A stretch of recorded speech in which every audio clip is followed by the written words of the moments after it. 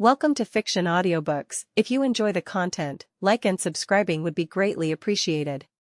If you have any recommendations for novels, comment below. Please join my Patreon at https://www.patreon.com/fictionaudiobook. Chapter 1, New Life, the silver-haired twin, wishing star of Aoki Danny. A meteor streaked across the Earth's sky, and as it passed, a young man in a suburban home vanished without a trace. In another world, on a different Earth, a fiery meteor fell across the heavens.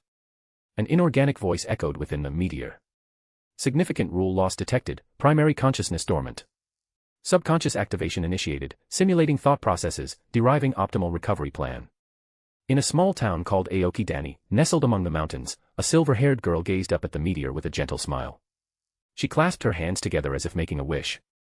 Suitable host found, initiating gene replication. Inside the body of the silver-haired girl, a faint spark of life began to flicker, as delicate as a candle's flame. Y chromosome not detected, subconscious resisting reincarnation.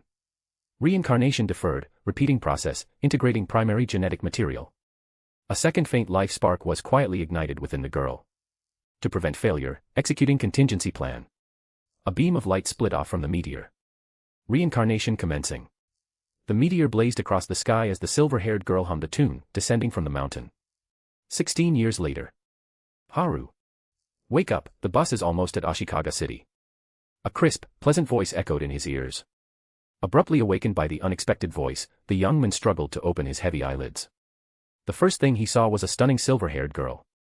Her long silver hair was tied up with a ribbon, her delicate doll-like face framed by soft silver strands, and her deep gray eyes held a hint of urgency.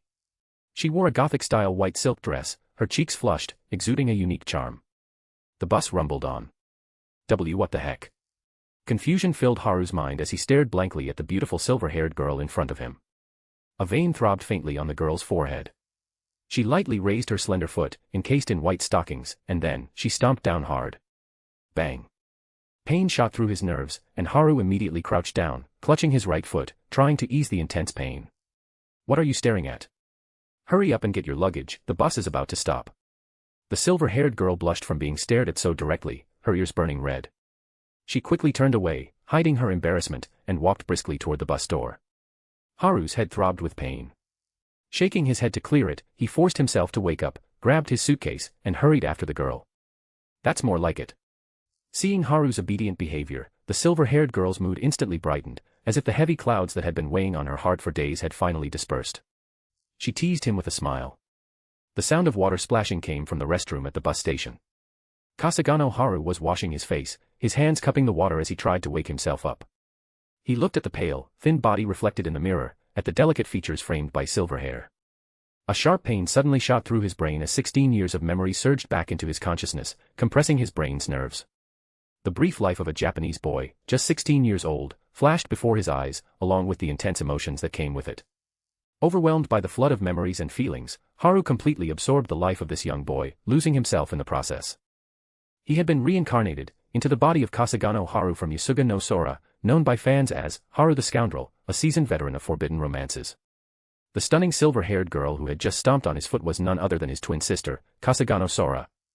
They had recently lost their parents and, due to financial difficulties, were returning to their hometown of Aoki Danny to live. So slow. Kasugano Sora leaned lightly against the restroom wall, sitting on top of her suitcase, her head drooping as she muttered complaints. Sorry. I was still groggy from sleeping on the bus and needed some time to wake up. Hearing her voice, Haru hurried out of the restroom, barely pausing to dry his hands, shaking them to flick off the water droplets. Good work. Sora, still sitting on her suitcase, swung her legs idly and murmured softly. What was that? Her voice was so quiet that even though Haru was standing less than half a meter away, he only caught a faint mumble. Nothing. Anyway, we should be heading that way, right? Wait, what are you doing? Don't get water on me. Sora frowned, glaring at Haru as he continued to shake the water from his hands, her cheeks puffing in annoyance. Sorry. I think it's about an hour's walk along the cement road through the rice fields. Haru carefully recalled the past memories, speaking with uncertain hesitation. That long. I'm already tired. Sora frowned, her frail body leaning against the wall as she let out a defeated sigh. Seeing Sora avoiding reality, Haru couldn't help but show a look of helplessness. Hey! Hey! Haru, what are you doing? Haru reached out and grabbed the handle of the suitcase she was sitting on, pulling it along with Sora still perched atop it. Sit tight now. It's already 3 p.m., and we need to reach home and take care of things by 4 p.m. if we want to have dinner on time. Haru's arm bulged with effort as he struggled to pull the suitcase, moving slowly forward.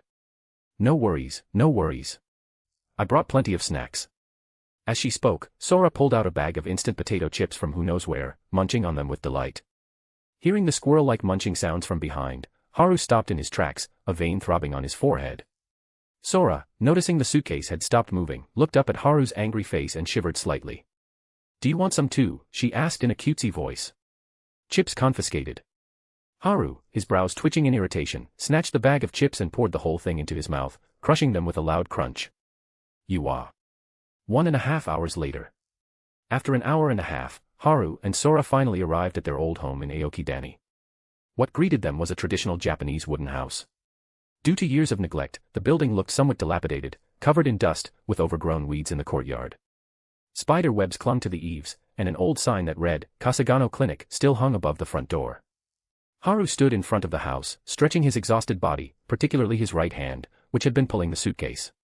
He thought to himself, this new body is really weak, even though it's already 16. I'm so tired. Finally home. I'm going to rest. Sora hurriedly took off her shoes and entered the house, as if fleeing from some terrifying monster. Snap, the last thread of Haru's sanity snapped. He quickly stepped forward, grabbed Sora's cheeks, and pinched them with his fingers, pulling at them like they were springs. I know I was wrong. I'll help with the chores right away. Sora's voice was full of regret as she mumbled through the pinches. Satisfied with her response, Haru withdrew his hands. Asterisk, it's true what they say, spare the rod, spoil the child. The ancients didn't lie, asterisk. The sun had already dipped behind the mountains, its rays bathing Aokidani in a golden hue. Kasugano residence. Thud, Sora flopped down on the tatami in the living room, spreading her limbs out in exhaustion. I'm so tired, and so hungry, she complained weakly, grabbing the black bunny plushie beside her and tossing it at Haru. It hit him square in the forehead before sliding down to the floor. Cook something. Sora pouted, her voice a mix of cuteness and pleading. All right, all right. Haru, completely defeated by her charm, slowly made his way to the fridge in the living room, stretching his arms sore from cleaning, and took out the instant curry he had stored earlier. He then headed towards the kitchen. Thanks to the memories he had gained, Haru thought to himself, he could at least make a simple dish like Japanese curry. Without those memories, he would struggle with even basic communication, let alone cooking a meal. Silently, Haru picked up the wooden spatula, staring grimly at the iron pot. First time cooking, huh? I just hope I don't poison anyone. Haru. What about the internet? Sora, still lying on the tatami mat, pulled out her pink phone and fiddled with it. Her head rested on the black rabbit plushie, while her white dress, slightly open at the collar, revealed her delicate shoulders and hinted at more beneath. Clang, clang. Unfortunately, the only one who could appreciate the sight, Haru, was busy in the kitchen, preparing curry. Despite having the memories, his body still struggled to keep up, and he fumbled awkwardly with the cooking. Well. The scheduled appointment with the internet company is for tomorrow at 9 a.m., so. Haru said calmly, stirring the hot curry in the pot. No internet at home today. Sora was stunned. That's right, Haru's indifferent tone shattered Sora's fragile hopes. Sora's spirit was almost broken, her entire body turning pale as if she had been turned to stone by Medusa's gaze. That evening, the sky was clear, the moon shining brightly, though it was only early June. The moon hung like an enlarged disk in the sky, reflecting the sun's rays down onto the earth. Around 9 p.m. Slap. A light sound echoed. Sora opened her palm, staring at the crushed mosquito that had met its demise there, her face full of disdain and disgust. That's the 7th one. Sora's voice was emotionless as she watched Haru swing an electric mosquito swatter around, his face devoid of any feeling. I get it, I'll go buy some mosquito repellent right away. Haru shuddered, feeling as if he was being watched by a vicious predator. Click. Haru shut the door to the Kasugano residence and stepped outside. The quiet street was filled with the sounds of chirping cicadas and croaking frogs as he hurried along. Ah, it's so late already. The convenience store should still be open, right? Haru's eyes were unfocused as he briskly walked down the wide, paved road. Having just been thrust into this world, Haru's emotions hadn't yet calmed. Thanks to the 16 years of memories he had acquired, he managed to avoid arousing Sora's suspicion. After all, she was his sister, someone he spent every day with. If his behavior, habits, or personality changed too drastically, anyone would notice something was off. As he contemplated how he would have to disguise himself as the gentle, kind, and slightly timid older brother from now on, Haru's head started to ache. He was so deep in thought that he didn't even notice that he had taken a different route. At some point, Haru found himself standing in front of the torii gate of Tsukiyomi Shrine. He began to ascend the stone steps. At the top of the stairs, the ancient shrine came into view, and Haru suddenly snapped back to reality. At that moment, under the bright, disc-like full moon, a figure was seated on the roof of the shrine, silently watching Haru Kasugano below. A peculiar soul. Gemstone drop more power stone gemstone. Chapter 2, Encounter with the mysterious golden-haired girl. /extra chapter if we reach 1000 collection. /extra chapter if we reach 200 power stones. At the top of the shrine, a figure sat quietly on the roof, the image of Kasugano Haru reflected in her eyes as she muttered to herself. A peculiar soul indeed. Ah! How did I end up at Akira's shrine? Haru jolted awake, looking around in confusion at the familiar yet strange surroundings. His face was full of bewilderment. Hello. Is anyone here? The people here have all been sent away by me, a clear and melodious voice suddenly came from above. Who's there? The sudden voice startled Haru, causing him to take a few steps back in panic. It was then that Haru noticed a figure watching him from the shrine's roof. Instinctively, he looked up. A beautiful young girl with golden hair sat alone on the shrine's roof. She looked to be about 17 or 18, with short, shoulder-length golden hair and ruby-red eyes that sparkled like precious gems. Her skin was flawless, more perfect than the finest gold or silver, and her figure was the epitome of perfection. She was dressed in a pristine white kimono, the kind typically worn in traditional Japanese weddings, her smooth legs swinging gently as she sat on the roof. Why does your soul seem so unusual? The golden-haired girl asked, her expression puzzled. Haru gazed up at the stunning figure on the roof, utterly captivated.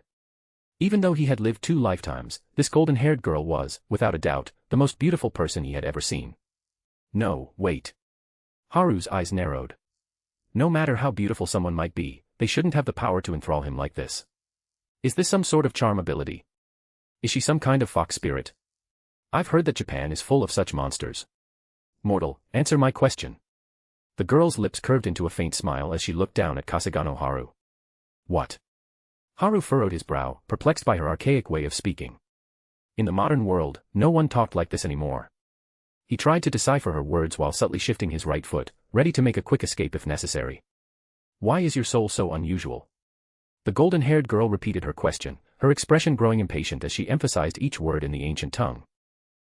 Could you maybe not speak in such old-fashioned language? Especially the Japanese version of it. Modern Japanese would work just fine. Haru suggested, struggling to understand her archaic speech. The girl remained silent for a moment, her fingers twitching slightly. A faint silver light emanated from her body, and when she spoke again, her words came out in flawless Mandarin, the language Haru was most familiar with. Why is your soul so peculiar? The girl's ruby eyes locked onto Haru's, staring deep into his own as she asked the question again. Haru shivered, alarm bells ringing in his mind. My soul is different because I'm a reincarnator. Did she figure that out? Damn it, I remember hearing that Japanese monsters love devouring souls. The girl, who had been staring intently at Haru, noticed his unease. It seems you know exactly what makes you so special. Her lips curved into a confident smile as she spoke. Yeah, I've always been pretty sharp. I guess that's what you mean by my soul being unique. It's actually pretty common nowadays. But, by the way, miss, what are you doing on the roof of the shrine at night? Are you here to enjoy the moonlight? Haru responded, trying to keep his composure, but his hands were trembling slightly. Looking at the figure on the roof, who seemed like a mix of an angel, a demon, a spirit, and a goddess, with the moon shining behind her, Haru felt a sense of dread rising in his chest. He needed to find a way to slip away. This girl was clearly no ordinary person. Enjoy the moonlight. The girl's face darkened, as if Haru had touched a nerve. As her expression grew more severe, Haru suddenly felt a crushing pressure, as though the very air around him had turned to concrete. His teeth clenched as he struggled to stay upright. Is this spiritual pressure? Mental coercion? Aura? A flood of terms describing the oppressive force flashed through Haru's mind. No, the moon is my enemy. The girl's voice was cold, but it carried an overwhelming willpower, like the synchronized chant of thousands of people.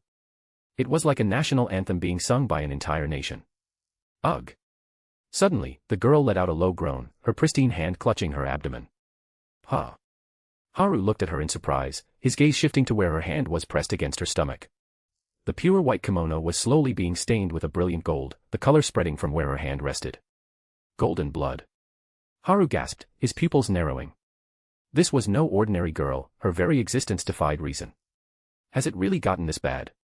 Although it was phrased as a question, it was spoken with a tone of resignation. The atmosphere around them shifted, as if the world itself was losing color, with trees, grass, stones, and buildings all trembling in response to the palpable aura. At that moment, Haru felt as though he was no longer facing a young girl but a prehistoric beast, or rather, a pack of beasts, standing at the top of the food chain and roaring at him, a lowly prey. He was frozen in place, his eyes wide with fear and uncertainty as he stared up at the girl on the roof. The young girl stood in silence, her eyes fixated on her hand, which was smeared with golden blood. Haru, sensing the tension, quickly assessed the situation. His gaze locked onto the girl, who remained eerily still. Haru began to slowly back away, his mind racing as he recalled survival tactics from wilderness shows he had watched. This was one of those moments where the best chance for survival was to avoid sudden movements, just like when facing a large predator. Thanks, Bear Grylls, Haru thought to himself. Your survival tips might just save my life. Maybe I'll send you some roasted bugs as a thank you. As Haru's heel touched the stone steps in front of the shrine, a wave of relief washed over his face. But just as he thought he was safe, the golden-haired girl suddenly appeared before him, as if she had teleported. Where do you think you're going? She asked, her voice calm but filled with an undeniable authority. Startled, Haru stumbled backward, nearly falling down the steps. I just remembered I have something to do at home, so I'll be on my way. Ha. Haru stammered, rubbing the back of his head, trying to laugh off the awkwardness. Before you leave, why don't you hand over the divine artifact you're carrying? The girl demanded, tilting her head slightly as she looked down at him. Divine artifact? What are you talking about? What even is a divine artifact? Haru was completely taken aback by the unfamiliar term. The certainty in the girl's expression only added to his confusion. Sure, he had encountered some strange things, but a divine artifact. That was something out of his league. Oh. So, you're not lying. You really don't know about the divine artifact in your possession, the girl mused, her expression briefly showing surprise before quickly reverting to a serene calmness. What the hell? Is she reading my mind? Or can she read my body language? How is she so good at this? Haru's eyes widened as he stared at the girl, who seemed to be operating on a whole different level. No, it's just intuition, the girl said with a playful smile, putting a finger to her lips in a shushing gesture. For a moment, Haru found himself captivated by her radiant smile, as bright as the rising sun. But just as quickly, he snapped out of it. Yeah, right. Just intuition. How could anyone be that perceptive? You're probably as overpowered as someone like Asakura. Haru mentally grumbled, his thoughts racing with disbelief. So, from your reaction, it seems you're aware of your uniqueness but not of the divine artifact's existence. In that case, what exactly is inside your soul?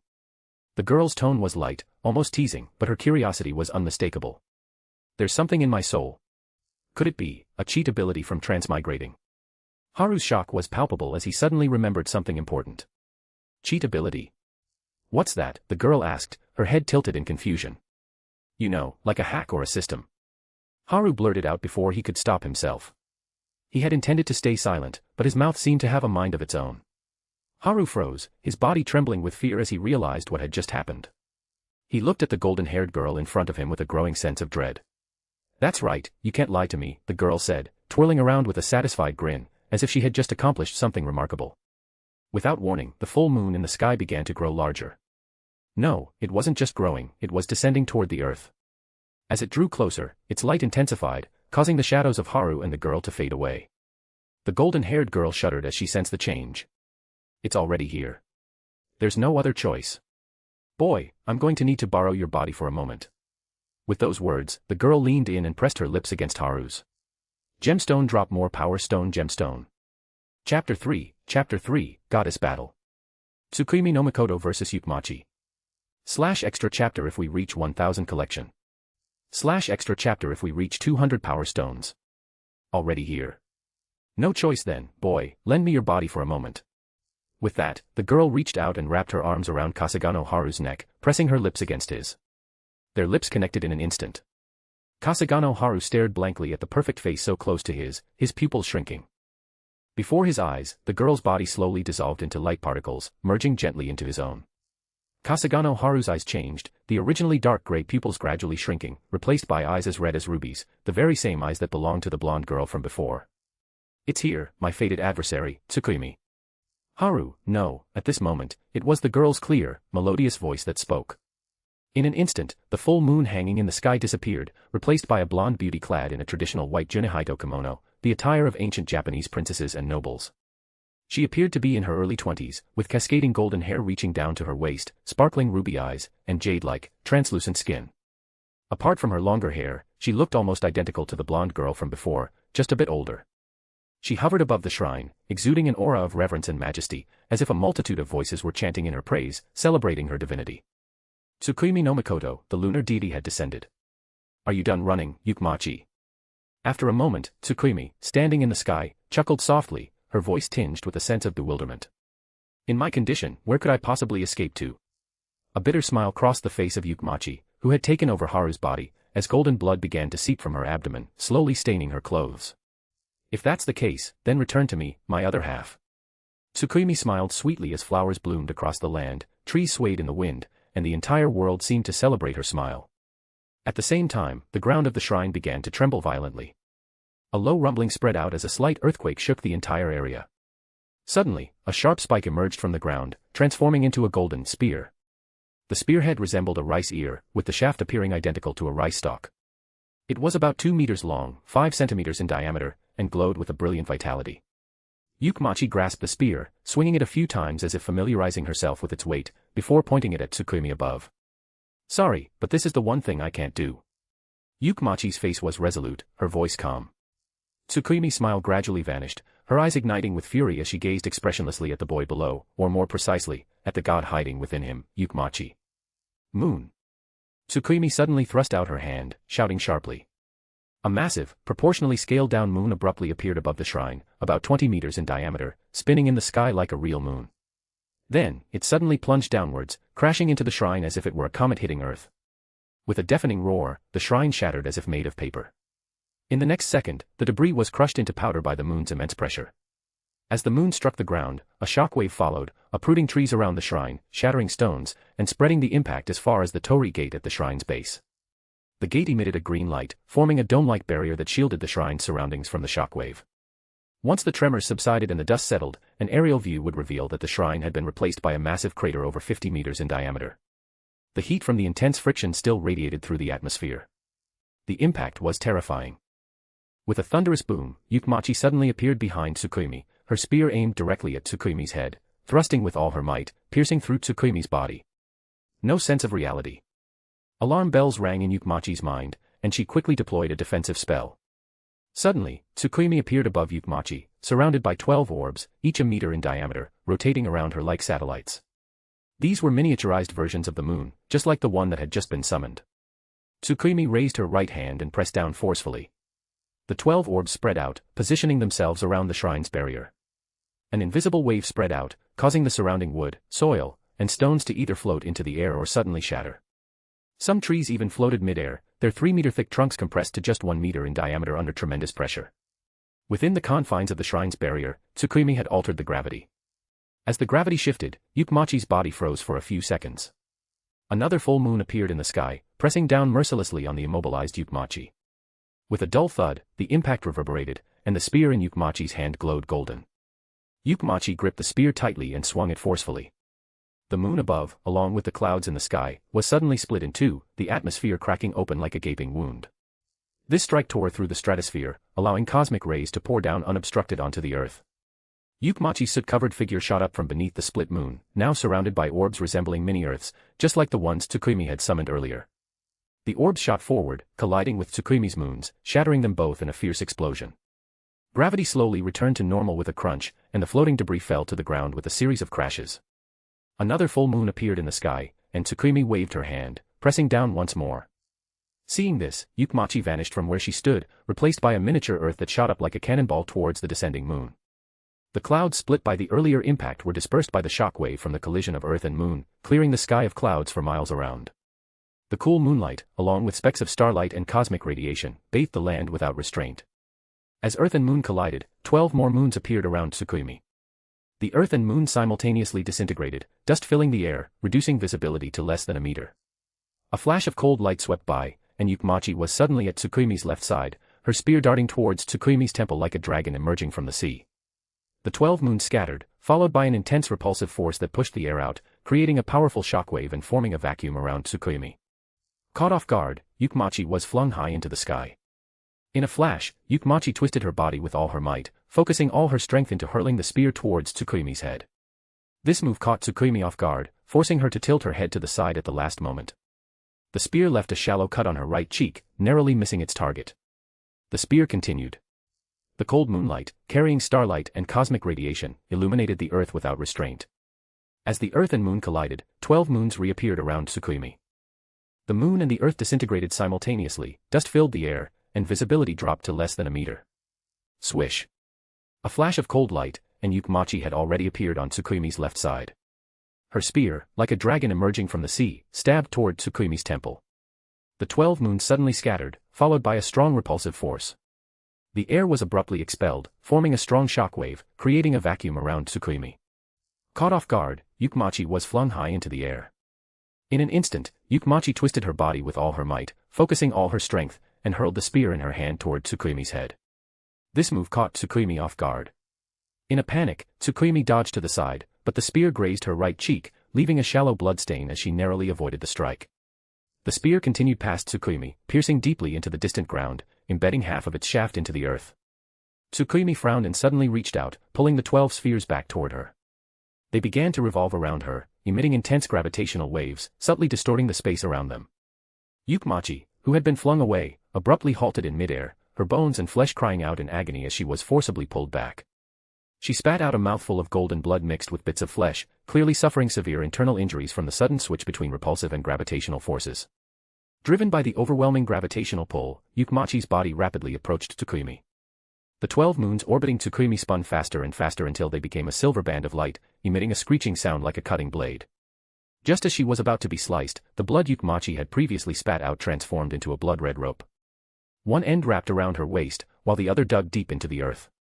With a fierce tug, she plummeted toward the ground. Boom. Yukmachi slammed into the ground, kicking up a large cloud of dust that obscured Tsukuyomi's vision. Swoosh. A piercing sonic boom followed, as a streak of golden light shot out from the smoke, heading straight for Tsukuyomi. The fallen Yukmachi had used the blood-formed chain to bind the spear that had been knocked away earlier, pulling it back into her hand. Gripping the spear tightly, like an Olympic javelin thrower, she hurled it with all her strength. As the spear rapidly approached Tsukuyomi, the light band around her spun even more fiercely, sweeping up the surrounding air and forming a micro-typhoon. Creak, creak, the spear, drawing closer, was inevitably affected by the airflow, creating friction with the light band. Yet, the intense currents eventually lifted the spear, causing it to spin around Tsukuyomi. Tsukuyomi suddenly reached out and grabbed the spear, her entire body emanating a silver light akin to moonlight. This was Tsukuyomi's divine power, and as it infused into the spear, the golden spear was instantly transformed into a silver lance. She hurled it forcefully. The spear pierced through Yukmachi's body. Gemstone drop more power stone gemstone. Chapter 4, Between Life and Death. Haru Kasugano's Awakening. /extra chapter if we reach 1000 collection. /extra chapter if we reach 200 power stones. The spear pierced through the body Yukmachi.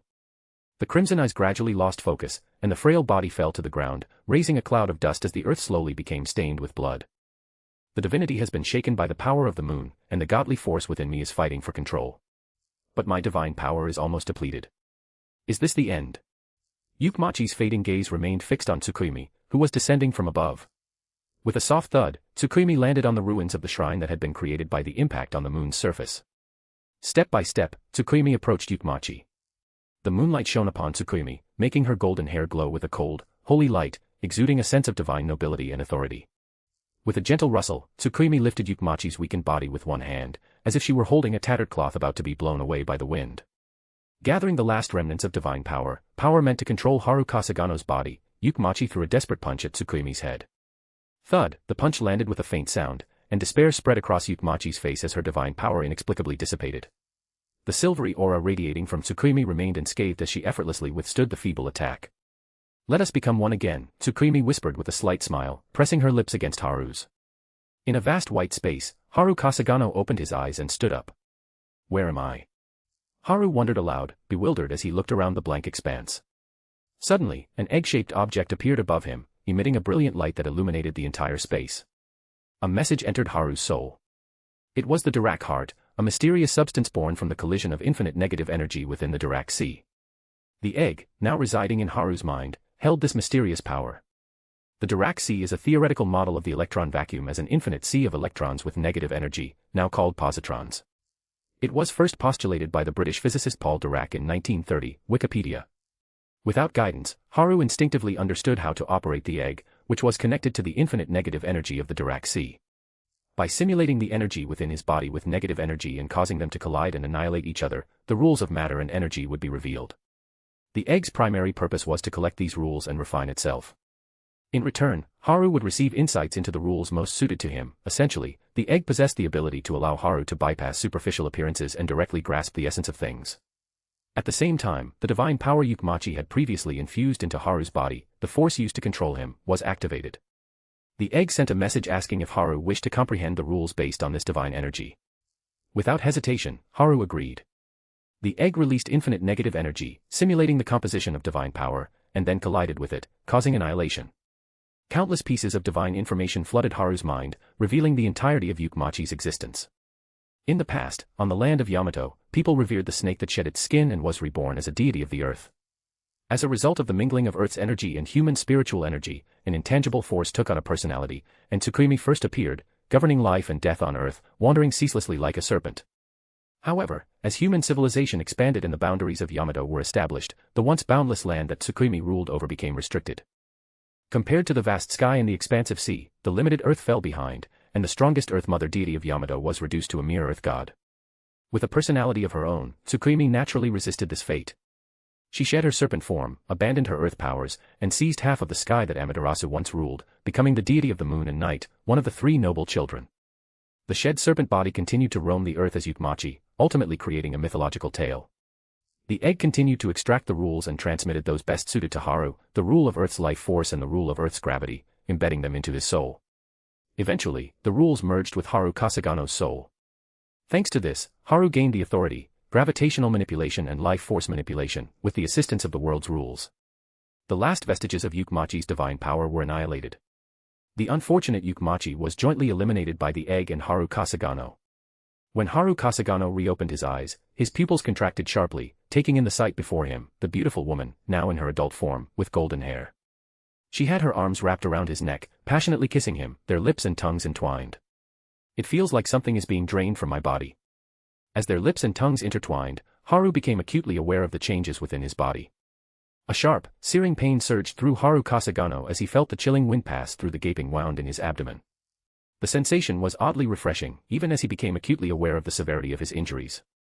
My abdomen, it's been pierced, there's a massive hole. I'm losing consciousness. How much blood have I lost? At this rate, I won't make it. Born in a time of peace, Haru Kasugano had never suffered such grievous injuries before. The overwhelming pain triggered something within him, a return to his primal instincts, those long dormant and buried deep within him. But what use was this awakening now? With a sudden snap, the thread of reason in Haru's mind broke, unleashing a beast from within. He slowly lifted his head, a wild, feral grin spreading across his face. Meanwhile, in the depths of space, a meteor that should have passed by Earth and continued into the far reaches of the cosmos suddenly altered its course. Kasugano Residence. The house trembled and shook. Another earthquake. Sora Kasugano muttered, her tone nonchalant, as if she were used to it. Where is Haru? He should have been back by now. Frustration welled up inside Sora as she set down the black rabbit plushie she had been holding. Grabbing her pink cell phone, she began furiously typing. Where on earth are you? Hurry up and bring back the mosquito coils. Message sent. The rumbling intensified. The shaking is getting worse. I've sent him 70 messages, and he hasn't responded to a single one. Sora stared at her phone, a growing sense of unease gnawing at her heart. No, I need to find him. She clutched the black rabbit plushie tightly, not bothering to straighten her disheveled white dress as she rushed out the door. The ground continued to tremble, causing the rice fields to ripple like waves. On the road beside the fields, Sora Kasugano ran, clutching her black rabbit plushie, her footsteps echoing on the concrete. A loud crash resounded from the direction of the shrine. Ah! Ow! Sora yelped as the shaking suddenly intensified, causing her to stumble and fall to the ground. My knee. It scraped. This is all Haru's fault, she muttered, pouting in frustration as she glanced at the blood trickling from her knee. Despite her irritation, her delicate features remained as captivating as ever. She quickly dusted herself off and stood up, shaking out her dress to rid it of dirt. The shaking stopped. I need to find Haru, fast. With renewed determination, Sora continued her search. After some time, Sora arrived near the shrine, standing before the torii gate. This can't be real, she whispered, disbelief washing over her. The once familiar landscape was now unrecognizable. The small hill where the shrine had stood was obliterated, replaced by a massive crater, as if a meteor had just struck. At the center of the crater, Haru Kasugano lay, his clothes tattered, his body covered in blood. The black rabbit plushie slipped from Sora's grasp, falling to the ground with a soft thud. Gemstone drop more power stone gemstone. Chapter 5, Birth of a Godslayer. / extra chapter if we reach 1000 collection. / extra chapter if we reach 200 power stones. Excerpts from the writings of Italian magician Alberic Licoro in the 19th century. To the one who has achieved this terrifying feat, I have taken the liberty of bestowing upon him the title of Campione. You, dear readers, may find this title perplexing, and perhaps even exaggerated after reading my accounts. But I must emphasize once more. A Campione is a king. Thus, he is capable of slaying the gods of heaven and seizing their supreme power. A Campione is a conqueror. Thus, he is able to claim and wield the divine authorities, ruling over all people on earth. A Campione is a demon lord. Because no one living on this earth can resist his might. Excerpts from a letter by Cardinal Antonio Tebes to the papal office in the early 20th century. Behind the facade of divinity, there is a king worshipped by all magicians who dabble in the forbidden knowledge of demons. Perhaps this is the first time you have heard of that title. Campione. The son of Epimetheus, the one who is known as Hindsight. In Greek mythology, Epimetheus is the brother of Prometheus, Atlas, and Menoetius, and the husband of Pandora.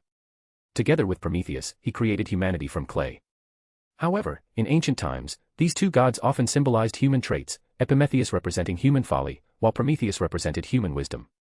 The one born from this lineage is a demon lord. It is deeply regrettable, but we humans have no means to oppose him. The only ones capable of standing against him on equal terms are other Campiones, the angels who serve the Father God, or the gods transferred through forbidden means. Excerpts from a report on the newly identified Campione of Japanese descent in the early 21st century. Tsukuyomi no Mikoto, also known as Tsukuyomi, as in Kojiki, and the moon god, as in Nihon Shoki, is the ruler of the night realm and the moon deity in Japanese mythology. Alongside Amaterasu Omikami and Susanoo no Mikoto, she is one of the three noble children. Born from Izanagi, she governs the night world, and though a moon deity, she is also worshipped as a god of agriculture. She holds great prominence in Japanese mythology and Shinto. Inari Okami, known by various names such as Yukamochi no Kami, Ukanomatama no Kami, Toyuki no Okami, is a deity of grains. Originally, Uka referred to food, and Ukanomatama was initially the spirit of rice. Over time, this god also came to oversee livestock and sericulture, extending its domain even further. Kasugano Haru has slain one, or perhaps both, of these deities, thus becoming a Campione. Excerpts from the report on Kasugano Haru, produced by the Greenwich Assembly of Wise Men. As described, Kasugano Haru seized the divine authorities of Tsukuyomi no Mikoto, or perhaps the Japanese grain deity, and became a Campione. The effects of his newfound powers are currently unknown. Though he is merely a 16-year-old boy. But let us not forget this. Despite his appearance, he is indeed a Campione. A child of fragile humanity, yet one of the demon lords who surpasses us magicians. Moreover, Kasugano Haru has never studied magic or sorcery. This might suggest that Campione is not an elevated form of a magician, but rather a distinct entity altogether. Oh my, oh my. Killed by a boy in an intimate moment, was it a crime of passion? A youthful, girlish voice echoed. Pandora, the woman who grants everything to those she chooses. You've appeared in person, haven't you? A voice filled with a unique allure emerged. Indeed. Wherever gods and humans gather, I will surely appear. After all, I am the witch who bestows both calamity and a sliver of hope. It's no surprise, this child is my new son, isn't he? Is it painful? But you must endure it, for this pain is the price of leading you to the highest peak. Just accept it obediently. A sweet, loving, youthful voice whispered in Haru's ear as he felt someone gently stroking his head. Oh dear, by the way. It seems the goddess intentionally avoided the topic earlier. Was Pandora right? Is that so? Is that so? Shut up. Just focus on orchestrating this usurpation. Oh my, she's flustered. Seems like she was provoked by a ruthless lover's deadly blow. How pitiful. Very well, bestow both blessings and curses upon this child. The sixth Godslayer, the youngest demon lord fated to become this child, offer him the sacred words. A twisted fate, isn't it? Reclaim the form of ages past, only to have your ambitions crushed by a child who inherited your former self. Karma, retribution. Well, live on, boy, and await the day I return to reclaim the life you've taken from me. The divine power has been infused. So farewell, Tsukrimi no Mikoto. That punch was quite something, boy. My apologies for dragging you into my battlefield, nearly leading to your death. But I have no regrets. If I could do it again, I'd do the same thing. Well then, farewell, boy who took my first time. It was the voice of the blonde girl from before, and at that moment, Haru finally realized what was happening. Pandora, gods, the circle of usurpation, what the hell, a Campione. I must have walked onto the wrong set. Director. Haru mentally ranted, as pain slowly returned along with his consciousness. Feeling the intense pain in his body, as if he'd been struck by a meteor, Haru thought to himself, without the power of life force, I'd probably be dead by now. After his internal rant, he let out a sigh of relief. The circle of usurpation of Pandora unfolded, and the authority of Tsukrimi's power, gravity, was completed, altering its nature and transforming it into the divine power known as Earth's force. This divine power continuously flowed into Haru's body, attempting to reshape him into the form of a Campione. Detected special energy. Would you like to initiate analysis? A message came from the golden egg in his mind. Do it. Haru exhaled deeply, speaking with evident fatigue. The energy attempting to reshape his body was obliterated, and the method to construct a Campione's body along with its flaws surfaced in Haru's mind. A physique enhanced by about 100 times that of a normal person, a gradually shifting personality towards battle lust, a body that desperately craves to absorb divine power yet unable to further enhance its strength. So, this is the secret of a Campione's body. As Haru processed the information from the egg, his lips twitched slightly. Asterisk, I almost got tricked, didn't I? That lowly Pandora is really that devious, asterisk. Only retain the physical enhancement. Haru activated his authority, life force, drawing power from the earth to continuously strengthen his body. As his voice faded, Haru's body silently continued to fortify, and the space around him once again returned to silence. Drip, drip, cold droplets of water kept falling on Haru's cheeks. Where's this water coming from? Is it raining? Haru asked weakly, his stamina having been completely drained by his final, life-risking meteor strike. Even though the authority, life force, was constantly drawing energy from the earth to restore his stamina, his spirit remained utterly exhausted. Drip, drip, drip, the water continued to fall, more and more. Why is it getting heavier?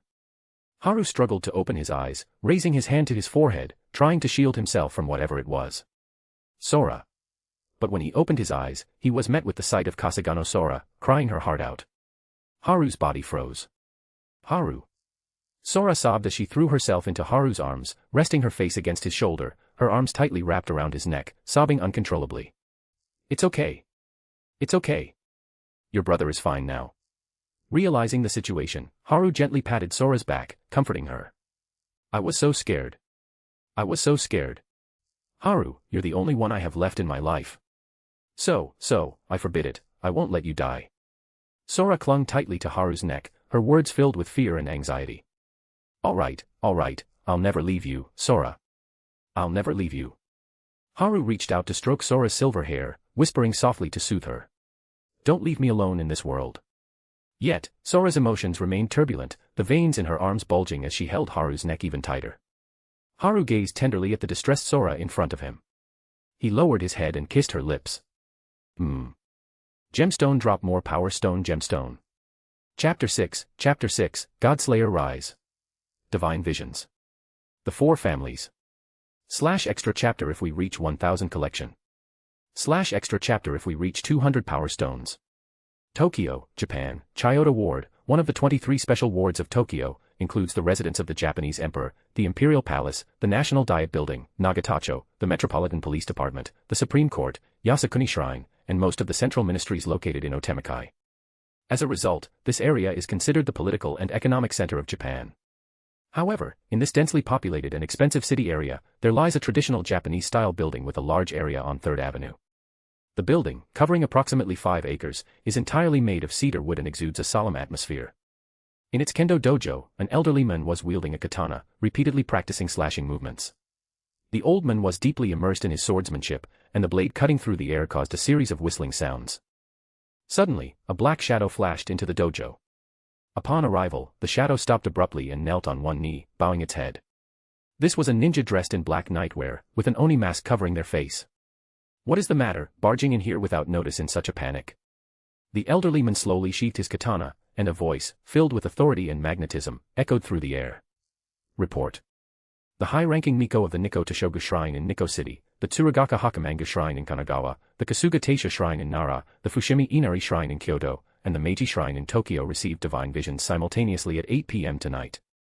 The visions were especially pronounced at the Toshogu Shrine and Hakamanga Shrine. The ninja spoke with trembling lips, conveying the situation. What kind of divine vision would alarm so many Miko and cause you such panic? Could it be a prophecy similar to the Starless Night from Princess Alice of the Council of Sages? Upon hearing the ninja's report, the elderly man tightly gripped the hilt of his sword, his arm veins bulging as he questioned in a tone of disbelief. The personnel stationed in Ashikaga City by the History Compilation Committee reported at 8 p.m. that a large amount of divine power had gathered around the Hazakicho area in Ashikaga City. According to the divine visions of many Miko, it is suspected that Lord Tsukuyomi has descended as a heretic god. The ninja's voice trembled with fear as if encountering something terrifying. Hiss. The elderly man drew a sharp breath. The sword sheath clattered to the ground, but at that moment, no one cared. A heretic god has descended on the land of Yamato, and it's one of the 3 noble children. Is heaven trying to destroy us? Cough, cough. The elderly man's emotions were too intense, causing him to cough up blood before collapsing to the ground. Send my orders, summon the heads of the Renju family, the Saishuin family, and the Kohatsuka to the Imperial Palace for a meeting. Also, order the members of the History Compilation Committee stationed around Ashikaga City to closely monitor the situation in Hazakicho and keep a close watch on the movements of the deity. The old man gave out instructions solemnly as he lightly patted his heart, waiting for the pain to subside. His voice echoed throughout the entire dojo. Yes, came multiple responses from the shadows. Ashikaga City, Inari Shrine of Kadota. An elderly figure sat under the sacred tree of the shrine, calmly observing the young priests in front of him. The Seinomiya family has issued an order for us to send personnel to Hazakicho to investigate whether a heretic god has descended, the old man said in an indifferent tone. However, as he reached the last sentence, his voice was already filled with fury. The crowd below stirred. Isn't that suicidal? Why should we go? Why not send the main family of Seinomiya? Ryoko, I don't want to die. Such comments echoed, and the once serene shrine was instantly transformed into a marketplace. Silence. The old man roared, silencing the noise below. Harada Daisuke. Present. A man dressed in priestly robes hesitated momentarily before stepping forward. You will lead them to Hazakicho to investigate. Sigh. The old man looked deeply at Harada Daisuke, letting out a helpless sigh. Understood. After a long silence, Harada Daisuke's expression turned incredibly grim as he clenched his fists tightly, his nails digging into his palms, drawing blood. He nodded in agreement. In the past, ancient people worshipped natural disasters and calamities as deities. These natural forces, after receiving significant faith, gained self-awareness and roamed the earth unchecked. Suffering under these deities, the ancients created myths to restrain them. From then on, the deities were bound by myths, unable to act beyond the confines of these myths, and the earth temporarily regained peace. But how could self-aware deities willingly accept such constraints? Therefore, many sought to break free from the shackles of mythology. Some deities succeeded in separating their divinity and part of their power from mythology, descending to the earth. However, the price of defying mythology was being consumed by madness, turning them into walking disasters, heretic gods. Heretic gods who descended to earth wreaked havoc just as they did in ancient times. Mortals could not resist their power, but there were always exceptions. Through countless miracles, relying on the ancient mechanisms that controlled mythology, humans who could kill heretic gods and seize their power emerged. They wielded the authority to take power from the gods, killing the unruly deities, and protecting and ruling the people of the earth. These people were known as Godslayers. At around 10 p.m., the full moon shone brightly, illuminating the earth. Kasugano residence. You're saying that you got caught up in a battle between 2 women. Blonde. Goddesses. And one of them controlled your body to engage in a life-and-death duel. Kasugano Sora crossed her arms, staring suspiciously at Haru's face, emphasizing the words women and blonde. That's right, that's exactly what happened. Haru nodded, shaking his head as he affirmed. And the battle leveled an entire mountain, destroyed a shrine, and left a crater over 50 meters in diameter on the ground. Kasugano Sora's gaze grew even more suspicious. Yes, that's exactly what happened. Haru nodded again like a puppet. And then those 2 blonde vixens took your first kiss and second kiss. Kasugano Sora's eyes were burning with something, anger. Then what was that kiss just now? Kasugano Sora suddenly grabbed a black stuffed rabbit and began smashing it against Haru's head, striking him again and again. Wait, Sora, didn't I give you my first kiss when we were 6 years old? Haru hurriedly shielded his head, blocking Sora's strikes. Though the blows didn't hurt a Godslayer, if he didn't calm the girl down, his life would be difficult afterward. Kasugano Sora's movements abruptly stopped, her ears turning bright red. This time, I'll let you off. Kasugano Sora blushed, turning away from Haru, speaking softly, looking incredibly cute. Bang. Suddenly, there was a loud noise. Haru and Kasugano Sora turned toward the door. The door of the Kasugano residence was kicked open, and 3 priests entered one after another. Is this house really just occupied by 2 kids? The 3 looked toward the living room, where they found Kasugano and her brother. The leading priest spoke coldly. Never mind that, Ono-kun. Let's capture them first and ask questions later. Spirit binding. The priest on the right pulled out a scroll from his sleeve, unrolling it and chanting an incantation. An invisible wave spread out. A soft "bayu" sound was heard. What happened, Tokugawa-san? The leading priest noticed something unusual and turned to look at the priest on the right, Tokugawa. My spell was bounced back. Tokugawa's face was full of astonishment as he scrutinized the remnants of the talisman in his hand, repeatedly trying to confirm something. At this moment, Haru moved. With one step, he instantly crossed several meters, appearing in front of Ono. Clenching his right fist, he delivered a powerful punch to the head, causing it to explode like a watermelon. Immediately afterward, he twisted his waist and delivered an elbow strike to Tokugawa's temple. With a loud bang, another watermelon burst open. When Ono's head was smashed, the priest on the left finally reacted, utterly terrified by the horrific scene of heads being blown apart. He didn't even have time to use a spell to resist and hurriedly fled the house. Ah! A sharp scream echoed as Kasugano Sora covered her mouth with both hands, staring at the gruesome scene before her. Haru, you've killed someone. We need to run away quickly, no. No, we should deal with the bodies first, Kasugano Sora said in a panic. Keep quiet. Hide in the woodshed for now, I'll go outside and take care of the one who escaped. Haru quickly moved forward and covered Kasugano Sora's lips with his clean left hand, whispering softly. Okay, I got it. Seeing Haru's serious face, Kasugano Sora's trembling body gradually calmed down. She silently walked toward the woodshed behind the house, looking back every few steps, wanting to say something but holding back. After Kasugano Sora's figure disappeared, Haru gazed down at his slender hands with a somber expression. Killing people doesn't seem so difficult after all. Haru muttered to himself, a bloodthirsty expression appearing on his face. After a moment, Haru calmed himself and stepped out of the house. Outside, he was gradually surrounded by more than 10 young men dressed in priest robes. Their movements were coordinated and orderly, clearly indicating that they had formed some sort of formation. The priests halted their steps. Haru tightly clenched his fists, veins bulging on his arms as magical energy began to gather. At that moment, as Haru gathered his energy, the atmosphere began to surge, and the magical energy, deep like an abyss, spread out like a tsunami. Harada Daisuke, the leader, shrank his pupils in shock, while the priests behind him showed expressions of fear. Seeing the young men in front of them, even a fool would realize they had provoked someone they shouldn't have. This is magical energy as grand as the ocean, a body that ignores spells, and the previously manifested heretic god. Suddenly, Harada Daisuke prostrated himself on the ground, his voice filled with reverence. Harada Daisuke, a high-ranking priest of the Mondan Inari Shrine, pays respects to the Demon King. Gemstone drop more power stone gemstone. Chapter 7, Japan Great Four Families. Miko's Vision of Destiny. /extra chapter if we reach 1000 collection. /extra chapter if we reach 200 power stones. The cool full moon cast its silver light over the entire land of Yamato, bathing the earth in a serene glow. It was around 11 p.m. Within the imperial palace of Yamato. Seated at the head of the room was an elderly man, well into his twilight years. A beaded curtain hung in front of him, his gaze fixed on 3 elderly men and a striking black-haired young woman, barely 18, who knelt on the tatami mat below him. These were the current heads of the 4 great houses that have ruled the world of sorcery in Japan for over a millennium.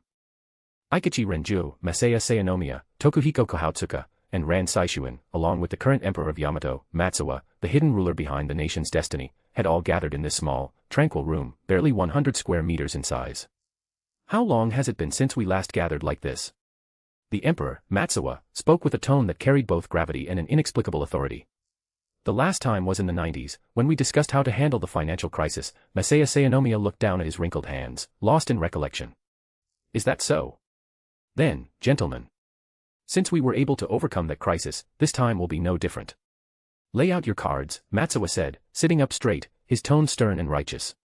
My deepest apologies, but the former curse maiden of the Nikko Toshogu Shrine, Tojo Kami, can no longer perform the full curse-lifting ritual due to her failing life force. Tokuhiko Kohotsuka slowly lowered his head, bowing at a full 90-degree angle in the traditional seated position, his forehead touching the tatami as he spoke with a tone full of helplessness. This generation sword maiden, my granddaughter, Aina Saishuin, is only 12 years old. Her body cannot yet endure the full divine descent ritual. At best, she could rival a martial arts master or a great knight. Ran Saishuin spread her hands, a bitter smile on her face. The forbidden technique of the Renju family has been lost for over a century. Aikachi Renju's face turned pale, his fists clenched tightly, his knuckles white with the strain. His family had fallen into the most severe decline among the 4 houses, and he showed an expression of extreme unwillingness. We have already summoned all the high-ranking Miko proficient in sealing techniques. All available purification priests have been dispatched to the History Compilation Committee's base in Ashikaga City, and the self-defense forces around the city have been notified to assist the police in issuing an earthquake alert to evacuate the population. Masaya Sayanomiya adjusted his seated posture and spoke softly. Is that all you have to offer? It's not enough, not nearly enough. Saishuin, can you contact the master of the underworld? Matsuwa, the emperor, laced his fingers together, leaning forward as he spoke in a cold, harsh tone. I have already asked Dana to use the divine sword to contact him, but the chances are slim. It's likely he'll respond as he did when the church's leader descended years ago, saying, let the mortal world handle mortal matters. Ran Saishuin's face showed a helpless expression, but a cold, steely determination shone in her eyes. Hearing the titles, Master of the Underworld, and Church Leader, Masaya Sayanomiya lowered his head slowly, his hands clenched so tightly that his fingernails dug into his palms, drawing blood. Silence fell within the imperial palace. After a moment, an origami crane, folded from a sheet of A4 paper, fluttered in through the window. Grandfather has sent a message. He suggests luring Lord Tsukuyomi to Nikko Toshogu Shrine and having the Curse Maiden release the seal on the Demon of Monkey. The crane glowed faintly as a clear, melodious voice of a young girl came from within. It was Aina Saishuin's voice. Grandfather. Aikachi Renju repeated, as if questioning his own hearing. It's the master of the underworld. Ran Saishuin's calm expression darkened, a deep, murderous intent flickering in her eyes. The emperor, Matsuwa, along with the other 3 house heads, exchanged strange looks with Ran Saishuin. Lady Kami's life force is almost spent. She will likely die once she completes the sealing ritual, so my family will not be sending anyone to lure Lord Tsukuyomi. I also request that everyone assist in finding a new curse maiden and address the reconstruction of Nikko Toshogu Shrine. Tokuhiko Kohotsuka's face was ashen as he spoke in a low, grim voice. Agreed, Matsuwa granted the request. Suddenly, there was a rapid knock at the door. What is it? Why such panic? Matsuwa frowned, his words heavy with suppressed anger. Despite his advanced age, a powerful aura emanated from his body, pressing down on the surroundings, causing the tatami mats to tremble. Outside the door knelt a middle-aged man, his face covered by a black cloth. Dressed in a black ninja outfit, it was clear he was a shinobi. Reporting, the divine energy fluctuations in Ashikaga City have dissipated. The Miko confirmed that Lord Tsukuyomi has returned to the mythic realm. The men suddenly felt an overwhelming pressure. Realizing that his lord was venting his anger, he quickly delivered the latest news to avoid being caught in the storm. Upon hearing this, the 5 highest-ranking decision-makers were instantly overjoyed. However, the trembling shadow of the middle-aged man cast on the floor by the window caught Masaya Sayanomiya's sharp attention. Is there more news? Speak up. The Kamitani Inari Shrine sent an urgent message 3 minutes ago. At the very center of the divine energy fluctuations, in a remote village called Okazome, a man suspected to be the Godslayer was found. The man's voice delivered the shocking news like a bolt from the blue. What, a Campione, a Godslayer? The 5 of them were so shocked that their magical energy leaked out, crackling as the energy shattered the wooden furniture inside the cabin. The imperial palace was in chaos. Outside the Kasugano residence, Daisuke Harada prostrated himself on the ground. Harada Daisuke, priest of the Kamitani Inari Shrine, pays his respects to the Demon King. Hearing this, the other priests exchanged glances, then let out bitter laughs before following Harada's lead, prostrating themselves on the ground in the same manner. You know who I am. Yet you still dared to come here and try to capture someone. Are you seeking the destruction of your entire clan? Haru's eyes glinted with a fierce light as he looked down at the kneeling group before him. Hearing Haru's words, the priests bowed their heads even lower, some of them even pressing their faces into the ground. Our deepest apologies. Numerous Miko had a vision of 2 gods descending here, which led us to take drastic measures to gather information. We are truly sorry, Daisuke Harada stammered as he glanced at Haru's expression, trembling with fear. Tsukuyomi and Yukmachi have already been slain by me. Now leave. don't bother me again. And make sure to repair the shrine, Haru commanded coldly, his tone indifferent as he dismissed the priests. The priests scrambled to their feet and fled the scene as fast as they could, wishing they had extra legs to speed their escape. An hour later, Daisuke Harada returned to a spot not far from the Kasuga residence, accompanied by a young Miko in a traditional priestess outfit. As Izanagi purified his left eye, Amaterasu was born. Then, as he purified his right eye, Tsukimi appeared. Finally, when he purified his nose, Susanoo was born. She is the ruler of the night fields. He is the supreme lord of the moon. She is the daughter of Izanagi, the goddess who governs the night country. She is one of the 3 noble children. She is. The Miko gazed blankly at the Kasuga residence as she recited the information revealed through her vision. That confirms it. Report this immediately. Daisuke Harada turned to speak to the dark forest surrounding them. Yes. Several voices responded from within the woods. Gemstone drop more power stone gemstone. Chapter 8, King Haru. A Tale of Vengeance. /extra chapter if we reach 1000 collection. /extra chapter if we reach 200 power stones. An unprecedented situation. Matsuwa collapsed into his chair at the main seat, sighing deeply. Below, the heads of the 4 families who had just barely managed to calm their emotions remained silent. Bring up the information on that man, no, that king, Masaya Sayanomiya ordered, clapping his hands to instruct his subordinates. With a whoosh, 5 ninjas appeared in front of the imperial palace, carrying thick stacks of documents. The documents began to glow, transforming into small paper figures that jumped onto the tatami mats and bounced their way to the 5 people inside the palace, reverting back into stacks of papers in their hands. Kasugano Haru's personal information, family situation, and life experiences were detailed in a comprehensive summary. Oh my, he's a sister complex, isn't he? Ran Saishuin looked at the speculation in the documents with an amused expression, speaking in a frivolous tone. It seems we can't use beautiful women to restrain this new king for now, Masaya Sayanomiya concluded after carefully examining the documents.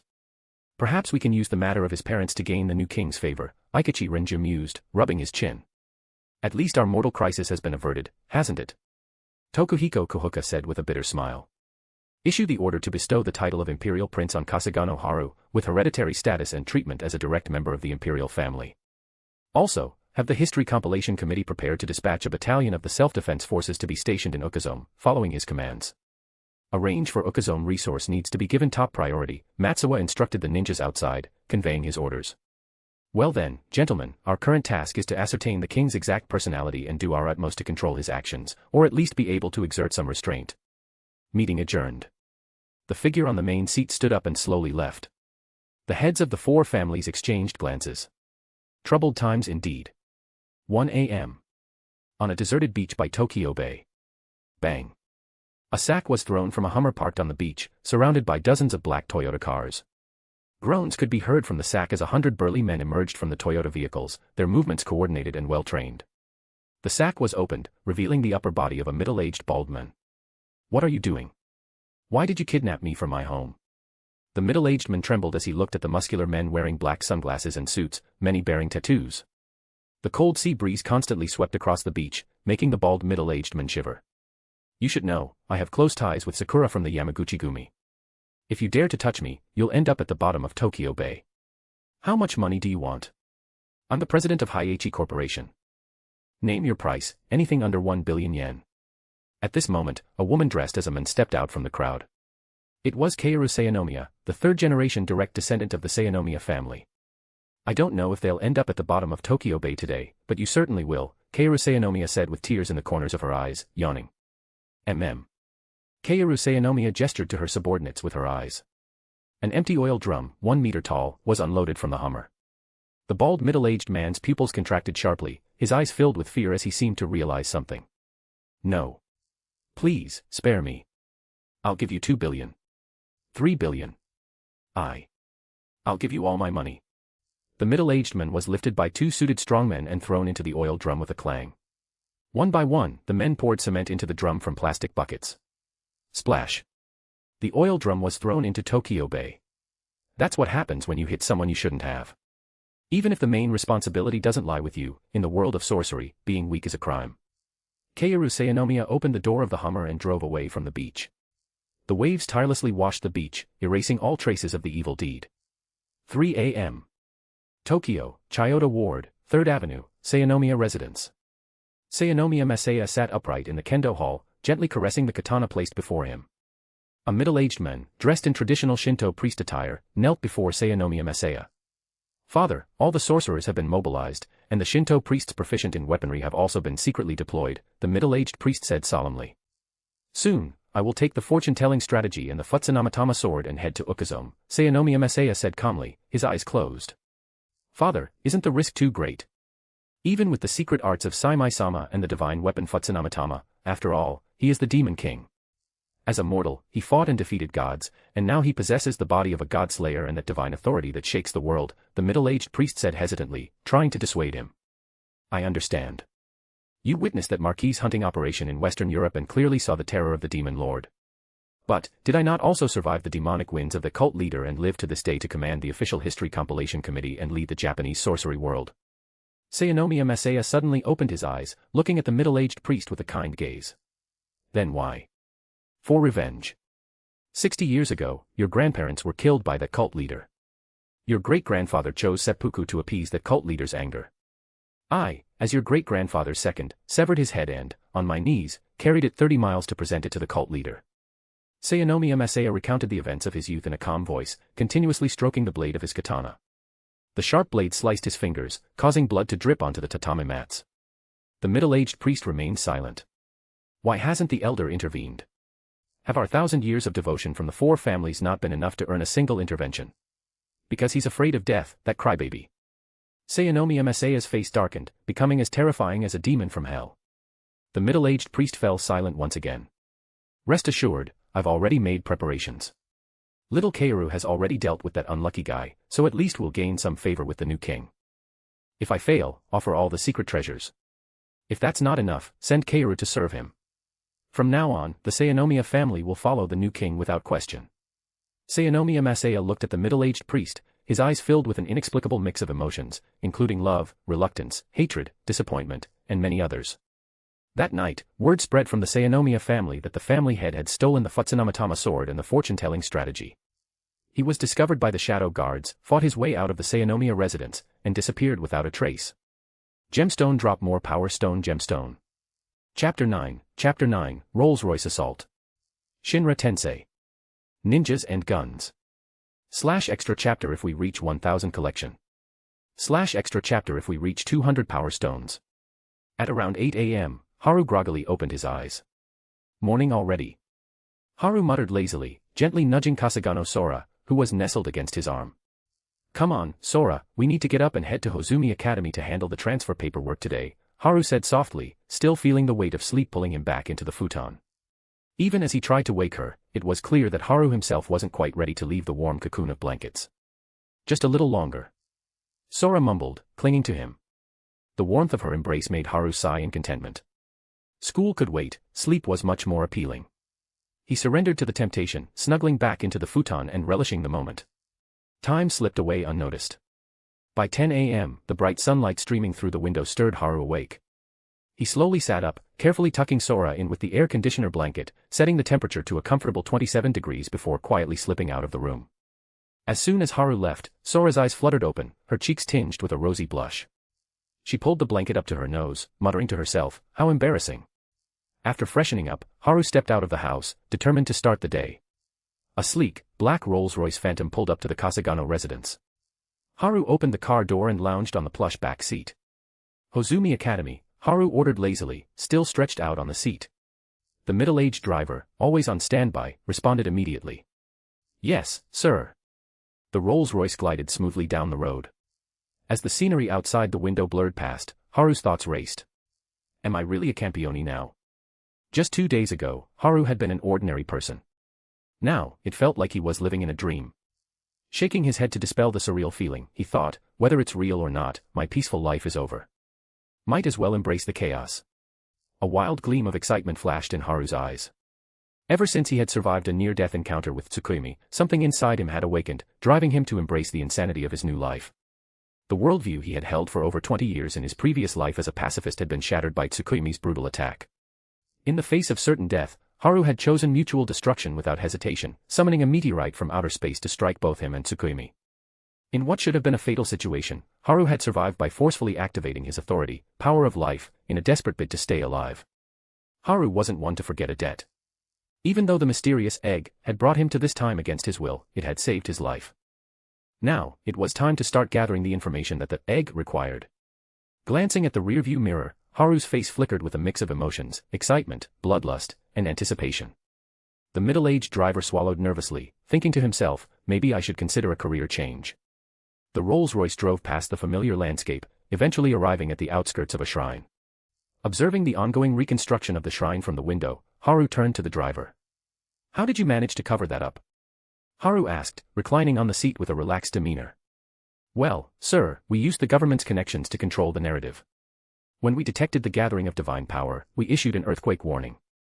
The shrine's destruction was attributed to a small meteorite impact, and the residents' memories were altered by the local shrine maidens using spiritual power, the driver explained, his voice trembling slightly. Impressive, Haru remarked, a smirk playing on his lips. It's amazing you handled all that so quickly.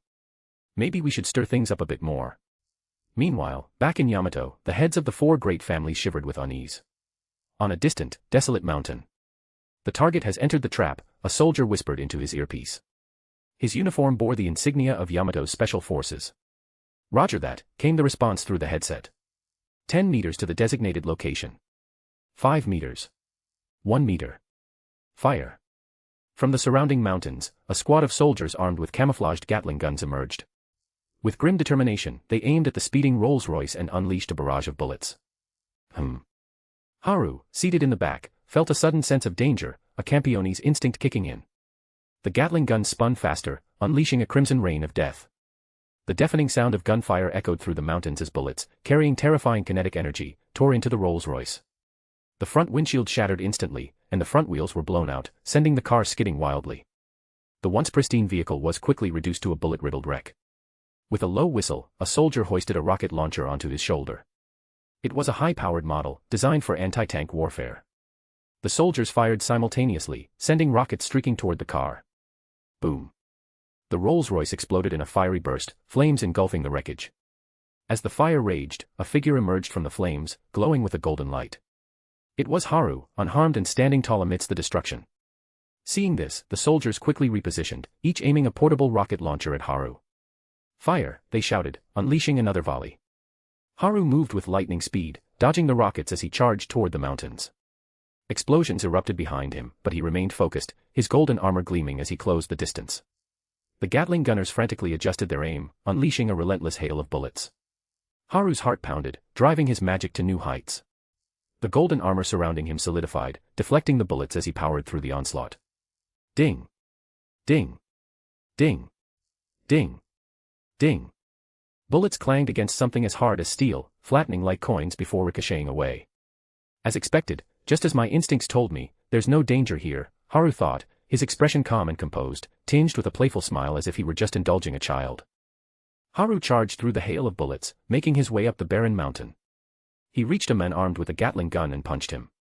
The ground shook violently, creating a massive crater 30 meters in diameter and 5 meters deep. The gunner was blown apart, his body reduced to a gory mess. Witnessing such a terrifying scene, the other Gatling gunners momentarily loosened their grip on the triggers, causing a brief pause in the hail of bullets before they resumed firing, even more frantically than before.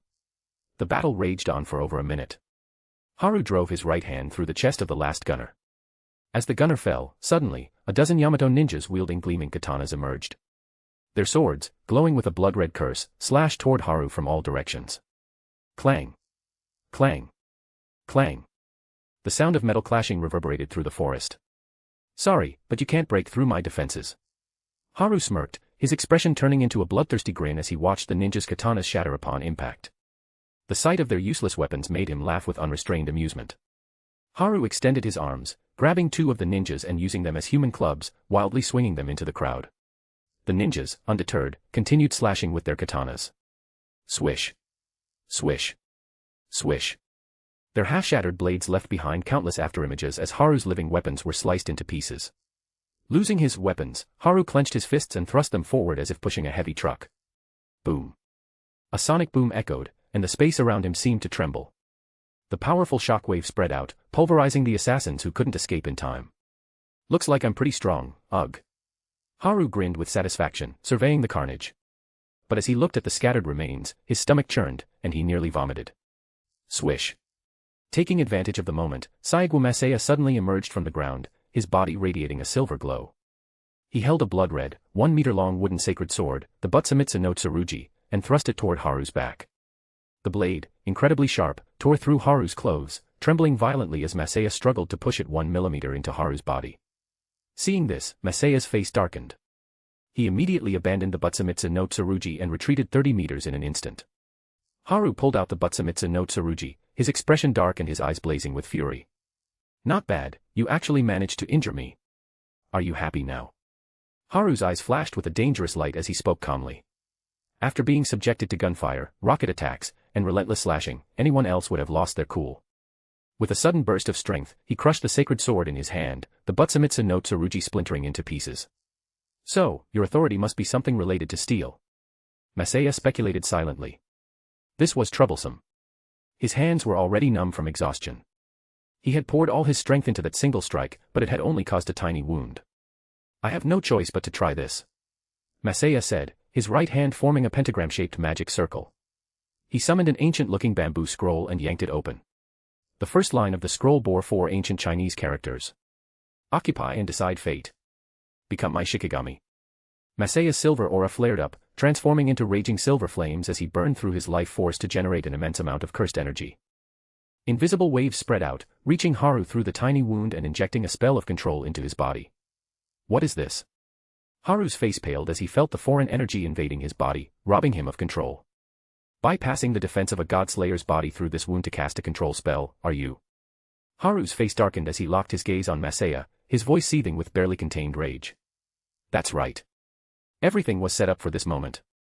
We used weapons that are ineffective against Godslayers to catch you off guard, then created a wound with the sacred sword Butsumitsu no Tsurugi. Relying on the secret arts created by the great Onmyoji, Abe no Saimai, to control divine beasts. With all these conditions met, the chances of controlling a Godslayer are quite high. You should have used your authorities from the start. Masaya maintained the activation of his secret technique while trying to stall for time, hoping to finish the spell. Oh. So I should have used my authorities from the beginning. Haru exclaimed, feigning realization. In that case, take this, Shinra Tensei. Gemstone drop more power stone gemstone. Chapter 10, A New Era.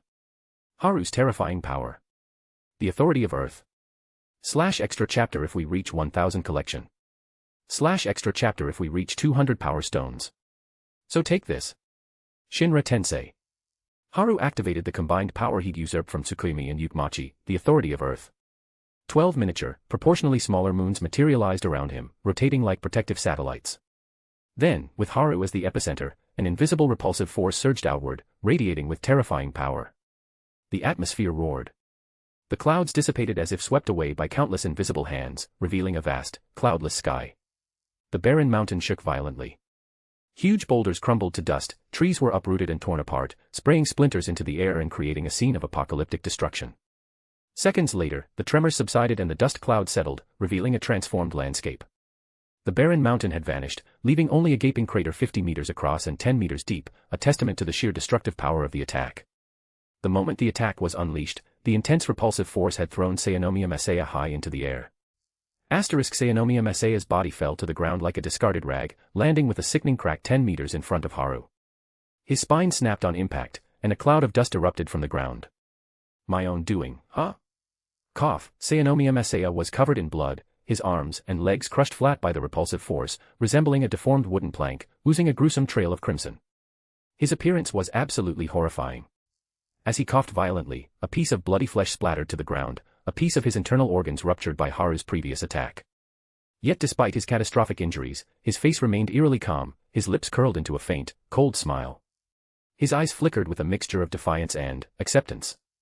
The miniature moons continued to orbit Haru, his golden aura intensifying. Golden armor materialized around his body, a testament to the powerful magical energy coursing through him. Inside him, the egg diligently extracted information from the willingly offered grimoire of the future, deciphering its intricate rules. Click, clack, Haru walked towards Sayanomiya Masaya and stopped in front of him. He extended his foot and crushed it into the old man's hand, a brutal display of the Devil King's merciless nature. Ugh! The old man groaned, his voice strained with pain. Thanks for the tip. Turns out I have authorities too. But too bad for you, old man. Unlike other Campiones, magic doesn't work on me. Haru pressed down harder and crushed Sayanomiya Masaya's hand with a sickening crunch. To the victor go the spoils. I have nothing to say, Sayanomiya Masaya rasped, forcing the words out through the pain. I have an authority that can save you. But it comes with a price. Tell me who sent you. What do you say? Deal. Haru's voice was laced with cold malice. No one sent me. I planned this alone. Sayanomiya Masaya's eyes flickered, but his expression remained fixed, betraying nothing. Oh really? You came up with this elaborate plan all by yourself? Haru laughed, his voice bright and cheerful, a jarring contrast to the brutal scene before him. He was the picture of a carefree young man, but there was a dangerous glint in his eyes. You think I'm an idiot? Everyone in Japan's magical community knows who I am. You dare to ambush me without the support of another king or a powerful organization. Haru's smile remained, but the pressure on the old man's hand increased. For the first time in 1,000 years, a devil king has been born in this land. Isn't it natural to desire such power? A power that is unparalleled in the human world. Sayanomiya Masaya spoke as if oblivious to the pain, his expression serene, his eyes reflecting a longing for death. Oh, so that's how it is. Then take your great delusions with you to meet Amaterasu. Trusting his Campione instincts, Haru sensed that the old man wasn't lying. He clenched his right fist, ready to deliver the final blow. Please, your majesty. Stay your hand. A desperate female voice rang out from the edge of the crater Haru had created. A young woman, about 15 years old, rushed toward them. She possessed a delicate beauty, an otherworldly grace that set her apart. Her slender figure, dressed in a man's white shirt, tie, suit jacket, and pants, somehow looked perfectly natural on her, giving her the appearance of a handsome young man from a manga, unique and captivating. Who are you? Haru looked up and saw the figure approaching with magically increased speed. He slowly relaxed his fist and stroked his chin as he watched the girl. Asterisk 70 points for looks, 12 points for the outfit, and another 666 just for looking like a tsundere. Yes, a beautiful boy indeed. As expected from Japan, the Mo factor is strong. My humble name is Sayanomiya Kaoru, the third-generation direct descendant of the Sayanomiya family. Sayanomiya Kaoru stopped in front of Haru, kneeling on one knee, her head bowed respectfully. The Sayanomiya family, one of the 4 families that lead the historical compilation committee of the Japanese magical community, huh? Do you know that old man? Haru, mentally reviewing the power structure of the Campione world, kicked Sayanomiya Masaya with his foot, his voice laced with menace. Yes, he is my grandfather, Sayanomiya Kaoru replied after a moment of silence. I see. So the Sayanomiya family is tired of its long history, bored with its existence and wants to be destroyed. Haru grinned, a dangerous light shining in his eyes, a hint of amusement playing on his lips. I beg your pardon, your majesty. My grandfather was consumed by hatred, driven to. Sayanomiya Kaoru stammered, her expression desperate. Under Haru's murderous gaze, the 15-year-old girl was at a loss for words. All right, I don't care about his revenge. I'm lazy to listen to your explanations. He's all yours. He won't last much longer in his current state anyway. Haru, not interested in hearing Sayanomiya Kaoru's excuses, shoved his hands into his pockets, his face a mask of impatience, and turned to leave. But remember this. I expect an explanation from the Saishuin, Kohatsuka, Renju, and Sayanomiya families. Haru paused, picked up the grimoire of the future from the ground and continued on his way. His parting words, spoken in a calm but firm tone, reached Sayanomiya Kaoru like a death knell. Sayanomiya Kaoru trembled, her eyes fixed on the retreating figure of the Devil King with fear. Only after he disappeared from sight did she collapse to the ground with a thud. You idiot. Why did you follow me? The old man's sharp gaze pierced Sayanomiya Kaoru. Kaoru, I couldn't just sit back and watch you die, grandfather. Sayanomiya Kaoru sobbed, her body shaking uncontrollably. Sayanomiya Masaya's eyes softened. Let your father continue with the original plan. Offer all our resources and secret techniques. From now on, the Sayanomiya family will serve the king unconditionally. His voice was weak but determined, each word filled with conviction. Remember, do not seek revenge against the king. My fate is a warning. Do not make me worry about you from beyond the grave. Mortals are ultimately powerless against a Campione. Sayanomiya Masaya's gaze hardened, his eyes flickering with a mixture of authority and lingering bitterness. Your father is too rigid. With the unprecedented rise of a Campione in Japan after a millennium, his personality is ill-suited to this changing landscape. Very well, from this day forward, you will succeed as the 23rd head of the Sayanomiya family. Sayanomiya Masaya's face was ashen, his voice a mixture of command and affection, his cloudy eyes fixed on the young woman before him. The mud around them gradually turned crimson, stained by the spreading blood, creating a morbidly beautiful scene. Come closer. Receive my inheritance. Sayanomiya Masaya, feeling his life ebbing away, urged his granddaughter forward. Yes. Sayanomiya Kaoru hesitated, her face filled with fear, then approached and gently took his deformed hand, now resembling a mangled plank of wood. As their hands joined, the old man's body glowed. Burning his remaining life force, he used the bestowal spell to transfer the secrets of the Sayanomiya family to Sayanomiya Kaoru, his knowledge flowing into her along with his fading essence. The magical glow intensified. The old man's mind drifted back to his childhood, memories of learning the secret techniques of the Sayanomiya family, his parents still alive, himself as a young boy nestled in his grandfather's arms, trying to avoid his lessons. If you can, bury me next to my parents' grave. His words trailed off. Sayanomiya Masaya's remaining magic poured out like a flood, then vanished completely. He was gone. I am sorry, Kaoru. It's your burden now. I understand. Sayanomiya Kaoru, her face a mask of grief, knelt beside his body and wept silently. Haru walked along the concrete road beside the rice paddy, a pensive expression on his face. Sayanomiya Kaoru, only 15, and now the head of her family. This is 4 years before the events of the main story. But the most important thing now is, he concentrated on the information flowing into his mind from the egg that had absorbed the power of the grimoire of the future. Gemstone drop more power stone gemstone. Chapter 11, Art of Evolving and the Campione's Duty. /enjoy. When we reach 200 power stones, I will drop another chapter. Haru's face was thoughtful as he processed the information received from the egg after inputting the grimoire of the future. Earlier, after leaving Sayanomiya Kaoru and her grandfather, Haru had studied the grimoire, activating each of its spells one by one. As each spell manifested, the egg within him would absorb the newly born spell data before it vanished, effectively extracting the information. Once all the spells had been activated, the egg transmitted a vast amount of data. Based on the previous divine power information gleaned from Tsukuyomi and Yukmachi, along with the knowledge gained from the usurpation's ritual and the grimoire of the future, and after synthesizing countless years of fragmented rules from various worlds collected within the Dirac Sea. Dirac Sea is a theoretical phenomenon about electron vacuum as an infinite sea of electrons with negative energy. https://en.wikipedia.org/wiki/Dirac_C. The Dirac heart, or as Haru called it, the egg, had meticulously categorized the different levels of life. The initial evolution of life always involved various methods of condensing special energy within the body, manipulating it freely to nourish oneself. Therefore, the initial classification was based on the density of this energy. Gaseous, liquid, and solid, these three levels progressed sequentially, with the lowest being subdivided into 3 categories and the highest potentially into countless more. However, every time energy achieved a new form, it brought about a leap in life, an evolution. The intermediate stage involved a qualitative change in energy. Life deciphered the rules governing the world and integrated these rules as a core into the solidified energy. Successful integration resulted in a profound transformation. Solid energy with a core of rules was like a satellite acquiring a star. It transcended the ordinary, its lifespan dramatically increased, overlooking the rise and fall of entire races, enduring for at least 100 million years. After synthesizing data from countless worlds, the Dirac heart designated this level as Sage. A being who had transcended the mundane and attained enlightenment. They could move mountains and overturn seas, traverse the underworld, and journey across the cosmos, nearing the power of true gods. Their power was unimaginable.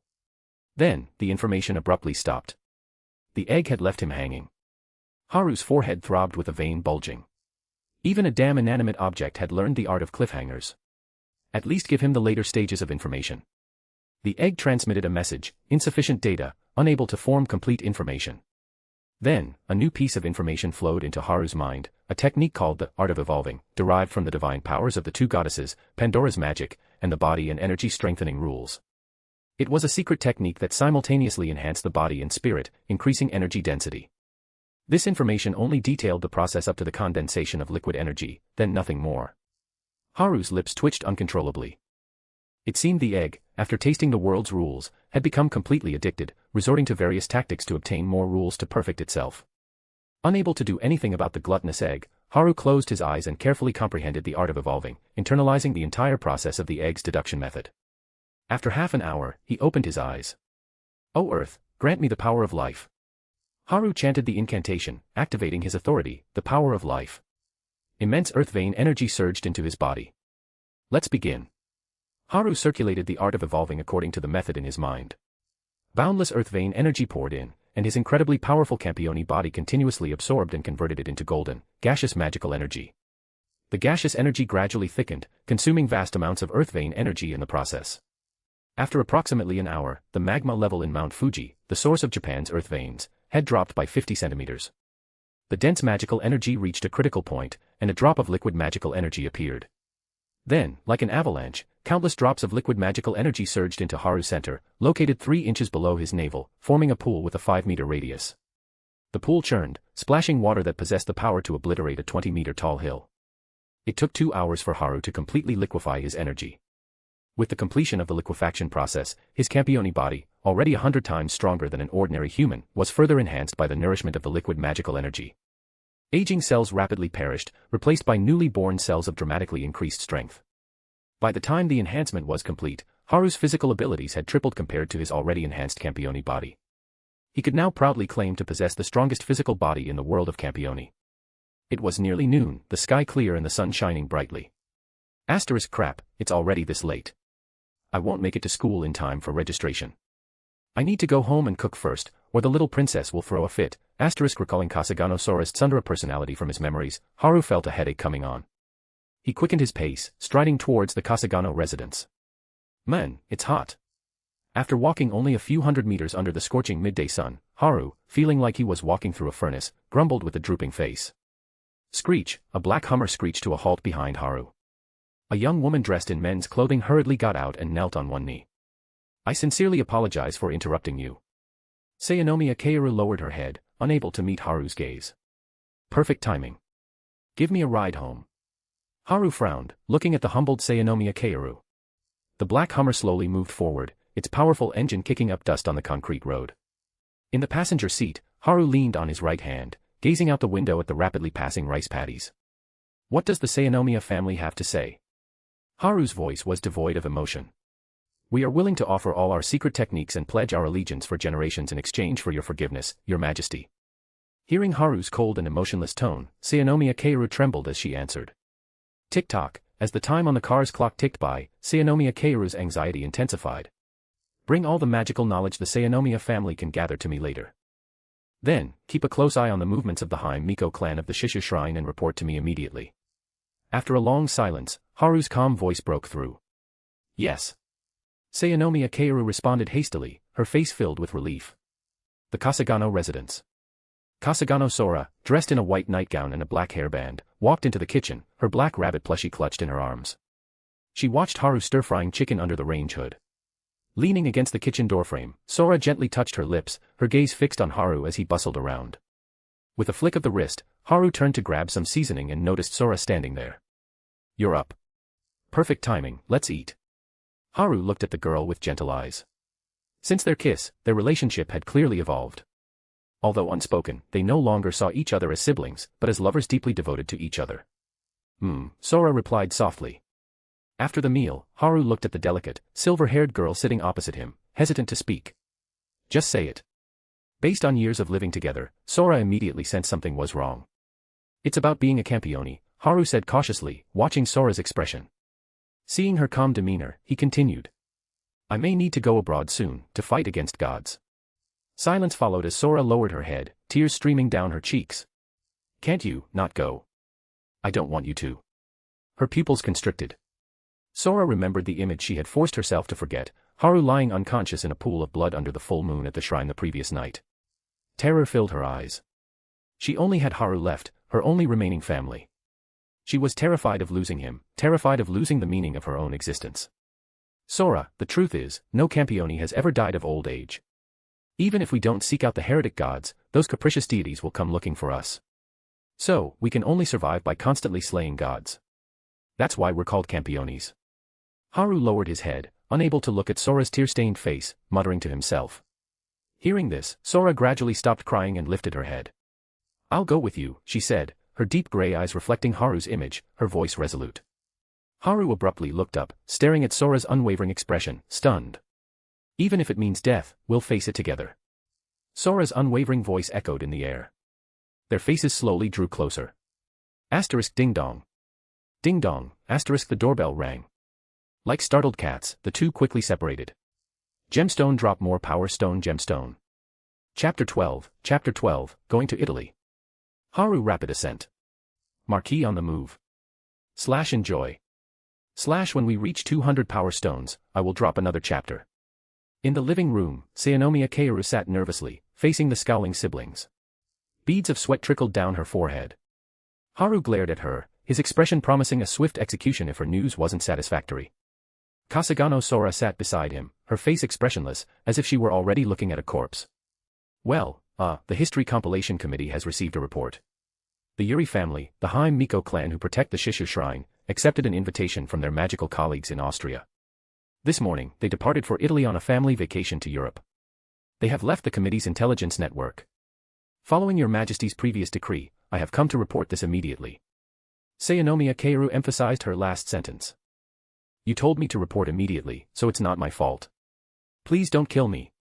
Sayanomiya Kaoru thought, her heart pounding with terror. She sat rigidly on the sofa, watching Haru as he seemed to contemplate her method of execution. Her body trembled uncontrollably. I'm going to die. I'm going to die. I'm going to die. This time for sure. Haru. Are we going to Italy? Kasugano Sora smoothed out her slightly disheveled nightgown, her eyes filled with curiosity as she looked at Haru. Saved. Sayanomiya Kaoru looked at the delicate, doll-like silver-haired girl, who appeared like a holy, pure white angel depicted in the Bible. In this moment, she felt reborn. Hearing Sora's question, Haru snapped back to reality. Austria. Maria Yuri. The Marquis's summoning ritual. This is perfect. Yes, it seems a trip to Italy is necessary. Haru said with a cheerful expression, meeting Sora's inquisitive gaze. Is it urgent? Should we start preparing together then? Sora asked with a sly, fox-like smile. Why are you suddenly so happy? Haru looked at the gleeful Sora, puzzled. Because of this. Sora turned around, a bashful smile on her face, and walked towards the bookshelf in the living room.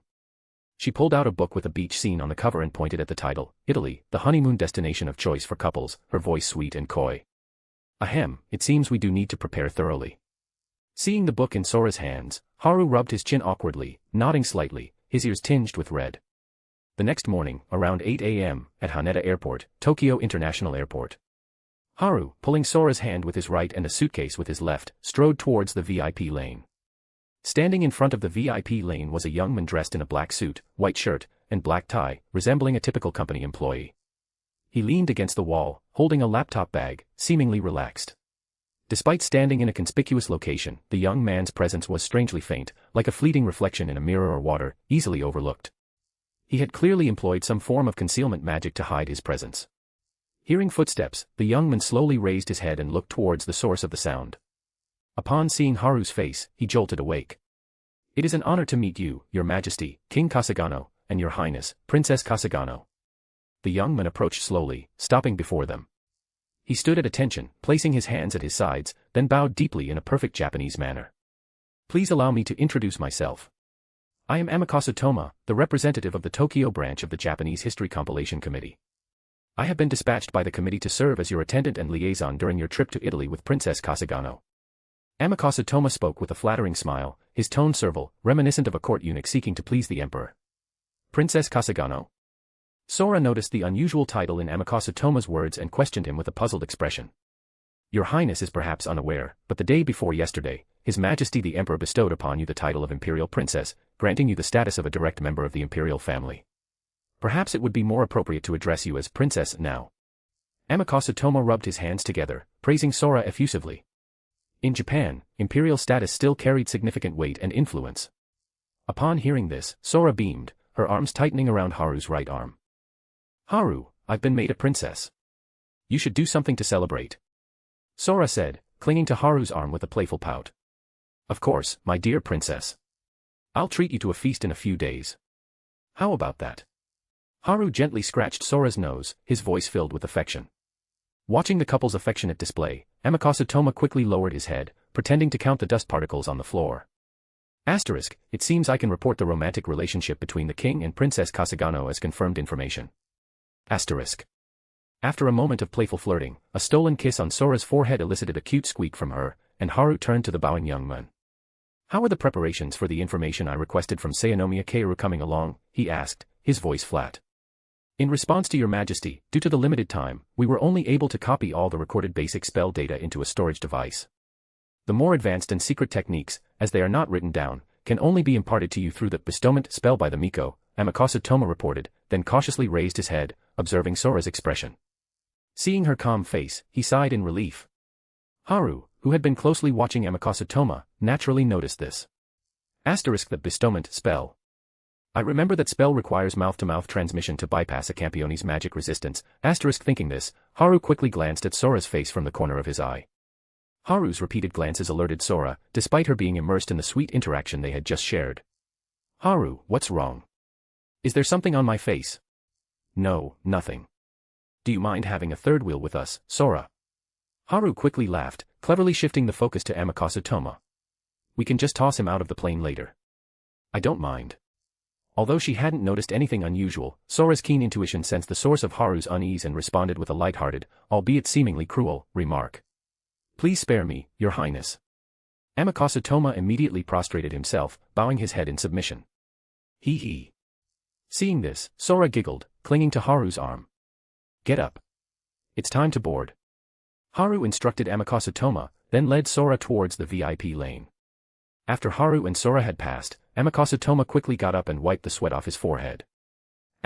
Once this mission is over, I'm requesting a transfer. On the private jet, after helping Sora fasten her seatbelt by the window on the right, Haru turned to Amakase Toma, who sat diagonally opposite them. Bring me the compiled basic spell data. Hearing this, Amakase Toma took out a Sony laptop from his bag, expertly pressed the power button, and 3 seconds later, opened a folder on the desktop. He then turned the laptop around and handed it to Haru. The data is stored on a computer. It's quite different from the grimoires I imagined. Haru accepted the laptop and looked at the various documents listed in the folder, on the 5 elements, yin and yang, yellow court book, true words, ancient techniques. The contents of numerous English and Japanese texts appeared before his eyes. Modern technology is advancing rapidly, and the development of magic is accelerating alongside it. Failure to adapt means being eliminated from the ruthless world of magic. Therefore, learning to integrate technology with magic is a mandatory course for modern magicians. This Sony laptop has been physically isolated using a unique Japanese spell to prevent data leakage. This is a testament to our ability to keep up with the times. Amakase Toma boasted proudly. Before he could finish his sentence, a soft sound interrupted him. Haru's lips twitched. Amakase Toma broke out in a cold sweat, frantically casting spells to stabilize the laptop, which was on the verge of exploding. I sincerely apologize. We forgot about the unique properties of Your Majesty's sacred body. Please rest assured, the spell has failed, and the internal data is unharmed. Haru looked at his right hand, both amused and exasperated. Ah. So that means Haru's body has a built-in, dispel magic, effect like in video games. How did you do that? Did you have dispel runes tattooed all over your body like those delinquents in movies? Sora reached out and ran her hands over Haru's upper body, making piu sounds with her mouth. Haru chuckled and swatted Sora's hand away. Sora. Stop it. Time passed slowly. Haru diligently read through the spell data, his body instinctively replicating the spells. The moment each spell formed, the egg within him activated its power, annihilating the spell and extracting its underlying rules. Insights continuously flooded his mind, manipulation of the 5 elements based on their foundational principles, steel forging techniques based on shape-shifting, shikigami manipulation based on mental power, and the 1,000 languages based on the power of words. Countless spells formed, were annihilated, and then used to deduce the rules of the world. The art of evolving, infused with these newly acquired world rules, began to continuously filter itself. 9 hours later, as the private jet approached the airspace of Florence, Italy, the analysis of the spell data was complete. Gemstone drop more power stone gemstone. Chapter 13, Evolving Beyond Limits. The Devil King's arrival. /enjoy. When we reach 200 power stones, I will drop another chapter. The egg let out a satisfied burp. Then, Haru was pulled into his mindscape. Within this space, the art of evolving had manifested as an ancient, paper-bound book, radiating a brilliant light like the sun, illuminating his entire soul space. The book silently turned its pages. The solid, gaseous chapter flipped past, revealing the ethereal, liquid chapter. This chapter began to fill in, becoming more substantial until, with a resounding boom, it fully materialized, vibrating with energy. Finally, the liquid chapter turned, revealing a brand new page, the solid chapter. As expected of a millennia-old family's collection, especially one that has embraced globalization in recent centuries. Although it lacks core spells, it contains the foundational magic of Norse, Greece, the Celts, Asian, ancient Babylon, and ancient Egypt. Now, all that's missing are high-level secret techniques and the divine authorities representing the rules of the world. Egg, transmit the updated art of evolving to me. Haru took a deep breath, calming himself before issuing the command to the egg. Information on energy manipulation, compression, transformation, and countless other aspects poured into his mind. After a while, Haru opened his eyes, now gleaming with a golden light. Let's begin. As soon as he finished speaking, a golden aura emanated from him. The vast area of liquid magical energy within his center surged forth like a tsunami, engulfing the entire airplane cabin in a golden sea. The area boiled and evaporated, rapidly shrinking from its original 5-meter radius, 4 meters, 3 meters, 2 meters, 1 meter. Until finally, with a sudden tremor, it solidified into a 10-centimeter crystal, radiating a golden magical brilliance. A solid crystal, the crystal pulsed, sending invisible waves throughout Haru's body. His physique grew exponentially, reaching 10 times that of a Campione, 1,000 times that of an ordinary human, before finally settling. The solid chapter of the art of evolving was complete. The moment the magical energy surged, Kasugano jolted awake. He instantly leaped from his seat, grabbed a nearby parachute, and dashed towards the cabin door. Only after reaching the door did he turn to look back at the Kasugano siblings. Are we under attack? Then, his jaw dropped. Slap, the parachute slipped from his grasp, and Kasugano collapsed against the cabin door, his face a picture of utter disbelief. Your Majesty, what in the world are you doing? Are you just bored and counting how much magical energy you have? Blinded by the intense light, Kasugano Sora sleepily opened her eyes, shielding them with her hand. So bright. But, so warm. While this was happening, deep beneath the Florence Cathedral in Florence, Italy, 30 meters underground, lay an ancient temple. The walls were adorned with carvings of various serpents, vipers, pythons, cobras, king cobras, countless varieties. However, the most prominent carvings depicted winged serpents with bat-like wings, also known as dragons. This was a temple dedicated to the primordial Earth Mother Goddess, worshipped by witches in ancient times. Now, it served as the headquarters of the Copper Black Cross, one of the European Seven Sisters, a secret magical society. In the center of the temple, the witches performing their daily cleaning duties suddenly stopped, their eyes losing focus as they chanted in unison. From the left eye of Izanagi, the god who washed his face, was born Amaterasu, the great goddess of the sun. Then, cleansing her right eye, appeared Tsukuyomi, the goddess of the moon. Finally, purifying her nose, emerged Susanoo, the swift and impetuous god. She is the supreme lord of the moon. She is the daughter of Izanagi, the goddess who governs the night. She is one of the 3 noble children. She is. The witches stared blankly upwards, towards the direction of Haru's private jet, uttering the divine name revealed by their clairvoyance. Bam, the door to the Copper Black Cross's Grand Master's office burst open. The Grand Master, known as the Knight of Purple, James, looked up from the documents he was reviewing at his desk. He was a tall man, nearly 190 centimeters in height, appearing to be around 20 years old, with a lazy beard framing his face. He wore a suit and tie in a slightly gaudy shade of purple, the symbolic color of the Copper Black Cross. Wearing purple ornaments was an obligation for members of the organization. James ran a hand through his hair and said in an exasperated tone, "Miss Shirley, could you please try opening doors in a more civilized manner? I've had to replace the door 3 times this month already. Please consider the organization's financial situation." The woman who had kicked open the door, completely shrouded in a black robe like a medieval witch, ignored James's complaint and spoke urgently, "Forget about that. 3 minutes ago, the witches cleaning the temple simultaneously received a clairvoyant vision. The Campione who slew the heretic god Tsukuyomi, Kasugano Haru, has entered Italian airspace. According to emergency intelligence, he is expected to arrive in Florence in 30 minutes. James abruptly stood up, his chair flying backward from the force of his movement. "Mi prendi in giro? Are you kidding me?" The screech of tires echoed through the air. 20 black Ferraris screeched to a halt in front of the Florence airport exit. Bang, doors slammed shut in unison as over 50 men in light purple suits emerged from the cars, led by the Copper Black Cross's Grand Master, the Knight of Purple. Observing the knights, who exuded a military-like aura, a tourist, speaking broken Italian, asked a frightened-looking Florentine local, "Hey, buddy, who are these guys? They're making quite an entrance." The local quickly covered the tourist's mouth. "Quiet. Those are members of the Copper Black Cross, one of the 7 mafia families that rule the Italian underworld. The one leading them is their new godfather. If you don't want to die, keep your mouth shut." Hearing this, the surrounding crowd quickly dispersed, as if fleeing a dangerous beast. A path cleared through the bustling airport, leading directly to the arrival hall. As he entered the hall, James immediately spotted the approaching trio, 2 men and a woman. He recognized the distinctive silver hair that matched the intelligence reports and quickly straightened up, bowing deeply. The copper-black cross welcomes your majesty. The 50 men behind him bowed in unison, creating a spectacular scene. Intelligence agents from various factions in Florence and local magic practitioners, who had come to investigate the unusual activity of the copper-black cross, gasped upon witnessing this display. Your Majesty. Could it be? A Campione has descended upon Florence. The Devil King himself has graced us with his presence. They all stared at the handsome silver-haired young man standing before James, their eyes filled with terror. Gemstone drop more power stone gemstone.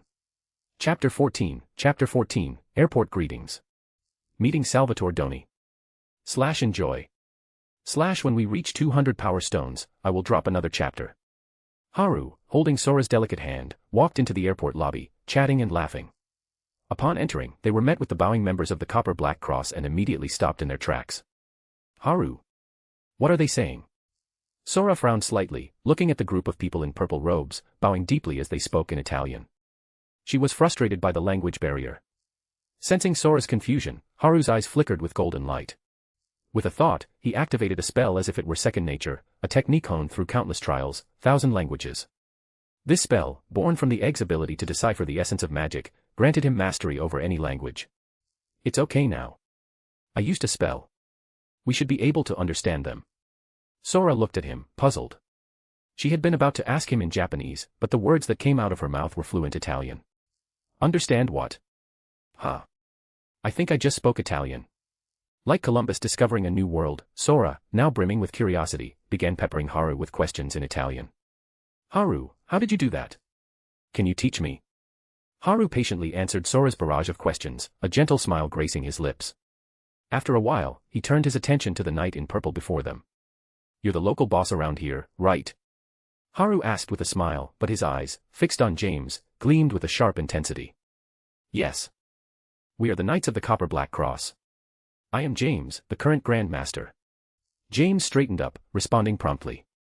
He couldn't help but feel a surge of pride when he mentioned his title. As a successor to the Knights Templar, famed throughout the world in the Middle Ages, he had every right to be proud of his position as the Grand Master of such a powerful organization at the age of 20. The Copper-Black Cross. Haru tilted his head, his voice laced with amusement.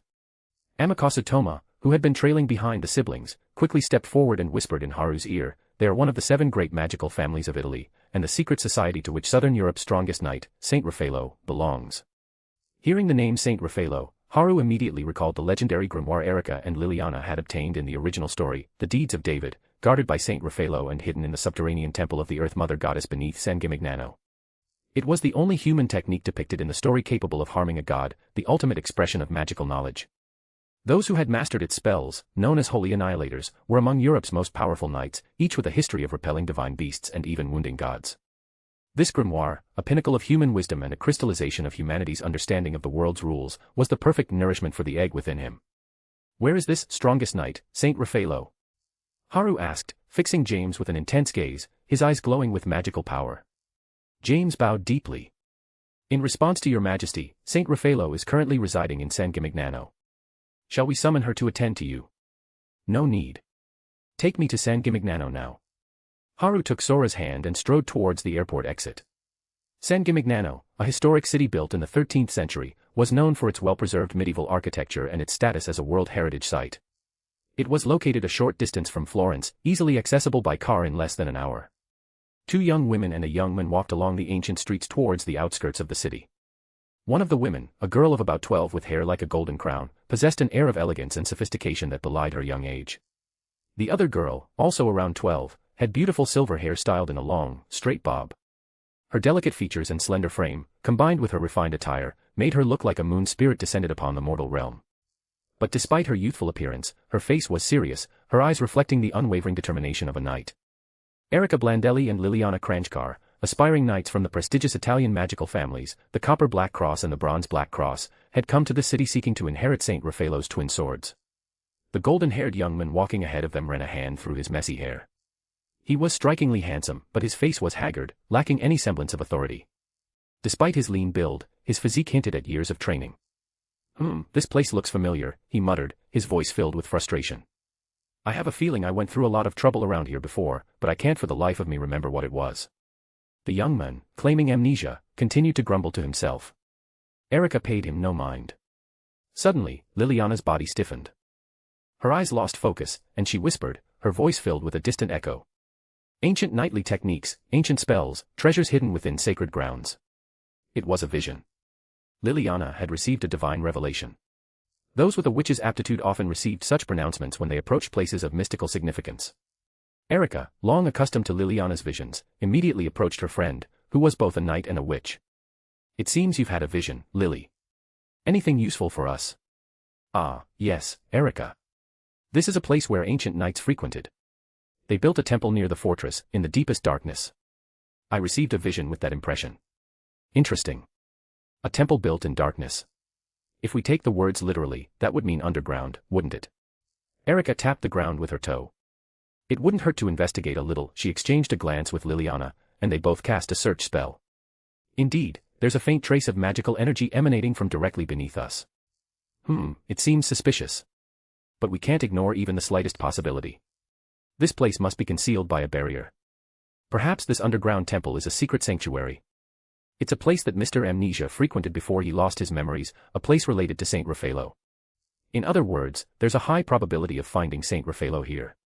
Conversely, there's also the possibility that the guardian of this place is Saint Raffaello.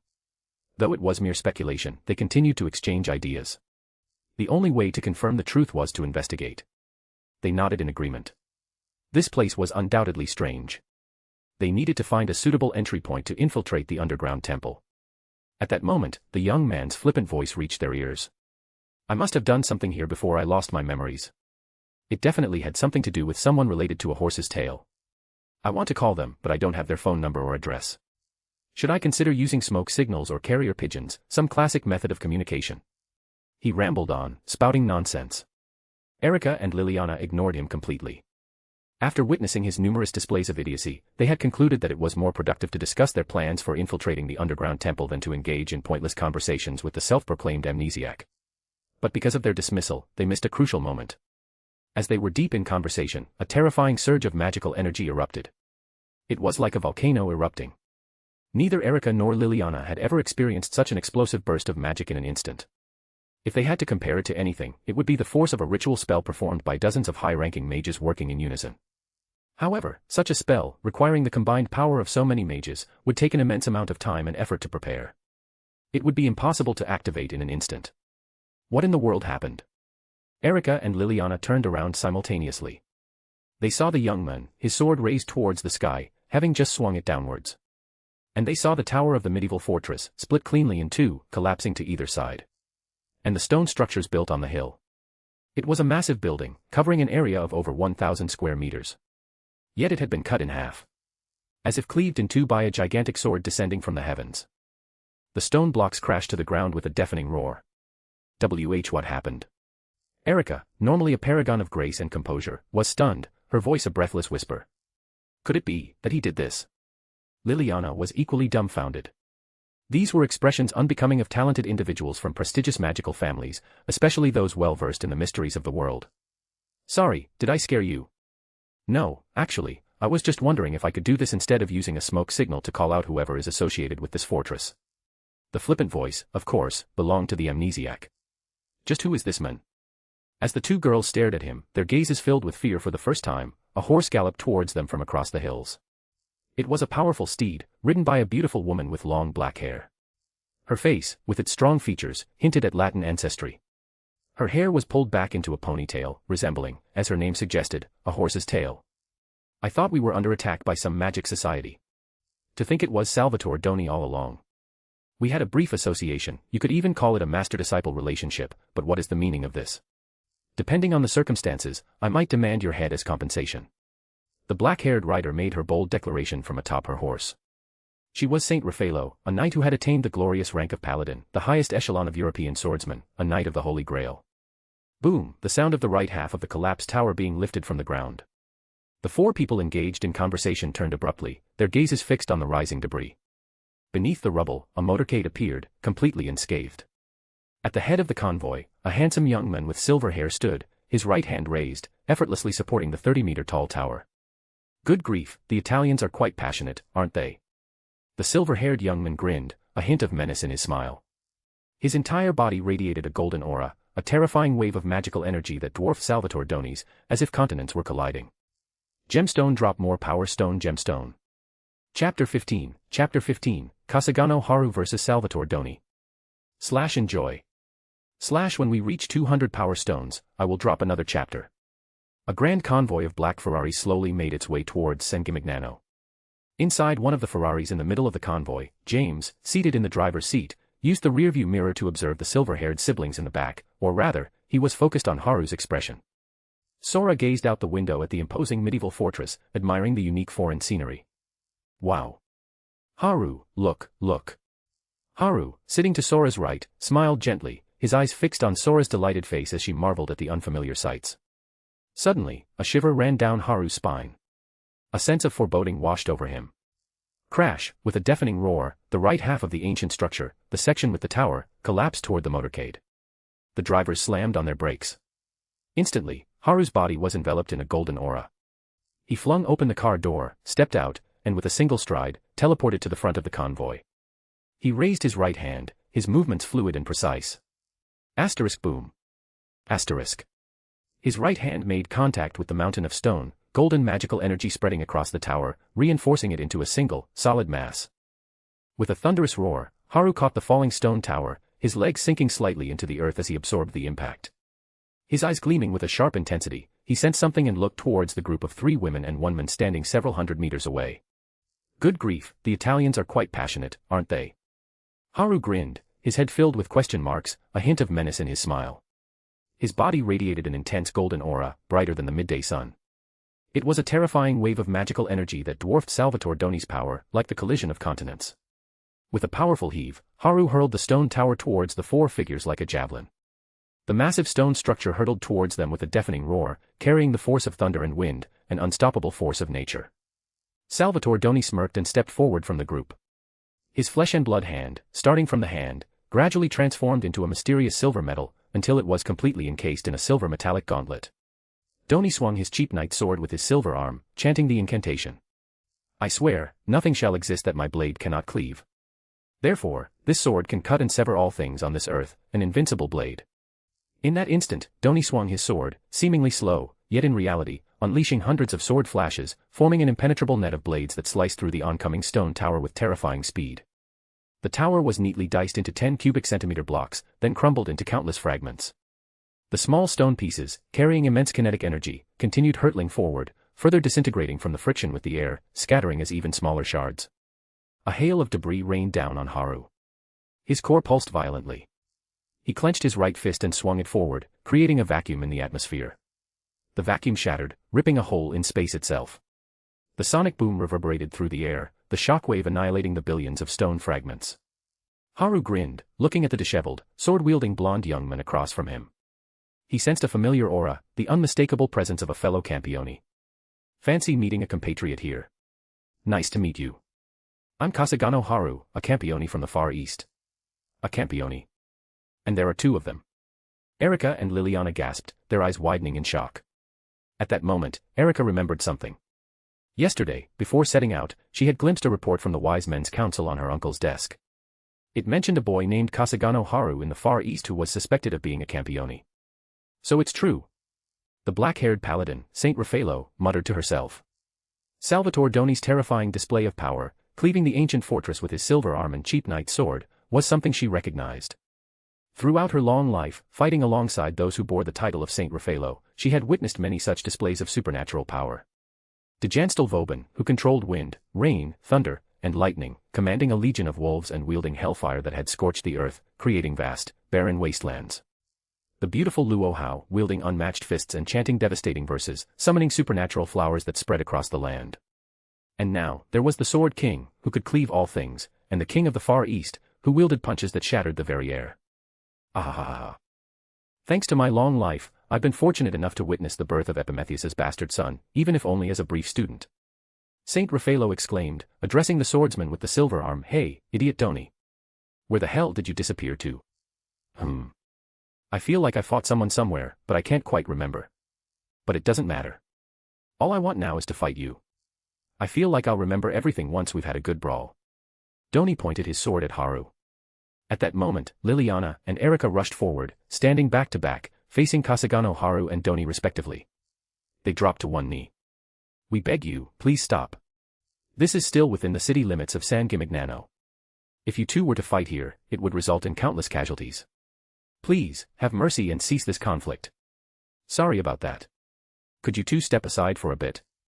Just wait a little while until I'm finished here." Looking at the two girls who had intervened, Doni's right hand shimmered with silver light once more. He plunged his sword into the ground, making a slight incision, then pulled it out. It was a simple action, yet it created a slash that ripped through the earth. The ground beneath Erika and Liliana split open, cleaved in two, just like the medieval fortress moments ago. The two night girls, stunned, fell into the chasm created by Doni's slash. "The nuisance is gone," Haru muttered, observing Doni across from him, watching as the two girls tumbled into the underground temple. He clenched his fists, his golden core pulsing with an invisible force. "Yes, let's begin our battle." Doni laughed, the silver on his wrist fading as he swung his knight's sword, unleashing a slash that seemed capable of splitting heaven and earth.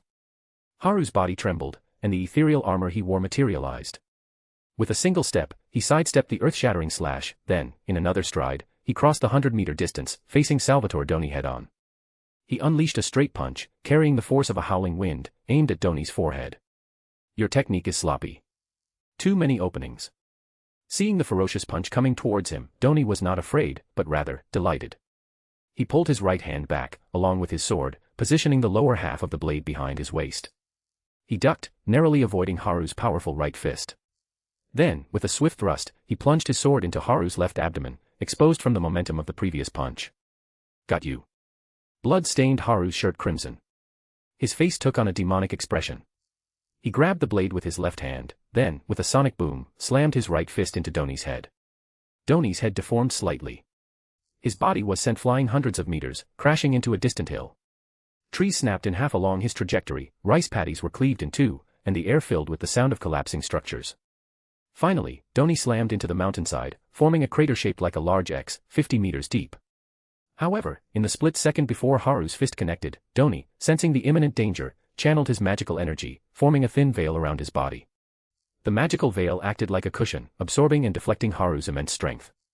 Though his head had been deformed by the impact, Doni had sustained only minor injuries. For a Campione's body, it was nothing more than a scratch, easily healed in an instant.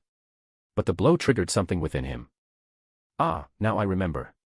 Memories of the past 2 weeks flooded Doni's mind. He had been possessed by the heretic god St. George in a museum in Turkey. Before that, he had been hired as a bodyguard by an antique dealer he knew. Controlled by the heretic god, he had been forced to travel to a temple in Ireland, where he had spent a week slaughtering and searching for gods. In the end, he had managed to escape through a fairy ring into the netherworld, where the Celtic god Nuada had appeared and engaged in a one-on-one duel with the possessing St. George. As a result, St. George's soul had been destroyed, and Doni had regained his freedom.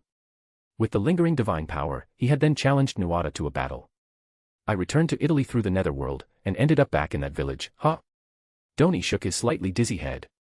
He vaguely remembered talking to a woman after his fierce battle with the heretic god.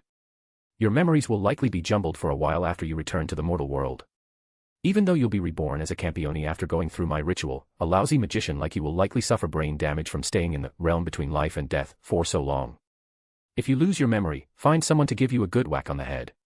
It was advice given by a rather vicious little girl. In any case, Doni's memories had returned.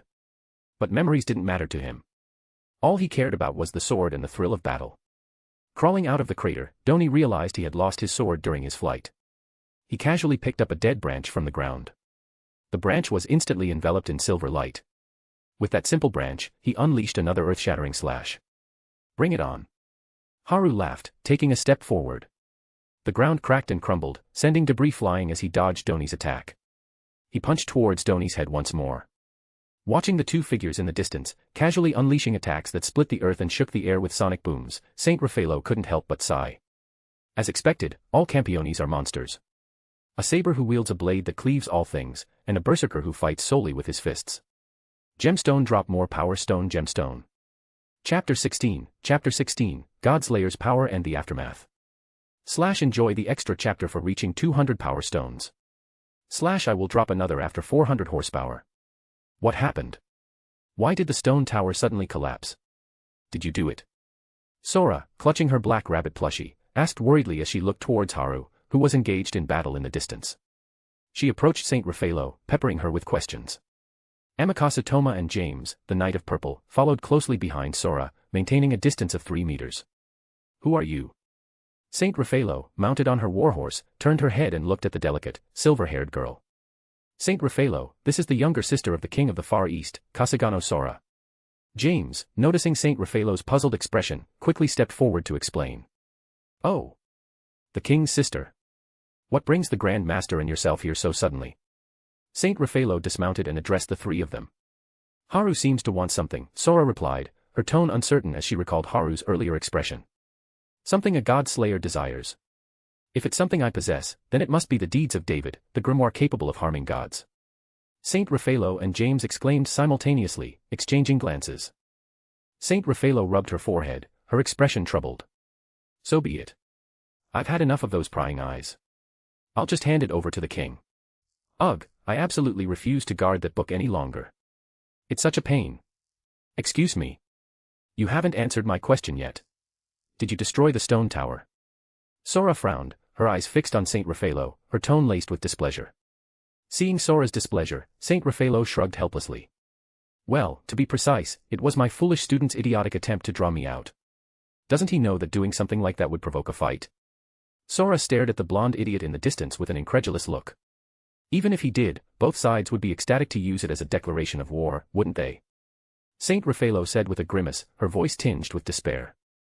This was the Copper Black Cross's territory, so naturally, they would be responsible for the damage caused by the Devil King. And as one of the instigators, she would undoubtedly have to pay a hefty price. They have no reason to fight, do they? Sora frowned, confused as she watched the 2 figures clashing in the distance. Indeed, they have no reason. But they don't need a reason. If you must have a reason, it's because they are both God-Slayers. Every God-Slayer, whether they admit it or not, yearns for battle deep within their hearts. Saint Raffaello sighed. Every God-Slayer she had met in her life had been an unreasonable battle maniac. She felt incredibly fortunate to have survived encounters with such madmen. Haru yearned for battle. Sora fell silent, her expression unreadable as she listened to the constant rumbling and witnessed the destructive spectacle unfolding before her. Moments later, in the farmland not far from Sengimignano. A fist, blazing with golden light, and a wooden branch, enveloped in silver radiance, clashed dozens of times in the blink of an eye. The terrifying impact and shockwaves rippled outward. Trees and rocks within a 500-meter radius were blasted away, and the rice paddy sank 10 meters, revealing the dark, moist soil beneath. The underground river, no longer concealed by the earth above, gurgled to the surface. A/N, Haru power is very similar to Gura Gura no Mi. The force of the impact sent both Haru and Doni flying back 5 meters. Haru abruptly raised his head. His shirt was torn to shreds, and his body was covered in thin, bloody cuts, wounds inflicted by Doni's honed sword aura. Even though Haru's physical strength was 10 times greater than Doni's, the sharp sword aura still managed to leave its mark. Haru's eyes flickered with golden light, burning with fighting spirit, his gaze fixed on the disheveled young man across from him. Meanwhile, Doni also raised his head. His face, swollen and bruised, was a mess of black and blue, barely recognizable.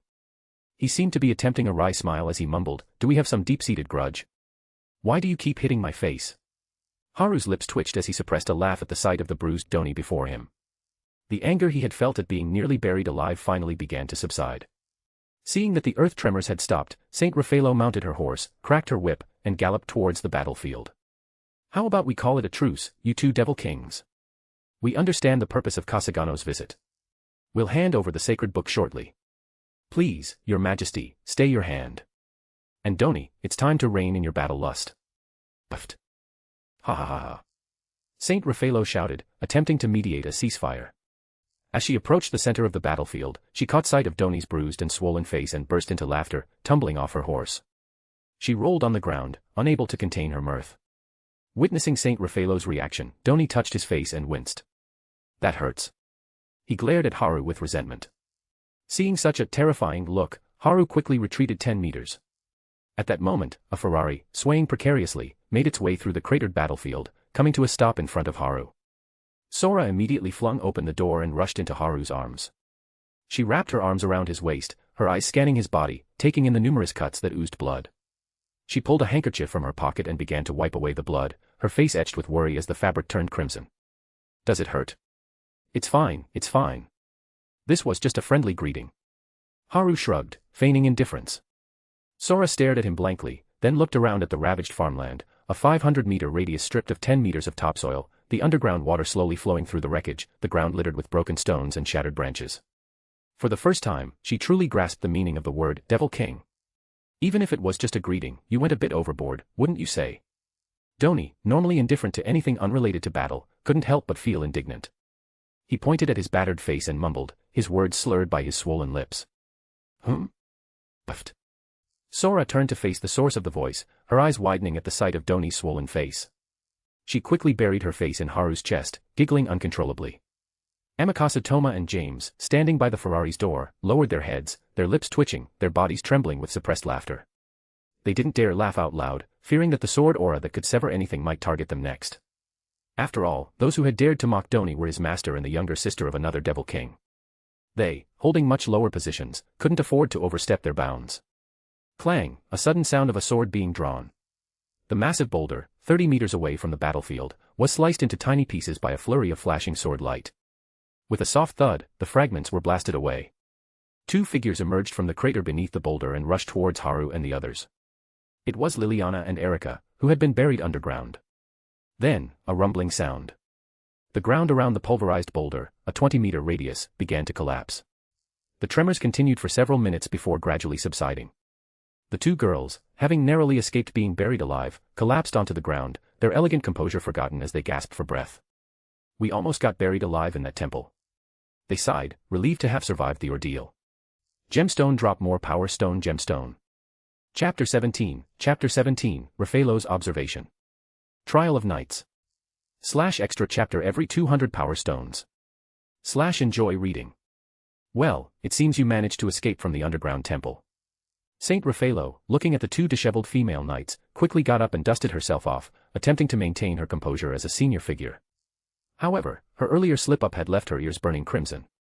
Hearing her voice, the two knights, who had collapsed onto the muddy ground from exhaustion, turned their heads towards the approaching group. They were startled. Saint Raffaello. And Lord Kasugano, Lord Salvatore, please accept our apologies for the delayed greetings to both of you, as is befitting Campiones. Erika bowed gracefully, not in submission but with the elegance of a noblewoman. It was a gesture that reflected the pride of the Blandelli family. While I believe the birth of a new Godslayer is a joyous occasion, the formal greetings from the Grand Master of our Bronze Black Cross will be delivered at a later date. For now, please accept my humble respects. Liliana executed a crisp knightly salute. Her words were indeed befitting a knight. Despite being caught in the crossfire of two Devil Kings' battle, nearly buried alive underground after Doni's intentional slash sent them plummeting into the depths, they had endured their ordeal without losing their composure or their impeccable manners. It was a testament to the awe they felt towards the Godslayers. However, beneath their formal courtesy, their gazes towards Doni and Haru still held a flicker of resentment. Haru's eyes lit up as he watched the valiant female knights offering their respects. I've seen this pose in doujinshi before. I'm actually meeting real-life doujinshi heroines, Suddenly, a soft thump echoed, and Haru's right leg twitched. The silver-haired girl in his arms let out a little umph, her cheeks puffing out in annoyance as she slowly retracted her foot. It was a clear sign of her displeasure at Haru's unwavering gaze towards the other girls. The air around them turned sour. Haru had tipped over the metaphorical vinegar jar. Hee, Erika giggled, covering her mouth with her hand. Liliana lowered her head, her face flushing crimson beneath the shadow of her hair. I'm talking to you, idiot. Saint Raffaello smacked Doni on the back of his head, which was already bruised and swollen. Huh? Why are you suddenly so polite? Oh, that's right, I remember you now. You're Erika Blandelli, and you're Liliana Kranjkar, right? I've just regained my memories. Thank you for your help. Prompted by his teacher, the young Devil King spoke in a daze. Erika's lips twitched. She swore to herself that she would steer clear of Doni from now on. She had initially assumed his foolish behavior was due to amnesia, but now, with his memories restored, the King of Swords was even more infuriating. Liliana, head bowed, remained silent. The thought of Italy being ruled by Doni filled her with dread, and she lamented her bleak future. If only there were another option. She glanced up towards Haru, but her gaze was met with Sora's menacing expression. She quickly lowered her head. Never mind. I'd definitely be killed. Her slender body trembled. Well, it's time to wrap this up. Erika exchanged a glance with Liliana. Let's offer our farewells and get out of here as soon as possible. Agreed, Liliana replied with a nervous flicker in her eyes. What terrifying girls. To have evaded the ancient traps in the ruins in just half an hour, retrieved that book, and even managed to cast the transcription spell in such a short time. Saint Raffaello's words caused both girls to stiffen. What incredible observation skills! Saint Raffaello had discerned their actions and even identified the subtle magical fluctuations clinging to their bodies, a testament to her reputation as Europe's strongest knight. Transcription was an advanced spell that temporarily enhanced memory, allowing the caster to perfectly recall anything they had seen. Erica and Liliana had divided the tasks, working together to memorize portions of the deeds of David while simultaneously escaping from the underground temple. They had then stored the book in an alternate dimension and brought it to the surface. Saint Raffaello, please don't misunderstand. It wasn't out of disrespect for you, but, for a knight, such a temptation is simply irresistible. Liliana hastily explained, her voice filled with panic. Well, it can't be helped. You earned it through your own efforts. Hand over the book, and take this. Saint Raffaello smiled wryly and produced a set of iron keys from her pocket. These are the keys to the small chapel in Florence. There's a labyrinthine crypt beneath it, guarded by numerous traps. My armory is located within. This is the final stage of your knightly trial. Do you accept this challenge? Saint Raffaello dangled the keys before the two female knights. Without hesitation, Liliana summoned the deeds of David and handed it to Saint Raffaello in exchange for the iron keys. She clutched them tightly, as if afraid she might lose them. Erica smiled confidently, exuding an aura of unwavering self-assurance. She seemed utterly convinced that she could overcome any challenge that lay ahead. To bestow the divine words and the magical sword upon her worthy successors. Save the compliments until you've completed the trial. Saint Raffaello accepted the grimoire from Liliana and replied to Erica. At that moment, Haru walked over, his gaze fixed on the grimoire in Saint Raffaello's hand. As I thought, you were after this book. Saint Raffaello smiled wryly and handed the deeds of David to Haru. Haru accepted the book and passed it to Amikasa Toma, who stood behind him. He then turned to Salvatore Doni.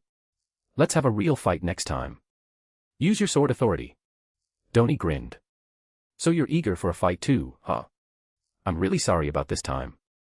Because of my amnesia, I couldn't control that power properly. Next time, we'll definitely have a good fight. And I hope I'll get to see your true authority then. Haru shrugged. It seems I can't hide it from you. Everyone present, except for the Godslayers, shuddered as they looked at the surrounding scene of utter devastation, realizing he wasn't even using his full power. Haru turned to Erica and Liliana, who were supporting each other. A strange glint flickered in his eyes. Well, see you at the ritual, silver-haired hamster. Sora, let's go home. Okay. Sora, who had been staring at the catastrophic aftermath, responded immediately to Haru's call. She followed him into the waiting black car. To be continued. Chapter 18, Haru prepares for another fight. Duke Marquis on the move. /extra chapter every 200 power stones. /enjoy reading. The black Ferrari convoy cruised smoothly through the fields on the outskirts of San Gimignano. This is tricky, Haru thought, recalling the recent exploratory clash. Both he and Doni had tacitly agreed not to go all out, but even in that brief exchange, Haru had sensed the silver arm's power. Doni's swordsmanship, honed to the point of becoming pure instinct, had reached the realm of no sword, impossible to predict or counter. And then there was the silver arm itself, a force that could rend all things. Though Doni had only used it once, against the stone tower, Haru had instinctively understood, even with his physique 10 times that of a normal Campione, a direct hit from the silver arm would mean certain death. At that moment, he felt a prickling sensation all over his body, like countless needles piercing his skin. It was faint but pervasive, lingering traces of Doni's sword energy from their earlier confrontation. And this pesky sword energy, Haru muttered, wincing in pain. The egg within him transmitted a message, annihilate the sword energy. Deduce its rules, Haru's face brightened. An idea struck him. Egg, can you annihilate that attack? He recalled the image of Doni unleashing the silver arm, its power tearing through all things, and fed that image to the egg. The egg pulsed with light, responding, can mobilize negative energy to annihilate upon contact with your body. Cannot affect attacks that have left your body. Detected a significant number of world rules in the attack. Advise immediate contact, Haru was overjoyed, then his expression soured. So you want me to go get punched by Doni? You sly little egg, The prickling sensation of the sword energy reminded him of its presence. Fine, annihilate it. Haru grimaced, abandoning any thought of reprimanding the egg. Clearly, technology held the upper hand. The sword energy within him vanished silently, replaced by a torrent of information detailing Doni's years of dedicated sword training. The young knight, lacking in magical talent, had spent over a decade honing his swordsmanship. Every thrust, every parry, every incremental improvement was recorded in vivid detail. The amount of information was staggering, comparable to a tenth of the Seinomiya family's millennium-long collection of magical knowledge, a lifetime of individual effort rivaling the accumulated wisdom of countless mages. As expected, there are no normal Campione, Haru murmured, watching the image of a young Doni practicing his swordsmanship in his mind. I look forward to our rematch. Sora, sitting beside him, heard his words and scowled. She grabbed her black rabbit doll and pummeled Haru's head with it, her arm moving so fast it was a blur. You want to go through something that dangerous again? Do you want to make me a widow? James, driving the car, glanced at the siblings' playful brawl in the rearview mirror, his lips twitching. Asterisk please, no more. Just repairing the battlefield from their last fight wiped out half a year's worth of the Copper Black Cross's earnings. One more time, and we'll all be begging for scraps on the streets, asterisk. Imagining the members of Italy's prestigious magical families reduced to panhandling, James sighed. At this rate, I'm going to be ousted from my position. Your Majesty, here is the grimoire you entrusted to me earlier, Amakasa Toma, sensing the escalating tension, quickly intervened. He handed the deeds of David to Haru. Sora stopped her assault, placing the doll beside her, and turned to stare out the window, her cheeks still puffed with indignation. Saved, Haru gave Amakasa Toma a grateful look and accepted the grimoire, flipping through its pages. Time passed quietly. The egg within him continued to annihilate the divine words of the grimoire, extracting their underlying rules. The pages of the book, infused with his art of evolving, turned slowly. Meanwhile, Erica and Liliana arrived at the entrance to the city of San Gimignano. After dealing with several matters and bidding farewell to Lord Salvatore and Saint Raffaello, they had returned to where it all began. Sorry for the wait, Erica. What do you think? It's not bad copying Saint Raffaello's style. Actually, it's quite good. They were currently at the most prestigious Illy Café in the city, enjoying a cup of coffee and a moment of rest. Liliana had excused herself to the restroom, returning with a new hairstyle. Her long silver hair was now tied in a ponytail. Seeing the change, Erica commented without reservation. Really? Well, to be honest, I think it suits you quite well. You look uniquely cute. Liliana beamed, nodding slightly. Discovering the grimoire had already filled her with excitement, but meeting Saint Raffaello, a figure she greatly admired, had heightened her anticipation even further. Preparing for their upcoming exploration was proving to be quite enjoyable. Erica gazed at the key she had received from Saint Raffaello. Now, let's head to the catacombs of Florence and retrieve those two forbidden swords.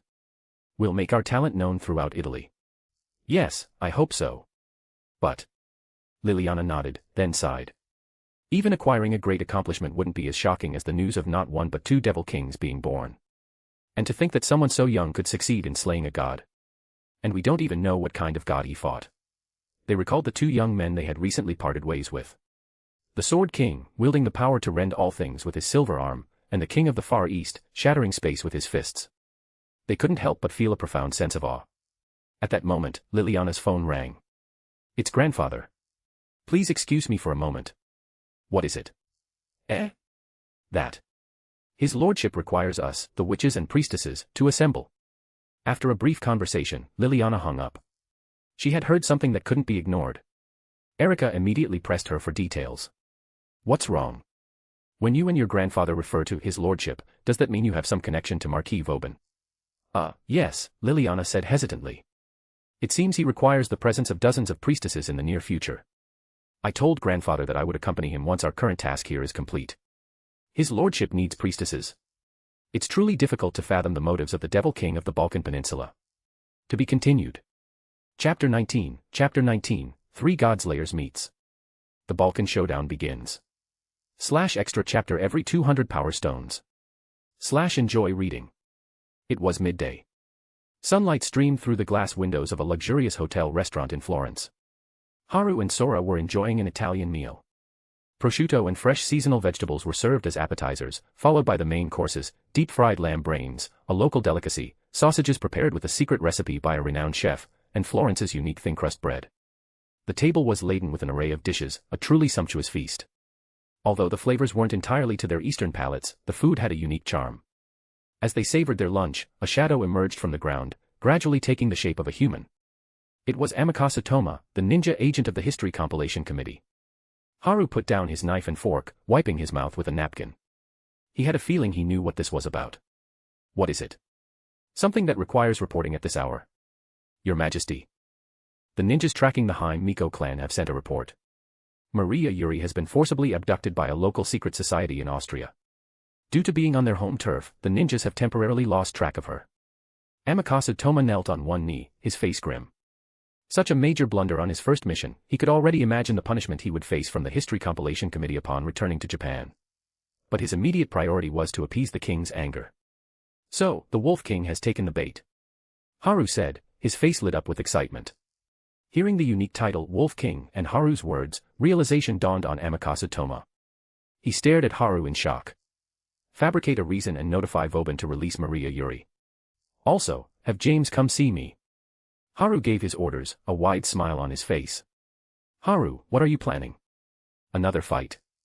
Sora asked, frowning as she swallowed a bite of roast suckling pig. Something like that.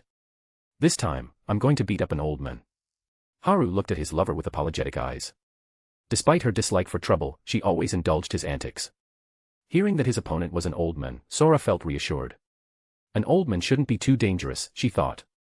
However, after witnessing the strength of the two, she realized her assumption. There's nothing normal about Campiones. The sound of 2 pairs of leather shoes echoed through the restaurant.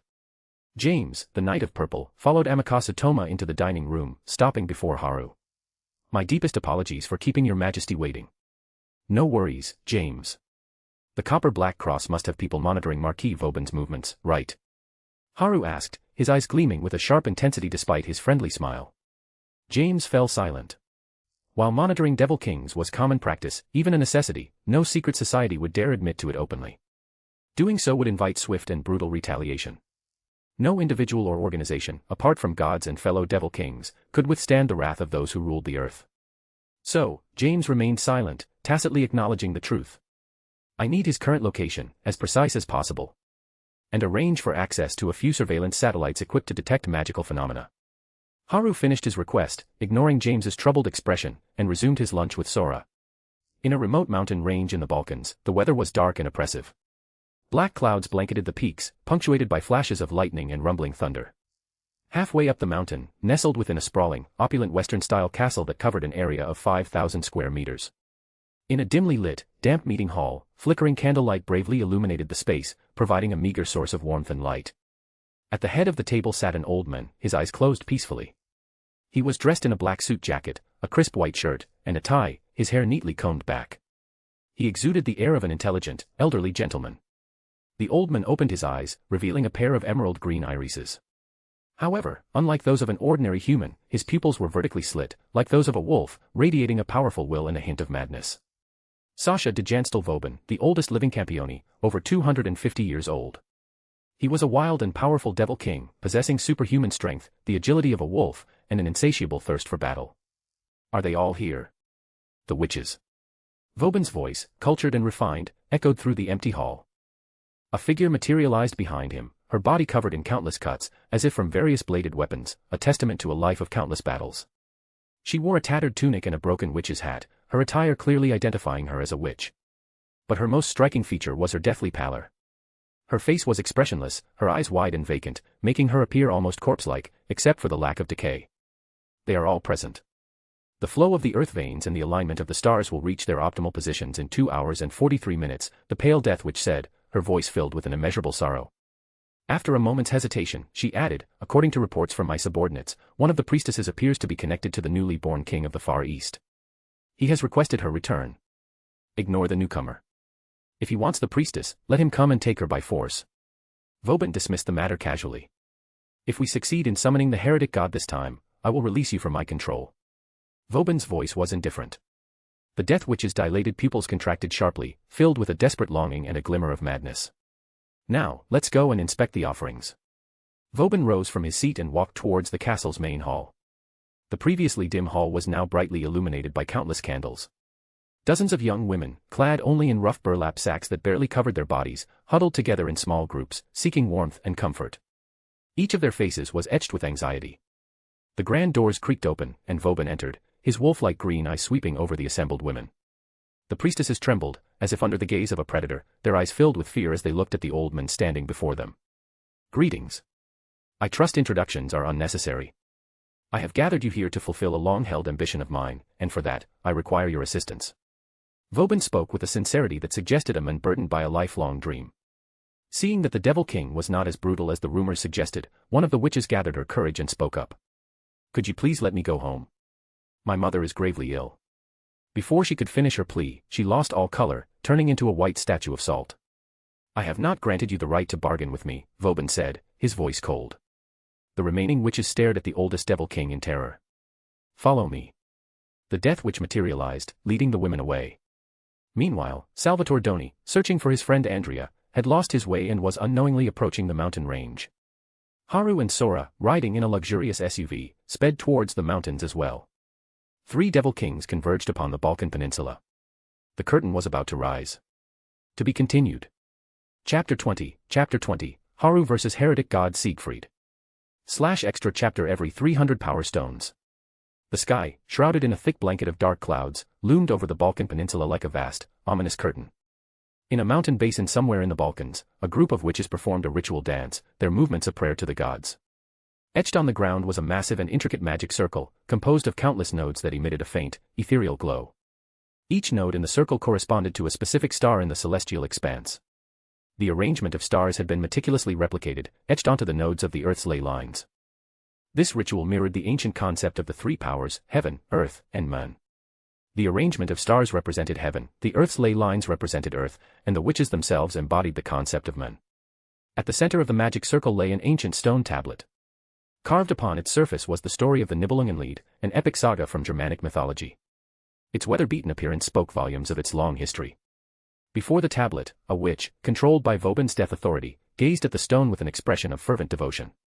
The alignment of stars, the pulsating Earth's ley lines, the presence of skilled witches, a priest fueled by an insatiable desire to summon a god, and the Nibelungenlied, a myth that would serve as a vessel for the god's descent, a story widely known throughout the land, all the necessary elements for the summoning had been assembled.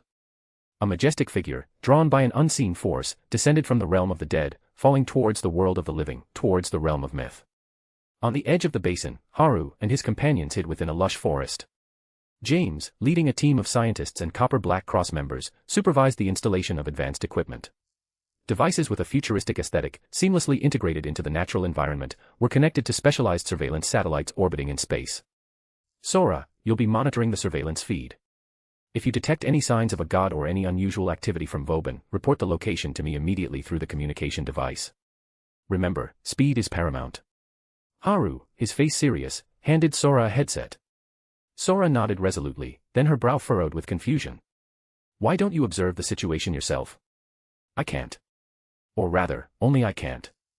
My Campione instincts would alert him to the presence of another king. I'm the only one who can't look in that direction." Haru explained, a hint of frustration in his voice. The egg, during its analysis of Pandora's magic, had thoroughly researched the nature of a Campione's beastly intuition. It was a terrifying precognitive ability, a fusion of heightened senses, a sixth sense, soul perception, premonitions, and a rudimentary understanding of time. After giving Sora her instructions, Haru walked to the edge of the basin, closed his eyes, and began meditating. Sora, headset in hand, walked towards the central monitor. James, having finished directing his team, joined her. As the equipment came online, the specialized satellites in orbit adjusted their positions. A faint magical glow emanated from them, piercing through the clouds.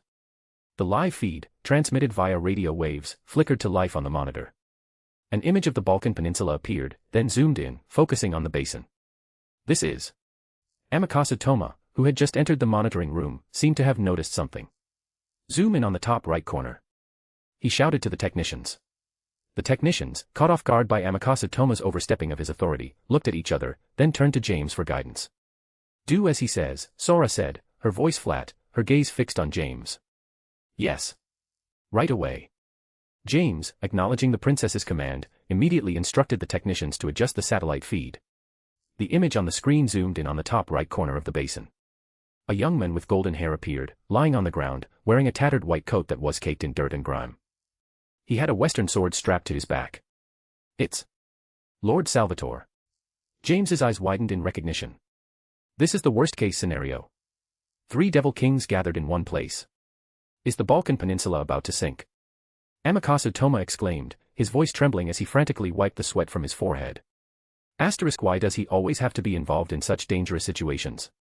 Can't he just live a peaceful life with me? Sora thought, her brow furrowed with worry. She picked up the microphone. Haru, can you hear me? Yes, what is it? Haru's calm voice came through the headset. Top right corner. The blonde idiot we met this morning is hiding there. As Sora's words reached him, Haru's eyes snapped open, his gaze sharp and intense as he focused on the designated location. Salvatore Doni, sensing Haru's gaze, looked up and met his eyes.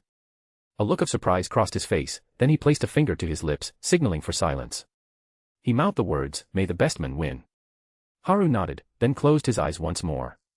The summoning ritual reached its climax. The Death Witch's body, under the immense pressure of magical energy, threatened to crumble. She knelt before the stone tablet, her body racked with tremors as waves of power surged through her. The combined magical energy of the witches, the aligned stars, and the pulsating ley lines flowed into her undead form. Her body repeatedly shattered and reformed, a testament to the destructive and regenerative powers of Vauban's death authority. Her expression contorted with madness, her voice a frantic cry as she chanted the Nibelungen Lied etched on the stone tablet. Suddenly, the thick clouds parted, pierced by a blinding light. A majestic figure descended from the realm of the dead, materializing on earth. It was a young man with long, flowing gray hair. He wore bone-like armor and a black leather coat, his hand gripping a massive sword shaped like a monstrous fang. He hovered above the ritual circle, radiating an aura of immense divine power, his presence warping the very fabric of space. Siegfried, the heretic god, the unyielding hero, had arrived. The moment the god appeared, Sora quickly grabbed the microphone and reported his location. 45 degrees upwards, 500 meters. At the instant of Siegfried's arrival, Vauban's eyes blazed emerald green. He activated his authority, Eyes of Sodom. Dark clouds returned, engulfing the sky once more. Rain lashed down, accompanied by thunder and howling winds, as if a tempestuous storm was about to sweep across the land. Siegfried's movement abruptly ceased. The unseen force of the evil eye held him captive, pinned in place by the relentless assault of rain, wind, and lightning. At the same time, Doni leaped to his feet, his hand reaching for the western sword strapped to his back. As his hand moved, his wrist began to shimmer, taking on a silvery sheen. By the time he grasped the sword's hilt, his entire arm had transformed into an unknown silver metal. He activated his authority, Silver Hand, which could rend all things. Doni's hand moved with blurring speed, seemingly slow yet incredibly fast, as if striking with one sword and countless swords at once. He cleaved through the clouds, the atmosphere, the mountain, even the very fabric of space. His sword energy, a silent whisper of death, sliced towards the immobilized Siegfried. Haru's unleashed a surge of magical energy 10 times that of an ordinary Campione. With a single step, the ground buckled beneath him, creating a crater. A sonic boom reverberated through the air like a clap of thunder. The space before his fist shattered, and his iron fist, imbued with an overwhelming force capable of breaking the void, slammed towards Siegfried's back. Siegfried, still acclimating to the world of the living, was caught off guard by the three-pronged attack. However, his expression remained calm. For the steel hero god, who had walked the line between life and death countless times, this was merely a Tuesday. He calmly assessed the situation, identifying the threats. The greatest danger came from the Sword King, Doni, and his steel-rending silver hand. Next was the Wolf King's combined power of wind, rain, and lightning. Haru's fist, though powerful, was not an authority. Siegfried, having bathed in the blood of the evil dragon Fafnir, was confident that even a direct hit to a weak point would only inflict a minor injury. But there was no time for hesitation. Instinct, honed through countless battles, guided Siegfried's actions. With a jolt, he broke free from the Eye of Sodom's grip. He grasped Gram tightly, channeling his divine power into the blade as if it were a raging waterfall. He chanted the divine words. "Oh, sword of light and shadow, rending all things, the world has reached its twilight hour. Strike down the dragon of evil." Siegfried drew his sword. Accompanied by the echoing chant, a torrent of light erupted from the blade, resembling the final rays of a setting sun. The light clashed with Doni's earth-shattering sword energy. For a moment, the world seemed to hold its breath, then the very fabric of space groaned in protest as the two terrifying forces met. At that moment, Haru's void-breaking fist slammed into Siegfried's back. Siegfried, summoning his remaining strength, chanted another incantation, "O blood of the evil dragon Fafnir, grant me immortality." A shadowy figure, with bat-like wings, a lizard's head, and a long, serpentine body, materialized around Siegfried. His divine power surged, and he attempted to withstand Haru's attack with his dragon-blooded body. But Haru's fist, deceptively slow yet incredibly fast, connected. "Now, egg, annihilate." Haru gave the command the instant his fist made contact. A triumphant smirk spread across his lips as a look of horror dawned on Siegfried's face. It was too late. The armor of Fafnir vanished without a sound. As Haru's fist tore through space, it also tore through Siegfried's chest, leaving a gaping hole 20 centimeters wide. You win, Siegfried said, a resigned smile on his lips. Then his expression contorted into a demonic mask of rage as he raised Graham, channeling all his remaining divine power into the blade. He swung the sword towards Haru, whose arm was still lodged in his chest. Take my final blow, Devil King. Haru instinctively raised his left arm to block. Blood splattered as his forearm was severed clean through. Ha ha ha ha. Siegfried laughed maniacally, then his form dissolved into dust, carried away by the wind. With Siegfried's death, the usurpation's ritual began. To be continued. Chapter 21, Vauban Rage and Army of Darkness. / extra chapter every 300 power stones. Dark clouds choked the sky above the Balkan Peninsula, the air thick with the rumble of thunder and the flash of lightning. Vauban stood facing Haru on the muddy ground, his expression calm but his emerald eyes blazing with fury. As his anger surged, the sky responded, unleashing a furious storm of thunder and lightning. Haru blinked his deep gray eyes, seemingly unconcerned by Vauban's wrath. He picked up his severed arm, pressing it against the wound, and whispered an incantation, activating his authority.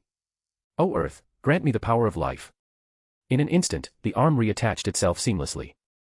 Haru flexed his hand, confirming its full restoration, then turned his gaze to the old man standing 20 meters away, the oldest Campione, Sasha de Janstel Vauban. Lightning bolts crackled across the ravaged basin. The remaining conscious witches watched the two devil kings face off, despair gnawing at their hearts. They had just endured a harrowing summoning ritual, only to be caught in the crossfire of a battle between kings. Could their fate be any crueler? Among the group of women, Liliana supported the trembling Maria Yuri, watching the confrontation with a wry smile. Asterisk that king, he actually came here. And he stole Marquis Vauban's prize, asterisk. Noticing the distressed Liliana and Maria Yuri in the crowd, Haru frowned and activated his life authority. Immense earth vein energy flowed into the two girls, replenishing their strength and healing their wounds. He extended the healing energy to the other witches as well. The unconscious witches' breathing gradually stabilized, and color returned to the faces of those who were awake, indicating their recovery. After a moment of silence, Vauban addressed the young men who, despite being a Campione, exuded an aura closer to that of a heretic god. I've seen your file. You're the newcomer from the Far East, the suspected sixth king who appeared just a few days ago. So tell me, what gives you the audacity to steal my prey? Oh my, it seems I should be asking you that question. You dared to touch what belongs to me, to slap me in the face so openly. What gave you the audacity? Haru's tone was laced with amusement and a hint of challenge. Heh, for a woman. You're still so young. Vauban's smile was cold and predatory. Well, unlike you, I'm still quite capable in that department. Haru looked pointedly at Vauban's lower body, his words dripping with malice. Isn't that right, Doni? Haru turned towards Doni, who, sensing the dangerous atmosphere, was attempting to discreetly slip away. Ha ha ha ha, how would I know? I just happened to wander through here while I was lost. Speaking of which, where did you run off to, Andrea? Doni called out his friend's name, his feet moving quickly as he attempted to escape. Boom, a lightning bolt, thick as a water bucket, struck the ground in front of Doni, creating a massive crater that radiated intense heat. It seems I'm stuck. Honestly, I'd hate to be accused of assaulting an elderly gentleman. Doni sighed dramatically, but his eyes gleamed with excitement. Witnessing the terrifying attack had rekindled his battle lust. The hand gripping his knight's sword began to take on a silvery sheen. 12 miniature moons materialized around Haru, silently orbiting him like protective satellites. Dozens of giant wolves emerged from the shadows, gently picking up the witches in their jaws and carrying them away from the battlefield. The Death Witch, her body reduced to a mere head, shed tears of ice from her vacant eyes. With an expression of utter relief, she crumbled into dust. The old geezer's got a soft side, huh? Doni chuckled, seemingly unaffected by the macabre scene. Protecting valuable resources is simply common sense, wouldn't you agree? Vauban's voice was low and emotionless. The ritual had successfully summoned a god, and even though Haru had slain it, the witch's value in Vauban's eyes had increased. They had been upgraded from expendable pawns to precious assets worthy of protection. Suddenly, Vauban's eyes flashed green. Haru and Doni froze mid-movement as a barrage of lightning bolts rained down from the sky, engulfing the earth in a blinding fury. Just before they struck, Doni broke free of the paralysis, his steel blade flashing with incredible speed as he effortlessly sliced through the lightning bolts. Achieving a feat worthy of a mythical Raikiri. He then swung his sword upwards, unleashing a wave of sword energy that ripped through space, hurtling towards Vauban. As the thunderous assault rained down upon him, the miniature moons orbiting Haru emitted a silvery glow, transforming into shimmering bands of light that rotated at high speed. The lightning bolts were deflected by an invisible force. Then, a massive, 50-meter wide moon materialized high above the battlefield, glowing red-hot from atmospheric friction. It plummeted towards Vauban, its immense mass accelerating under gravity's pull. Cracks appeared in the earth as countless undead servants erupted from the ground, throwing themselves in the path of Doni's sword energy, their bodies a shield of flesh and bone. A deafening roar echoed through the air as a colossal wyvern burst from the depths of the earth, its wings carrying it skyward to intercept Doni's attack. The wyvern's wings and scales were silver, its massive body spanning over 20 meters. An aura of divine power radiated from it, marking it as a true divine beast. However, its once gleaming scales were now dull and lifeless. Patches of scales had fallen away, revealing rotting flesh beneath. Several areas even exposed bare bone, creating a ghastly and pitiful sight. The wyvern's right foreleg, its equivalent of a hand, was missing from the elbow down. It had also lost its left eye, leaving only a hollow socket. This was one of the divine beasts Vauban had slain in his younger years, now resurrected as a zombie wyvern by his death authority, slumbering deep within the mountain. "Amuse yourselves with my servants," Vauban's voice boomed, cold and commanding. With the sound of cracking earth and an eerie glow, tens of thousands of undead soldiers and wolves materialized, arrayed like an army. Light cavalry, heavily armored knights, musketeers, lightly armed infantry, heavily armored infantry, groups of witches, warriors who had been knights and even holy knights in life. And packs of wolves the size of horses, rivaling lesser divine beasts in power, they swarmed Doni, their sheer numbers a formidable force, buying time for their monstrous, near-divine zombie wyvern ally. To be continued. Chapter 22, New Authority. Haru vs. Vauban. /extra chapter every 300 power stones. A massive army of 10,000 undead surged towards Doni like a tidal wave, gradually engulfing him. Unfazed, Doni raised his sword, a thrill of excitement coursing through him as he prepared to face the onslaught of dragons, wolves, and an army of the dead. Ignoring Doni, who was now embroiled in a chaotic battle against the undead legion, Vauban focused his attention on the seemingly unimposing young men before him. He remained unmoved as the massive moon plummeted from the sky. When it was less than 50 meters away, a ripping sound filled the air as Vauban's clothes were shredded, his body undergoing a drastic transformation. Thick blue fur sprouted, covering his entire body. His fingers morphed into vicious claws, his nose elongated into a snout, and his lips stretched back, revealing sharp fangs. In an instant, Vauban had transformed into a colossal blue werewolf, towering 30 meters tall. He raised his massive paws, effortlessly catching the red-hot moon as it hurtled towards him like a meteor. Then, opening his gaping maw, he took a huge bite out of the celestial body. His jaws unhinged, expanding impossibly wide, swallowing the 50-meter moon hole. A crunching sound echoed through the basin as he devoured it in a few massive bites. The giant werewolf smacked his lips with satisfaction. Compared to the sun god's fiery orb, this moon has a more refined flavor, like a fine Austrian cheese. The monstrous beast turned his predatory gaze towards the diminutive figure protected by the orbiting moons, his eyes filled with a savage battle lust. "Since you've stolen my intended prey, you'll have to serve as the quarry for this hunt. Struggle as much as you like. I'll teach you, as a junior, the proper respect you owe your elders." A gale whipped through the basin, swirling around the werewolf, minimizing air resistance and increasing his already monstrous strength by 30%. Rain lashed down, and a bolt of lightning split the sky. The werewolf caught the lightning bolt in his hand, wielding it like Zeus with his thunderbolts. His emerald eyes flashed, and Haru's movement stuttered, momentarily paralyzed. The werewolf seized the opportunity, hurling the lightning spear towards him. The spear of lightning blazed across the distance, seemingly traversing space itself as it reached Haru in an instant. Haru's pupils constricted. The miniature moons orbiting him pulsed with energy, shifting their trajectories to intercept the attack, forming a protective barrier before him. A tremendous explosion rocked the basin, sending a massive mushroom cloud billowing skyward. Black smoke billowed outwards, engulfing half the valley. Simultaneously, Vauban unleashed another authority, tempestuous fury.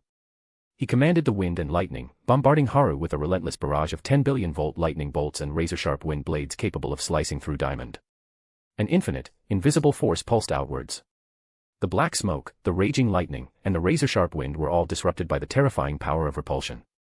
The attack, warped by the force that rejected all things, veered off course, narrowly missing Haru, scarring the distant landscape with scorched earth and deep gashes. Haru waved his hand, summoning the 12 miniature moons once more.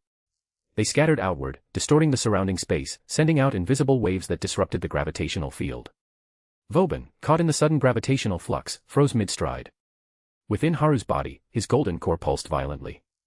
A full moon materialized in the sky, its gravitational pull amplified tenfold by the distortions in the surrounding space. Drawn by the intensified gravity, the moon hurtled towards Vauban at a speed of 40 kilometers per second, mimicking the cataclysmic impact that wiped out the dinosaurs 65 million years ago. The moon slammed into the spot where Vauban stood. It crashed into the ground, yet no tremor shook the earth. Only a soft, rasping sound filled the air as white dust billowed outwards, engulfing the battlefield. Haru caught a handful of the dust, examining it closely. He rubbed it between his fingers. Salt. With a deafening roar, the giant werewolf reappeared. His eyes blazed with a green light, resembling demonic orbs, the eyes of Sodom, stolen from the one-eyed god of war, Horus. He had neutralized the moon's impact by turning it into salt. Not bad, kid. But you're still too young. Vauban sneered, his jaws stretching wide in a mocking grin. Haru remained silent. His eyes flickered, and every rock within the basin rose into the air. With a wave of his hand, the rocks, heated by air friction, became fiery meteors, hurtling towards Vauban in a dense and inescapable barrage. The sky roared with thunder, lightning flashed, and wind howled. Before the rocks could reach Vauban, they were intercepted by the storm, reduced to charred fragments or shattered into dust, falling harmlessly to the ground. Is that all you've got? Vauban roared. He charged forward on all fours, like a proud alpha wolf. His fur shed, detaching from his body and transforming into a pack of thousands of monstrous, brown-furred wolves the size of bulls, a ravenous horde rushing towards Haru. At that moment, the egg finally finished annihilating Siegfried's divine power, analyzing the information and extracting its world rules. Siegfried, a hero from Norse mythology and the German epic poem Nibelungenlied. He had ascended to godhood through 3 great feats, forging a legendary sword, the tale of Gram's creation, inheriting a divine weapon, Gram passed down from his ancestor, the Norse god Odin, and slaying a dragon to gain its power, killing the dragon Fafnir and gaining immortality. The dragon, the world tree from which the magical sword Gram was forged, and the very earth itself, all were embodiments of the earth's power. It was no exaggeration to say that Siegfried's strength originated from the earth. Just as ancient people mined the earth for metal to forge iron weapons, the rare steel produced in ancient times represented the pinnacle of military might. Because the essence of Siegfried's myth was rooted in the earth, his divine power contained the rules for drawing strength from the earth and transforming it into the power of steel. The egg extracted these rules from Siegfried's divine power, instilling the most compatible one into Haru's very soul. As the rule merged with his soul, it transformed, according to the laws of the Campione world, into a new authority. Gazing at the approaching wolf pack, Haru charged forward with a triumphant laugh. Round 2 begins, Vauban. I shall become steel. Haru activated his newly acquired authority, Steel Incarnate. This power, born from the egg's analysis of the steel god of war he had faced, allowed him to embody the essence of steel. As the authority took hold, primal runes manifested across Haru's body, coalescing into a shadowy figure with bat-like wings, a lizard's head, and a long, serpentine body, enveloping him completely.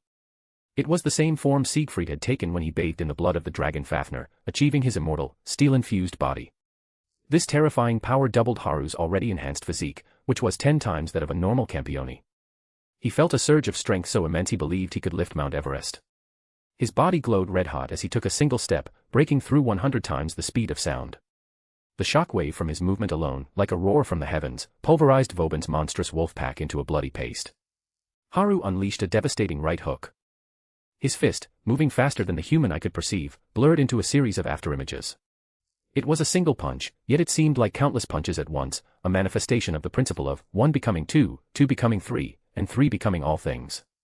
The air around his fist ignited from the friction, creating a rainbow of colors as he unleashed a torrent of light composed of millions upon millions of punches, like a thousand-armed god. Vauban, caught off guard by Haru's sudden surge in speed, reacted instinctively. In a desperate attempt to defend himself, he summoned the Centimanes, a monstrous 100-eyed giant he had slain and enslaved as an undead servant years ago. The earth buckled as Vauban disappeared underground, replaced by a 50-meter-tall behemoth wielding a massive wooden club, its head covered in countless eyes. The Centimanes roared, attempting to meet Haru's onslaught head-on. Time seemed to freeze for a heartbeat. Then, with a sickening crunch, the giant, who had been summoned barely a second ago, was reduced to a pulp, instantly incinerated by the superheated air ignited by Haru's punches. Not even the power of the Death Authority could resurrect it. The spectral image of Fafnir surrounding Haru vanished, replaced by a sword, Gram, the legendary demon blade, forged from a dragon's tooth, a meter long and 50 centimeters wide, shaped like the fang of a monstrous predator. I shall become steel.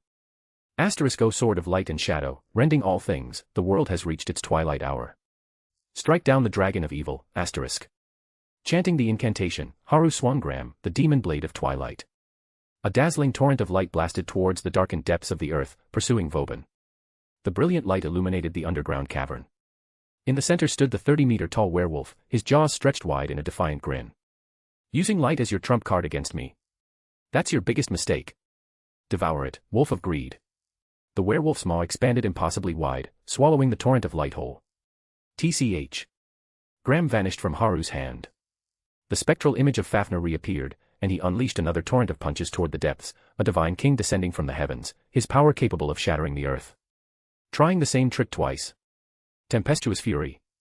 Lightning bolts crashed into Vauban's werewolf form, his body glowing with a blue electric aura. His strength surged, and he swung his massive claws with supersonic speed, unleashing a flurry of claw strikes that met Haru's onslaught head-on. The two forces collided, canceling each other out.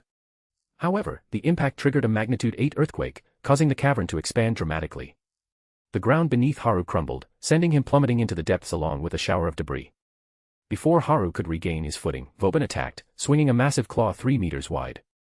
Haru, anticipating the attack, countered with both fists, striking the fleshy pad at the center of Vauban's claws, halting their descent. A deep thud echoed through the cavern. "You're pretty good, kid," Vauban growled, offering a grudging compliment. "Thanks," Haru retorted, mimicking Vauban's grim tone. In a flash, Haru channeled 80% of his strength into a devastating kick aimed at Vauban's groin. Asterisk tick. Tick, asterisk seconds ticked by, followed by a sound like an eggshell cracking. Vauban's eyes bulged, blood vessels bursting as he frantically released Haru's arms, clutching his groin with both paws. "I'll kill you," he roared, his voice trembling with pain. Instantly, Vauban's form vanished, replaced by a monstrous black dragon, 30 meters long. The air reeked of sulfur as the dragon, its body covered in obsidian scales, opened its maw, revealing rows of razor-sharp teeth, and lunged toward Haru. "Using a dragon as your trump card against me? That's your biggest mistake." Haru countered, echoing Vauban's earlier taunt. He roared the incantation for Steel Incarnate. "I shall become steel." Graham materialized once more, radiating blinding light. The torrent of light reappeared, piercing through space and time, impaling the colossal black dragon, pinning it to the cavern wall. Asterisk drip.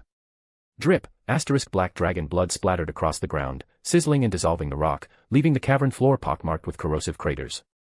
The black dragon slowly faded away, replaced by Vauban, his human form pale and aged. You win this time, kid. But don't get cocky. Don't you dare die at the hands of anyone else."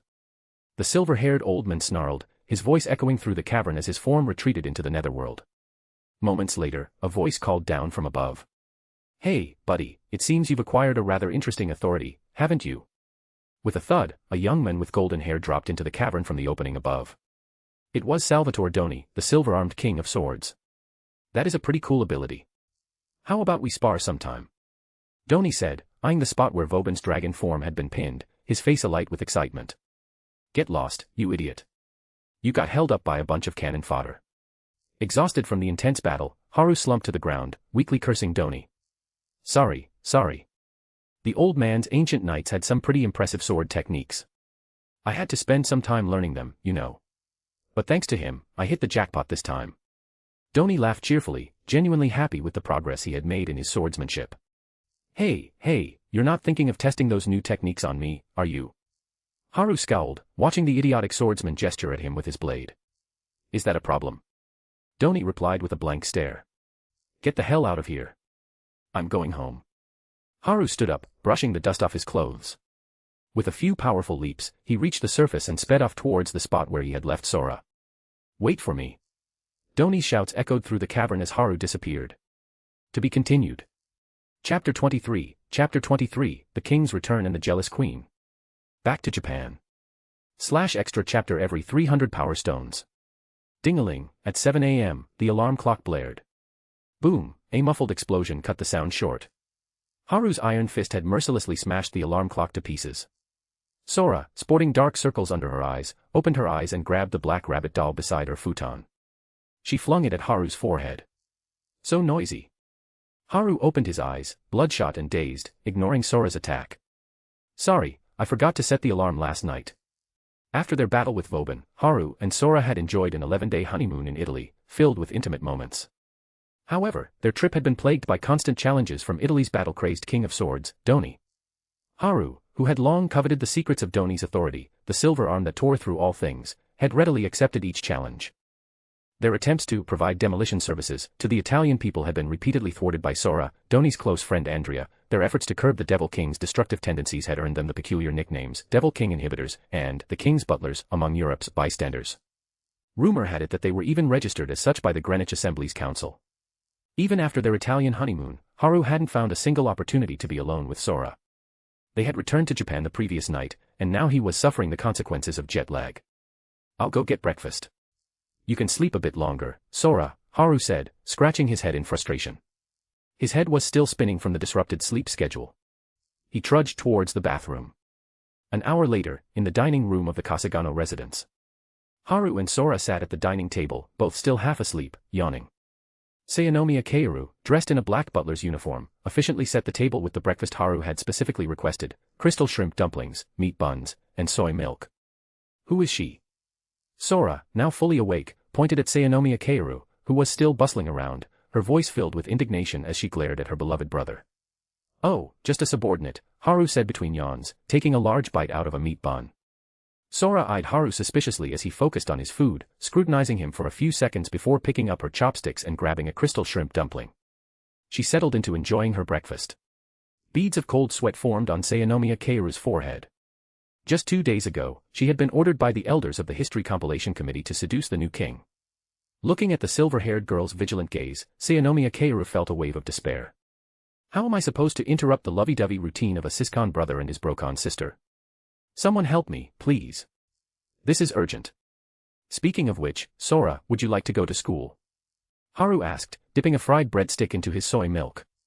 Sora made a disgusted face. Too much trouble. I'm not going. All right then. Haru readily accepted her decision. Sayanomiya Kaoru's jaw dropped. Shouldn't you be trying to persuade her, using reason and logic, to convince her to go to school and enjoy the joys of student life? Why are you breaking all the tropes? Oh, by the way, I'm going to visit the neighbors later. Want to come? Haru suddenly remembered Akira, who now served as the shrine maiden of the Saoriheim shrine. He felt a pang of concern for her, remembering she had been left homeless after Tsukuyomi's schemes. Sora's ears perked up at the mention of neighbors. A realization dawned on her, and her face darkened. I forbid you to have any contact with that woman. That woman? Oh, you mean now Yoreheim? Sure. Haru agreed readily. Sora eyed Haru suspiciously. For the first time, she sensed something was off. When did it start? It was after we returned. And found Haru injured at the shrine. His personality changed, Saint Raffaello's words echoed in her mind. Every Campione, whether they admit it or not, craves battle in their hearts. So, Haru is no longer hiding his true nature. Wait, if that's the case, does that mean the real Haru loves me, not that fox? The thought sent a wave of sweet fantasies through her. Haru looked at Sora, who was suddenly acting bashful, a confused look on his face.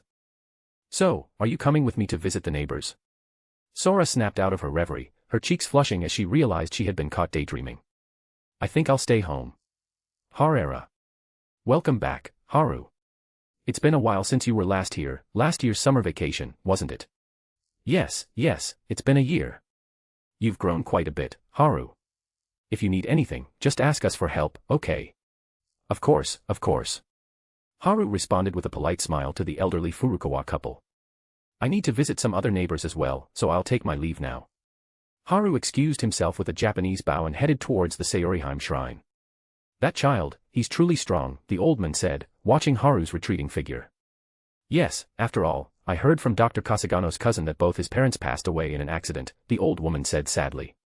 We should help him as much as we can. With that, the old man led his wife back inside. Haru reached the top of the steps leading to the Saoriheim shrine and saw the newly rebuilt main building. Haru. A sweet and cheerful voice called out from behind him. Haru turned around and saw Akira. She was dressed in the traditional attire of a shrine maiden, a white haori over a red hakama, white tabi socks, and red zora sandals. She was beaming at him with delight. It's been a while, Amitsum. Haru greeted her cheerfully, feeling the warmth of a long-lost friend. Akira pouted at him, her face filled with displeasure. Let me try that again. It's been a while, Akira. Haru chuckled, scratching his head sheepishly. Yes, it's been a while, Haru. Akira's frown vanished, replaced by a radiant smile. Why are you back so early this year? It's not even summer vacation yet. Akira asked curiously, tilting her head. Well, there were some circumstances. I'll be staying here for a while, I think. Haru diverted the question with a vague explanation. Really? Akira's eyes widened in delight, and she grabbed Haru's shoulders, unable to contain her excitement. Thud, the sound of a bag falling to the ground. A girl with long black hair stood frozen, staring blankly at the two of them, seemingly about to kiss. To be continued. Chapter 24, The Shrine Maidens. The Sisters Akira and Kazuha. / extra chapter every 300 power stones. It was 10 a.m. at the Saoriheim shrine. Haru and Akira sat on the shrine steps, facing the inquisition of a beautiful girl with long, straight black hair. So, you're saying it was just an overexcited greeting between childhood friends who haven't seen each other in years? Not, a romantic thing. Kazuha eyed Akira and Haru with suspicion, her expression mirroring that of a wife catching her husband in an affair. Even if they're just childhood friends, that was a little too intimate, wasn't it? And besides, isn't it common for childhood friends to develop romantic feelings for each other? Yes. You have to believe me, Kazuha. Akira's face burned crimson. Being accused of dating a boy, and potentially being about to kiss him, was mortifying for a 16-year-old girl. Ah, that's exactly how it was. And, nice to meet you, I'm Kasugano Haru. Haru discreetly glanced at the girl with long, straight black hair neatly tied with a white ribbon. She wore a violet dress and a white coat, her figure undeniably attractive. He cleared his throat and introduced himself with a straight face. Ah, it's nice to meet you too. I'm Kazuha Mijiwa. Pleased to make your acquaintance. The unexpected introduction flustered the girl, who rarely interacted with boys. However, her impeccable upbringing allowed her to quickly regain her composure and respond with a polite curtsy. Kasugano. I remember the only family in town with that surname was the late doctor's family. A thought struck Kazuha. She vaguely remembered that whenever she was sick as a child, her parents would take her to the clinic run by Dr. Kasugano, an old friend of her grandfather. She had a faint memory of a young boy helping out at the clinic. Kazuha scrutinized Haru's face, recognizing the familiar features of the boy from her childhood. Akira snuck up behind Kazuha, wrapping her arms around her neck. Resting her head against Kazuha's, she whispered, Are you smitten with Haru, Kazuha? You've been staring at his face for quite a while now. Kazuha jumped, her face burning as she stammered in denial. No. He just looks familiar. I think I saw him a few times at Dr. Kasugano's clinic when I was younger. I don't believe you. I don't think you ever met Haru when we were kids. Akira's expression turned mischievous, her lips curving into a sly smile. Wait, I remember going with you a few times, Kazuha protested, her cheeks reddening even further as Akira's breath tickled her neck. Oh, you're right. There were a couple of times. So, Kazuha, what brings you here today? Akira chuckled, playing along to distract her easily flustered friend. Ah. I almost forgot. I came to get some protective charms. Kazuha finally remembered her purpose for visiting the shrine. Protective charms? What do you need those for? They're useless. They're just for peace of mind. Because they were family and close friends, Akira didn't hesitate to reveal the truth. Well. It seems our house is haunted. Kazuha whispered, her face pale as she recalled the unsettling events. Haunted. Haru and Akira exclaimed in unison. However, one was excited, while the other was terrified. Despite having lived 2 lives and battled gods and devil kings, Haru had never encountered a ghost. His curiosity was piqued. Akira, trembling, hid behind Haru, as if expecting Kazuha to transform into a monstrous apparition. What happened?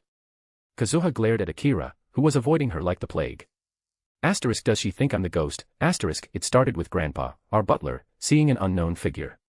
Then, Chitose, our maid, also reported seeing a strange shadow lurking around my father's study and bedroom. And yesterday, both my parents saw something odd. This morning, I saw a blurry figure outside the study, so I rushed over here to get some protective charms. There really are ghosts. But the charms are. Akira trailed off, her eyes widening as she seemed to remember something. She rushed into the shrine, struggling to pull out a dusty wooden chest, and rummaged through its contents. After a moment, she emerged, triumphantly holding a stack of old paper talismans. Found them. It's these. Those are protective charms. Haru and Kazuha asked in unison, looking at the worn talismans with skepticism. Yes. The previous shrine priest, before he passed away, told me to use these if there was ever any danger. Akira pointed to the chest. Inside, it was filled with a variety of items that radiated a faint magical aura, old talismans, ancient prayer beads that glowed faintly despite their age, and various other tools used to ward off evil spirits and even protect against magic. It seemed the previous priest had been a practitioner of magic, well prepared to protect his granddaughter from supernatural threats. While these items might not be effective against powerful enemies, they were more than enough to safeguard an ordinary girl. Collecting these items must have taken a lot of effort for an ordinary old priest. He truly loved his granddaughter. Haru watched Akira, who was beaming with excitement. The previous shrine priest. I heard he was a very skilled Shinto practitioner. Kazuha's eyes lit up with hope. So, let's go ghost hunting with these. Come on, Haru, let's go on an adventure. Just like when we were kids. Akira, armed with her newfound weapons, grabbed Kazuha's hand and eagerly invited Haru to join them. Across the sea, in China, on the summit of Mount Tai, the most sacred of the 5 great mountains, a figure stood gazing towards the east. So, it has been taken to the far east, has it? Lightning flashed, a 3-meter-thick bolt illuminating the entire mountain, revealing the figure standing on its peak. What I seek is my original self. As the 2 girls walked away, Haru looked towards the west, a sense of unease creeping over him. He felt something approaching. A heretic god, if so, the egg might finally get its treat. He watched the girls as they reached the bottom of the shrine steps, then vanished with a flicker, reappearing 2 meters behind them. To be continued. Chapter 25, Politics and Power. The Devil King's Unexpected In-Laws. New Patreon. /extra chapter every 300 power stones. In the suburbs of Ashikaga City, within the spacious estate of the Mijiwa family, 2 men sat at a tea table, engaged in casual conversation. Mijiwa Ikura, Akira's father, skillfully brewed tea as he addressed the middle-aged man across from him. Daisuke, you've rarely come for tea since you were promoted to Meikai priest. Are you preparing for the highest-ranking Jukai priest examination? The middle-aged man seated opposite Mijiwa Ikura was Harada Daisuke, the Meikai priest who had led the members of the Mondai Inari shrine to inspect the situation in Okukazome half a month ago. I was preparing for the highest priest examination, but because of the major incident half a month ago, I was specially promoted for handling it well. Harada Daisuke pointed to his priestly robes, boasting slightly. Is that Jui? Mijiwa Ikura said, surprised. There were strict rules about what clothes each rank of priest could wear. Jui was a garment worn only by the highest-ranking priests, representing the top-tiered Jukai priests. Priests of this rank were usually the highest authority figures in a shrine or their successors. Yes, I thought I was going to die, but the situation turned around. I was so lucky. Harada Daisuke sighed deeply. Even now, he still couldn't calm down, remembering the moment the highest position, vacant for 1,000 years, was claimed by a young Devil King. He had defied the Devil King and yet managed to survive, even getting promoted. It was exhilarating. And he had heard that recently, that Devil King almost sank the Balkan Peninsula in Europe over a woman. A near-death situation. It's not good to remind me of things related to the magical side of things, is it?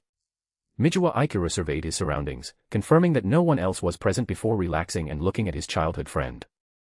Mijiwa Ikura, who had risen to become a member of the House of Representatives in the Japanese Diet and was even a strong contender for the position of Speaker, naturally knew something about Harada Daisuke's work.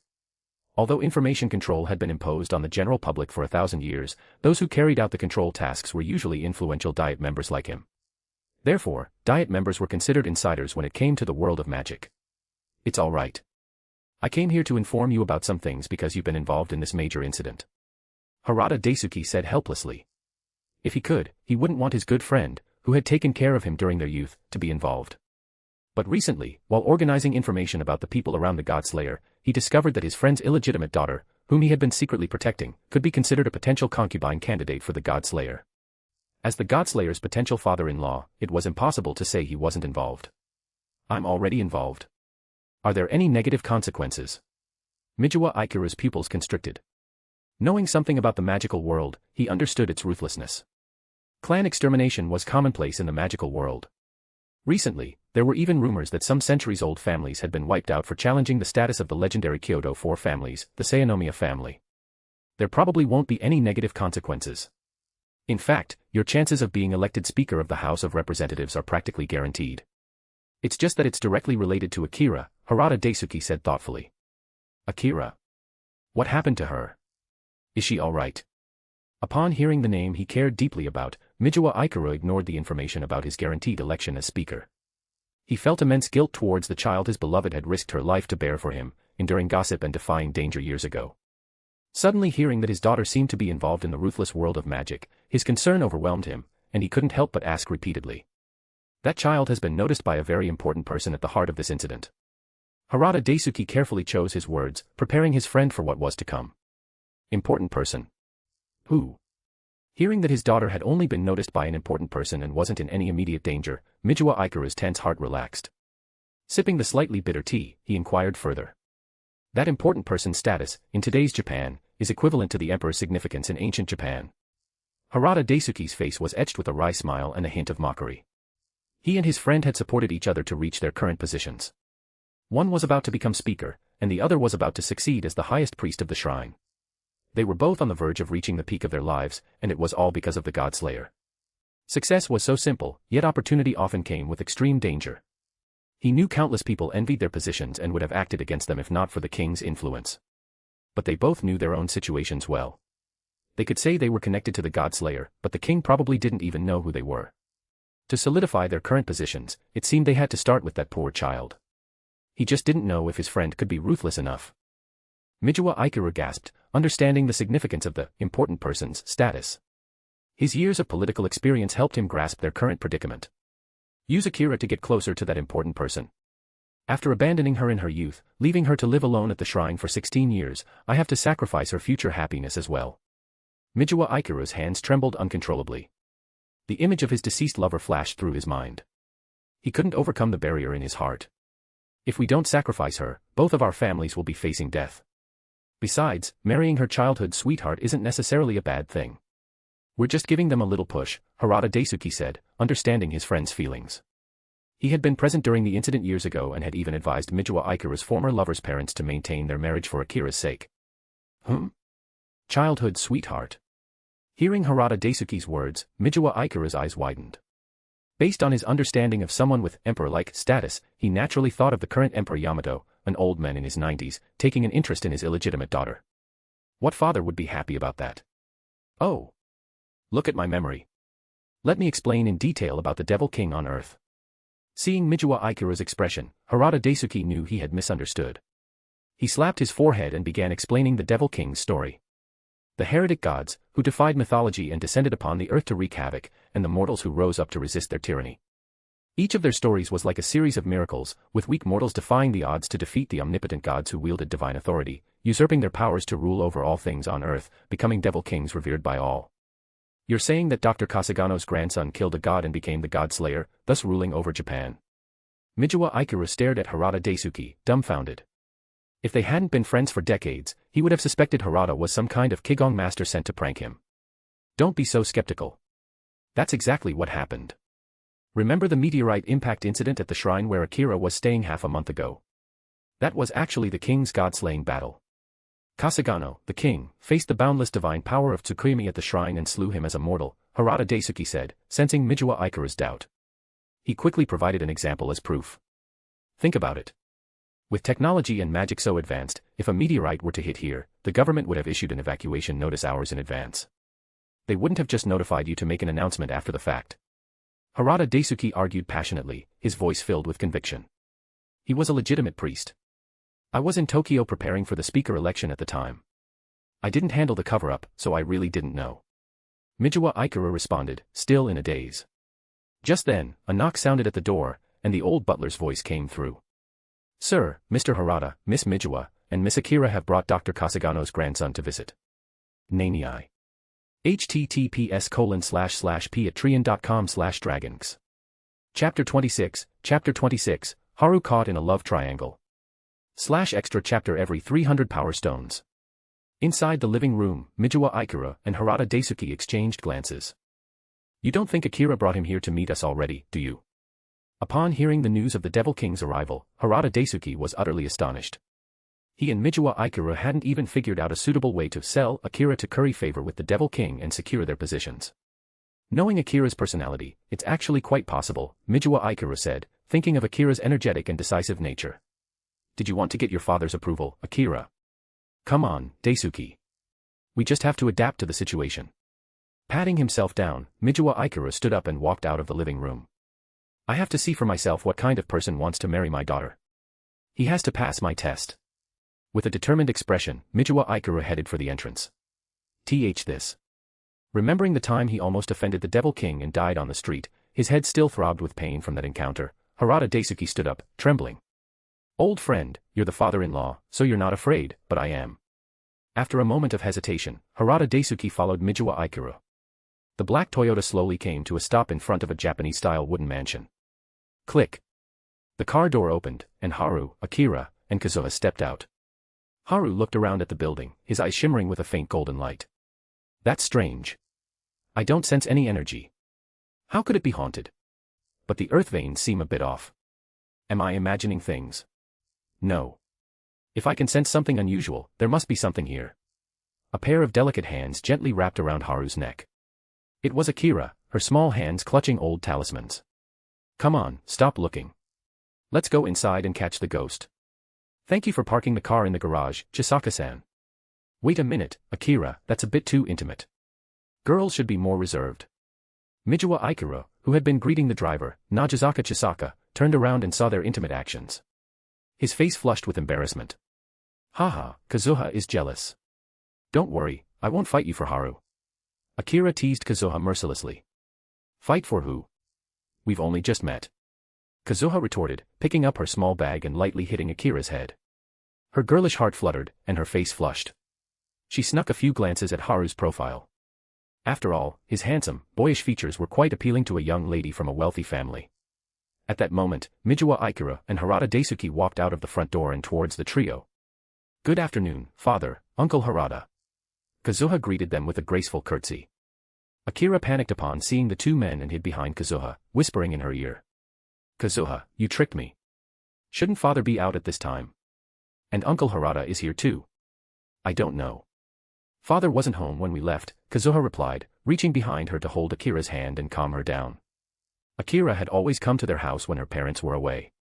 Whenever Mijiwa Ikura learned from the butler that Akira was coming, he would always find an excuse to avoid her. He had never come out to greet them like this before. Could it be because of him? Kazuha looked curiously at Haru's back.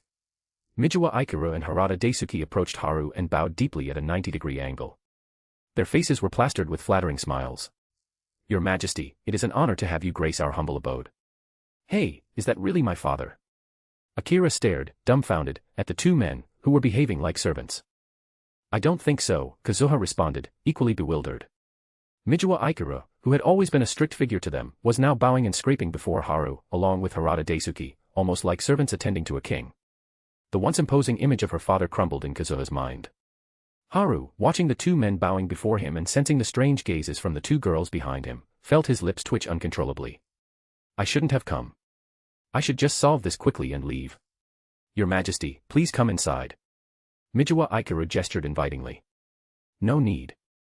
I only came because Kazuha mentioned that this place is haunted. I wanted to have a look, Haru replied. His eyes shimmered with golden light as he activated his clairvoyance, piercing through the earth to observe the flow of the earth veins. His gaze fell upon the faint magical aura emanating from the talismans beneath the study, and he finally understood. Did you offend someone recently? Someone is using Onmyuta to curse you, Haru said, looking at Mijiwa Ikura. A curse? Forgive me, but what kind of curse is it, Your Majesty? Harada Daisuke's face turned serious as he inquired. It should be a curse-killing Shikigami from a minor branch of the Koguryu, Haru replied, his gaze penetrating the study to examine the talismans. Thanks to the egg's ability to decipher the essence of magic after analyzing the Seinomiya family's 1,000-year-old collection, Haru's understanding of Onmyuta surpassed even that of Abe no Saimai, in a sense. However, it was useless to him as a Campione with divine powers. Excuse me, Harada Daisuke said, taking out a talisman and manipulating the Shikigami. Rin, Paiu, Tu, Sha, Kai, Jin, Retsu, Zai, Zen. A snow-white fox materialized beside him. The Mondai Inari shrine worshipped Inari, whose familiar took the form of a fox. Naturally, the Shikigami passed down through the shrine were also fox spirits. The fox stretched lazily, then darted towards the study. In a flash, it dove underground. A moment later, it leaped out, holding a small paper doll in its mouth, and ran back to Harada Daisuke. Looking at the paper doll in the fox's mouth, Harada Daisuke said with a dark expression, it really is a curse-killing technique from the Koguryu. Recalling the recent activities of all known Koguryu practitioners, Harada Daisuke identified the suspect. Recently, among those vying for the position of speaker, Mimoto Daiki seems to have a Koguryu practitioner as a guest advisor, doesn't he, Ikura? Mijiwa Ikura stared blankly at Kazuha. His mind had been reeling ever since Haru addressed Kazuha directly by her name without any objection from her. Actually, she was too stunned by Mijiwa Ikura's behavior to react. In Japan, only close friends of the opposite sex would address each other so casually. Do I have to give away both my daughters? Mijiwa Ikura thought, tears welling up in his eyes. https://patreon.com/dragons Chapter 27, Accidental Engagement. / extra chapter every 300 power stones. Do I have to give away both my daughters? Mijiwa Ikuru thought, tears welling up. From the moment Mijiwa Ikuru had greeted them at the door, bowing and scraping, to the white fox retrieving the curse from beneath the floorboards, Kazuha and Akira were utterly bewildered. Raised in a world governed by logic and reason, the two sisters were completely dumbfounded by this display of supernatural powers. You should be careful. Ikuru. Ikuru. Ikuru. Harada Daisuke called out, waving a talisman in Mijiwa Ikuru's face. Ikuru. Harada's sharp voice snapped the three of them out of their trance. Harada Daisuke looked at the flustered father and daughters, feeling utterly exasperated. How could you be so ungainly? Staring blankly in front of his majesty. You're not helping me, old friend, leaving me to face the Devil King alone. Mijiwa Ikuru, regaining his composure, scowled darkly. He looked at the three young people, and under the weight of his perceived loss, giving away his daughters, he disregarded Haru's terrifying status as a Devil King. The three of you, come with me, he said coldly. He turned and walked towards the living room. Harada Daisuke, confused, watched his retreating figure and then gritted his teeth, hurrying after him. Haru, equally bewildered by Mijiwa Ikuru's sudden change in demeanor, looked at Kazuha and Akira and tapped his finger against his temple. Did he injure his head? Kazuha and Akira shook their heads in unison. This is how he usually acts. Harada Daisuke followed Mijiwa Ikuru towards the living room. Ikuru. Are you crazy? How can you speak to him like that? If he wasn't the Devil King, I would kill him right now, Mijiwa Ikuru growled, his face contorted with rage. Harada Daisuke paused, taking out a talisman and performing an unmute spell on Mijiwa Ikuru. He's not under any curse. The talisman showed no signs of any magical influence. He gritted his teeth and continued following his old friend, trusting their years of friendship. In the living room, the five of them sat formally around the tea table. Kazuha skillfully brewed premium tea, placing a cup before each person. When do you plan to marry my daughters? Mijiwa Ikuru suddenly blurted out. Clang. Thud. Splash. The sounds of teacups falling to the floor mingled with the gasps of surprise. Kazuha and Akira's faces flushed crimson. Father, what are you talking about? Kazuha stammered, ignoring the hot tea spilling onto her hand. She was utterly speechless, taken aback by her father's unexpected question. Next to her, Akira had entered a state of shock, her mind short-circuiting from overload. Seeing his daughter's flustered reactions, Mijiwa Ikuru's face darkened even further. Suppressing his anger, he glared at the scumbag youth sitting across from him. Haru was once again dumbfounded. What's going on? I came here to catch a ghost, not to propose marriage. And to both sisters at the same time. Did it have to be this direct? Answer my question. Mijiwa Ikuru slammed his hands on the table and stood up abruptly, fixing Haru with a piercing stare. I'm not even an adult yet, Haru mumbled, his voice laced with reluctance. He was still young and free-spirited. Besides, in this life, he was still 2 years away from the legal marriage age. Fine, then let's have an engagement now and get married in 2 years, Mijiwa Ikuru sighed, his voice resigned. What's going on? Haru was utterly flabbergasted. Are your daughters so beautiful that they're hard to marry off? As Kazuha and Akira, their faces still flushed, pulled him out of the living room, Haru remained utterly bewildered. Brilliant. Absolutely brilliant.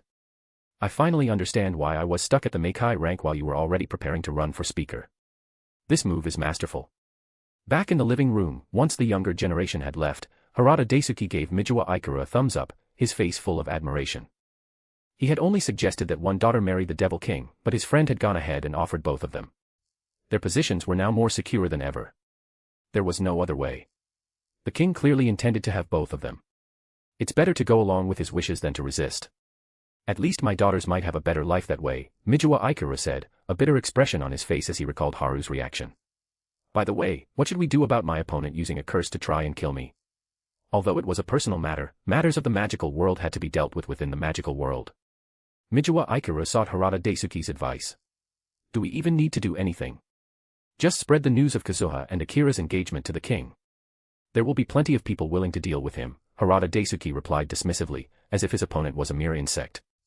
Hey, giving away 2 daughters does have its benefits, Mijiwa Ikuru said with a sneer. Knock knock. A knock sounded at the door, and the old butler's voice came through. Master, the stone tablets you ordered for warding off evil have arrived by air freight. Why did you buy those? Harada Daisuke asked, perplexed. To ward off evil, of course. I thought there was something unclean in the house. Didn't you say these talismans were effective against such things? Butler, just put them in the designated location. We've already paid for them. Make good use of them, Mijiwa Ikuru instructed the butler outside. Meanwhile, Haru, after bidding farewell to Kazuha and Akira, was walking along a forest path at near supersonic speed. Recalling the two sisters' blushing faces, he felt a headache coming on. While he wasn't against the idea, he had a fierce little sister at home. Imagining Sora throwing a tantrum, Haru felt his head throbbing. In no time, Haru arrived back at the Kasugano residence and entered the living room. Sora was playing online games on a high-end Sony laptop. You're back. Focused on the computer screen, Sora only looked up when she received no response. Seeing Haru's hesitant expression, she closed the laptop. Kasugano Sora's face was incredibly calm. As his twin sister and lover, she knew exactly what his awkward demeanor meant. Go ahead and tell me. What have you done to betray me this time? Well, you see, it's like this. Haru, trembling slightly, cautiously recounted the morning's events. Oh, so someone offered you their 2 daughters as concubines. You couldn't refuse, so you agreed. You don't like it, but you felt bad saying no. Sora said, her expression clearly showing that she didn't believe him for a second. Seeing that Sora's reaction wasn't too severe, Haru sighed with relief. Break off the engagement. Or else you're sleeping downstairs tonight. With that, Sora flicked her silver ponytail in Haru's face and walked upstairs, leaving him standing there dumbfounded. He could faintly hear her muttering, I hate Godslayers.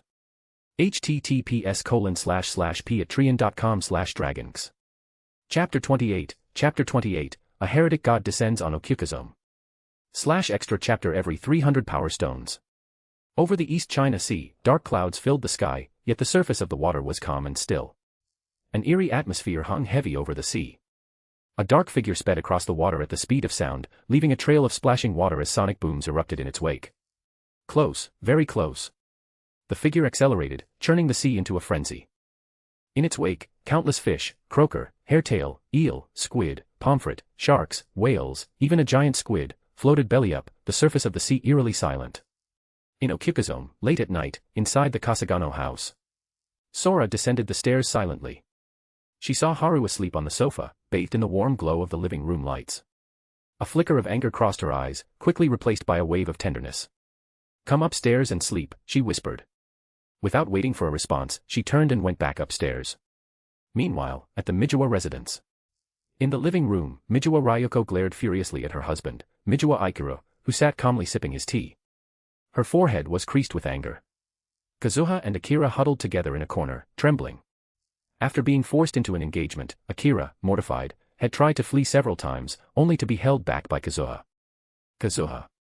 This is your fault. Terrified by Ryoko's fury, Akira clung to Kazuha's arm, her voice shaking. Whose fault is it, really? You had to go ghost hunting, and now we're both engaged to Haru. And we haven't even caught the ghost. Kazuha said with a strained smile, pinching Akira's cheek. The events of the day had been overwhelming.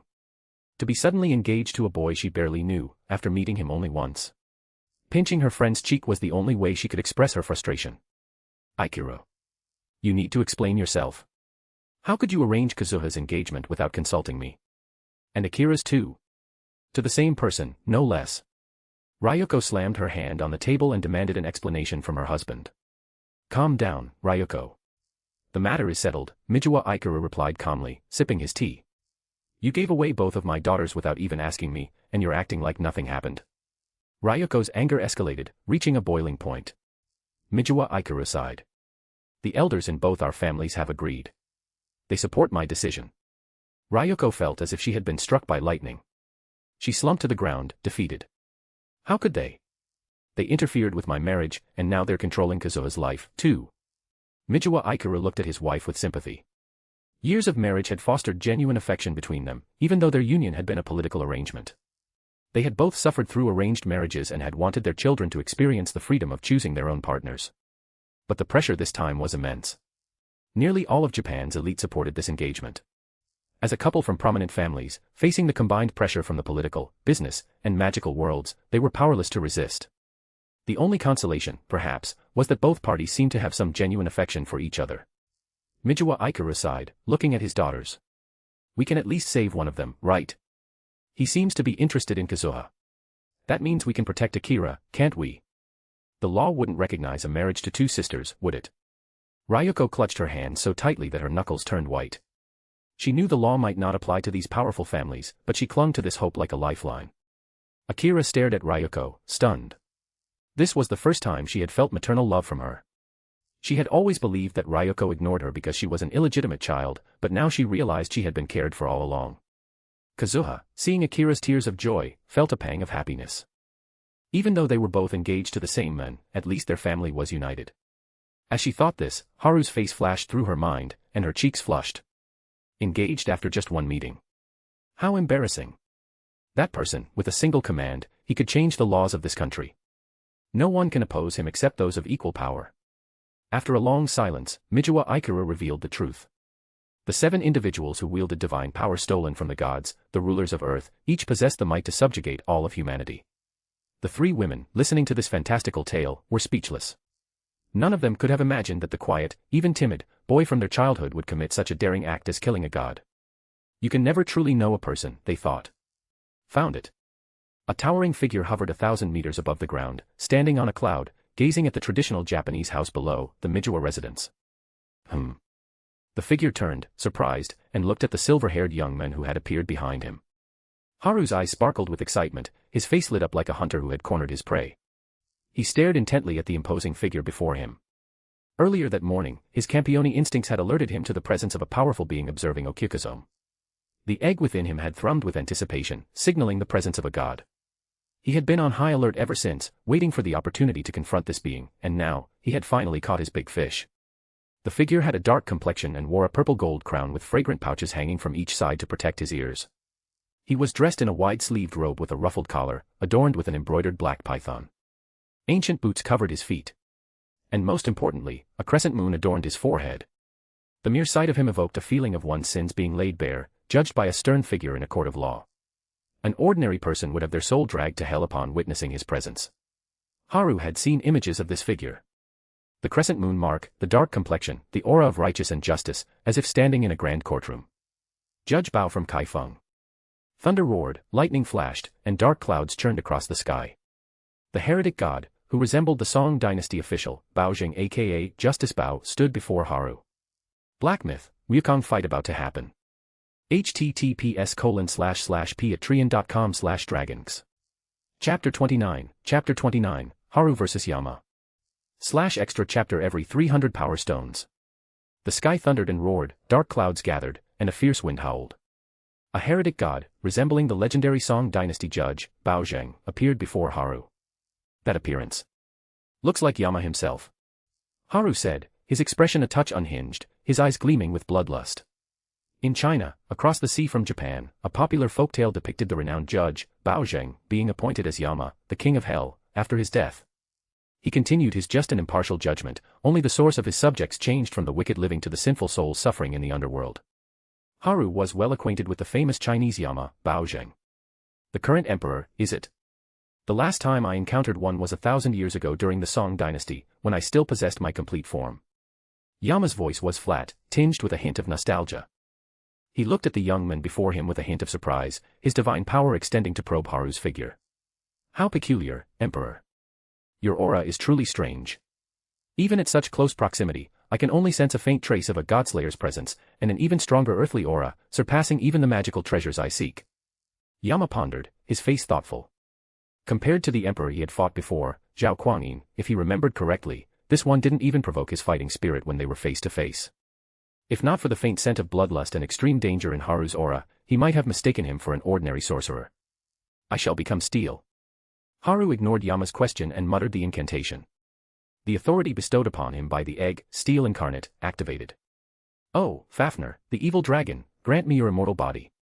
Thousands upon thousands of runes appeared on Haru's body, coalescing into a tangible, shadowy image of an evil dragon, enveloping him completely. Steel immortal body activated.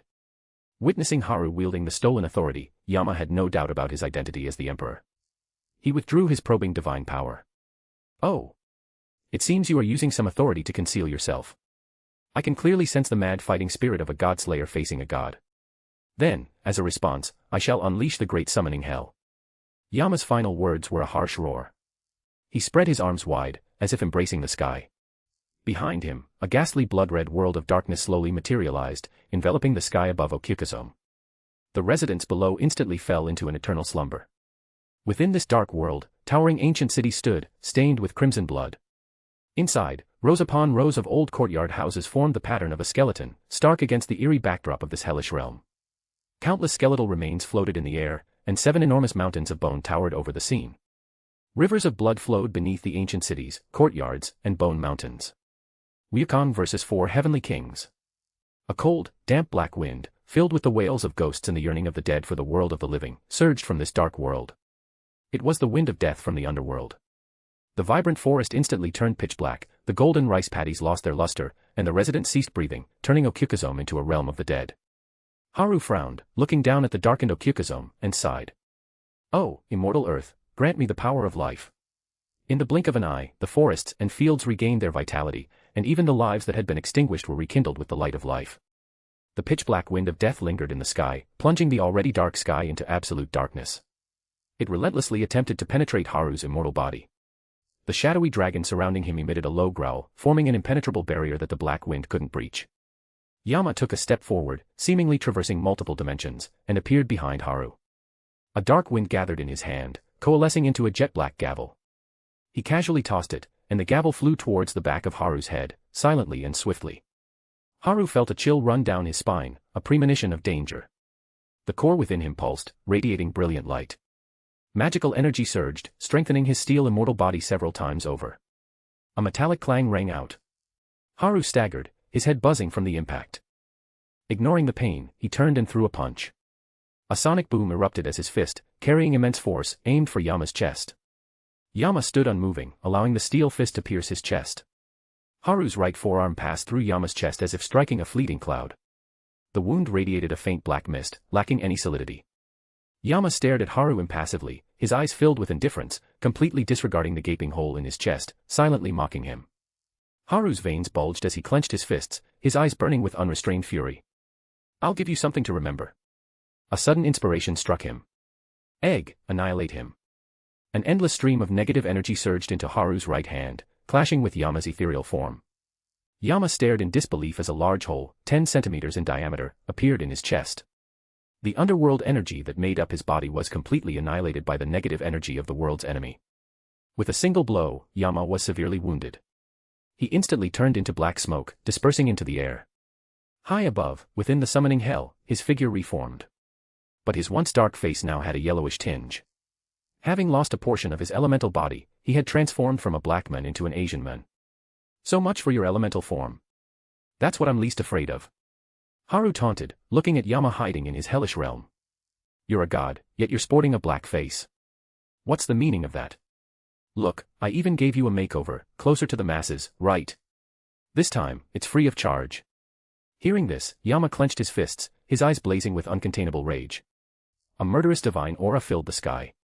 He was furious. https://patreon.com/dragons. Chapter 30, Judgment Undone, Haru Victory. /extra chapter every 300 power stones. A black aura of death, laced with overwhelming killing intent, surged from the heretic god Yama, enveloping the entire sky. "I command hell, I wield judgment. Yama decrees your death at the 3rd watch, who dares to keep you alive past the 5th? The heretic god Yama's voice boomed, a terrifying roar that shook the heavens and earth. As the incantation echoed, the deathly energy within the summoning hell surged towards Yama. With a wave of his hand, a colossal black tornado, accompanied by the chilling wails of ghosts, swept towards Haru. Wherever the storm passed, trees withered, grass decayed, and all life was extinguished. Insects, birds, and animals, unable to escape in time, turned into pale corpses, falling to the ground. Humph. Haru let out a cold snort as he watched the black storm approach. He spread his arms, and 12 basketball-sized moons materialized, orbiting him. An invisible repulsive force erupted outward. The death storm collided with the invisible force, and for a moment, the world fell silent. Then, a deafening explosion, like a bolt from the blue, ripped through the air. The death storm and the repulsive force clashed violently, unleashing their terrifying energies. The space at the epicenter of the collision distorted under the strain. After a few seconds of stalemate, the repulsive force weakened and dissipated with a resounding crack, leaving behind a cloud of black mist. Seizing the opportunity as the storm and the force dissipated, Haru activated Steel Incarnate, summoning the Holy Demon Sword, Graham. He nullified the Earth's gravitational pull on himself, and with a tap of his foot, a sonic boom echoed as he shot forward, transforming into a silver lightning bolt. In an instant, he traversed hundreds of meters and appeared to Yama's right. He channeled his immense magical energy, amplified by his status as a Godslayer, into Graham, transforming it into a blinding torrent of light. He swung the blade in a single, decisive arc. Yama's pupils constricted. Light was extremely effective against underworld gods. This attack could not be met head-on. Ripples spread through the summoning hell behind him as he vanished into the alternate dimension.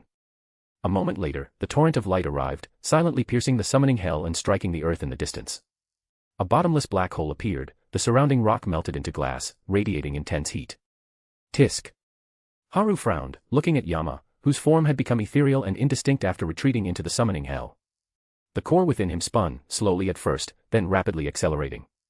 He took a deep breath and focused 30% of his magical energy, channeling it into his earth authority. A massive surge of magical energy enveloped him, forcibly repelling the air within a 10-meter radius. He nullified Graham's weight, allowing it to float beside him. Clasping his hands together, he unleashed a surge of gravitational energy. The spatial barrier of the summoning hell distorted and shattered with a crack, revealing a pitch-black void. In that instant, Haru grasped Graham and unleashed another torrent of light towards the opening. A few seconds later, the world's laws slowly repaired the black void. A massive mushroom cloud erupted within the summoning hell, reflected in the sky. The cities, rivers of blood, and mountains of bone were obliterated by the unstoppable torrent of light. The reflection of the summoning hell in the sky fluctuated violently, then shattered. A disheveled figure emerged from the wreckage. His black official robes were tattered, revealing patches of brown skin. One of his shoes had been burned away, leaving him with one bare foot. His face, now brown from the loss of a part of his elemental form, was covered in soot. Yama looked at the Godslayer below him, speechless. The young man's relentless assault had pushed him to the brink of defeat.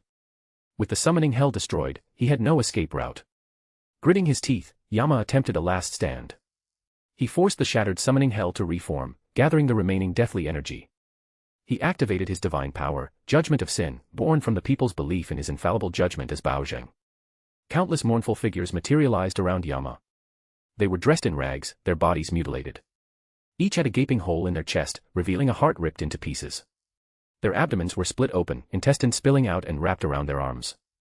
The figures wailed and cried, their anguished cries filling the air as they shuffled forward. Yama held a scroll made of human skin, unfurling it slowly as he recited the inscription. You are guilty of heinous crimes, defying the laws of men.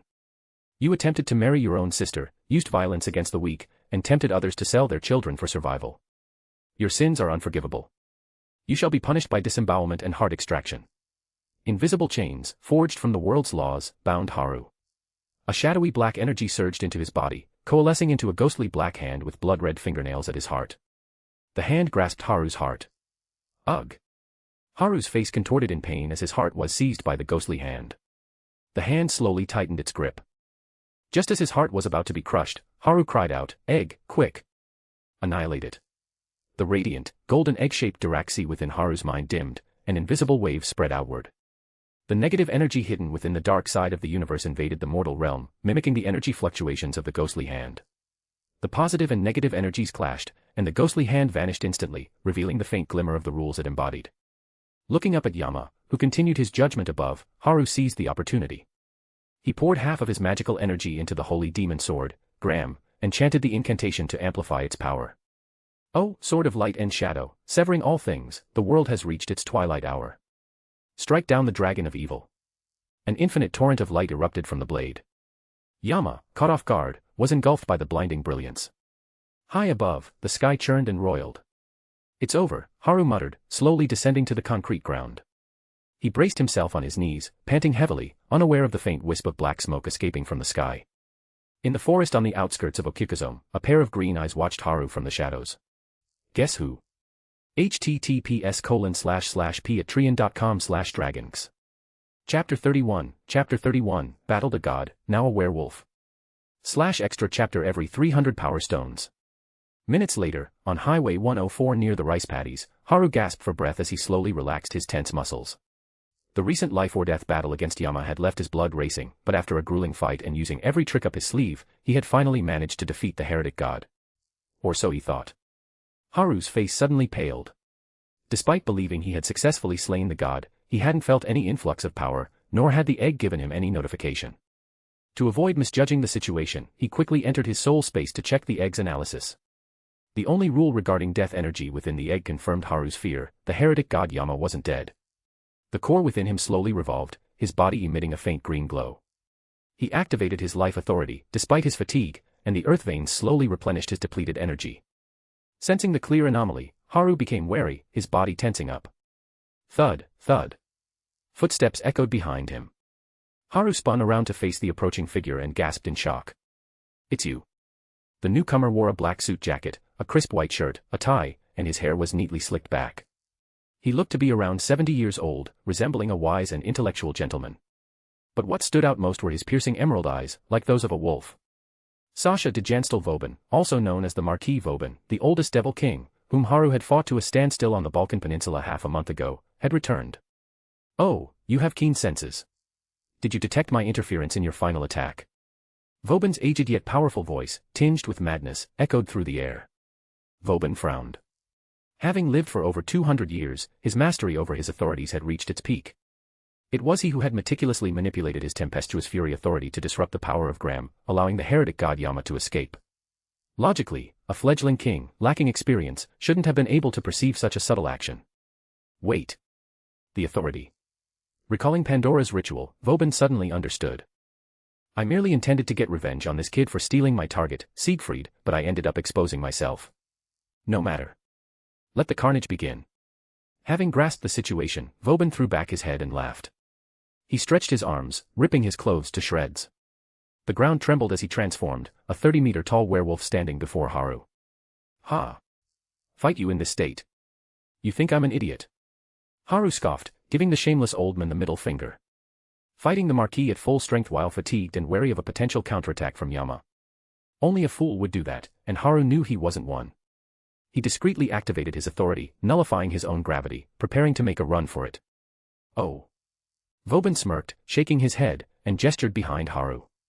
Haru's heart sank as he turned around. "I'm sorry, I was captured." Kasugano Sora said, her face filled with shame as she clutched her skirt, her head hanging low. An Egyptian mummy-like figure stood beside Sora, its withered hand resting on her head. It was Vauban's death servant authority. "Looks like I have no choice but to play the fool." Haru turned back to face Vauban, runes cascading over his body as the shadowy image of the evil dragon enveloped him once more. He slowly activated Steel Immortal Body. "That's right. Let the battle commence." Vauban's massive jaws stretched into a wide grin, his eyes flashing green as he activated his Eyes of Sodom authority. Salt-infused magical energy surged towards Haru, followed by Vauban's claws, ripping through the air. Haru's body, affected by the salt magic, froze for a split second. By the time he recovered, Vauban's 3-meter-wide claws were inches from his face. There was no escape. Vauban slammed his claws together, intending to crush Haru into a pulp. A clang of metal resounded as Haru's hardened steel body collided with the claws. A grating sound filled the air as Vauban exerted more force, his veins bulging as he pushed against the unyielding steel. Trapped between Vauban's claws, Haru's face turned red with exertion as he pushed back against the fleshy pads at the center of the claws. The concrete beneath his feet cracked and crumbled under the immense pressure. The clear sky above, ripped open by Gram's attack, was once again shrouded in dark clouds. Rain poured down, and thunder roared. Thousands of lightning bolts streaked across the sky, converging on Haru's head. Haru's eyes flashed gold, and an invisible repulsive force erupted, deflecting the lightning and Vauban's claws. Vauban stomped his right foot, shattering the ground, and pushed against the repulsive force with renewed strength. His claws, veins bulging like pythons, pressed down on Haru with crushing force. A thunderous boom reverberated as Vauban's claws made contact with Haru's hands. Sora, standing in the distance, covered her ears, her face etched with worry as she watched Haru struggle against Vauban. The downpour soaked through her white dress. The two locked in a stalemate, their monstrous strength pushing against each other. Vauban, growing impatient, bared his fangs in a savage snarl. With a deafening howl, he lunged at Haru, jaws agape, attempting to swallow him whole. The monstrous maw loomed before Haru, rows of sharp teeth, reeking of a foul odor, ready to devour him. "Don't tell me you haven't brushed your teeth in 200 years. Haru cried out in horror. While his steel body could withstand the werewolf's fangs, the thought of being bitten was utterly revolting. He poured almost all his remaining energy into his repulsive force, desperately pushing back. The surge of power caused Vauban to stagger. A purple bolt of lightning, imbued with potent life force, descended from the sky, striking Vauban's body. The werewolf's strength surged, the concrete beneath them shattering further as he resisted the amplified repulsive force and continued his attempt to devour Haru. Haru's skin crawled at the thought of being trapped in the mouth of a 200-year-old man.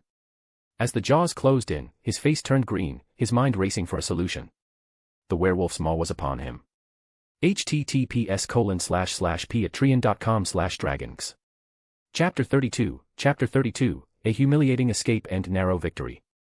/extra chapter every 300 power stones.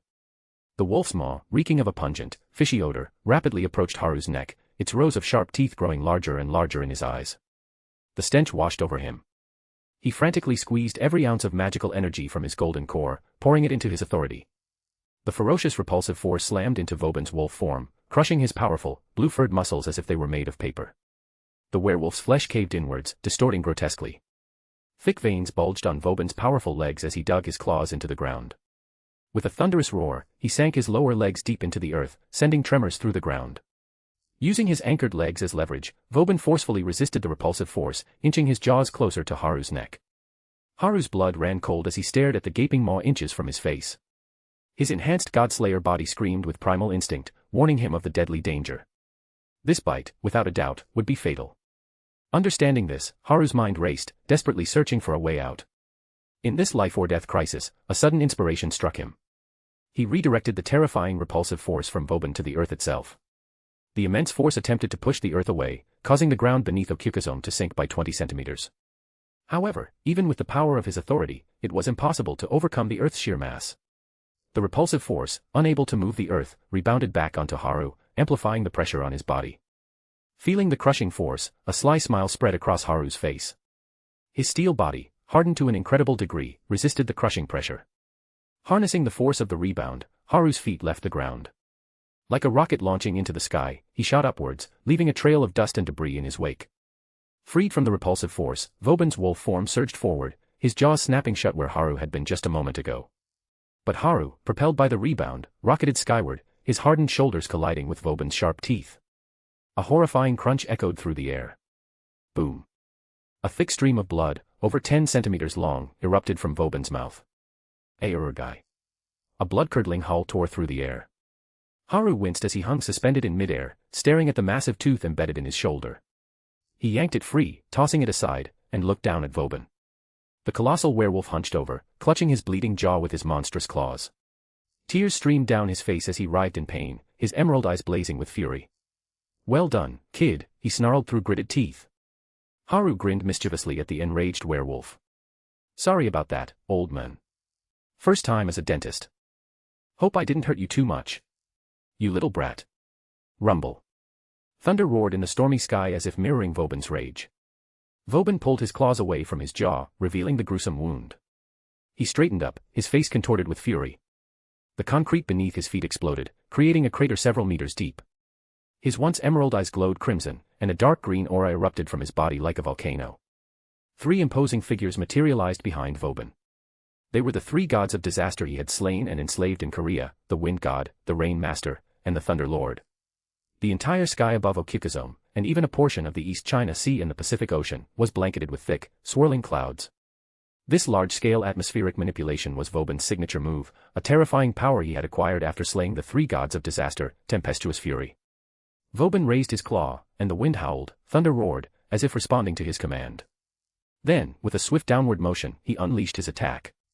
As if triggered by his signal, millions upon millions of razor-sharp wind blades and thunderbolts rained down from the sky, hurtling towards Haru with unstoppable force. Haru paled at the sight of the wind and lightning infused with divine power. He hurriedly channeled his remaining magical energy into his earth authority. The wind blades were deflected by the invisible repulsive force, scattering harmlessly. The energy-based lightning bolts were also disrupted, their trajectories skewed.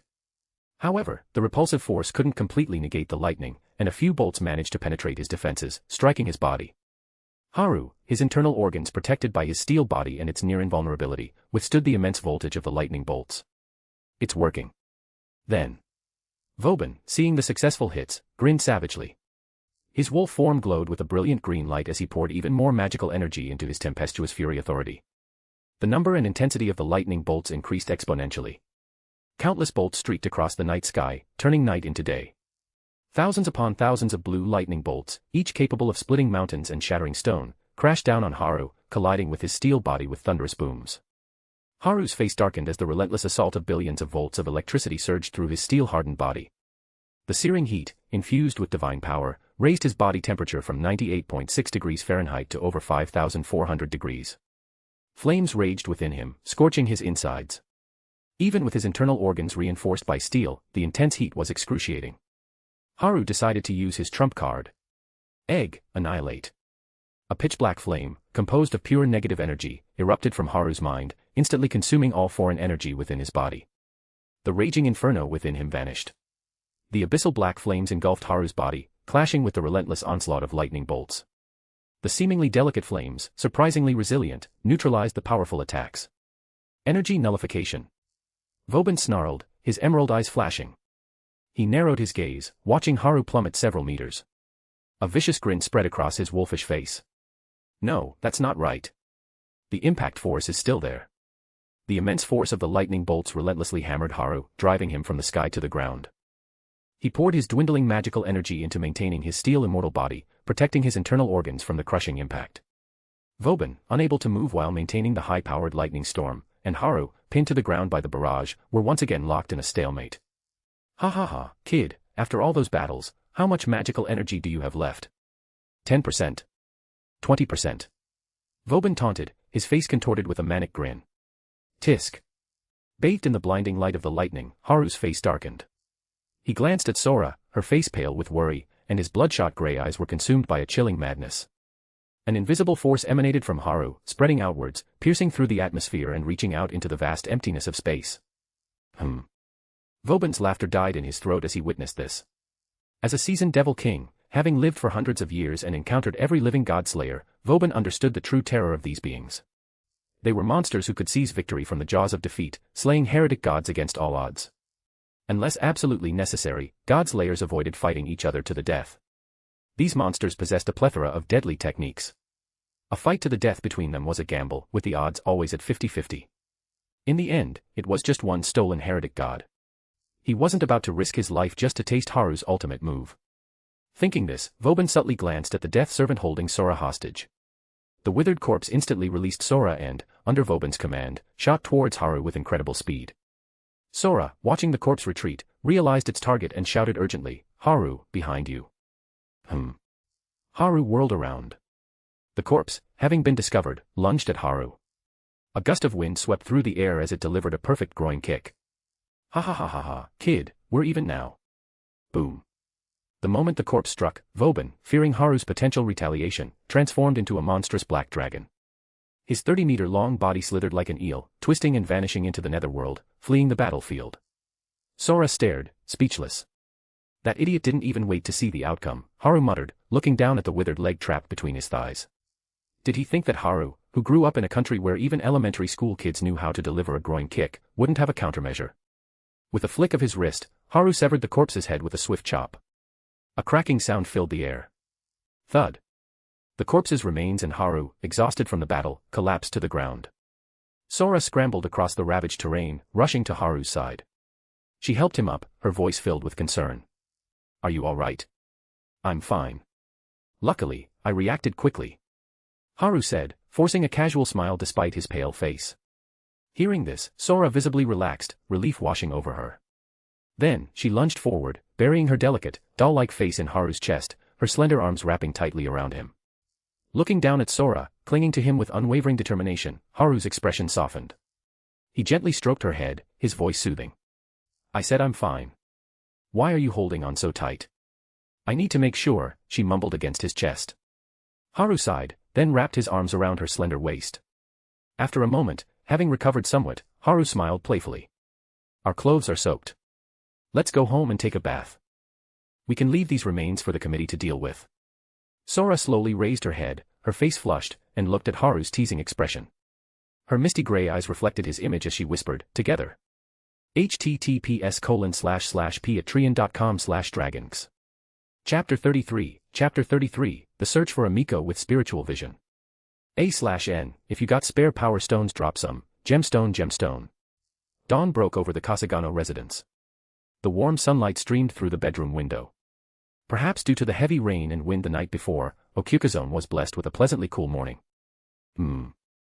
Sora, nestled in the futon, her eyelashes fluttering, reached out instinctively, her hand searching for the warmth beside her. Her small hand grasped at empty air. The absence of the familiar presence beside her jolted her awake. She opened her eyes, frantically searching the room. Haru. Haru. Sora's face paled as she looked around the empty room. She tried to get up, but the chill of the morning air sent a shiver through her. Shaking her head, she glanced at the scattered pieces of futon on the tatami mat, her cheeks flushing with embarrassment. A few minutes later, Sora, dressed in her usual white dress and clutching her beloved black rabbit plush, walked out of the room with a worried expression, searching for Haru. Please don't do anything stupid, she muttered to herself, a wave of regret washing over her as she recalled her actions the previous night. Walking down the wooden stairs, she remembered her conversation with the Wolf King. Oh. Little girl, with the protections your brother placed on you, you should be able to escape from me. So why are you standing here before me? You can't kill each other, right? I mean, Godslayers can't truly defeat one another. That's true. Forcing a fight to the death would only lead to mutual destruction. After all, I don't know your brother's trump card. Then that's all I need to know. You're planning to take me hostage, aren't you? I see madness in your eyes. It makes sense, considering you're the king's sister. Are you trying to use me to test something? Yes. I want to know how much Haru truly cares about me, whether he's willing to cross that line. Interesting, very interesting. Then, let's cooperate. Sora's white slippers padded softly against the wooden floor as she reached the bottom of the stairs. She looked around, searching for Haru. Seeing the empty living room, she murmured, her voice drained of color, I shouldn't have pushed him so hard. Just then, her delicate nose twitched.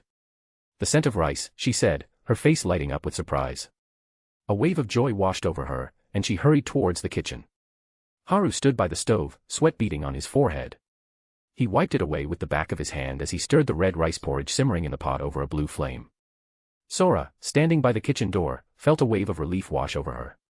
You're awake. The blood-replenishing porridge will be ready in a bit, Haru said with a chuckle, his ears twitching as he heard her footsteps. He didn't turn around. Sora smiled, a radiant, heart-stopping smile. But a second later, her expression shifted, her joy replaced by a mixture of hope and uncertainty, like a fickle sky. She leaned against the doorframe, clutching her black rabbit plush and fiddling with its long ears. Her beautiful eyes, filled with apprehension, fixed on Haru's back as she spoke. Haru, do you regret it, being with me? Haru paused, his movements stilled as he processed her question. A wry smile touched his lips. Thanks to the egg, he knew their situation. They weren't actually blood-related. And even if they were. He chuckled softly. Then, his voice, firm and unwavering, filled the kitchen. A devil king never regrets. Sora replied, a sweet, tearful smile blooming on her face. Sayanomiya Kaoru, the full-time maid, entered the dining room and froze, her eyes widening as she witnessed the sight before her, Haru and Sora, feeding each other, their actions a symphony of sweet intimacy. The sudden display of affection was like a flashbang, momentarily blinding her. What's going on? What happened? They should both be asleep at this hour. How is breakfast already prepared? And shouldn't they be sleeping in even later after being attacked by the Marquis Vauban last night?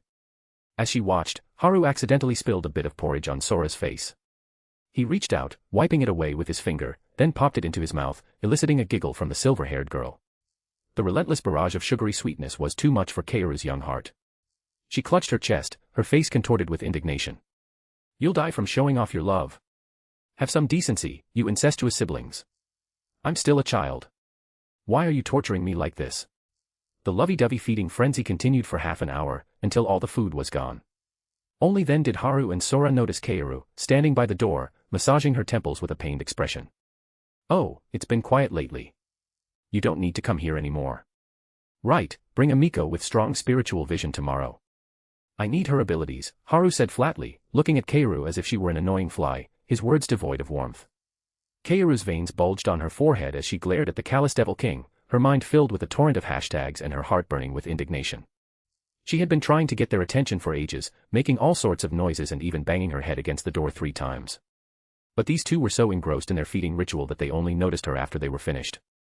I just want to flip the table. There was a limit to ignoring someone. She mentally flipped countless tables in her mind before finally calming down. With a deep bow, she replied, yes, my lord. Kaoru fled the Kasugano residence as if escaping a disaster zone. Haru and Sora, watching her hasty retreat, exchanged puzzled glances. What's wrong with her? Sora asked, tilting her head. Maybe she was kicked by a donkey. Or maybe she's just eager to prove herself because it's my order. Haru scratched his head, staring after Kaoru. Well, whatever. Let's. He leaned in, a mischievous glint in his eyes, and kissed Sora's forehead. No way. Sora, understanding his intentions, let out a playful whine. The wind howled, and if one listened closely, a faint chant, like a whisper, could be heard amidst the roar. https://p4trion.com/dragonnx. Chapter 34, The Art of Evolving. 10 plus advanced chapters, p@trion.com/dragons. If you got spare, drop power stones gemstone. Haru lay sprawled on the sofa, his arm draped across a soft, smooth surface, a contented sigh escaping his lips as he reveled in the sensation of silk and jade beneath his touch. He was surrounded by the spoils of victory. The beautiful girl in his arms whimpered softly, her face creased in a frown, a tear escaping from the corner of her eye. She murmured a complaint in her sleep. Haru immediately froze, his movements stilled. He waited until Sora had drifted back into a peaceful slumber before lying back on the sofa, lost in thought. The order he had given Sayanomiya Kaoru earlier wasn't just because she had been a third wheel, interrupting their intimate moment. There was a deeper reason behind it. He swore on his dwindling supply of decency. The heretic god Yama, who had escaped thanks to Vobin's interference, was a thorn in his side. The thought of a powerful heretic god lurking in the shadows, waiting to strike, filled him with unease. A single misstep could lead to disaster.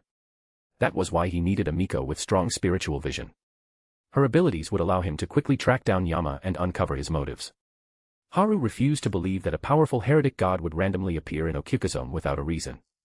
Everything had a cause and effect. He needed to understand Yama's purpose, use it as bait to lure him out, and then bury him for good. The egg would be well fed with the resulting rules, and he would gain a new authority. A perfect plan. Of course, there was another, more important reason for summoning a Miko. A Miko, those special priestesses, unique to Japan. How could he, as the infamous Devil King, turn down an opportunity to experience this aspect of Japanese culture? It was a genuine Miko temptation. The young Devil King, recently initiated into the world of sensual pleasures, had developed a taste for it. As he thought about the rules, a wave of confusion washed over him. Taking advantage of this quiet moment while Sora napped beside him, he focused his consciousness, entering his soul space. Within the soul space, the Dirac Sea, manifested as a radiant, egg-shaped entity, hovered high above, its boundless light illuminating the infinite expanse below. The land beneath was divided into 3 distinct sections by an unknown force. One area pulsed with invisible forces of attraction and repulsion, its gravitational constant wildly fluctuating. Another section, despite being barren and devoid of any vegetation, radiated with life energy. The final section was a land of steel, a colossal, dragon-fang-shaped sword embedded in its surface. It was Gram, the demon slayer sword. Above the blade, a shadowy figure with bat-like wings, a lizard's head, and a long serpentine body hovered, circling endlessly. It was Fafnir, the evil dragon. Haru, floating high above, observed the 3 sections of land, deep in thought. These 3 areas represented the authorities he currently possessed, bestowed upon him by the egg's analysis. The first, Earth Authority, was derived from Tsukuyomi and Yukmachi, the combined essence of the original Tsukuyomi, allowing him to manipulate gravity and the Earth's energy. The second was Life Authority, granting him control over life force and healing abilities. The third, Steel Incarnate, was derived from Siegfried, granting him access to a portion of the Steel Hero God's power. These 3 authorities were his current arsenal. But it wasn't enough. He should have more. During his battle with Yama, he had annihilated the death energy that composed the god's body, as well as the energy of Vobin's tempestuous fury, enduring countless lightning strikes. He had also repeatedly nullified the eyes of Sodom, the cursed eyes that had repeatedly paralyzed him. Although he could neutralize the effect, it still momentarily froze his movements. It was possible that the egg hadn't been able to derive any new authorities from those encounters, but Haru didn't believe for a second that it hadn't gleaned any new rules. He looked up at the egg, his mind made up. With a thought, he appeared above it, plopping down on its surface. He connected his consciousness to the egg, seeking answers. A moment later, a strange expression crossed Haru's face. The egg contained a vast amount of world rules, derived from its analysis. Among them were the rules that formed the foundation for the Eyes of Sodom, Tempestuous Fury, Great Summoning Hell, and Yama's Judgment of Sin. Haru attempted to absorb them, transforming them into his own authorities, but the egg rejected his attempt. A message flowed into his mind, explaining the reason. Those authorities were incompatible with his body and soul. The egg's analysis had determined that absorbing them would create significant obstacles in his path towards becoming a sage, potentially even hindering his future progress. Therefore, the egg had intercepted them, transforming them into authority crystals within its own body. These authority crystals functioned like fixed spells. Haru could activate them by channeling his magical energy, but manipulating them with the same finesse as his Earth Authority, Life Authority, or Steel Incarnate. He might as well give up and go cuddle with Sora. Understanding the situation, Haru patted the egg's head, even though it was an egg and didn't have a head. You truly have my best interests at heart, my dear friend. Not like those fickle temptresses out there. Having cleared up the mystery, he shifted his attention to his true goal, the ancient text contained within the egg, the art of evolving. During his recent battles with Yama and Vauban, the Wolf King, Haru had identified several weaknesses. His magical energy reserves were still insufficient. Authorities were energy-intensive. The Marquis Vauban and his cronies seemed to have endless supplies of magical energy, but Vauban had spent centuries training his body and meticulously refining his control over his authorities. He could achieve the same effect with 1/5 of the energy Haru required. And then there was Doni, whose only authority was the silver arm that could tear through anything. He didn't need to deactivate it, so the energy cost of maintaining it was minimal. The only significant drain was the initial activation. Activating his silver arm consumed enough energy to drain 10 high-ranking sorcerers. It would take 10 individuals like Saint Raffaello, working in unison, to barely activate it. Therefore, the amount of magical energy one possessed was a crucial factor in determining their strength in the mystical world.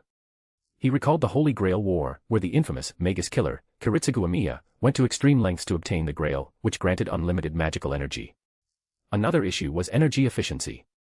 While Vauban, the hard-working Marquis, could achieve 5 units of output with 1 unit of energy, Haru, the newly rich upstart, was like someone buying 2 cups of freshly ground soy milk, drinking one, and pouring the other on the ground. What a waste. But the egg had provided a solution. Through its diligent analysis, and thanks to the contributions of Yama and Vauban, the key to overcoming these weaknesses had been discovered. The answer lay within the art of evolving. The ancient text within the egg, the art of evolving, having surpassed the gaseous and liquid states, was now complete, incorporating the solid state. A new chapter unfolded. Craving for more chapters? Get exclusive access on Patreon. 10 plus advanced chapters, patreon.com/dragons. Rep late at with access Patreon normally. Chapter 35, Reaching Sagehood at Last. New height. 10 plus advanced chapters, patreon.com/dragons. If you got spare, drop Power Stone's gemstone. Deep within the egg, the ancient book, The Art of Evolving, transcended the gaseous state, crossed the liquid state, and finally completed the solid state. Slowly, it turned to a new chapter. A fresh page appeared before Haru's eyes, The Art of Evolving, Sage Chapter. A/N, Saint/Sage. Call it whatever you want. I'm sticking with Sage. An endless torrent of information flooded into his mind, causing veins to bulge on his forehead. The sheer volume of information strained his neural pathways, inducing a noticeable discomfort in his otherwise superhuman body. Once the information flow subsided, Haru instantly grasped the method to achieve sagehood. The prerequisite for sagehood was control, absolute control over energy. In essence, it was micromanipulation, the precise manipulation of power. Similar to Six Eyes of Gojo. The most significant characteristic of a sage was the possession of an energy core within their body capable of autonomous reactions. This was the method the egg had deduced, based on the autonomous rotation of celestial bodies, deemed most suitable for Haru. But how did one create and plan it? By combining rules with energy in its solid state. An absolute control over energy was the prerequisite for fusing rules and solid energy. This was because, at Haru's current level, he could only comprehend and utilize rules. Manipulating them directly was nearly impossible. Therefore, the only thing he could manipulate was energy. Through the selfless contributions of numerous gods, Godslayers, and the Seinomiya family, and building upon the foundation of the Campione world's magical system, a groundbreaking method for manipulating energy at its limits had been formulated, the Sage Chapter. The information contained within the Sage Chapter was vast. A few days of diligent practice wouldn't have any results. To achieve even preliminary mastery, at least half a month of dedicated training was required. As a result, Haru, a former academic underachiever in his past life, was once again thrust into the grueling experience of high-intensity studying. Meanwhile, Seinomiya Kaoru, driving her beloved Hummer, found her thoughts spiraling. She had only served as a maid in the Kasugano household for a day, but based on 16 years' worth of intelligence, that lovey-dovey couple shouldn't be that clingy. So, what had caused such a sudden leap in their relationship, as if they were newlyweds in the throes of passionate love? Wait a minute. Newlyweds. According to Conan's famous saying, there is only one truth. Sayanomiya Keiru's face darkened, so preoccupied with her thoughts that she didn't even notice when her Hummer veered off the road and into a wheat field. She hurriedly picked up the car phone and dialed Amikasu Toma's number. In Tokyo, Japan, Amikasu Toma sipped his Kopi Luwak coffee leisurely, reclining in his office chair. This was the Tokyo branch of the History Compilation Committee. As a member of the unfortunate Yamato ninja lineage, he should have been like other hard-working ninjas, serving as a hidden blade behind the Sayanomiya family, dealing with shadowy affairs, constantly risking his life, and never entitled to such luxurious treatment. However, half a month ago, Sayanomiya Keiru had entrusted him with a critical task. To serve as an attendant and liaison for the newly ascended King of Japan, Kasugano-sama, handling miscellaneous matters during his trip to Italy and monitoring his actions. Although he had faced the blade of the Sword King who suddenly appeared in Italy and endured the storms and thunder of Marquis Vauban in the Balkan Peninsula during that trip, experiencing numerous hardships and disasters, he had returned from Italy alive, hadn't he? As a successful attendant, he was naturally categorized as belonging to the new king's faction. He had been promoted several times within half a month, becoming the head of the Tokyo branch, reporting directly to the current head of the Sayanomiya family, Sayanomiya Keiru. The only thing missing from his journey to marrying a rich and beautiful woman and reaching the pinnacle of life was the rich and beautiful woman herself. Suddenly, Nanjo Yoshino's captivating, "Only My Railgun" music filled the office. Amikasu Toma immediately spewed coffee all over himself. Ignoring his disheveled appearance, he frantically grabbed the phone and answered. This phone was specifically used for communicating with extremely important individuals, like Sayanomiya Keiru, the Prime Minister of Japan, and even the Devil King on Earth. "This is Amikasu Toma. How may I serve you?" He spoke into the phone with excessive flattery, trying to appease whoever was on the other end. "Amikasu, it's Sayanomiya. The king needs a shrine maiden, a pure and beautiful one. You should have seen her in the Balkan Peninsula. Bring that girl to me tomorrow," a cold voice said from the phone. Since her grandfather's death, even though she had been chosen as the heir, her father and other relatives, with their complex motives, had put her through a power struggle. Relying on her grandfather's legacy and the backing of the Devil King, the androgynous beauty had purged her relatives, securing her position as the head of the family by stepping on the heads of her own father and brothers. Having lost everything, her only goal now was to continue the lineage of the Sayanomiya family, which was down to just her. Therefore, clinging to the king's thigh and bearing his child became her top priority. Kasugano Nashino's monopolization of the king would surely incite public resentment. Countless daughters from noble families yearned to share the king's bed. Knowing the full details of Haru's trip to Italy from Amikasu Toma's report, she naturally thought of a troublemaker, the Musashi no Hime Miko, the catalyst for the conflict between Marquis Vauban and the king of the Far East, Maria Yuri. To give the king ample reason to fight for the heretic god Siegfried, they had spread the information that this girl was the king's love interest. The king had only said he needed a shrine maiden with clairvoyance, he hadn't specified who it had to be. Wasn't it simple to insert a charming shrine maiden rumored to be romantically involved with the king into the mix of a young couple in love? The stage for a dramatic confrontation was set. Hearing this, Amikasu Toma heaved a sigh of relief. Fortunately, this task wasn't too difficult. Just invite a Hime Miko over, a piece of cake. Make her willingly get into the king's bed. After a pause, another instruction came from the phone. "Oh my god, piece of cake my ass. That Hime Miko, I remember, is only 12 years old, and she has to be willing. Self-defense force, I'm reporting someone here for soliciting sex from a minor." Sayanomiya Keiru hung up the phone unilaterally, ignoring the miserable expression on Amikasu Toma's face. She frowned, thinking that just one girl might not be enough to shake Kasugano Nashino's position. She remembered that the king had also taken an interest in the two daughters of the locally influential Mijiwa family.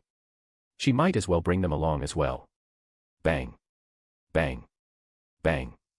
Someone knocked on the Hummer's window. An old man appeared outside, glaring at Sayanomiya Keiru. "Young lady, have you no conscience? You've driven your car all over my fields. What are my wife and I supposed to eat this year?" Hearing this, Sayanomiya Keiru looked around, her face flushing red. She quickly got out of the car and apologized. "I'm so sorry, sir. I made a driving error. I'll compensate you for the crops." All right. Just pay me the market price. Be more careful when you're driving next time." Seeing the beautiful girl's sincere apology, the old man's anger subsided. In this day and age, looks mattered. Sayanomiya Keiru bowed repeatedly in gratitude. After compensating the old man, she got back in her car and drove towards Tokyo. The old man, counting the compensation money, suddenly slapped his forehead and ran onto the road, chasing after the car. "Young lady, you're too young to drive." The Hummer instantly accelerated to 200 miles per hour. 10 plus advanced chapters, p@trian.com/dragons. Chapter 36, Maria Yuri's Heart Aflame. Hashtag, for more chapters, drop some power stones. Gemstone, gemstone. Not far from Tokyo Tower, nestled among high-end hotels, schools, television and radio stations, and embassies, lay a serene forest dotted with beautiful shrines and temples. Winding paths crisscrossed this wooded expanse, leading to hidden sanctuaries. One such path, a series of 200 stone steps ascending through lush greenery, led to the Shishu Shrine. Enveloped by ancient trees, the shrine exuded an aura of tranquility and timelessness. In the courtyard, near the main hall, stood a small, unassuming building with a sign that read Shrine Office. Inside the office, Maria Yuri was getting ready. Dressed in a white blouse and a red hakama, she stood before a mirror, combing her long, shoulder-length hair. Her silky hair had a rich, dark brown hue. Despite her youth, she possessed a delicate beauty, hinting at a future of captivating allure. Suddenly, with a snap, the comb in her hand broke in two. A bad omen. I hope nothing terrible happens, Yuri murmured, expressing a sentiment that defied scientific reasoning. She had a nagging feeling that something ominous was about to occur. An ordinary person might dismiss it as a fleeting premonition. However, for a High Miko, a maiden priestess skilled in clairvoyance, such foreboding often signified a divine warning. With a heart filled with trepidation, Yuri, now fully dressed, left the shrine office. As she made her way to the main hall, she passed several Shinto priests. She politely returned their respectful greetings. Their deference towards the priestess was not without reason. This shrine had been managed by the High Mikas of the Maria family for generations. Oh my. High Miko. It's nice to see you again. Can we talk for a moment? A cheerful voice called out to her. Although the speaker used the title Haim, there was no hint of respect in his tone. It was almost mockingly playful. The owner of the voice slowly approached Yuri. Despite wearing leather shoes on the shrine grounds, his footsteps were silent as he walked across the gravel.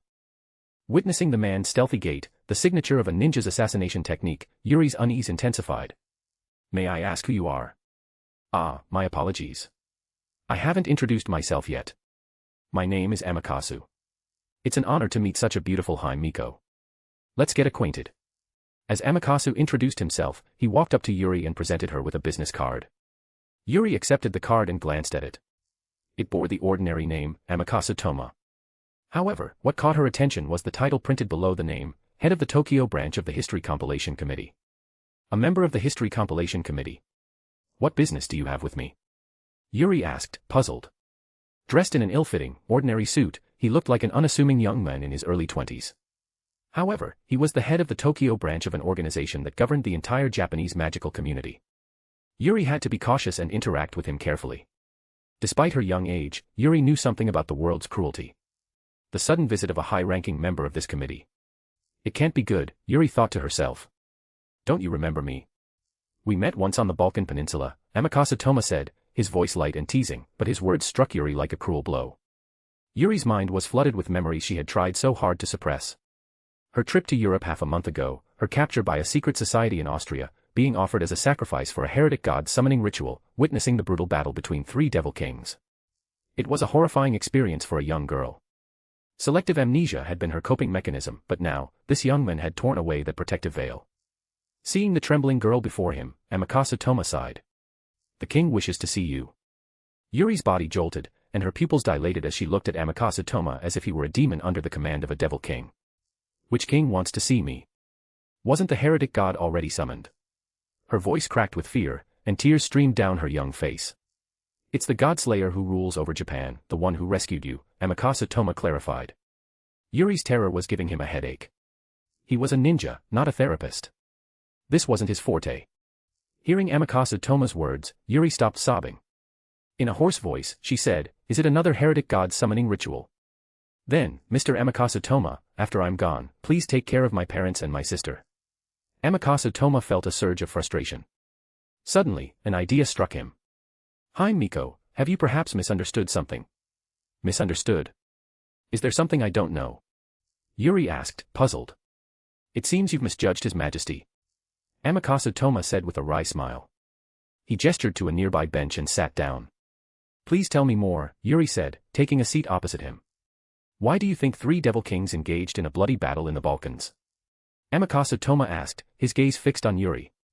Wasn't it because of the heretic god's ritual? Yuri had a feeling things weren't as simple as she had initially thought. It was because of you. Amikasu Toma stated emphatically, leaving Yuri speechless. You should know that the current king is only 16 years old, at an age when young men are impulsive. What do you think a king would do when he discovers that the girl he admires has been taken away? With leading questions, Amakase Toma encouraged Yuri to think for herself, hoping to guide her toward the answer he desired. Take her back. Yuri had witnessed this kind of behavior many times. Her classmates in elementary school often intercepted love letters addressed to her from boys in other classes, even getting into fights over it. It was nothing new to her. But she never imagined that the person who had taken an interest in her would be a devil king. So, although the battle was triggered by the heretic god, you were the true catalyst by attracting the king to the Balkans, weren't you? Amakase Toma nodded in satisfaction, watching the girl caught in the web he had spun. He decided to add fuel to the fire. To engage in a bloody battle with veteran devil kings for the sake of the girl he admires and emerge victorious. What do you think a young devil king would want to do next? Claim his prize. Yuri blushed crimson, her heart pounding with shyness. A hero who had risked his life for her and rescued her. A young girl's heart was easily swayed by such romantic notions. Looking at the blushing girl, Amakase Toma felt a pang of sympathy, but he quickly hardened his resolve. The deed was done, and they had to see it through.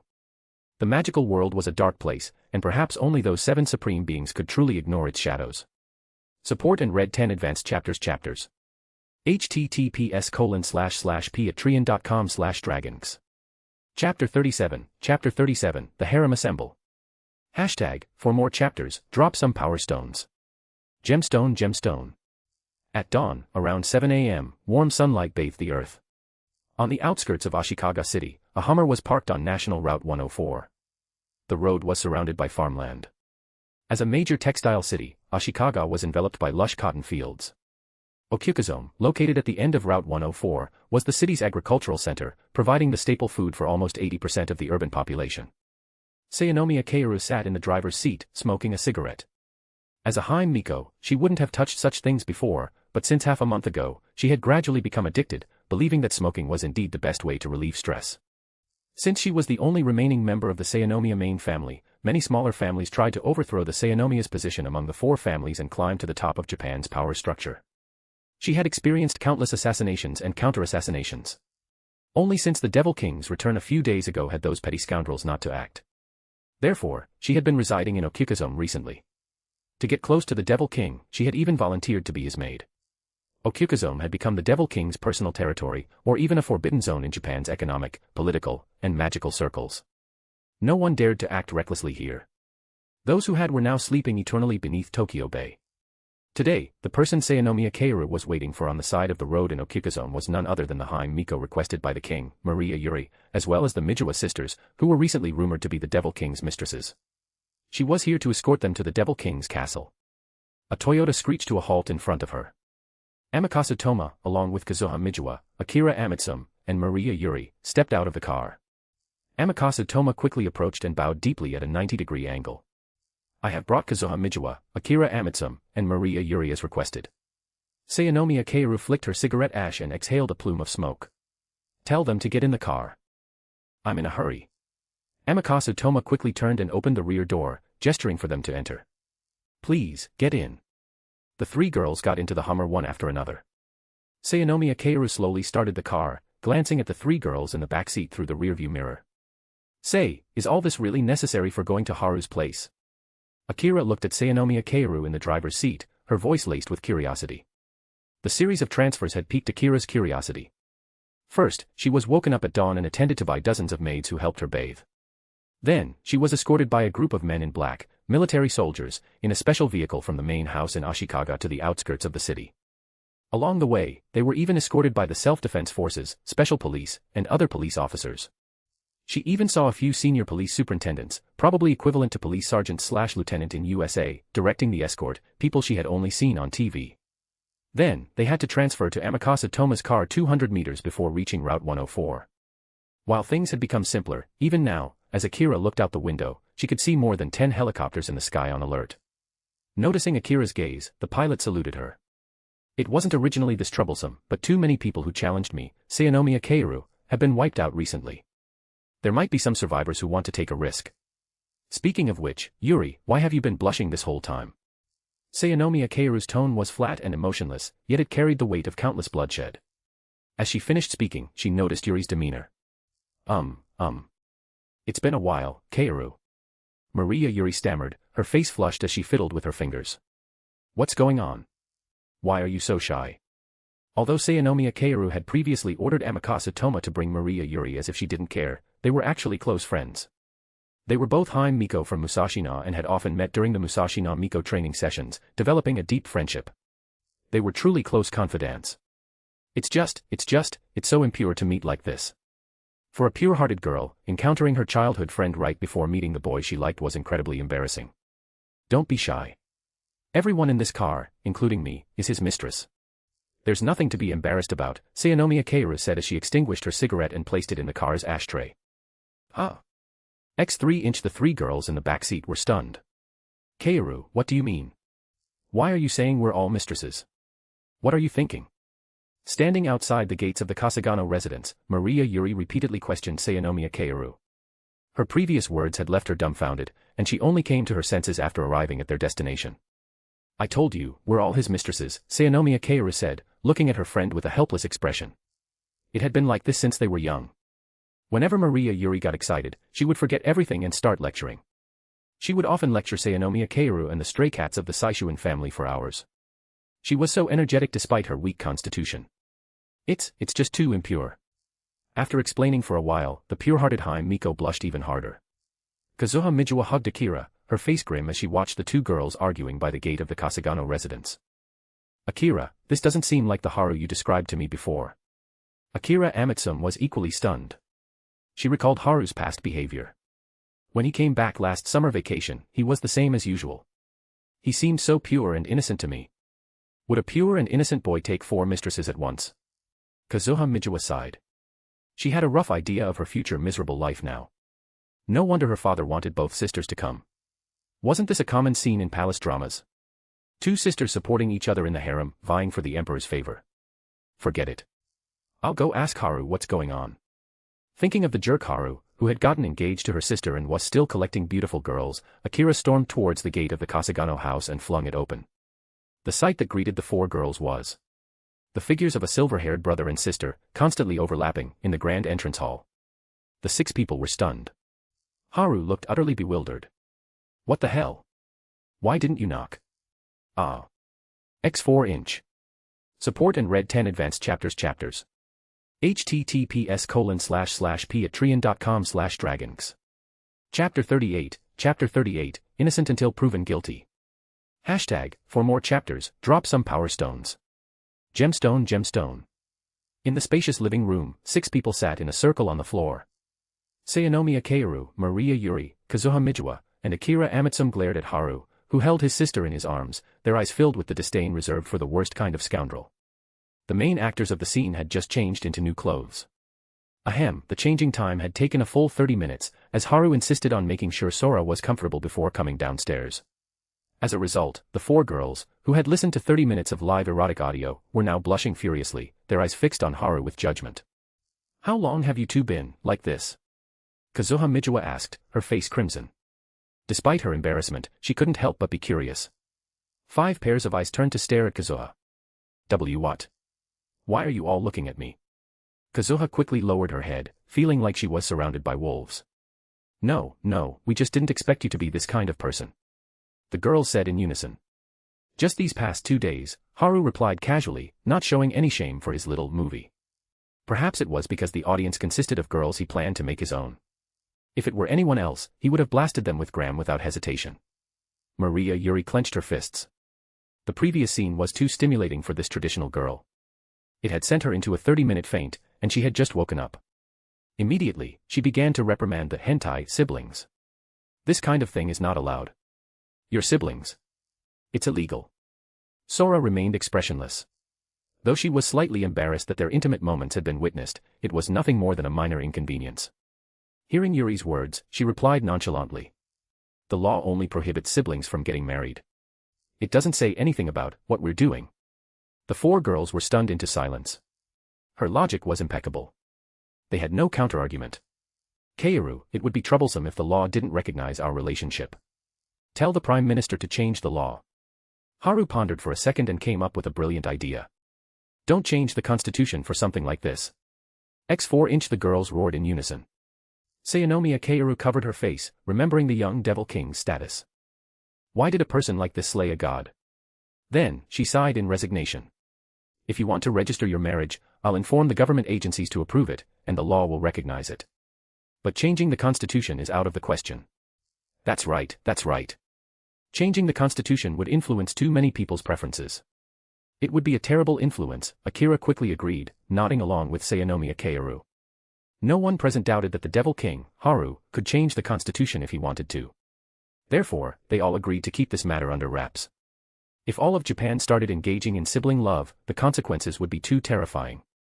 Sora tilted her head slightly, a hint of disappointment on her face as her suggestion was rejected.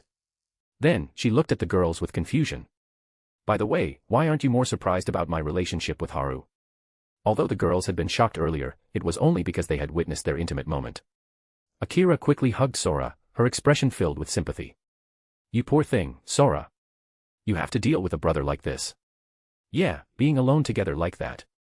Sayanomiya Kaoru said, her face contorted in a strange expression.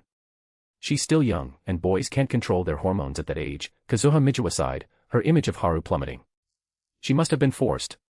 Maria Yuri looked at Sora with pity, mistaking her emotionless expression for numbness caused by the trauma of being violated by her monstrous brother. She wanted to help Sora but felt powerless because of Haru's Devil King status. A sense of frustration washed over her. Haru stared at them, dumbfounded.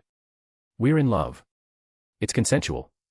Looking at the girls, who were utterly convinced of their own interpretations, Haru shrugged helplessly. He had gotten what he wanted, so he didn't care what they thought. Kaoru, investigate what the Mijiwa family has recently purchased and who they've been in contact with. Haru quickly changed the subject. If he didn't know what kind of stories they would concoct about him. Why investigate our family? Kazuha and Akira looked at Haru, confused. Their eyes demanded an explanation. The other night, I fought a heretic god, and just as I was about to kill it, Vauban interfered, and the god escaped. At the time, the heretic god was focused on the Mijiwa family, so I want to investigate, Haru explained, giving them a brief summary of the situation. Hearing the name Vauban, Maria Yuri's pupils shrank, and her body trembled. Hey, you were so fierce when you were scolding me just now, and now you're scared of Vauban. We're both Devil Kings, and normally, that guy can't beat me. He only used sneak attacks, Haru said, annoyed. Why did Maria Yuri seem to think Vauban was stronger than him? He patted Yuri's cheek. No response. She was still terrified. He patted her again, but she continued to ignore him. Then, Haru leaned in and kissed her. Maria Yuri immediately fainted. When Yuri opened her eyes again, she saw Haru kneeling on a washboard, being punched and kicked by the four girls. What's going on? Yuri looked at the girls' violence, confused. She's awake. She's awake. Akira stopped her assault as soon as she saw Yuri regain consciousness. The other three girls also stopped. Are you all right? Are you feeling unwell?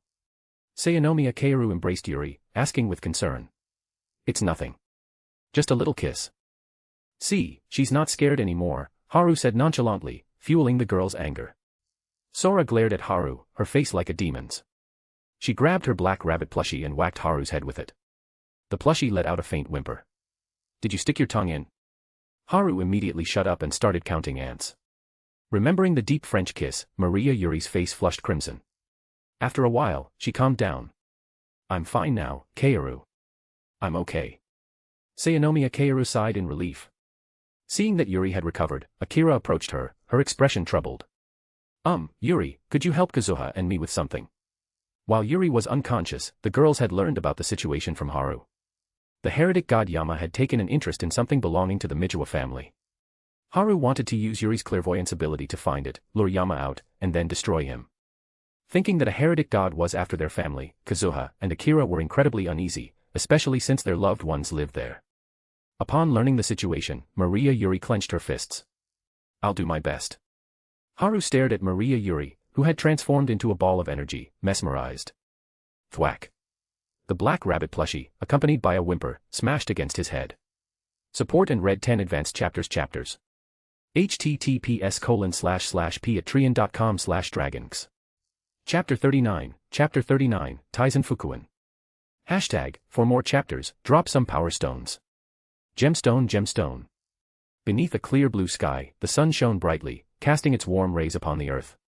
At the entrance of a traditional Japanese wooden mansion, a sign bearing the Mijiwa family name, inscribed with bold, sweeping strokes, served as a reminder to all who approached. Below the sign, a black, square stone rested on the ground. Its surface was rough, weathered by the passage of time, exuding a heavy sense of history. Inscribed upon it, in ancient Han Dynasty characters, were the words, Stone Guardian. The stone emitted a faint glow, almost unnoticeable beneath the brilliance of the sun. A wisp of black energy drifted towards the stone, merging with it. Thump. A sound like a heartbeat reverberated as the stone shuddered, then returned to stillness. Haru walked along the road with 5 beautiful girls, his gaze fixed on the radiant sun as he complained, Kaoru, you're so careless. You only noticed the car was out of gas when it was almost too late. Oh my, if we had gas, someone might have been incinerated, Sayanomiya Kaoru retorted, taking advantage of their numbers to taunt Haru and vent her recent frustrations. However, Haru chose to ignore her jab. He turned to Maria Yuri. Yuri, you should be able to sense the heretic god Yama now, right? What is he searching for in Okukazome? Maria Yuri's eyes became vacant, her pupils dilated. It was a sign she was using her clairvoyance. I think you mean the heretic god Yama, Haru. If he's searching for something, it's easy to understand. It must be a divine artifact related to Mount Tai. How is Yama related to Mount Tai? Haru asked, puzzled. That Yama is quite famous in Japan. Taizen Fukuin, the god most revered by Japanese onmyoji, is his predecessor. He's called the Eastern Emperor, I believe. Sayanomiya Kaoru said with certainty, recalling the information about gods she had memorized during her Miko training. Yes. Initially, he was the representative of nature worship, the deified god of mountains. During the Old Era, Confucian scholars and alchemists gained prominent positions through the emperor. From being a mountain god, he expanded his role to become the king of the underworld, presiding over the afterlife and controlling life and death. He became Taizen Fukuin. Yuri explained, using her clairvoyance to uncover Yama's origins. And during the early Han Dynasty, there wasn't a true concept of the underworld. The underworld often represented the divine realm. Taizen, the king of the underworld, became the emperor of heaven, ruling over the heavens. Therefore, the mountain god evolved into a triune god-king, presiding over the sky, the earth, and the underworld. Yuri continued, her gaze becoming even more distant, as if she were seeing the sacrificial rituals of the Han Dynasty through the river of time. If I remember correctly, it was during the Jin and Southern and Northern dynasties, right?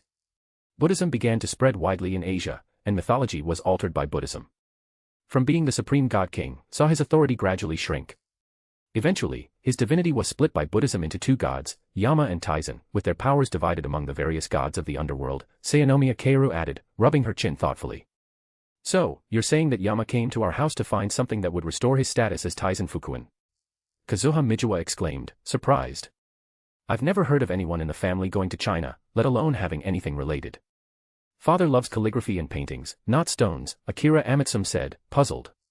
She had just been officially recognized by the family elders and registered in the family genealogy, reverting to her original name, Amatsume Akira.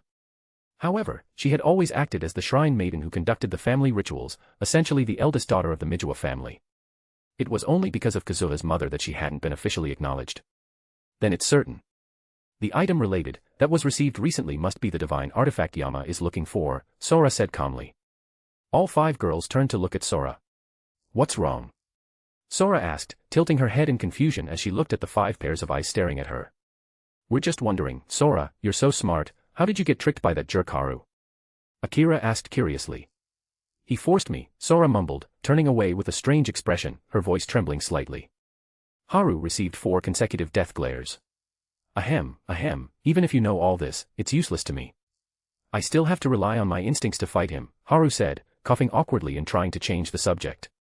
He shrugged nonchalantly and put his hands behind his head. Thump. Sora stomped on Haru's foot, her face dark. Study the information seriously. I can allow you to indulge your lust, but I won't allow you to make me a widow. Yes, ma'am. Haru quickly lowered his head and put on a submissive expression. It's actually not useless.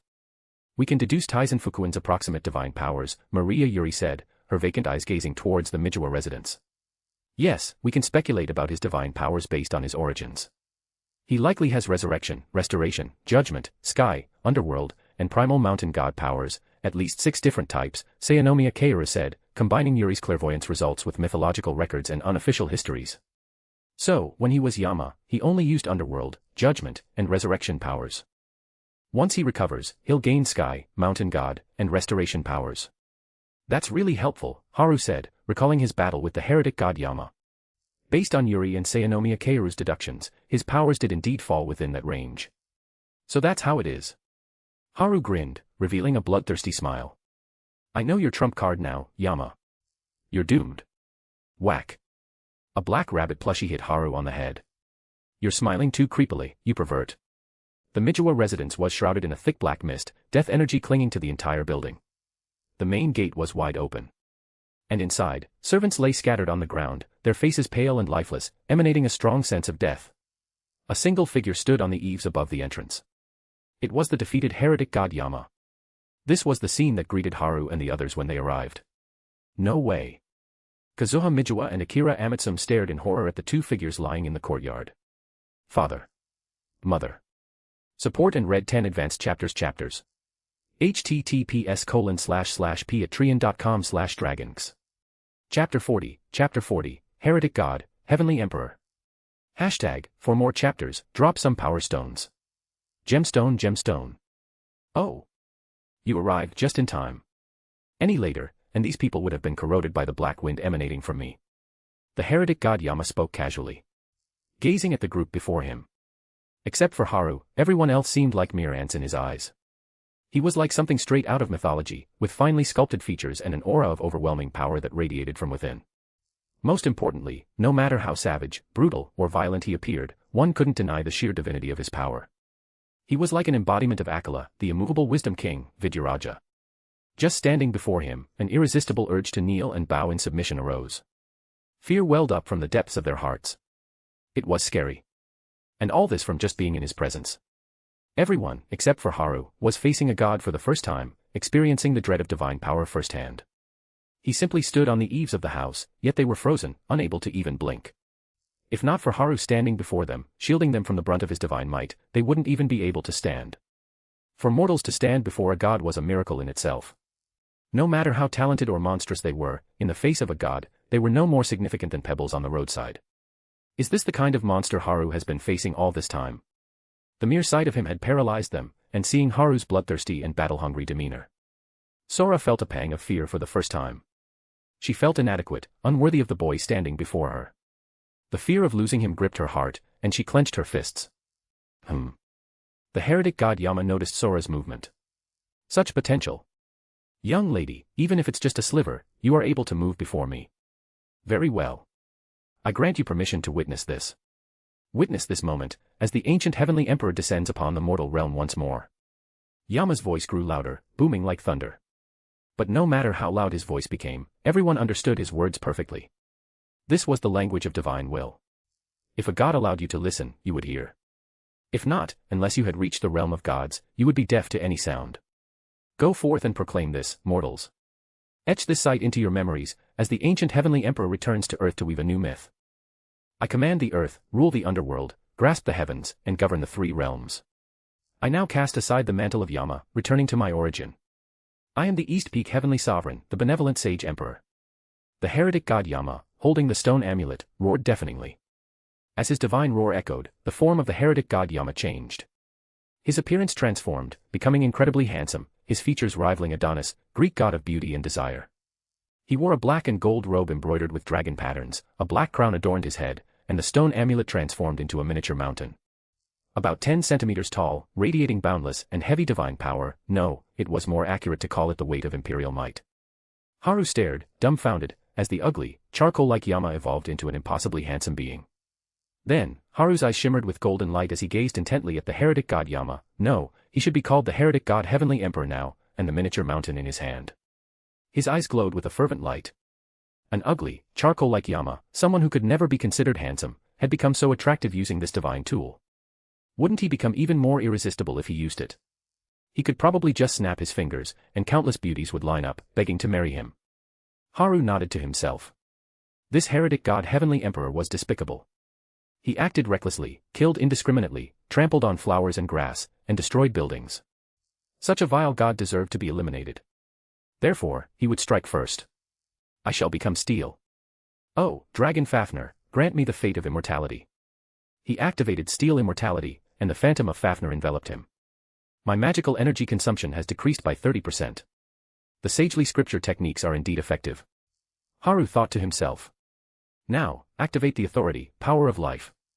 Back at the Mijiwa residence, the people who were on the verge of death glowed with a green light, the life force of the earth. In just a few seconds, their pale faces regained their rosy color. Although he didn't turn around, Haru could feel the grateful gazes of the two Mijiwa sisters behind him. He channeled his magical energy, unleashing an invisible repulsive force that slammed into the Heavenly Emperor. However, the Heavenly Emperor didn't resist, allowing Haru to send him flying. Haru negated his own gravity and leaped into the air. A sonic boom erupted as he created a series of afterimages, chasing after the Heavenly Emperor. Both men and God tacitly sought a suitable battlefield. A minute later, they left the Okikazome area and entered a primeval forest near Mount Uwa on the outskirts of Ashikaga City. This is the place. It's remote enough, Haru thought to himself. Then, in the next instant, his body bent into a U-shape as he was sent flying. The attack came from the miniature mountain in the Heavenly Emperor's hand, which had transformed from the original stone amulet. This divine tool was crafted by the early inhabitants of Mount Tai, carved from a unique stone found on the summit as a statue of the Heavenly Emperor. It had been worshipped for thousands of years in Asia until the turbulent era when the descendants of those ancient inhabitants died out, and the statue was lost. Eventually, it ended up in the hands of Mijiwa Aikura. Thousands of years of worship and faith in the mountain god had imbued this divine tool with a mass equivalent to a mountain. Once used in an attack, its power was enough to destroy everything. Struck by a mass equal to a mountain range, a deafening metallic clang resonated through the sky. Haru's body crashed into the ground, creating a massive crater 50 meters in diameter and an unknown depth in the dense forest. The earth trembled, rocks and debris flew through the air, triggering a magnitude 6 earthquake that shook the entire Kanto region. Seeing this, the Heavenly Emperor threw the miniature mountain once more. As it flew through the air, it grew rapidly, transforming from its original size of 10 centimeters to meters. It became a majestic and imposing mountain peak. Towering over 1,000 meters, it pressed down relentlessly, burying Haru alive beneath the earth. Support and read 10 advanced chapters. https://patreon.com/dragons. Chapter 41, Battle of Ages. Haru vs. Heavenly Emperor. For more chapters, drop some power stones. Gemstone. Minutes passed, and the tremors subsided. The once lush and dense forest had been replaced by a towering mountain, reaching a kilometer high. Atop the summit of the mountain, the Heavenly Emperor stood, his entire being radiating a limitless golden light, his divine power. The power surged into the mountain, activating its inherent rules, suppressing misfortune, protecting homes, warding off evil, dispelling wind, deflecting negative energy, and averting disaster. Countless divine inscriptions densely covered the surface of the mountain, maximizing its suppressing power. Suddenly, a deafening roar, one that shook the very soul, erupted from beneath the mountain. Time seemed to freeze as the earth-shattering bellow reverberated through the air, silencing all other sounds. The mountain trembled violently, as if some monstrous entity, sealed for eons, was attempting to break free and unleash chaos upon the world. The Heavenly Emperor, his face resolute, intensified the flow of his divine power, stabilizing the mountain's suppressing seal. The tremors ceased. Moments later, the Heavenly Emperor's expression shifted, his eyes widening in alarm. Get the hell up. A thunderous roar, so powerful it dispersed the clouds above, leaving 100 miles of clear sky in its wake. A blinding golden light emerged from beneath the mountain, followed by a figure who, with one hand, lifted the entire kilometer-high mountain. Haru's body surged with magical energy, his core spinning rapidly. 3 authorities, earth, steel, and life, activated simultaneously, granting him the strength to hoist the mountain. Earth negated the mountain's weight, steel reinforced his body, and life replenished his consumed energy. With the combined might of these 3 powers, Haru accomplished the Herculean feat, rivaling the legendary strength of ancient heroes. With a mighty heave, he launched the mountain into the air, then delivered a devastating punch to its base. Crack! The 1,500-meter-tall mountain split in 2, collapsing to either side. At that moment, the Heavenly Emperor swung his arm. The broken halves of the mountain rapidly shrunk, returning to their original miniature form in the blink of an eye. However, a large crack now ran across the surface of the tiny mountain. The legendary, indestructible divine tool had been shattered by Haru's combined might. The Heavenly Emperor frowned. During his previous battle with Haru as the heretic god Yama, his underworld had been destroyed, and the Judgment Authority had proven ineffective. No, it wasn't just ineffective, all energy-based authorities seemed useless against Haru. That meant the Celestial Authority would be useless as well. The Resurrection Authority had already been used and couldn't be activated again with the underworld shattered. So, the Heavenly Emperor tore open his robes, revealing his muscular physique, bulging with raw power. It was a sight that commanded respect and instilled a sense of awe. Powerful, robust, and divine, this was the embodiment of a god in the eyes of mortals. The mountain in his hand slowly melted, merging with his monstrously muscular body. In that instant, his physical strength became equal to the weight of the mountain. If long-range attacks are useless, then let's engage in close combat. With that, he stomped on the air, creating a sonic boom, and hurtled toward the ground at 10 times the speed of sound. His arms extended, forming a cross as his body generated intense friction with the atmosphere, turning him into a blazing meteor aimed directly at Haru. Seeing this, Haru quickly activated his authority. I shall become steel. The cage of evil shall crumble. The light and shadow that rend all things. The world has reached its twilight hour. Strike you down. As the incantation flowed from his lips, the Dragon Slayer, Graham, materialized in his hand. He poured his magical energy into the blade, converting it into an endless torrent of light aimed at the Heavenly Emperor descending from the heavens. Fire. In the instant the limitless light clashed with the Heavenly Emperor, the world seemed to fall silent. Boom. A deafening thunderclap resonated across the clear sky. The brilliant light collided with the terrifying force of a body possessing the weight of the mountain, releasing a catastrophic wave of energy that caused the space around them to ripple. Thud. After several minutes of stalemate, the Heavenly Emperor, pushing against the torrent of light, advanced toward Haru. Haru's expression shifted. He poured more magical energy into Graham, converting it with all his might. However, the sword could only convert a limited amount of energy at a time, and the Heavenly Emperor was closing in. A primal, hand-to-hand battle was about to begin. With a swift movement, Haru tossed Graham aside, a savage grin spreading across his face. He vanished in a flash, reappearing behind the Heavenly Emperor. His fist, generating sonic booms from the friction with the air, slammed toward the god's back. However, the moment his attack connected, the Heavenly Emperor's fist, seemingly appearing out of nowhere, struck Haru's left shoulder, sending him hurtling through the air. In this exchange of sneak attacks, both had perfectly timed their moves. Haru executed a perfect landing, regaining his footing. He was not flustered, but his eyes widened as he took in the sight of the Heavenly Emperor's monstrously muscular arms. He glanced down at his own thighs, his lips twitching. Those arms were 3 times larger than his thighs. No wonder the god wanted to engage in close combat. So you think you're so great just because you have muscles? Anger flared in Haru's eyes. He clenched his right fist and launched a powerful punch. The fist shattered the air before him, then missed. The Heavenly Emperor had dodged Haru's iron fist with a sideways maneuver, showcasing incredible combat skills. With a speed too fast for the naked eye to follow, he countered, striking Haru's left side. Crack! The sound of bone shattering echoed through the air, the lament of Haru's ribs breaking under the force of the god's punch. Boom! Haru's retaliatory punch connected with the Heavenly Emperor's face. They exchanged blows, the sound of their impacts resonating like thunderclaps. In a matter of moments, 5 of Haru's ribs were broken. Blood trickled from his mouth, and shards of bone pierced his chest. Yet, his face held an expression of pure madness. A faint glow emanated from his body as the life authority activated, drawing earth vein energy to slowly repair his injuries. The Heavenly Emperor stood tall, his head, flattened by Haru's relentless punches, slightly dazed. But it wasn't from the pain. It was from the sudden shift in his opponent's fighting style. Haru had abandoned all defense, all instincts, resorting to a purely life-for-life combat technique. No, it wasn't even a technique. It was just wild, untamed brawling, but it was surprisingly effective. Why resort to such a reckless, suicidal method? Because it was the only way. Compared to the millennia of combat experience accumulated by a god, Haru, who had been an ordinary person just a few weeks ago, couldn't possibly match those skills. So, this was the only way. He had to fight with his life on the line to win. The Heavenly Emperor charged forward, a ferocious laugh escaping his lips. A bloody brawl ensued. Support and read 10 advanced chapters.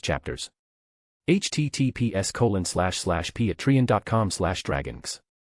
Chapter 42, Usurping the Heavenly Emperor Powers. Becoming closer to true God. For more chapters, drop some power stones. Gemstone. The morning sun cast its first rays over Mount Owa, a mountain near Ashikaga City, marking the start of a brand new day. The once lush forest surrounding Mount Owa had vanished, replaced by a scene of utter devastation. Countless trees were either snapped in half or uprooted, and the surrounding earth and rocks were pulverized into fine gravel, the largest pieces no bigger than marbles. Craters, each at least 30 meters in diameter, scarred the landscape. From the sky, the Aokigahara forest was gone, replaced by a pockmarked wasteland, as if it had been bombarded by missiles for days. In one of these craters, Haru lay battered and broken. His shoes were gone, his body covered in dried, dark brown blood. Several ribs protruded from his chest, his left arm bent at an unnatural angle, clearly a compound fracture. Despite these horrific injuries, Haru's spine remained straight. Standing opposite him was the Heavenly Emperor, his appearance unchanged from when he reappeared at the Mijiwa residence. It had been 3 days since their battle began. Haru and the Heavenly Emperor had engaged in a bloody 3-day, 3-night fight in this forest. Judging by their appearances, it seemed the Heavenly Emperor had won. However. Ha ha ha ha. I admire you. I truly admire you. The Heavenly Emperor laughed maniacally, his form flickering, becoming translucent.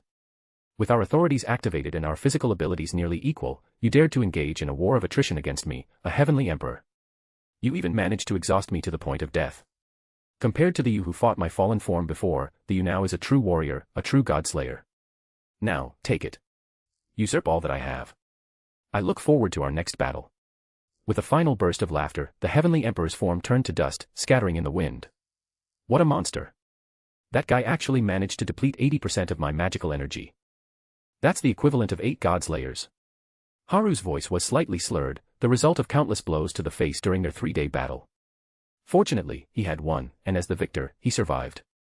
Although his body was in far worse shape than 3 days ago, the fire in Haru's eyes burned brighter than ever. The Heavenly Emperor was right. 3 days ago, Haru was just an average Joe who had suddenly gained immense power.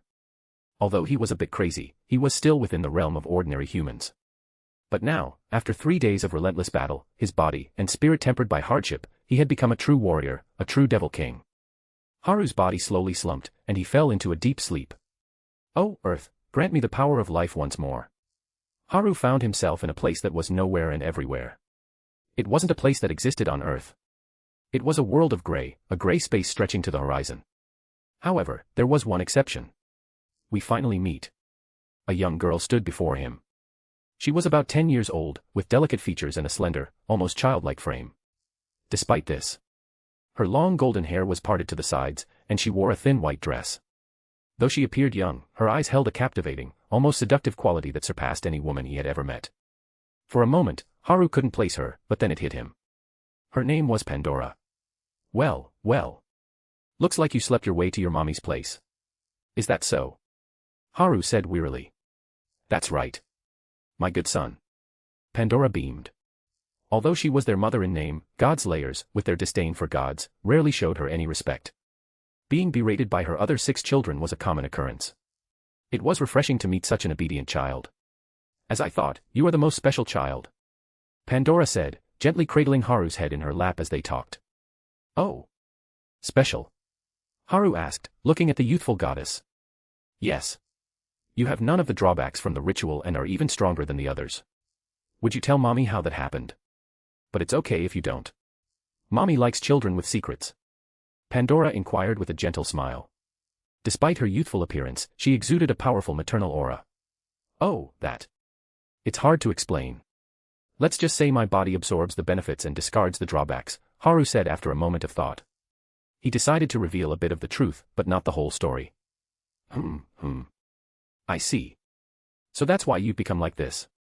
Pandora nodded, as if she understood something profound. Become like this? Like what? Haru was even more confused. Don't you know? Compared to other Godslayers, you're closer to a god now. Not a heretic god, but a true god from mythology, slumbering in the realm of death. And you're closer to us Earth Mothers than even the Serpent King. It's like you were born from all the Earth Goddesses combined. It's truly wonderful. Pandora's voice was filled with joy. Having no Godslayer drawbacks meant he wouldn't be hunted down and could live a long life. And his closeness to the Earth Goddesses was a divine blessing.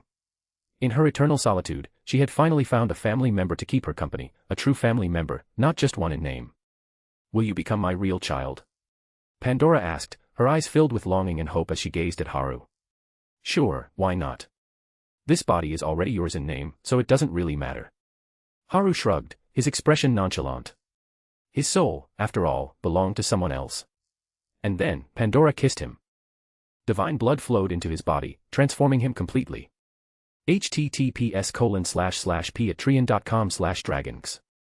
Chapter 43, Chapter 43, The Power of the Mountain, in the Palm of My Hand. A/N, for more chapters, drop some power stones. Gemstone, gemstone. Haru felt his head being gently lifted and rested against something soft. Slowly, he opened his eyes. You're awake. Sora sat on the floor, covered by a cool tatami mat. She had used her lap as a pillow for Haru's head and was looking at him with a worried expression. Haru's entire body was covered in a dark brown layer of dried blood, but his injuries had already healed under the influence of his authority, the power of life.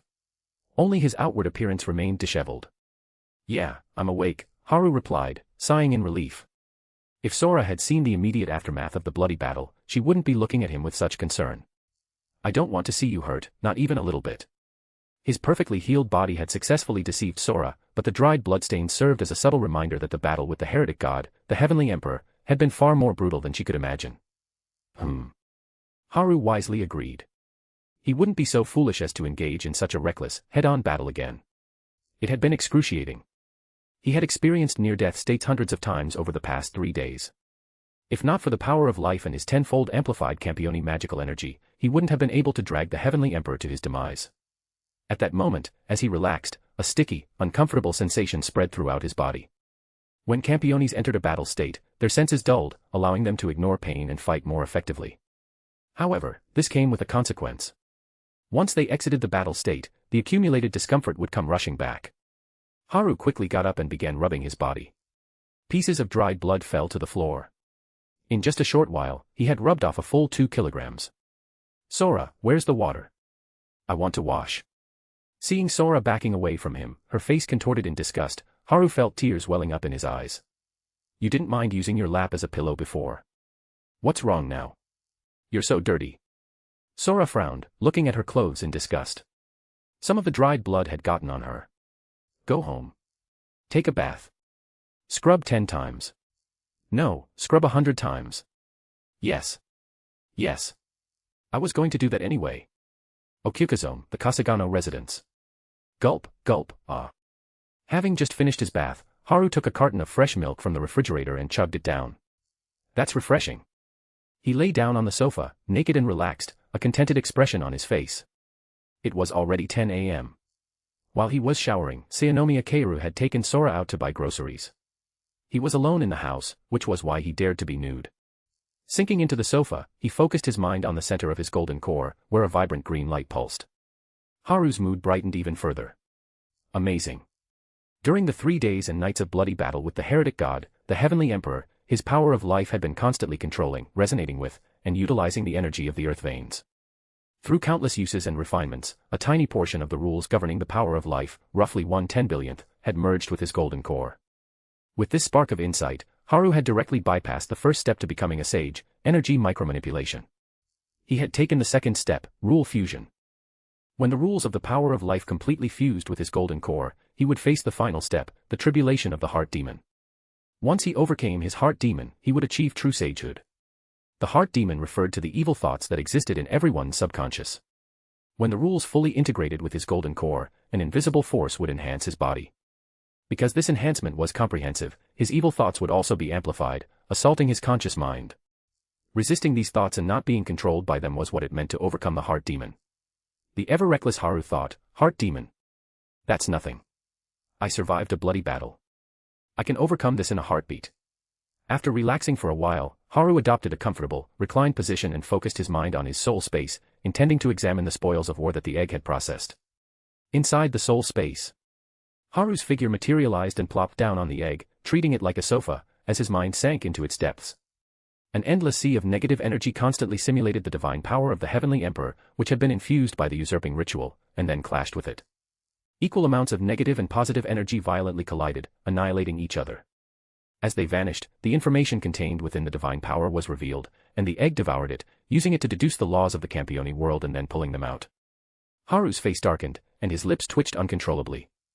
This was the first time he had witnessed the egg deducing rules in its entirety, and he regretted it. Were the rules in his mind just the egg's excrement? Did that mean his head was full of crap? Damn it. Below, on the steel earth, Gram shot up into the air and flew into Haru's hand. Clang. Bang. Boom. Crack. Haru slashed at the egg furiously. The rampage continued for 20 minutes, until Gram couldn't withstand the recoil and shattered. Only then did Haru stop, calming himself down. Suppressing his disgust, he once again focused his mind on the egg. The divine power information of the Heavenly Emperor had been successfully deduced. Death, mountains, earth, sky, judgment, life, resurrection, countless rules, some complete, some fragmented, appeared before him. In the end, the rules of death, earth, life, and resurrection were absorbed into the power of life and the power of earth below, completing and enhancing them. At the same time, a massive landform shaped like a mountain slowly took shape amidst deafening tremors. The unabsorbed rules sank into the egg. The rule of the sky was absorbed by the tempestuous fury, while the remaining rules formed 3 authority crystals, the Great Cositus, Death Aura, and Judgment of the Underworld. Haru ignored the authority crystals. These crystals had fixed powers and fixed consumption rates and were incapable of micromanipulation. These 3 limitations made them essentially useless, except for showing off. Haru was more interested in the rule-infused landform below, the power of the mountain, an authority that granted the user the strength of a mountain. This authority had left a deep impression on him. It was with this power that the Heavenly Emperor had been able to clash with Haru's enhanced physique, 10 times stronger than a normal Campione and augmented by the steel undying body, resulting in a mutual stalemate. Imagining his steel undying body combined with the earth-shattering power of the mountain, Haru drooled slightly.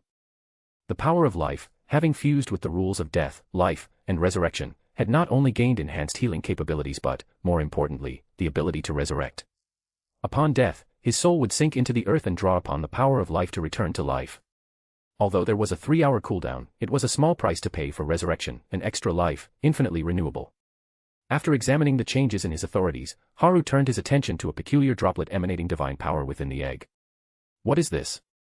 Support and read 10 advanced chapters, ahead of others. https://patreon.com/dragons. Chapter 44, Pandora. A/N, for more chapters, drop some power stones. Gemstone. Haru focused his attention on the peculiar water droplet. He distinctly remembered slaying only one heretic god, the Heavenly Emperor. So, where did this droplet, brimming with divine power, originate? Egg, scan my body, Haru commanded, suspecting he might be under the influence of an authority or some unknown effect. How else could a divine object enter his body without him noticing? As expected, the egg detected a faint, foreign energy lurking within his soul. Haru, alarmed, immediately ordered the egg to annihilate it. Memory surged into his consciousness. So that's it. That energy was from the netherworld. Because the netherworld is a realm of spirits, the spirit holds precedence there. Memories experienced there are etched into the spirit. Naturally, when I return to my physical body, my material brain lacks those memories, resulting in a memory gap. With netherworld energy carrying the memories, when the soul re-enters the netherworld, the energy would merge with it, and the memories would resurface. But I have the egg to protect me.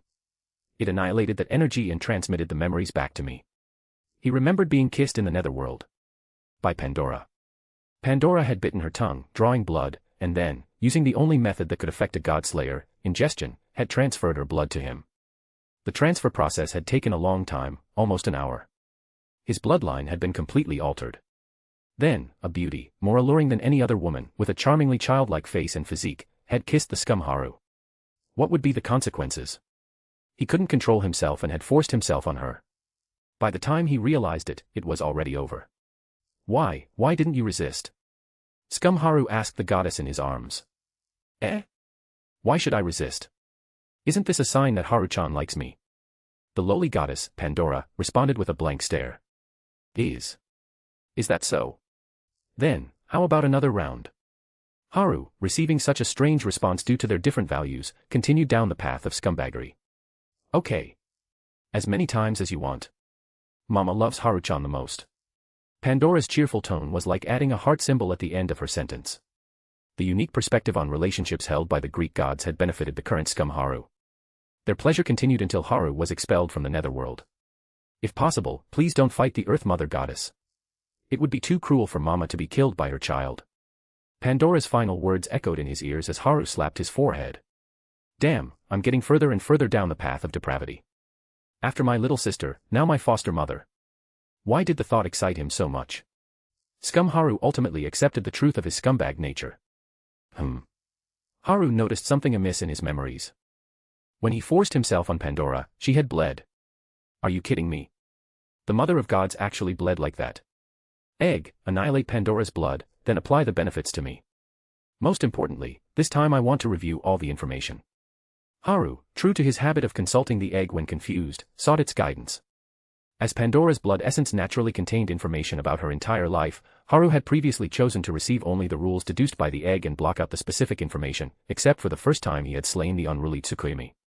But this time, it seemed he needed to delve into that information to find answers. The egg activated the Dirac Sea, completely annihilating Pandora's blood essence. Pandora was the first woman in Greek mythology, crafted from clay by Hephaestus. As punishment for Prometheus stealing fire, she was presented to humankind as the first woman. But this was merely her fallen form. While clay was the material used, clay originated from the earth. Therefore, it could be argued that Pandora was created using the primordial Earth Mother Goddess as the raw material. Furthermore, in the various stories of Gaia in Greek mythology, there was a phrase attributed to her, "The earth is the mother of all things, and stones are my bones." Therefore, Pandora's prototype could be considered Gaia, one of the oldest Earth Mother goddesses. The information confirmed this point. The primordial Earth Mother, who once ruled over the gods, was defeated by Uranus, the first-generation king of gods, symbolizing the rise of male dominance. Mythology was rewritten, and Gaia was reduced to being Uranus' wife. However, the fallen Gaia refused to accept her fate and meticulously planned a rebellion, manipulating Cronus to defeat Uranus, making him the second-generation king of gods. Gaia, in turn, ascended further, becoming the mother of gods. But the good times didn't last. Male dominance reached its peak with the emergence of Zeus. He, along with Poseidon and Hades, defeated Cronus and Gaia. After the defeat, Gaia was stripped of her divinity, her wisdom stolen, and she was forced to transform into the earth itself. The male gods reversed the myth of Gaia creating the gods, turning it into the myth of the gods creating Pandora. Therefore, Pandora, created from clay and stripped of her wisdom by the gods, was actually Gaia's fallen form. This was the truth about Pandora. So, it was all a marriage in name only. And I'm the one who benefited. Haru was stunned. This joke was too funny. The mother of gods was actually pure. This third-rate game called reality was truly entertaining. He accepted this reality with a mixture of laughter and exasperation. Regardless, he was the one who had profited the most. At that moment, the rules contained within Pandora's divine power were continuously analyzed by the egg, eventually being transferred to Haru in the usual manner. Haru had developed some resistance to this, and he tried to resist, but he couldn't change the egg's strange habits. He watched as the rule runes, shaped like pieces of poop, emerged from the egg's lower region, the equivalent of a human's backside, and slowly fell onto the expanse of rule below. Looks like I won't be able to argue with anyone who calls me full of shit from now on. Haru looked on in despair as the rules intertwined with his soul. A new expanse appeared in his mindscape, standing alongside the other four. The authority, Earth's message, surfaced in Haru's mind. Asterisk, the ability to manipulate the Earth element. Asterisk, Haru stared at the newly emerged authority expanse in his mindscape, lost in thought. With a flicker, Haru left his soul space. Support and read 10 advanced chapters, ahead of others. https://patreon.com/dragons. Chapter 45, The Monkey King, Sun Wukong. A/N, for more chapters, drop some power stones. Gemstone. It was Saturday, and the weather was as sunny as ever. Frogs croaked in the rice paddies, their calls answered by the chirping of cicadas in the trees. It was late June, and summer vacation had already begun. Half a month had passed since the bloody battle with the heretic god, the Heavenly Emperor. An eerie atmosphere hung over the Kasugano residence. Click, whir. A computer ejected a disk. Sora, sitting on the sofa, reached out, took the disk, and casually tossed it into the trash can. You beat this game too. Haru, lying beside Sora with his eyes closed, carefully refined his golden core, integrating the rules of life force with minuscule progress. He opened his eyes and looked at the growing pile of game disks in the trash can. Yeah. I'm bored. Sora stared blankly at the computer desktop. Over the past half-month, she had been staying at home, playing computer games and conquering them one after another. However, with her high intelligence, she had already cleared nearly 200 games. Want to go on a trip somewhere? It was just a casual suggestion. After saying it, Haru closed his eyes again, his consciousness sinking into his body to continue refining his golden core, enjoying the slow process of self-improvement. Sora thought for a moment. Half a month ago, after that bloody battle, fearing that she might lose Haru, she had pestered him relentlessly, preventing him from leaving the house. After all, she had learned from numerous people in the magic world that it was in a Godslayer's nature to encounter incidents involving gods and devil kings whenever they went out. However, half a month had left Sora feeling restless.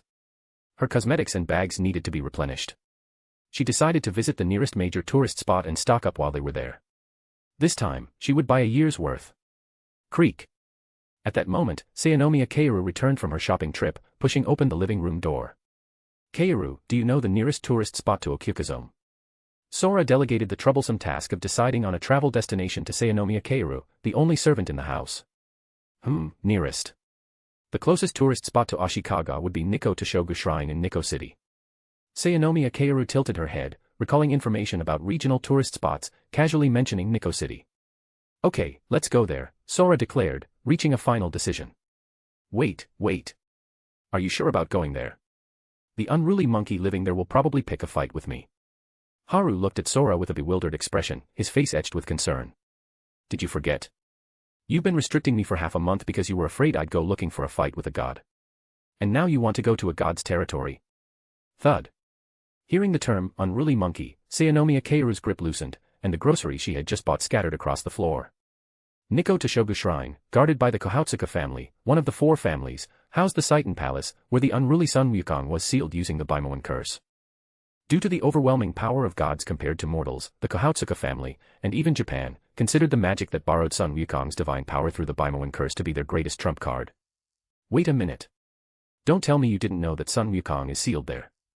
Now it was Haru's turn to be dumbfounded. Sayanomiya Kaoru, as the head of the Sayanomiya family, one of the 4 families, didn't know about one of their greatest assets. Oh.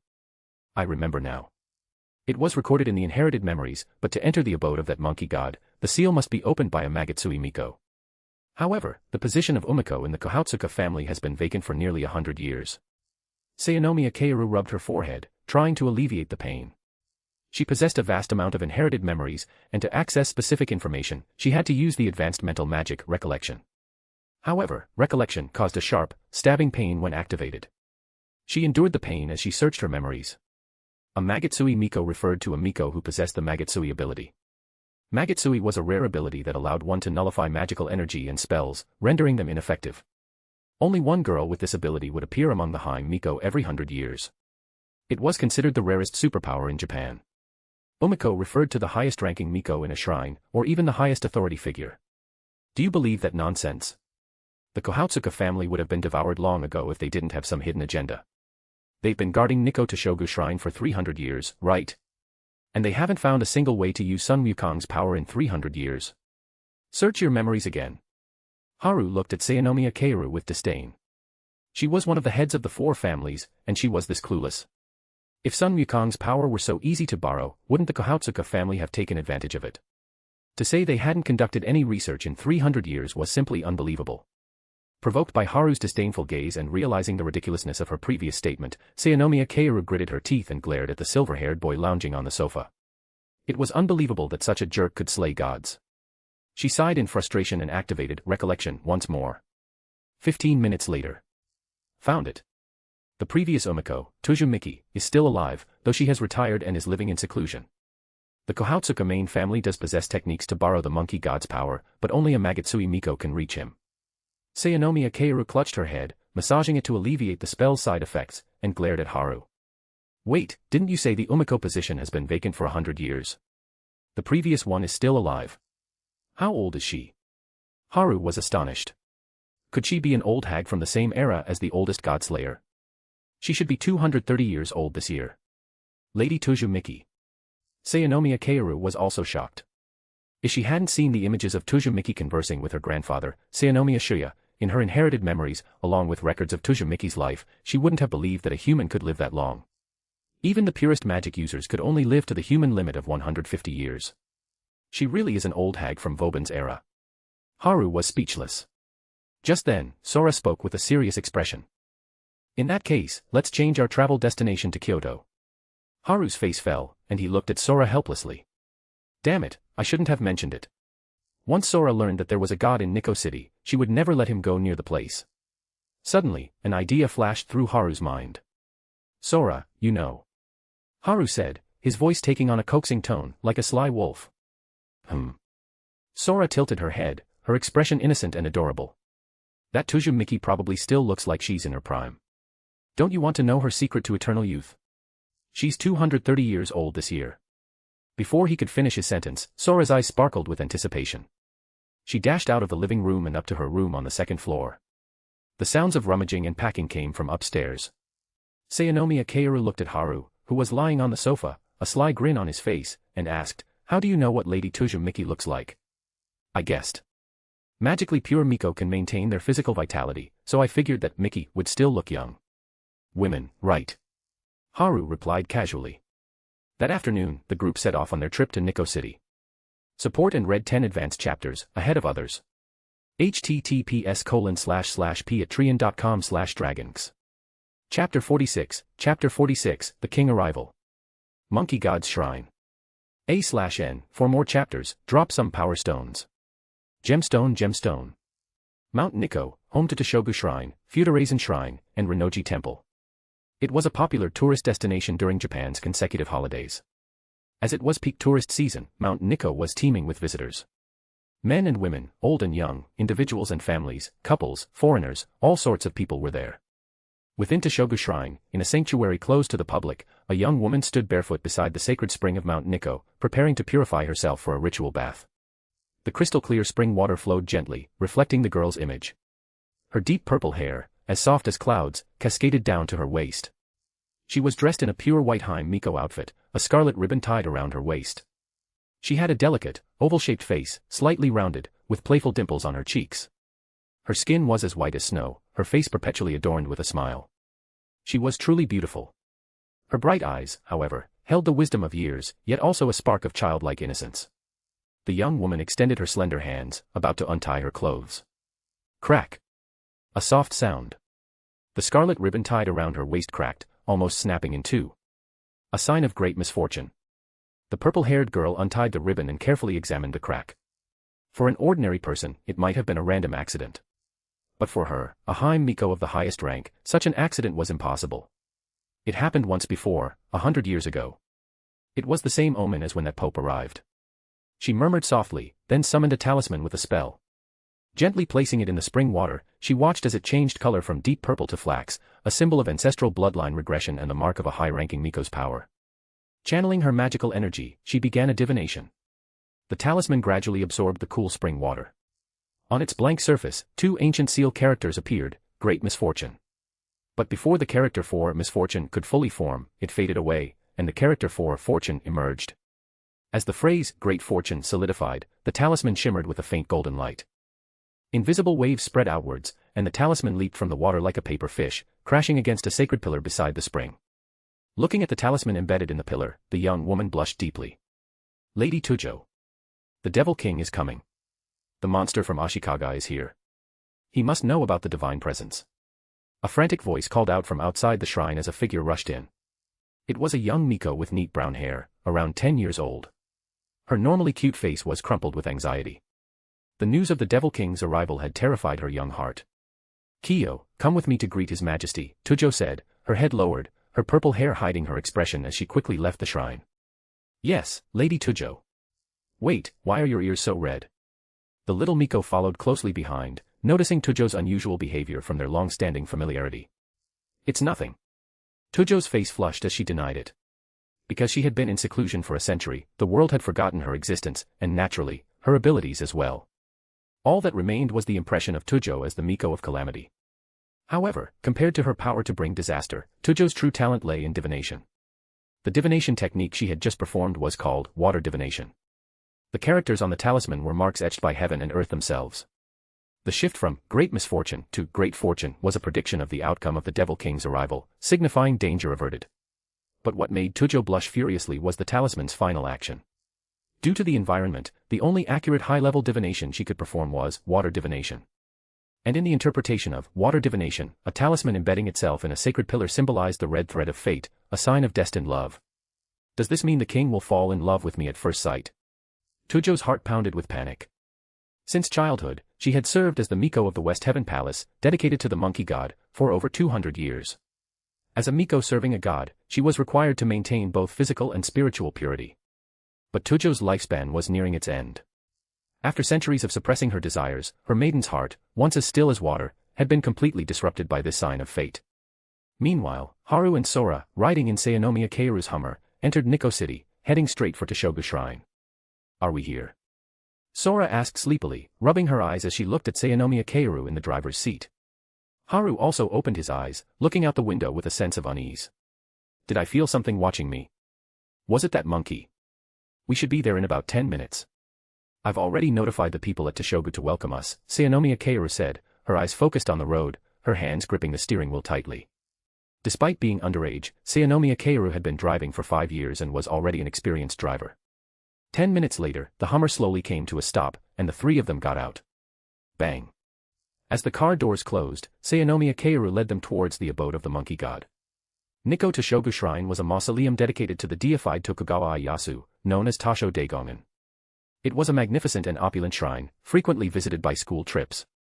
They looked at the 5-story pagoda, ascended the stone steps, and passed through the Torii Gate. They entered the sanctuary through the famous Yomiman Gate, passed the Hayden, Worship Hall, and Honden, Main Hall, and continued on to the Okusha, Inner Shrine, following the designated route. However, Sayanomiya Kaoru diverted midway, heading towards an inconspicuous building. It was a small, unadorned hut. The front side wall, where a typical house would have its entrance, was carved with monkeys from one end to the other. Monkeys with their eyes closed, monkeys with their mouths shut, monkeys covering their ears, monkeys sitting, monkeys looking at the sky, monkeys lying down, over a dozen monkeys were carved there. Sayanomiya Kaoru took out a talisman, dispelled the barrier, and entered the vast forest behind the building. Haru and Sora followed closely. This was the area between Fudoraisen Shrine and the grounds of Toshogu Shrine. It was inconspicuous, and thanks to the barrier, tourists didn't notice it. After about 15 minutes, they arrived in front of an ancient shrine.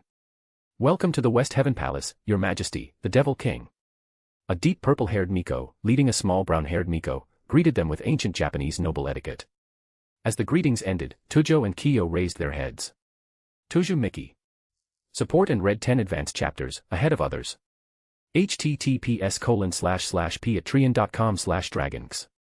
Chapter 47, is that Nozomi Tojo from Long Live. A/N, for more chapters, drop some power stones. Gemstone. Nozomi Tojo. Haru stared dumbfounded at the purple-haired maiden before him. Her stunning beauty, her voluptuous figure that even the loose-fitting Miko attire couldn't conceal, she looked exactly like the famous 2D idol, Nozomi Tojo, from his previous life. Haru screamed internally, "Holy crap, I actually met the real-life leader of the Love Live cult." "Oh. Do you know her?" Haru's obvious recognition of the Miko set off alarm bells in Sora's mind. She clung to his arm, her eyes fixed intently on Tuju Miki, silently asserting her claim. "Oh, no, she just looks a lot like a friend of mine named Nozomi Tojo." With his arm caught by Sora, Haru, who had known her since childhood, instantly understood her intentions. He had merely been startled by the Miko's appearance. Calming down, he realized something was amiss. He had never heard of the Love Live competition in this world. But looking at that incredibly familiar face, Haru became uncertain. I'll have my subordinates investigate the existence of Otonokazaka High School when I get back. I remember it's located in Chiyoda Ward. The thought of the 9 Muse members sent a thrill through the heart of the shameless Haru. "Oh, really? Introduce her to me sometime. There's someone who looks like me," Tuju Miki said with a smile, amused by the interaction between the siblings. "First, allow me to introduce myself. I am Tuju Miki, the former high priestess of this West Heaven Palace. And yes, my real name is Nozomi Tojo." Tuju Miki introduced herself gracefully, then pulled forward the trembling little Miko beside her. "This is little Kiyo, a Haim Miko who takes care of me. Don't underestimate her. She's a full-fledged Haim Miko, just a little timid." Tuju Miki held the adorable little Miko like a beloved doll. "I'm not timid," Kiyo responded bravely, but when Haru's gaze fell on her, she buried her head in Tuju Miki's embrace, her small body trembling. Clearly, Haru had frightened her. Haru watched the little Miko, her expression clearly saying, "I've seen a ghost," his lips twitching. "Wow. So you're the 230-year-old Miko?" Sora looked at Tuju Miki in shock. Though Haru and Sayanomiya Kaoru had warned her, she was still astonished to see it with her own eyes. Tuju Miki looked like a youthful maiden in her prime, yet she had lived for 2 centuries. Sora gazed at Tuju Miki longingly, coveting the secret to her everlasting youth. Tuju Miki glared at Sora. No woman liked to be reminded of her age. After Tuju Miki turned 20 and became the High Priestess, the nominal highest authority figure at Nikko Toshogu Shrine, discussing her age became taboo. Sora had committed a grave offense by bringing it up in front of her. Looking at Sora clinging to Haru's arm, a playful glint flashed in Tuju Miki's eyes. She quickly composed herself and turned to Haru with a charming smile. "So, my lord, your purpose in coming here is, as expected, for the monkey god, right? Please follow me." Before she could finish, Tuju Miki covered her mouth with both hands, feigning a slip of the tongue, her eyes twinkling with amusement. Haru was speechless. He looked at Tuju Miki, baffled. "We have no quarrel, why are you doing this?" As if struck by lightning, Sora raised her head, her expression blank, her gaze fixed on Haru's face. Looks a lot like a friend. Which friend? I think I've met all of Haru's friends. For the past 16 years, all of them. Seeing Sora's darkening expression, Haru knew he was in trouble. He glared at Tuzumiki, who was stifling a laugh, and felt Sora's grip tighten on his arm. Can I choose how I die? Tuzumiki clapped her hands. All right, it was just a joke. Kiyo and Keiru, please excuse yourselves. Your Majesty and Your Highness, please come with me. And Your Majesty, your flirting skills need some work. Even for me, that line is old-fashioned. Tuzumiki teased playfully, then pushed open the door and entered the inner hall. Sayanomiya Keiru watched the unfolding drama with a twitching lip, then took Kiyo's hand and left. Haru looked at Sora awkwardly, but all he received was a glare. You womanizer. Sora muttered, shaking off Haru's arm and entering the shrine. Haru quickly followed. Inside the inner hall was a very ancient-looking shrine, neither grand nor ornate. It resembled a humble, rustic shrine one might find by the roadside in the countryside. Low trees grew around it, bearing unripe fruit. A closer look revealed them to be peach trees, the fruit of which, peaches, were a monkey's favorite food. Shimenawa, sacred ropes, encircled the shrine and the peach trees. The ropes radiated a strong magical energy, a physical manifestation of a barrier. Tuzumiki stepped within the Shimenawa, placing her hand on one of the knots. Her rosy cheeks instantly turned pale as she channeled her magical energy, activating her calamity power. The magical energy within the Shimenawa temporarily dissipated. After taking a deep breath to compose herself, Tuzumiki's face regained its color. She turned around and said, "Please follow me." A pitch-black cave suddenly appeared before them. Tuzumiki stepped inside first. Haru took Sora's hand and followed her into the cave. The shrine fell silent once more. The cave was pitch black. The floor felt like concrete, easy to walk on, but there was almost no light. After walking for several minutes, a glimmer of light appeared, a square-shaped opening. Light streamed through from the other side. They stepped through the square opening. Before them was a dilapidated hut, seemingly abandoned, built in the style of a stable. The sun shone brightly outside, and the air was pleasantly cool. In the distance, they could see a magnificent structure. A massive house, no, a castle, or perhaps even a palace. It resembled the Forbidden City, a Japanese-style palace. This must be the stables within the palace. In a corner of the stable, lying on a pile of hay, was a monkey. Its fur was a brilliant, almost orange-gold color. It was about 80 centimeters long, with a pointed snout and mischievous eyes. Haru recognized it instantly. The great sage equaling heaven, Sun Wukong. Support and read 10 advanced chapters, ahead of others. https://patreon.com/dragons. Chapter 48, Eternal Youth sounds nice, but... A/N, for more chapters, drop some power stones. Gemstone. Well, if it isn't Mickey, and she's brought guests. Sun Wukong looked up at the three of them. Fiery red eyes with golden pupils, these were Sun Wukong's world-renowned eyes of truth. What strange guests. The aura of an Earth Mother Goddess. The aura of a dragon. But human body. What are you? Golden light radiated from his eyes of truth as they focused on Haru. Sun Wukong voiced his confusion. Didn't you see, this is the Godslayer. Tuzumiki looked at Sun Wukong curiously. Having spent many years with him, she knew the power of his eyes of truth. Though they couldn't see through disguises, they could discern affiliations. Impossible. In my eyes, he is, no. What god are you to have escaped mythology? Sun Wukong's divine power surged, his eyes widening, and the eyes of truth blazed with brilliant light, shining upon Haru. His gaze pierced through Haru's flesh, and when he saw the golden core within, his face was filled with shock. Hey! Don't go changing my race on a whim. First an Earth Mother Goddess, then a dragon, and now a god. Haru looked at the monkey in front of him, dumbfounded. His core started to spin. This monkey was probably asleep for too long and had gone senile. A good beating would probably sort him out. Seeing the movement of the core within Haru, Sun Wukong's eyes flashed, as if he had realized something. I see, a child of the earth. The primordial Earth Mother who birthed you went to great lengths. I didn't see her go to any lengths. Haru had finally understood that Sun Wukong was referring to Pandora. Having undergone a blood exchange with Pandora, and with his current golden core attuned to the world's rules, Haru was practically a divine manifestation on earth, much like Jesus to Yahweh, more God than man. Unfortunately, because of the curse, I can't kill you right here and now. Sun Wukong sighed regretfully. So, it was another attempt by Gaia to manipulate a god's descendant and alter mythology, just like she had with Cronus. and judging by the aura within him, it seemed multiple Earth goddesses had participated. Oh, I can't let that slide. Hearing the word kill, Haru's veins bulged on his forehead. This monkey had too much confidence. If they really fought, it wasn't clear who would win. He slowly activated his steel incarnation authority. At that moment, the monkey, who had been lounging lazily in the hay, suddenly leaped up, his eyes wide. What are you? You even have a Godslayer's authority. Tuzumiki stood behind Sun Wukong, her teeth gritted, her forehead creased, and her hand shot out to pinch his face, stretching it outwards. I told you, he's the Godslayer. Can you listen to me properly, you damn monkey? Godslayer. What kind of authority turned you into this? You Godslayers have such bizarre powers. His face stretched out of shape, Sun Wukong's words were slurred. Noticing the problem, he quickly turned his head, freeing himself from Tujumiki's grasp. His voice returned to normal. Didn't you say you wanted to kill me? Come on then. Haru flexed his fingers, his body radiating golden light as the phantom of Fafnir slowly materialized. Well, that's what I said, but I can't break free from the curse. There are conditions for me to take action.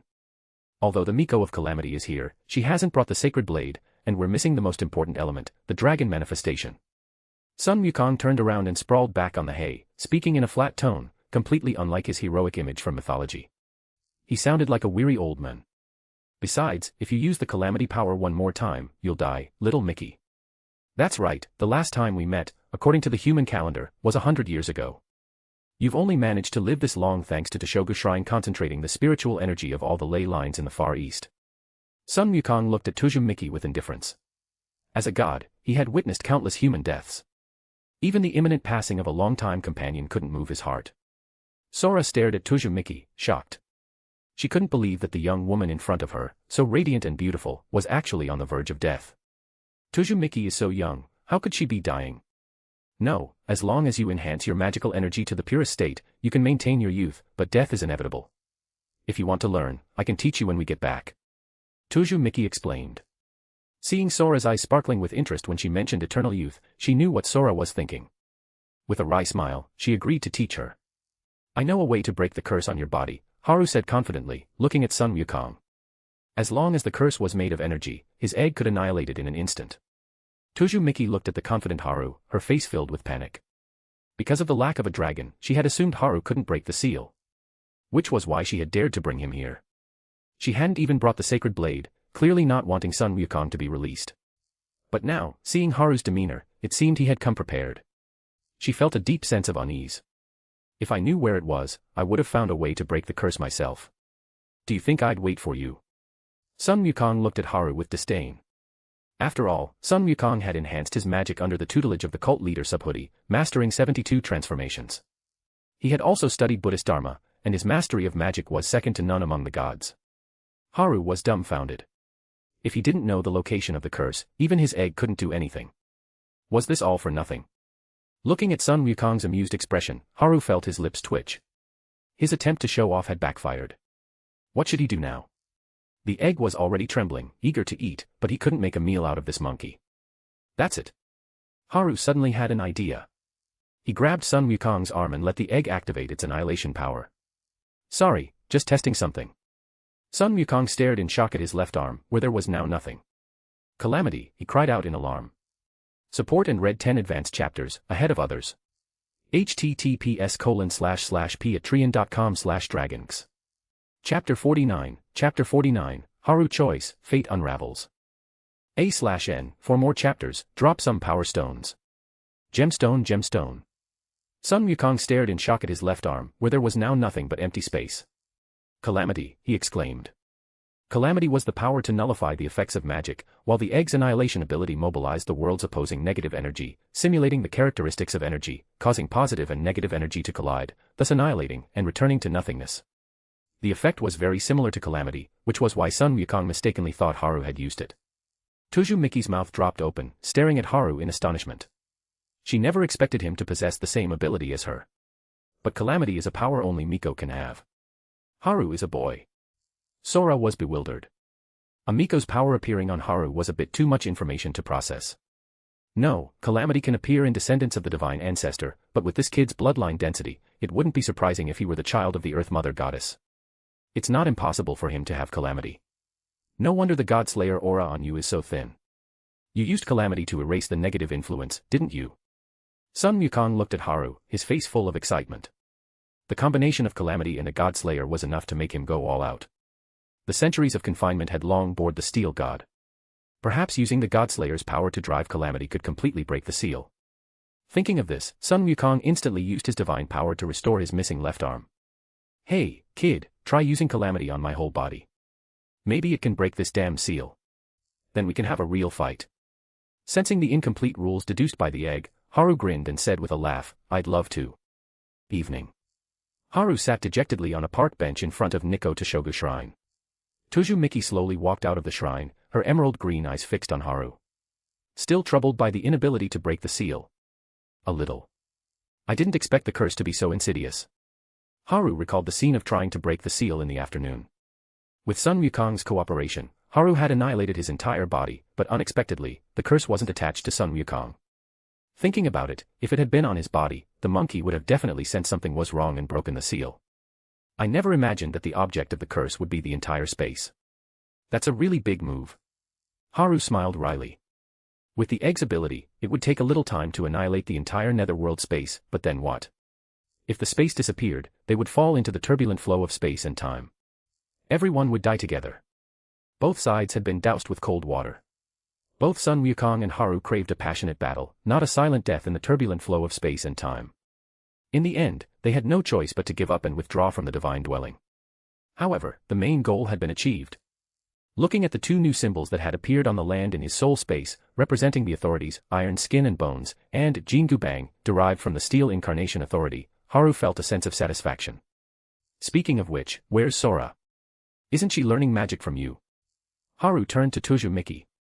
Sora was incredibly enthusiastic about the power of eternal youth. After all, no girl didn't yearn for beauty and youth, otherwise, the price of cosmetics wouldn't be so high. I used the impart spell to teach her the basics. She should be practicing with Kyo now. Using impart is very convenient, isn't it? Tojo Miki chuckled, covering her mouth with her hand. What? You did that to her? Haru jumped up from the bench in shock. Huh. Impart is a common spell. Is there something strange about it? Tojo Miki looked at Haru in bewilderment. Impart was a high-level spell that condensed knowledge and instilled it into the recipient's mind. Combined with a spell to prevent forgetting, it was often used to teach the next generation of inheritors. Therefore, the longer a family's lineage, the more knowledgeable their descendants would be, and the more powerful they would become. This was the foundation for the ancient societies to secretly rule the world, a cornerstone spell. At that moment, Haru suddenly remembered the difference between Sora and him. Sorry, I was using myself as a standard. Sora isn't a Godslayer. Tojo Miki's face flushed crimson, as if smoke was rising from her head. It was just a touch of hands. How could I do that? We're both girls. Godslayers had an incredibly high level of magical resistance. Unless it was a very special type of spell, it wouldn't have any effect on Haru. The only way for an ordinary spell to affect a Godslayer was through oral transmission, meaning it had to be transferred through a kiss to take effect. Previously, Haru had used himself as a standard, assuming that Tojo Miki had used oral transmission to cast impart on Sora. Forget it. As an apology for the misunderstanding, would you mind spending some time with me today? Tojo Miki gazed at Haru's face, smoothing her hair, her eyes filled with anticipation. Of course, it would be my pleasure. Looking at her face, Haru readily agreed. The two of them walked along the park path near Nikko Toshogu Shrine. It was early summer. Although the daytime heat was unbearable, the evening was pleasantly cool. The atmosphere was a bit awkward.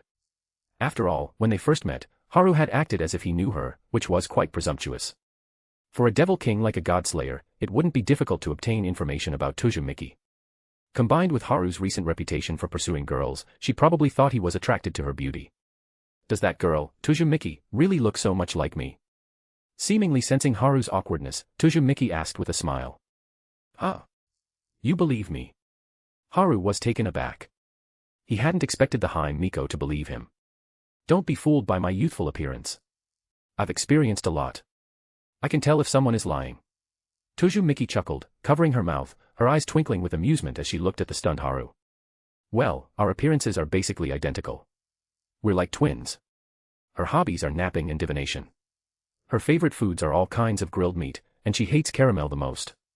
As for her personality. What's wrong? Haru couldn't continue. He was utterly baffled by Miki's shocked expression. My hobbies are exactly the same. Miki looked at him suspiciously. He didn't seem to be lying, but why were even their hobbies the same? Ah, really, that's a coincidence. Haha. Haru's face was incredibly awkward. He scratched the back of his head, trying to change the subject. Could she be a parallel world counterpart? Even our hobbies are the same. She must think I'm a complete pervert. Do you like that girl, Your Majesty? Miki walked ahead of Haru, her back to him as she asked. Ah, yeah, she's a girl I really like. I'd like to try dating her if possible, Haru said frankly, not hiding his desire. As an adult, he wasn't afraid to be honest about his feelings. Miki slowly turned around, her purple hair fluttering in the wind. Her emerald green eyes were filled with determination. Then, would you like to try dating me? Support and read 10 advanced chapters, ahead of others. https://patreon.com/dragons. Chapter 50, Date with Miki. A/N, for more chapters, drop some power stones. Gemstone. Miki slowly turned, her purple hair flowing in the wind, her emerald eyes filled with determination. Then, will you have a relationship with me? Haru was speechless. He stared at the beautiful purple-haired girl, her hair cascading down her back, and swallowed hard. Honestly, Miki's allure was incredibly potent. Her cloud-like deep purple hair was tied in 2 sections with pink ribbons and flowed down to her waist. She was dressed in a pure white Hime Miko outfit, a scarlet ribbon tied around her waist. She had a delicate, heart-shaped face, slightly rounded, which only enhanced her beauty. When she smiled, 2 playful dimples appeared on her cheeks, adding a touch of innocence. Her skin, exposed where the Miko outfit didn't cover, was as white as snow. Combined with the naturally serene aura she had from years of living at the shrine and her curvaceous figure, unlike most women, if she were to confess to any man, her success rate would be incredibly high. Why would you think that? Although Haru couldn't help but feel delighted, a sense of caution rose within him. The tragic outcome of his neighbor, the Ape dragon, first love was a stark reminder. Haru didn't want to follow in his footsteps. As you've probably heard from the monkey god, I don't have much time left. Miki paused for a moment before continuing.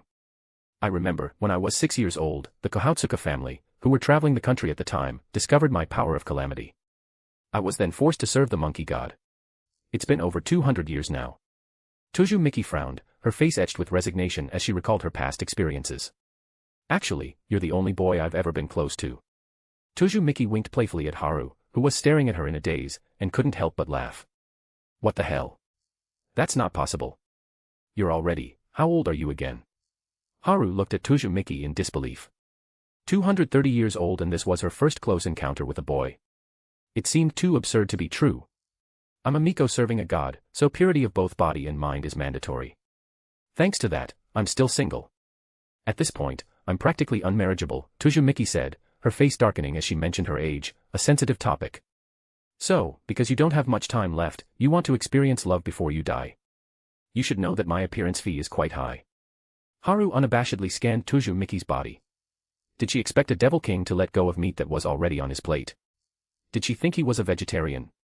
Haru, the scum, wouldn't even spare his sister or his adopted mother. Miki spread her arms and twirled, dancing gracefully beneath the setting sun. Judging by your expression, you're quite satisfied with the appearance fee, aren't you? They were at a cafe called Pucelle, French for maiden, on a street in Nikko City. From the outside, it looked like a decent establishment, likely privately owned rather than a chain store. The shop was decorated with warm-colored wood, a sign with a French name hung in front, and a board by the entrance displayed the day's specials. At a window table in the second-to-last row, Haru, dressed in a white shirt, sat facing Miki, who wore a white kimono with red trim. Their handsome and beautiful appearances attracted the attention of those around them. Come sit here. Lovers usually sit side by side, not facing each other. Haru looked at Miki, who seemed slightly nervous across from him. Eh? Is that so? You're quite experienced, Your Majesty. Miki looked at the Devil King with a strange expression, then stood up and sat down to Haru's right. Just theoretically. In reality, I've only ever been with Sora like this. And from now on, call me Haru. That's what lovers call each other, understand? Haru flipped through the menu board, looking at the pictures of the dishes. Miki blushed, shyly calling out, Haru. That's right. The shop's special pasta looks pretty good for an appetizer. For the main course, let's have beef bourguignon with 7-colored vegetable jelly. That should be enough. This place seems to have special desserts and coffee too. What about you, Mickey? Haru ticked off the items on the menu, then handed it to Mickey beside him. Mickey stared at the menu, flustered. Oh. You haven't had French cuisine before. Haru suddenly realized that the girl, who had never left the confines of Nikko Toshogu Shrine, probably only ate Japanese food and had never had the opportunity to try French cuisine. Yes. I've only heard of it. This is my first time trying foreign food. Mickey looked around, taking in the exotic atmosphere, so different from the Japanese style. Although the cafe was in Japan, the chef was a true Parisian. Influenced by him, the decor was authentically Parisian. Then we'll have the same thing. Haru stealthily reached out and pulled Mickey into his arms. Her face flushing bright red. The people around them looked at them with kind smiles, probably assuming they were a young couple experiencing Parisian romance. Mickey's heightened senses as a Hime Miko made her acutely aware of everyone's gaze. She turned away, burying her face in Haru's chest, her ears burning. After enjoying a delicious meal, Haru held Mickey's left hand tightly with his right and led her, still in a shy state, into the movie theater. Here you go. Haru emerged from the concession stand, holding popcorn and 2 cups of cola. He handed one to Mickey. What's this? Mickey looked at the cold plastic cup of cola in her hand curiously, her face filled with confusion. It's a must-have for watching movies. Come on, let's go watch the movie. Haru led Mickey towards the screening room. Movie. Mickey looked at Haru's back questioningly, muttering this unfamiliar term. 3 hours later, Haru regretted his choice. Although it was normal for couples to have dinner and watch a movie, there were alternatives, like going to an amusement park instead. Why did the scumbag Haru regret it? The problem was obvious, it was the movie itself. Haru, if you were Kitahara, would you choose Kazusa or Setsuna? Mickey asked, her face stained with tears, as she looked at him. This was the reason for Haru's breakdown. When would this choose one of 2 heroines trope, so beloved by fans of romance anime, ever leave him alone? Why did the world of Campiones also have melodramas akin to White Album? Haru looked helplessly at Mickey, who seemed determined to get to the bottom of this. I wouldn't let go of either. That's very much in line with a Devil King style. Mickey laughed, tears streaming down her face. Afterward, Haru led Mickey to their final destination for their date, the Nikko Grand Hotel. Support and read 10 advanced chapters, ahead of others. https://patreon.com/dragons. Chapter 51, Letter of Challenge. A/N, for more chapters, drop some power stones. Gemstone. The presidential suite of the Nikko Hotel. Purple neon lights illuminated the entire room, casting a hazy glow. Time is running out. I didn't expect I wouldn't even make it through tonight. Mickey opened her eyes, gazing dreamily at the neon lights on the ceiling. Haru's lips curled into a mischievous smile as he quickened his pace. The room was filled with the sounds of Beethoven's Symphony No. 5. Within his center, his core emitted invisible waves. The life force rule, originally residing within the core, began to spread throughout his center, then slowly diffused into Haru's body, radiating a potent life force. When Mickey awoke from her sleep, she didn't know what time it was. Opening her drowsy eyes, she stretched like she usually did after a nap, her hand shielding the neon light from the ceiling. The blanket slowly slid down as she got out of bed, her expression still hazy with sleep. Awake. A male voice suddenly spoke from beside her. Her drowsy mind snapped awake. She stared wide-eyed at the figure to her right. Still in a state of post-coital bliss, Haru admired the aesthetically pleasing sight of a beautiful woman waking up. Looking at her dazed face, he playfully said, "Good morning." Memories of last nights flooded her mind, their stroll in the park, the feeding scene at the French restaurant, the tear-jerking experience of watching a movie for the first time, and the restricted scenes in the hotel room. Mickey blushed furiously as she looked at the silver-haired boy smirking at her. The madness that had consumed her, driven by the looming threat of her impending death, slowly receded, and reason returned to her mind. Reaching for the blanket, she pulled it up to cover her burning face. Haru watched the girl burying her head in the sand, then lifted a corner of the blanket, slipping into the covers with a mischievous grin. "Ah. Don't put your hand in there." A shriek came from under the blanket. After some playful banter, Beethoven returned to conduct Symphony No. 5, and the music filled the room once more. The moon hung high in the sky, casting its pale light through the window. The music stopped. Haru gently caressed the girl's smooth back, looking at her flushed face and trembling eyelashes. Still pretending to be asleep. "You little sleepyhead. It seems I'll need a third round to wake you up." At his words, her tightly closed eyelashes fluttered open. Her emerald green eyes held a deep shyness. A blush of anger colored her jade-like face as she glared at Haru. Beware the wrath of a maiden whose modesty has been unveiled. You perverted devil king. Ah. Who was it that said she wanted to experience a passionate romance with this perverted devil king? Wasn't last night's behavior just the daily life of a loving couple? Haru shamelessly continued to tease her. Seeing Tuzumiki on the verge of exploding with shame, Haru quickly stopped his teasing. If he went any further, he might end up on the receiving end of her divine retribution. Are you wondering why you're still alive? Tuzumiki was taken aback by Haru's question. It was only then that she realized something was amiss. Her emerald green eyes fixed on the rogue before her. It seems you haven't looked into my background. But as the highest-ranking Miko, you should possess clairvoyance, shouldn't you? Take a look. See the name of the god I slew. A figure appeared behind Haru, a majestic being wielding a miniature Mount Tai, radiating a golden divine aura. Tuzumiki activated her clairvoyance. Her messy, deep purple hair gradually turned flax-colored as her unfocused eyes reflected Haru's figure. The underworld. The sky. Mountain. The ruler of judgment and the king of hell. The heavenly emperor who governs immortality. You see. Now that I possess his authority, extending a person's lifespan is a simple matter. Haru looked smugly at the stunned Tuzumiki. Tuzumiki's face darkened. She sighed in resignation. She had only sensed that the boy was a Godslayer through her clairvoyance but hadn't investigated the god he had slain. Had she made a grave mistake? She had only needed to offer a portion of her power to gain an extension on her life. But blinded by her fear of death, she had thrown herself into an abyss. The young Miko wanted to cry. Haru nuzzled Tuzumiki's dazed face, gently nibbling on her still flushed ear. He said with a mischievous grin, "Do you regret it now?" With a look of annoyance, Tuzumiki glared at the seducer, whose wolf tail seemed to be wagging behind him. She raised her jade-like leg and kicked him off the bed, then pulled the covers over herself. Her muffled voice came from under the blanket. "Go get me breakfast." Haru chuckled as he washed up and left the hotel room. At 9 a.m., Haru returned to Nikko Toshogu Shrine with a slightly unsteady Tuzumiki. He merged with the figure of Haru that was approaching them. A clone technique. And so realistic. Using her clairvoyance, Tuzumiki saw through the other figure's true nature and was astonished. Common clone techniques only created a stationary image and couldn't move so freely. Haru turned to Tuzumiki, his face flushed with embarrassment. He shrugged helplessly. I wouldn't have needed to go to such lengths if I didn't have to sneak around to avoid Sora. It's all her fault.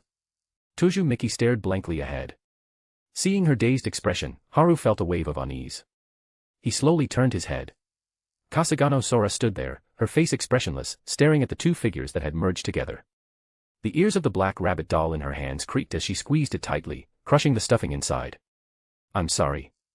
I just learned that spell yesterday. As Haru broke out in a cold sweat, unable to speak, his mind raced for an explanation. A figure silently appeared before them, making no sound. They must have used some profound technique, the kind that could only be achieved through years of rigorous training in mind, body, and skill. In a solemn voice, with the cadence of a Peking opera singer, the figure said, "To the revered King Kasugano Haru, may your life be as long as the heavens, may you reign for 1,000 generations, and may you unify the world. I have been entrusted by my master to deliver this letter of challenge." The figure was a boy, about 12 years old, with short black hair and a handsome face. He wore a black shirt and black jeans. His fingers were long and slender, his palms covered in thick calluses, as if from years of training. This young boy held a letter in both hands. On the front of the letter were two large characters. Haru recognized them immediately. They were traditional Chinese characters, and their meaning was clear: challenge. Support and read 10 advanced chapters, ahead of others. https://p@trian.com/dragons. Chapter 52, Cult Leader Luo Hao. A/N, for more chapters, drop some power stones. Gemstone. Within the uninhabited, densely forested Lushan mountain range in Jiangxi province, China, a World Heritage Site, a robust elder with a head full of white hair and a face etched with wrinkles, seemingly around 80 years old, stood ramrod straight at the foot of a hill, his expression grave as he waited for something. Vice Leader, what brings you here? An ethereal voice echoed from the mountaintop, barely discernible as feminine. Holy Leader, wise and virtuous, may your reign last for 1,000 autumns and 10,000 generations. This subordinate has come to report an anomaly concerning the actions of the newly born king of Japan in the Far East, which has triggered the leader's secret decree, the elder reported, kneeling on one knee, head bowed, his voice solemn and reverent. On Lushan Mountain, inside a small hermitage, a young woman in the prime of her youth sat gracefully on a platform, her fingers delicately plucking a zither. Her face was serene, her posture reminiscent of a mimosa. Her silky black hair, surpassing even the finest silk in its beauty, was styled in 3 braids. She was dressed in a traditional white hanfu, the attire of ancient Asian women, yet her slender legs were adorned with modern black stockings, hinting at a veiled allure. This was Luo Hao, the martial arts king residing in the Jiangnan region's Lushan Mountain, one of the oldest living Campiones, a woman whose beauty rivaled that of the gods. She was the domineering ruler who established the holy cult of the 5 mountains, commanding the loyalty of over 30% of China's sorcerers and martial artists through oaths sworn upon their inner demons. She was a devil king standing at the pinnacle of the world's martial arts. When did Japan give birth to a king equal to me? Luo Hao asked, her brow furrowed slightly as her fingers continued to dance across the zither strings. Ethereal music resonated through the mountains once more. 200 years had passed since she usurped the powers of a god. She hadn't bothered to investigate the Campiones who emerged during that time, nor did she have any interest in doing so. Remembering their names after they introduced themselves was enough. She, Luo Hao, was the only one in heaven and earth who had reached the pinnacle of martial arts, the realm of, invincible and seeking defeat. Therefore, she saw no need to display her authority to others. Trivial matters like investigating names were beneath her notice. The elder continued his professional report, detailing the information he had gathered about Japan Devil King. It was a little over a month ago. He became the Devil King by slaying the heretic god Tsukuyomi in Japan.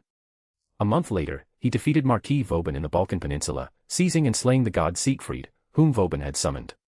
Afterward, he even killed the heretic god, the Heavenly Emperor, once and defeated Marquis Vauban again while exhausted. Based on the intelligence, he's an exceptionally powerful king. That brute, relying only on his strength, was so pathetic that he couldn't even defeat a newborn, even when the child was exhausted. How dare such a worthless creature share my, Luo Hao's, reputation? The next time I see him, I will take his life. Luo Hao's beautiful face was clearly etched with displeasure. She and Marquis Vauban had been considered equals for centuries. Vauban's miserable defeat naturally affected her reputation as well. Coupled with their history as enemies, killing Vauban and clearing her name had become her top priority. No, that old wolf isn't so easy to kill. They had fought countless times, clashing whenever they sought to expand their influence. She, the ruler of China, vying for world domination, and Vauban, the leader of Eastern Europe, their conflicts had always ended in stalemates. Now, the new king who defeated Vauban had become her primary target. Even if it was just an empty title, the strongest, she wouldn't allow a month-old devil king to take it from her, especially a devil king from Japan. Vice leader, tell that new king to come to Lushan to see me. I want to see what makes him so special that he could defeat that old wolf multiple times. But for your transgression of barging in here unannounced, you will sever one of your fingers as punishment.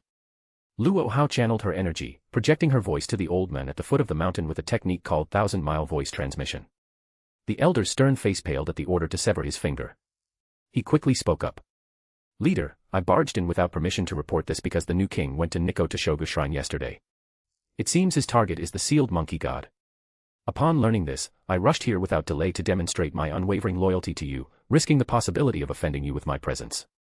The figure sitting in the hermitage, playing the zither, vanished without a trace. In an instant, Luo Hao appeared before the elder, startling him into bowing his head to the ground. A newborn dares to snatch my, Luo Hao's, prey. Who gave him the audacity?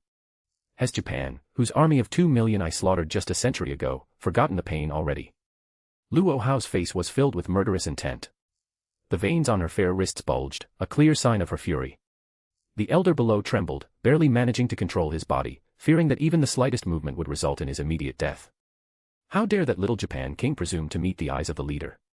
He must be a newborn calf who isn't afraid of tigers, blinded by the praises of those Japan families, thinking he can do whatever he pleases. Otherwise, he wouldn't have the guts to offend the leader's authority, even with 10 lives. Hearing the elder's flattery, Luo Hao's expression softened slightly. Turning around, she casually reached out with her hand. The air rippled silently, forming a colossal hand of white clouds, as if she could grasp the heavens and earth in her palm. The giant hand swooped down towards a corner of Lushan Mountain.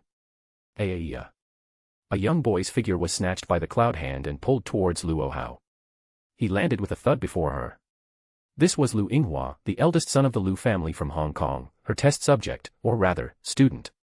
He was 12 years old and hadn't been formally introduced to society, or rather, hadn't completed his training. Lu Yinghua, looking dazed, froze when he saw Luo Hao's figure. His pupils constricted, and his face was etched with terror. He quickly prostrated himself on the ground. Student Yinghua greets Master. May Master, wise and virtuous, reign for 1,000 autumns and 10,000 generations, unify the martial world, and be invincible throughout the land. The panicked boy sputtered out a string of compliments, praising Luo Hao's virtues. All right, Inger, your training here has reached a level where you can venture into the world. Perfect. Deliver this challenge letter to the new king of Japan. I will go to Japan at noon tomorrow and bury him. Luo Hao channeled her energy and shouted. A letter flew towards her from a distance, and with her internal energy as ink, she etched characters onto it. With a flick of her wrist, the letter drifted towards Lu Yinghua. As the letter reached Lu Yinghua, Luo Hao's figure slowly dissipated, reappearing in the hermitage on the mountaintop. Her fingers danced across the zither strings, and the melody of Ambush from 10 Sides filled the forest. A few hours later, Lu Yinghua sat in the airplane cabin, clutching the letter tightly, sobbing uncontrollably as he hugged the flight attendant beside him, a member of the holy cult of the 5 mountains. I finally almost finished my training and escaped Master's clutches, but now I have to deliver a letter to a devil king. A challenge letter, no less. Do you think I'll die? I don't want to die. The flight attendant forced a smile as she looked at the dozens of martial arts masters surrounding them, their bodies as straight as pines, sitting in horse stances on their seats to prevent Lu Yinghua from escaping. I don't want to die either. She thought, her heart sinking. The plane was about to land in Nikko City. Support and read 10 advanced chapters, ahead of others. https://patreon.com/dragons. Chapter 53, Luo Hao's Challenge Letter. A/N, for more chapters, drop some power stones. Gemstone. At Nikko Toshogu Shrine in Nikko City, 3 pairs of eyes focused intently on the young men who suddenly appeared before them. Haru looked at the young men with immense gratitude. Even though the man was holding a challenge letter, Haru didn't care. Fighting was nothing compared to the fear of Sora's wrath. Lu Yinghua, acutely aware of the unusual gratitude directed at him, felt a shiver run down his spine. Could this king have a preference for men? His heart sank. Out of the frying pan and into the fire. Ahem, who is your master? Haru had already guessed the answer from the young man's over-the-top flattery, but this wasn't the time to show off his foresight. His priority was to distract Sora, then find a way to appease her. My master is the current leader of the holy cult of the 5 mountains, the martial arts king, Luo Hao. I have come at her behest to deliver this challenge letter. Lu Yinghua bowed deeply, performing a fist and palm salute. Then, he presented the letter to Haru with both hands. Haru casually took the envelope and opened it, examining the contents of the challenge. Each character was powerful and elegant, clearly written by a master calligrapher. What was even more impressive was that each character was carved into the paper. On a sheet of paper only 2 millimeters thick, these characters had been etched with true ki, each stroke precise and unwavering, carved to a depth of 1 millimeter. Haru traced the familiar characters with his fingers, his heart filled with shock. To achieve such control over one's ki was truly remarkable. Then, Haru's face contorted with bewilderment. What the hell? A duel to the death. What kind of grudge does that shut-in have against me? Lu Yinghua, maintaining his deep bow, tried to discreetly inch backwards, using all the skills he had learned in his life. In a single stride, Haru merged with the earth, reappearing behind Lu Yinghua in an instant. He reached out and grabbed the young man's arm. Haru's hand, imbued with the power of the earth, pressed down on Lu Yinghua's shoulder, immobilizing him. Boy, explain to me what kind of medicine your master is taking. He flicked the envelope into Lu Yinghua's face, his own face dark with anger. The authority crystal within the egg, the great demon summoning, glowed with power. A vision of a hellish world, constructed of mountains of corpses and seas of blood, materialized behind Haru. Lu Yinghua's face crumpled with despair. Trapped, he trembled as he looked at the hellish scene behind Haru. Just as I thought. These Godslayers are all crazy. They flip out at the drop of a hat. Mom, I want to go home. Sora gently patted Haru's arm and pulled him towards her, her face as dark as thunder. Don't bully the kid. And don't try to change the subject. You were definitely sneaking around last night, weren't you? Haru broke out in a cold sweat, overwhelmed by Sora's interrogation. In a moment of desperation, he pulled her into a tight embrace and kissed her deeply.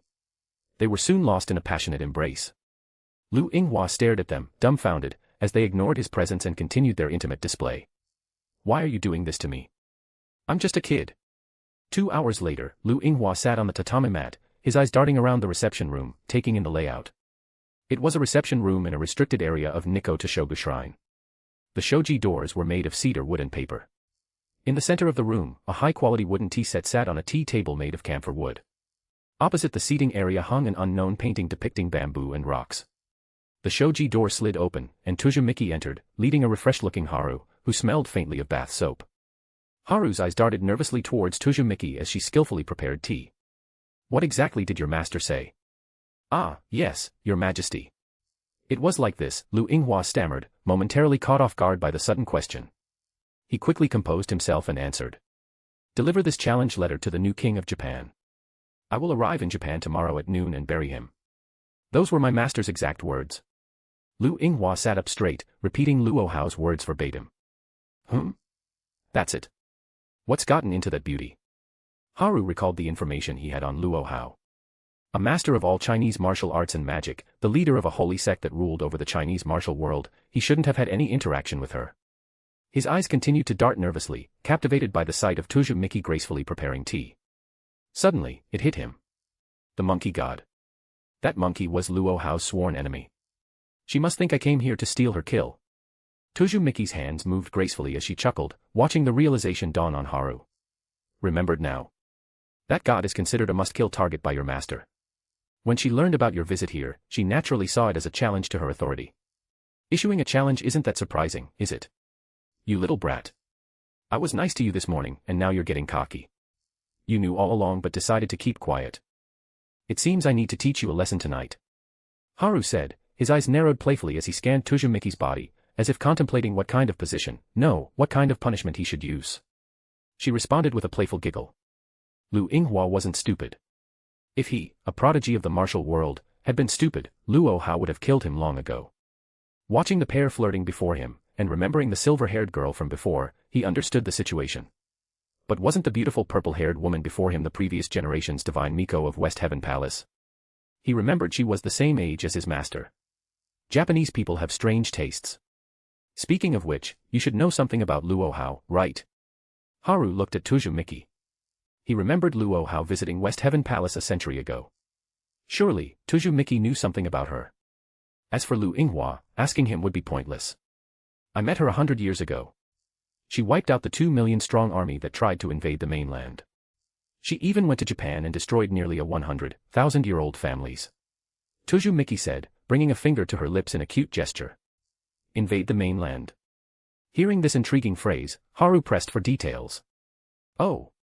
That's a part of history that people aren't allowed to know, Tuzumiki said, and began to recount the events of a century ago. 100 years ago, a woman from Luo Hao's family, inspired by Luo Hao's accomplishments, had tried to emulate and surpass her, aiming to unify the martial world and overthrow the Qing dynasty. Because she was a direct descendant of Luo Hao's younger sister, the holy cult of the Five Mountains, a formidable force, supported her actions. Chaos ensued in China, and the Qing dynasty was swiftly overthrown. What followed was a war for control of the central plains between various sects and the holy cult of the Five Mountains. At that time, Japan, having undergone the Meiji Restoration, saw an opportunity. Taking advantage of the internal strife and vulnerability of China, Japan launched a full-scale invasion and occupied vast territories. But tragedy struck the Taiwanese army that landed in Taiwan. Luo Hao, using her divine power of teleportation for the first time in years, had left Mount Lu and traveled to the Wui Mountains in Fujian for a hike. There, she encountered the Japanese army invading Fujian. Captivated by Luo Hao's stunning beauty, a soldier couldn't help but call out, "Hey, pretty lady." And that was the end of it. 300,000 soldiers of the Taiwanese army died in a magical windstorm. 1 million soldiers were wiped out in the 3 northeastern provinces. Still enraged, Luo Hao traveled to Tokyo, assassinated the Meiji emperor, and massacred all the top military officials. Then, because the national leader had been abruptly killed, the national fortune formation deployed in Tokyo went haywire. A dragon serpent manifested. And that was when Tuzumiki was ordered to draw her treasured sword and unleash the monkey god. Holy crap, that shut-in is one tough cookie. But she did a pretty good job. Haru exclaimed, stunned. Lu Yinghua and Tuzumiki looked at Haru with suspicion. The king of Japan was praising the martial arts king for massacring Japanese people. This was headline news for the Greenwich Report. Are you really the Godslayer of Japan? Are you sure? Ahem, speaking of which, with a Godslayer like Luo Hao in China, how did anger her? Seeing their suspicious expressions, Haru realized his slip-up and quickly changed the subject. Tuzumiki spread her hands helplessly. Communication wasn't very advanced back then. Besides, that shut-in had been secluded on Mount Lu for 100 years. Everyone in China had forgotten about her and were focused on vying for control of the Central Plains. Let alone us in Japan. Well, that shut-in is coming tomorrow. Tell me about her authorities. I need to prepare. A clear, feminine voice echoed through the reception room. Gossiping behind someone's back is not befitting of a king, Devil King of Japan. Support and read 10 advanced chapters, ahead of others. https://patreon.com/dragons. Chapter 54, Chapter 54, The Battle Begins. A/N, for more chapters, drop some power stones. Gemstone, Gemstone. Talking behind someone's back is not befitting of a king, King of Japan. A woman's voice suddenly echoed through the reception room. A beautiful voice, reminiscent of the melody of a moon lute, resonated within the space. The tea in the teapot floated into the air, and the moisture in the atmosphere rapidly gathered, transforming into the figure of a woman. You have received it, haven't you? The challenge I issued. The roar of a lion, the growl of a tiger. The voice was deafening. The dense water vapor now took the shape of a breathtakingly beautiful woman. Her face was as perfect as jade, with a complexion like polished white jade and the delicate skin of a young girl. Her posture was as shy as a mimosa plant. Black hair, as smooth as silk, framed her face, adorned with lotus flowers pinned to each side. Her hair was braided into 3 strands and stood upright. She appeared to be around 17 or 18 years old. A white hanfu dress, typical of the Jiangnan style, draped elegantly around her body. This was the image of the young woman who stood calmly in midair. Appearing before Haru was a stunning beauty with a Jiangnan charm, the ruler of China for 200 years, the martial arts king, Luo Hao. Haru rested his chin on his right hand, his body sprawled across the tea table, gazing at the beautiful figure hovering in midair. His voice was flat. Didn't we agree you would come tomorrow at 3? It is already past noon. Arriving now conforms to my rules. Do you have a problem with that, King of Japan? Luo Hao descended gracefully to the floor. Lu Yinghua quickly stood up, offering her his seat before standing respectfully by her side. Tell me, when did your master give you the letter to deliver? Haru asked, glancing sideways at the trembling Lu Yinghua.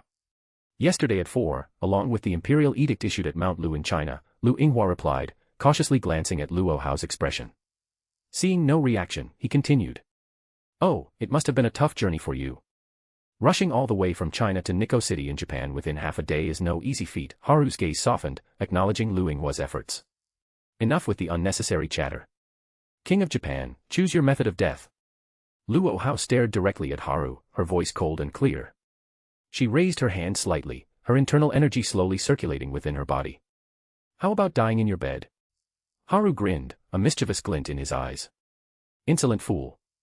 With a furious shout, Luo Hao's palms struck out, passing through space silently, carrying enough force to shatter space. Her pristine white hands sunk slightly into Haru's chest. A spectral image of a nimble monkey, riding atop the shadow of Fafnir, swirled around Haru's body. It was a power born from the fusion of Sun Wukong's and Siegfried's authorities, impenetrable skin and bones combined with the immortal body of steel. The fusion pushed the resilience of Haru's body to levels unimaginable to ordinary mortals. Yet, even the steel-like body was wounded by Luo Hao's palms, though the injury was only a few millimeters deep. But then again, Luo Hao hadn't even exerted a fraction of her true strength. Looking at the delicate hands embedded in his chest, Haru suddenly reached out and grabbed them. The authority of the mountain activated. His body was imbued with the strength of a mountain itself, and with unparalleled force, he pulled Luo Hao into his arms. The entire sequence of actions took only about 2 seconds. Lu Yinghua and Tuju Miki stared in stunned silence at the pair, now intimately embraced. The swiftness of the exchange and the overwhelming amount of information contained within those movements left their minds struggling to process what they had just witnessed. Haru caressed the beautiful face of the woman in his arms, his hands, amplified by immeasurable strength, holding her tightly. A deathmatch is no fun. Let's have a sparring match with a wager. Indeed, Haru was smitten. Looking at the beautiful woman in his arms, her brow furrowed with anger, he felt a surge of desire. Perhaps this infatuation had begun in his past life, directed towards the most beautiful woman in China, the one who stood at the pinnacle of martial arts. Very well. You want me? Fine. Defeat me, and I am yours. A murderous aura filled Luo Hao's face, her voice ice-cold. How could she, sharp and intelligent as she was, not understand Haru's intentions with his blatant actions? His motives were as clear as day, especially when a certain part of his anatomy was pressed against her pure and untainted body. The cult leader, whose name had commanded respect and fear for centuries, was clearly enraged by Haru's shameless behavior. How long had it been since anyone had dared to provoke her? The last time was 100 years ago, when those foolish Taiwanese soldiers had dared to anger her. The price they paid was Japan's economy regressing back to pre-Meiji restoration levels. If the monkey god hadn't appeared to divert her attention, Japan might have been wiped out. Haru stared at the beautiful woman in his arms with burning desire, then burst into laughter. That's what I wanted to hear. Let's change the scenery for our fight. Grand Summoning, Hell. Haru activated the authority crystallized within the egg, Grand Summoning, Hell. Embracing Luo Hao, he sank into the dark and gloomy depths of the underworld. Grand Summoning, Hell, the judgmental hell ruled by Yama, existed as an independent dimension attached to the world. Haru poured his magical energy into the crystal, activating the authority and shifting their location. Standing in the center of an ancient city, littered with corpses and soaked in blood, Haru faced Luo Hao, who stood less than 30 meters away. The moment the spatial transfer completed, Luo Hao's strength surged. Caught off guard, Haru was forced to release her, resulting in their current standoff. Is that the Vajrapani? Haru furrowed his brow, his mind focusing intently. His aura flared, and the surrounding blood and skeletons were blown away by an invisible pressure, crashing against the black stone houses with a clatter. Humph. Luo Hao snorted delicately, then suddenly moved. Her figure was like a giant crocodile leaping from the water. She crossed the 30-meter distance in the blink of an eye, arriving before Haru. Her hand whipped out, trailing a faint golden light, aiming a backhand strike at him. Despite her incredible speed, surpassing the sound barrier like the most advanced supersonic fighter jet, her movements were silent, not even a whisper of wind betraying her approach. The whip-like strike descended. Bang. Only at the moment of impact did the air explode with a sound like a tire bursting. Despite the sheer force behind the attack, only a single sound marked its execution. Thud. The strike landed on Haru's body. Circular ripples spread through the air, and a heavy drumming sound resonated. Haru's pupils constricted. Luo Hao's lightning-fast movements were too quick for his nerves to react. In a flash of thought, he activated multiple authorities, enduring the strike. Looking at Luo Hao, now inches away, he shifted his weight to his tailbone, taking a step back with his right foot, his body leaning forward slightly. He threw a powerful right punch towards her face, holding back 3/10 of his strength. Simultaneously, his left fist, held loosely, aimed for her abdomen. This was a deceptive technique from traditional karate. The right fist was a feint, while the seemingly weak left fist held the true killing blow. But the strike missed. Luo Hao's figure reappeared 30 meters away. If not for the imprint of her hand on his chest, Haru would have thought the previous exchange was a hallucination. She must have used some kind of teleportation technique like the shrinking ground to an inch. Haru thought. This kind of technique is very useful in battle. Are you mocking me? Luo Hao asked, her face dark, her voice cold and heavy with killing intent. Support and read 10 advanced chapters, ahead of others. https://patreon.com/dragons. Chapter 55, Chapter 55, The Fight Goes On. A/N, for more chapters, drop some power stones. Gemstone, gemstone. Are you mocking me? Luo Hao asked, her face dark with anger, a thick killing intent emanating from her as she spoke in a low voice. What? That was all that Haru had time to think before Luo Hao spoke again. Using such amateur techniques against me, the king who stands at the pinnacle of martial arts, King of Japan, are you mocking me? Ah, my bad. Because I admire technical battles, I subconsciously use them when facing a martial arts expert like you.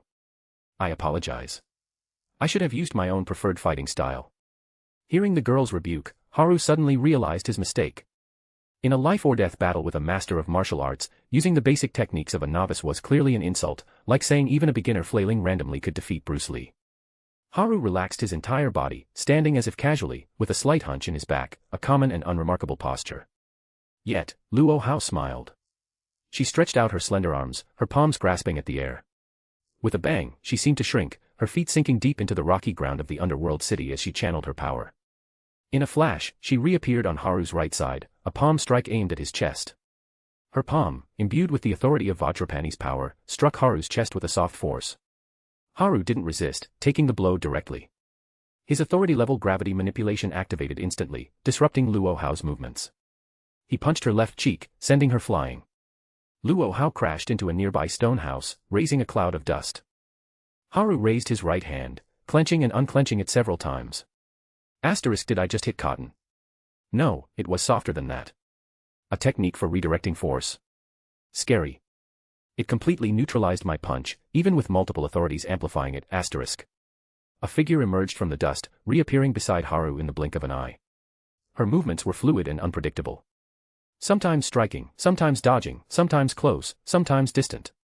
Haru became her punching bag, unable to retaliate as she bombarded him with blows. Palm prints appeared on his body one after another. Haru barely managed to protect his vital points as he channeled his authority of life, desperately seeking a counter-strategy. The life force within his core pulsed erratically.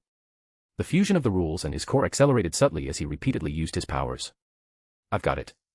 As a palm struck Haru's right chest, a flash of inspiration struck him. In the instant Luo Hao retreated, Haru channeled his magical energy into the authority of the eyes of Sodom within the core of the egg in his soul space. His eyes glowed green, and Luo Hao, who was moving at high speed, froze. The Godslayer's magical resistance prevented her from being turned into salt by the eyes of Sodom, but it was impossible to avoid a momentary pause. 5 authorities, mountain, steel, iron body, life, and earth, activated. Some strengthened Haru, some interfered with Luo Hao, and some amplified his attack as he struck towards Luo Hao's abdomen. In that split second, 2 figures appeared in front of Luo Hao. They were the Vajra warriors, protectors of the Buddha. Towering over 3 times the size of an ordinary human, their powerful bodies glowed with a golden light. Flexing their muscles, the 2 warriors formed a shield to protect their beautiful master.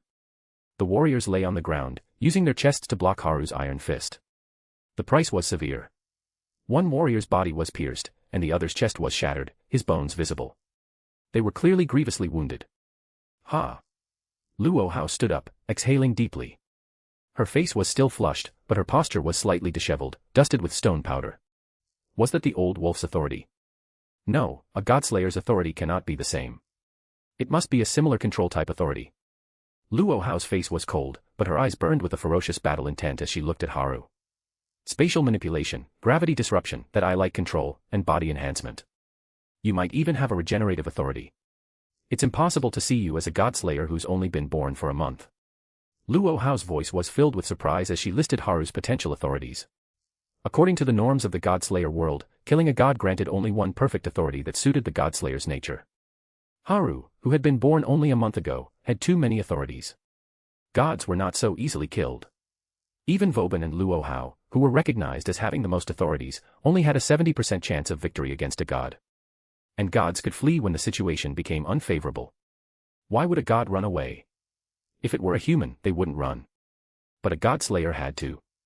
For example, if a grasshopper provoked you, you would probably ignore it. But what about a convicted murderer armed with a sword? You're quite strong.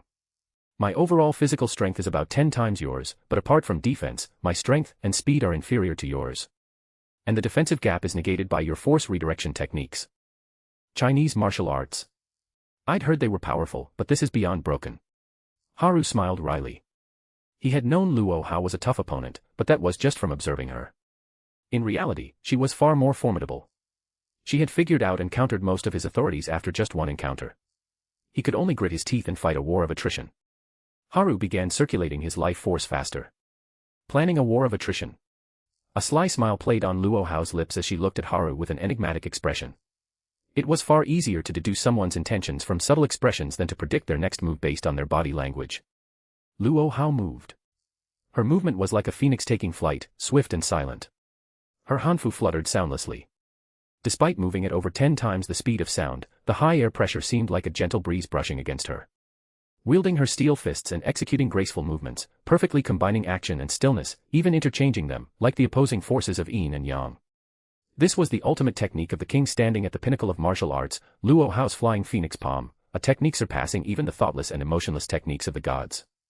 Haru couldn't react. He wouldn't react. Faced with Luo Hao's full power, even with his knowledge of countless god-slaying techniques and the swordsmanship passed down from the Sword King, Tony, who had spent his life honing his skills, Haru had only practiced them superficially. His body hadn't mastered them instinctively. Those techniques were only suitable for their original users, not for Haru. Therefore, Luo Hao landed her attacks. Haru couldn't dodge, nor did he need to. With several authorities enhancing his body, granting him a physique 10 times stronger than an ordinary Godslayer, even though he felt his blood and ki churn from the impact, pain coursing through him, he wouldn't be seriously injured. And as long as he wasn't seriously injured and his magical energy wasn't depleted, he had the power to counter any god or human, thanks to his life authority. The 2 kings of the earth clashed fiercely in this underworld domain. After hours of intense combat, Haru suddenly felt an abnormality in the high-speed rotation of his core. His expression changed slightly as he unleashed his authority-level repulsion force, sending Luo Hao flying away from him. Luo Hao was thrown back. The palm prints all over her body slowly healed thanks to Haru's life authority. In just a few seconds, Haru stood before Luo Hao, completely unharmed. So you've noticed. Luo Hao's lips curled into a slight smile, but her eyes emitted a strong killing intent as she spoke slowly. Haru felt the emptiness of his core's magical energy and sensed the overflowing magical power within Luo Hao. 3 words escaped his lips, the Biming Manual. Support and read 10 advanced chapters, ahead of others. https://patreon.com/dragons. Chapter 56, The Aftermath. A/N, for more chapters, drop some power stones. Gemstone.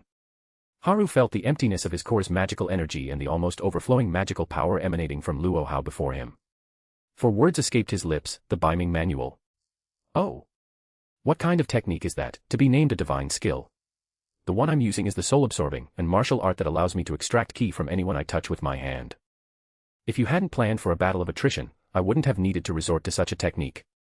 The human body has 12 main meridians, known as the regular meridians, and 8 auxiliary meridians, known as the extraordinary meridians. By emptying the ki flowing through these extraordinary meridians, one can absorb ki that exists outside of themselves, that is, the ki of others. This is based on the same concept as the Biming Manual from Jin Yong's novels. This is bad. I don't want to die from exhaustion without getting any benefits, Haru said, beads of sweat forming on his forehead due to the massive expenditure of magical energy. Despite the dire situation, he still tried to flirt with Luo Hao. Say what you will. I'll be merciful enough to consider them your last words, Luo Hao replied, her killing intent intensifying. An invisible wave of energy emanated from Luo Hao. Even though Haru was depleted of magical power, with only enough for a few more attacks, she still didn't dare to underestimate him. She decided to go all out, using spells to disrupt his mind and then finish him off with her ultimate technique. Facing this life-or-death crisis, Haru suddenly clutched his head and crouched down, as if in immense pain. Did the soul-attacking magic spell work? Seeing this golden opportunity, Luo Hao quickly poured more magical energy into her spell, increasing its intensity. The hours-long battle and the prolonged use of his life authority had accelerated the fusion of the life force with his core. This was the main reason for Haru's current lack of magical energy. Although a significant amount had been absorbed by Luo Hao, his enhanced energy control allowed him to conserve a lot. However, the accelerated fusion of the rule with his core had trapped most of his magical energy within his center. Just as Luo Hao intensified her spell, the rule of life force completely merged with his core. An epiphany struck Haru, and he felt as if he had crossed a certain boundary. As the rule of life force fully integrated into the core of his core, it ignited fiercely. Simultaneously, every cell in Haru's body burst into flames. His genetic chains continuously broke and reformed, his cells aging, regenerating, and aging again. Every millisecond, his body grew stronger. The most noticeable change was in his core. A tempest raged within it, like Panga wielding the first axe to split heaven and earth. His core shattered, transforming into a terrifying liquid energy filled with threads of the rule, swirling madly to form a vortex. The vortex abruptly contracted, becoming a rapidly spinning sphere of water. The sphere was semi-transparent, with faint, strange threads shimmering within it. It expanded and contracted, expanded and contracted. Like a beating heart, the sphere of liquid energy pulsed with life, its unique vibrations rapidly enhancing Haru's body. The frequency of the heartbeat increased, exceeding 100,000 beats per second and continuing to climb. Finally, upon reaching its limit, the energy sphere exploded like a supernova, dispersing to every corner of his center. In that instant, the rule of life force within the sphere solidified into a core, generating an immense gravitational pull at the center of his center. All the scattered energy was drawn back, swirling and converging upon the rule core, concentrating into a single point. A massive shockwave reverberated through his center. All the energy vanished, leaving only a single, silent, rotating planet within the boundless space of his center. At that moment, Haru arrived at the final obstacle before reaching enlightenment, the heart demon tribulation. Simultaneously, Luo Hao amplified her soul-attacking spell. And the evil thoughts lurking within his subconscious, amplified by the planetary energy that had also strengthened his physical body, surged into Haru's mind. His deep gray eyes lost focus. What's going on? Just moments ago, she had been trying to kill him with her empowered punches. Now, she was acting calm and collected. It felt eerily similar to his encounters with Sora. Don't worry. According to our wager, I lost. Naturally, I'm now yours, Luo Hao said, her voice as casual as if discussing the weather. But earlier, you were. Haru trailed off, staring at her serene face. I had planned to kill you. But I never imagined that I wouldn't even be able to injure you. So, according to our agreement, I can only submit, Luo Hao said. Finally, a flicker of emotion crossed her face, a hint of frustration. This relieved Haru, who had been unnerved by her previous uncharacteristic calmness.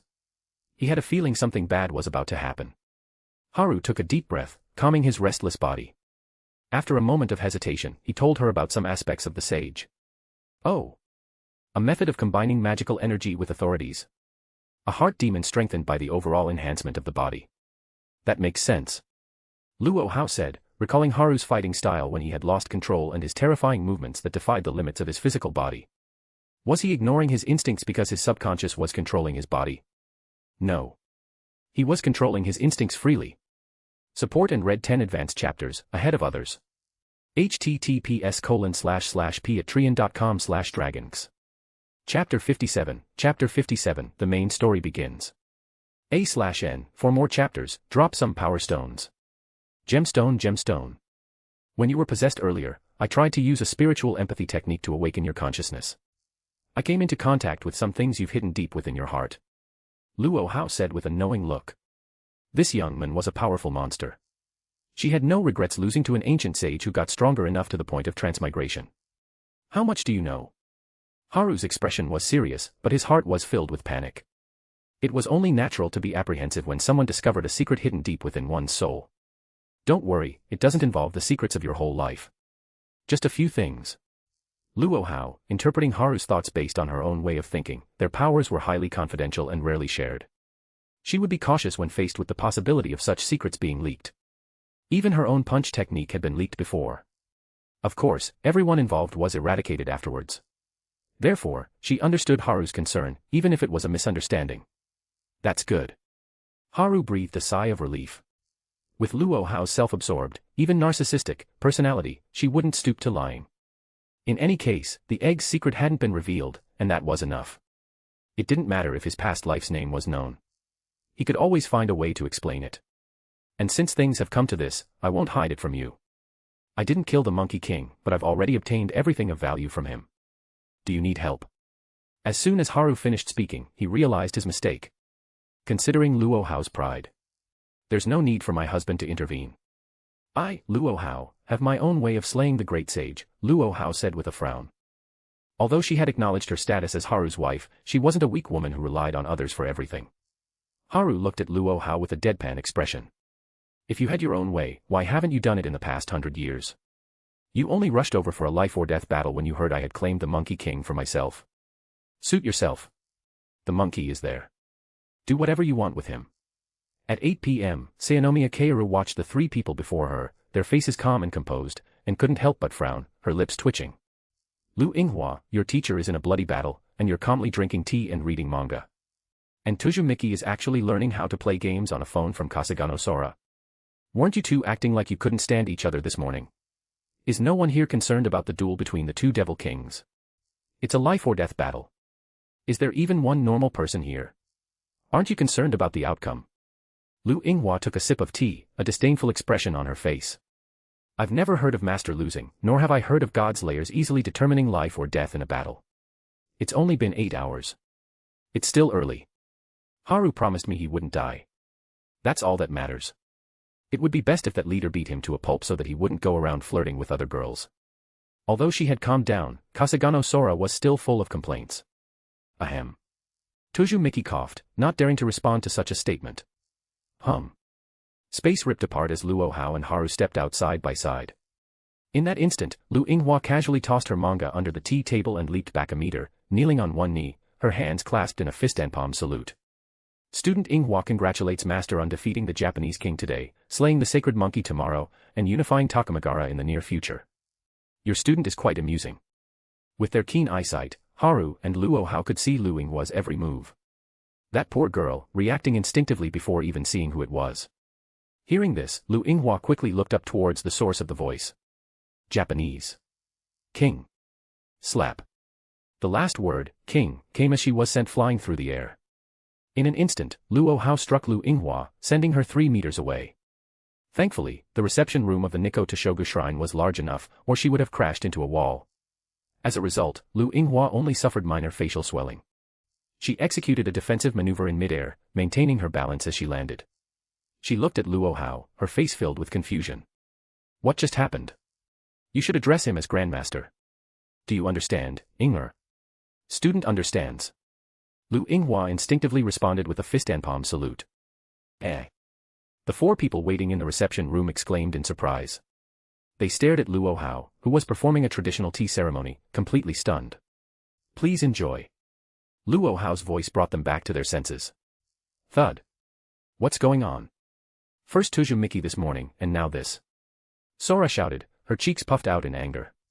She slammed her hand on the tea table, spilling tea from her cup as she glared at Haru. Drink your tea. Luo Hao said flatly, giving Sora a sideways glance. Sora immediately calmed down and took a sip of tea. Then, she froze.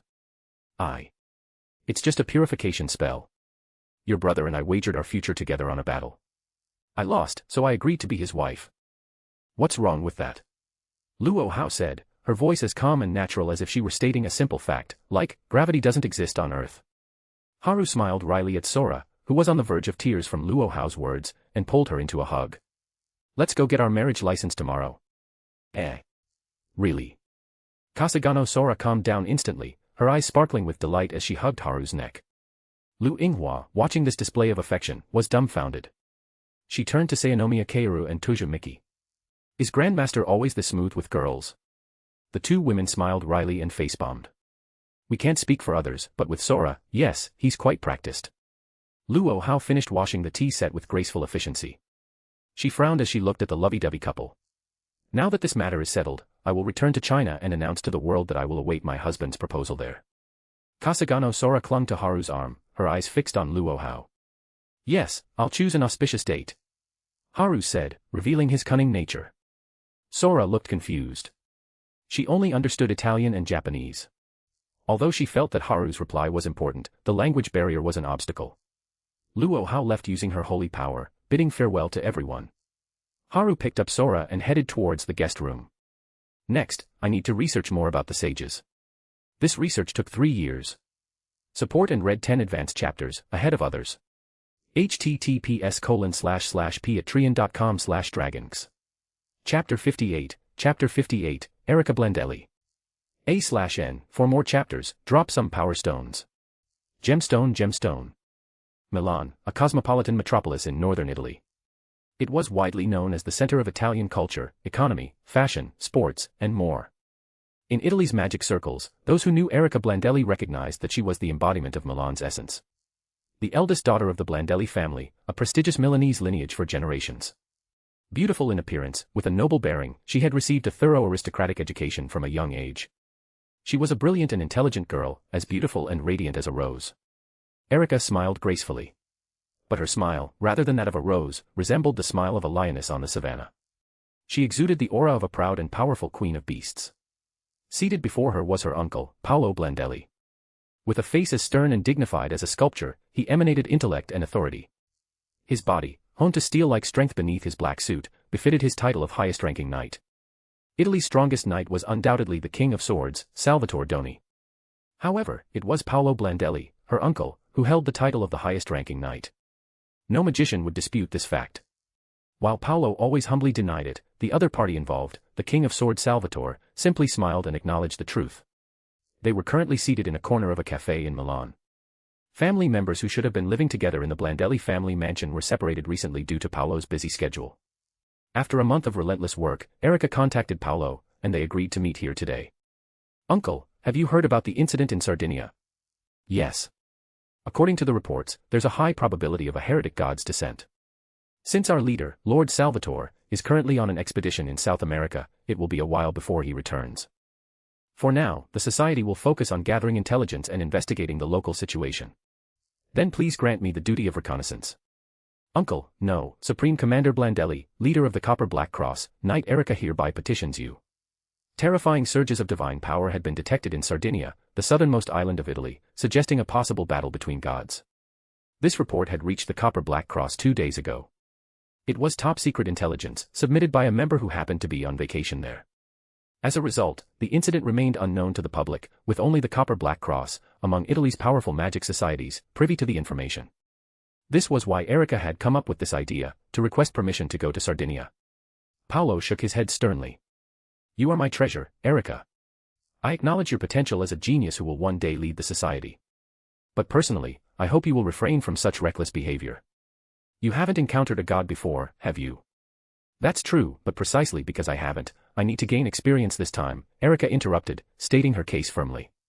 It was precisely because she had absolute confidence in her abilities that she could speak with such conviction.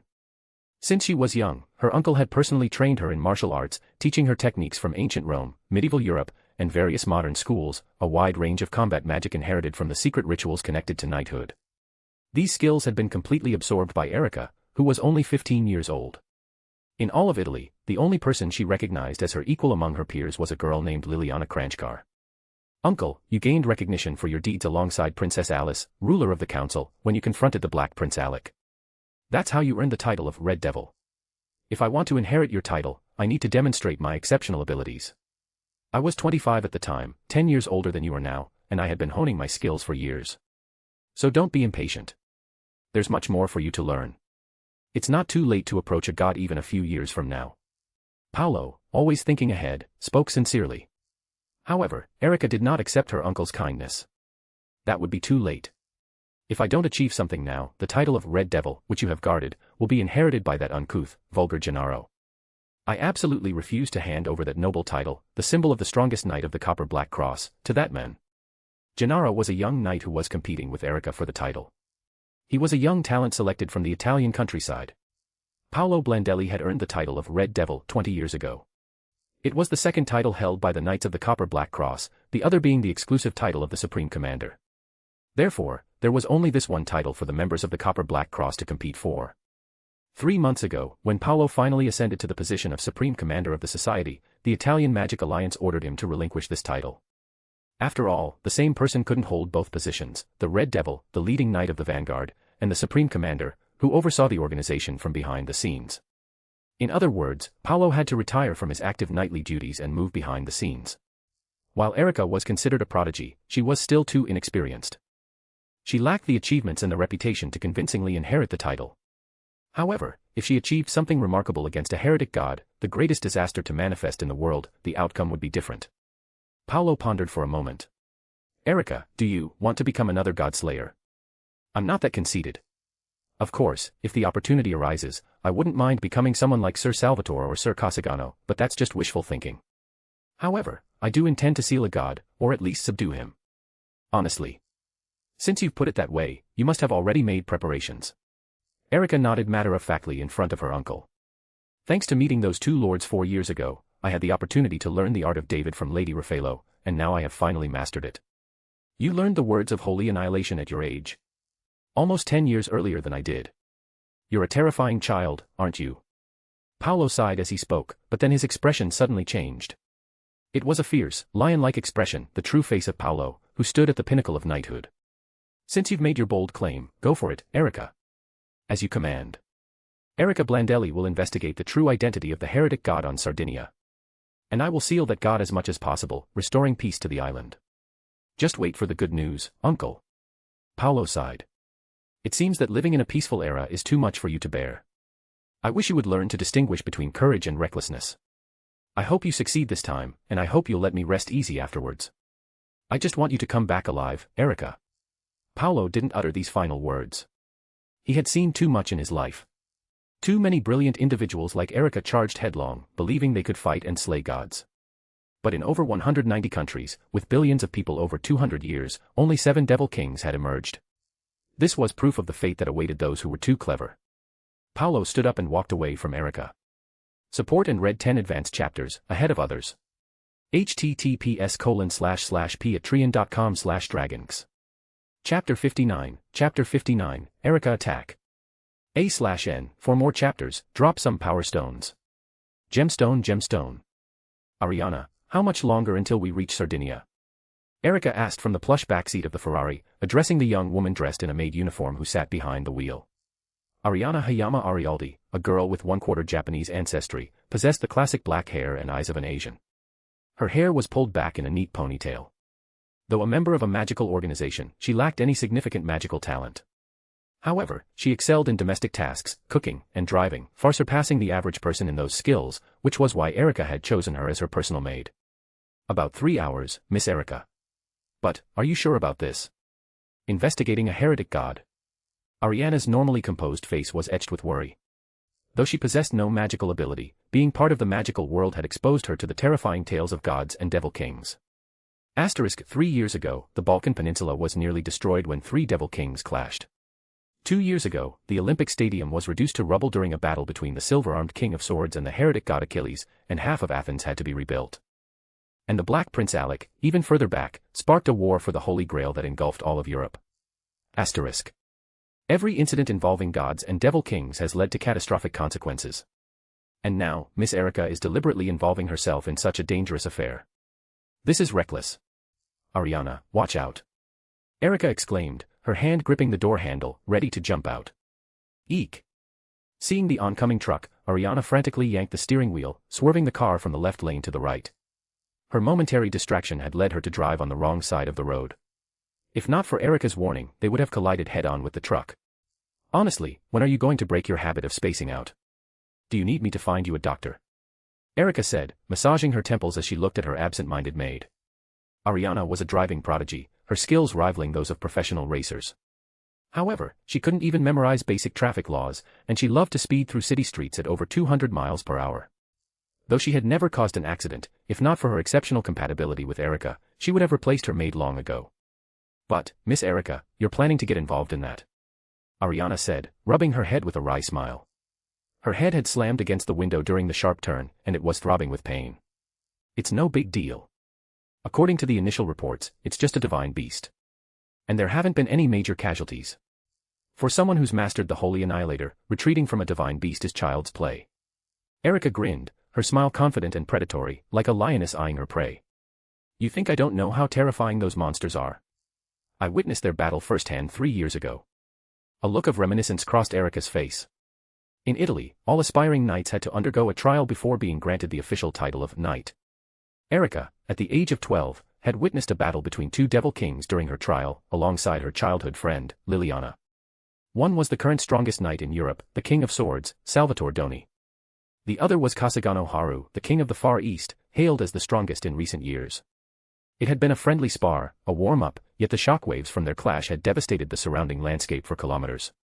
It was that first-hand experience with the terrifying power of devil kings that had driven Erica to train relentlessly for the past 3 years, mastering the Holy Annihilator. Armed with this ultimate human technique, she felt confident in challenging the divine beast on Sardinia, hoping to earn the title of Red Devil through this achievement. Miss Erica, you have such confidence, that's wonderful. Ariana sighed in relief. After years of serving Erica, she understood her mistress's personality. Like a lioness on the hunt, she wouldn't take action without a carefully calculated plan. Erica was the epitome of beauty and brains. Well then, please excuse me while I take a short nap. I'll make sure you arrive safely on Sardinia. Ariana gripped the steering wheel, her voice filled with energy. Thank you, Ariana. Maintaining peak physical condition was a principle Erica lived by. And facing a divine beast, whether for battle or retreat, demanded that she conserve her energy. The car screeched to a halt. Erica opened the door and stepped out, surveying her surroundings. She was in Cagliari, the capital of Sardinia, a port city located on the southern coast of the island. It was founded by the Phoenicians in the 8th century BC. There have been sightings of divine beasts all over Sardinia, Boza, Orgosolo, Baramini. Based on their geographical pattern, the next manifestation should be here in Cagliari. But there seemed to be too many divine beasts appearing. Could there actually be a god on Sardinia? Miss Erica. Miss Erica. Ariana called out urgently from the driver's seat. Erica turned around, looking at Ariana with a puzzled expression. What's wrong, Ariana? 6 o'clock direction. That black-haired boy, he's holding what looks like an ancient grimoire. Ariana said, her voice laced with surprise. Erica immediately turned her head, her gaze snapping to the designated location. 2 young men came into view. One was wearing a tattered white coat, likely of Middle Eastern origin, caked in dirt and grime. But that wasn't important. What caught Erica's attention was his appearance. He was around 14 years old, with shoulder-length black hair, ivory skin, and an impossibly handsome face that seemed almost otherworldly. Despite his striking looks and unusual attire, he didn't attract any attention from the surrounding people. He must have been using some kind of spell to minimize his presence. The other boy had spiky black hair and a typical East Asian face. He was dressed in modern casual clothes, a shirt, pants, and a backpack. He was holding a stone tablet. Wait a minute. That's an incredibly powerful magical aura. It must be an ancient grimoire, a priceless treasure, even rarer than those found in the Copper Black Cross's vault.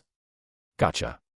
A boy with an unusual aura and another carrying a priceless grimoire, appearing on Sardinia at this time. They must have something to do with the divine activity. Erika grinned, her eyes gleaming with predatory excitement, like a lioness who had finally cornered her prey. She had found her targets. Erika summoned her beloved sword, Coeur de Lion, with a summoned spell. Shing. The blade slid free of its scabbard, its polished surface reflecting Erika's beautiful face. She then cast a silence spell to muffle her footsteps and approached the two boys, who were deep in conversation. Silently, she pressed her blade against the neck of the boy holding the stone tablet. Support and read 10 advanced chapters, ahead of others. https://patreon.com/dragons. Chapter 60, Upholding the Knight's Code. A/N, for more chapters, drop some power stones. Gemstone. You know, you're clearly a beginner, but you're ridiculously good at both baseball and soccer. Kusanagi Gata said, looking at the scruffy young man in amazement. Earlier that morning, while asking for directions at the port, the boy had struck up a conversation with him. Gadu, irritated by the boy's declaration that he couldn't lose at anything, challenged him to a series of competitions. Despite having the clumsiest form Gadu had ever seen, the boy had emerged victorious time and time again. As Gadu recalled the events, his face was a mixture of disbelief and begrudging respect. Indeed, I am the victor. It is my nature. Therefore, no matter the struggle, no matter the enemy, my victory is absolute. It cannot be shaken, the boy declared, his arrogance almost comical, yet delivered with utter sincerity. This guy must have been a Chinibu before he lost his memories. A terminal case. Otherwise, how could he still spout this kind of nonsense after losing his memories? Gada thought, rubbing his forehead in exasperation. He had already heard countless Chuyuni lines from the boy that morning and had tragically developed a tolerance for it. Anyway, I need to head inland to return something. What are you going to do? If you're staying here for a while, let's pick a spot to meet up for another match after I get back. I have my own task to fulfill, the boy replied. You claim to have lost your memory, so what exactly are you planning to do? Play soccer with those guys? No, let's stick to baseball. But we need to find a place bigger than this pier. Oh. You lost earlier. Haven't you learned your lesson yet? And what are you going to return? This stone tablet. It belonged to a friend of my grandfather's in Sardinia. I came to Italy to return it, Gada said, taking off his backpack and retrieving a stone tablet. It was an ancient, weathered tablet. Engraved on its surface was a scene of a man bound in chains, suffering some form of punishment. An unsettling aura emanated from it. This is. The boy's face, for the first time, showed a flicker of surprise. Swish. A thin blade was pressed against Gada's neck. It was a silver rapier, slender yet deadly, its gleaming surface reflecting the sunlight, a testament to its sharpness. What's going on? Gada froze, his body stiffening in fear as he felt the cold steel against his skin. I apologize for the sudden intrusion. A girl's voice spoke in Italian. Gada gently pushed the blade away. The moment it moved 20 centimeters from his neck, he lunged forward, spinning around to face his attacker. Standing behind him was a golden-haired girl.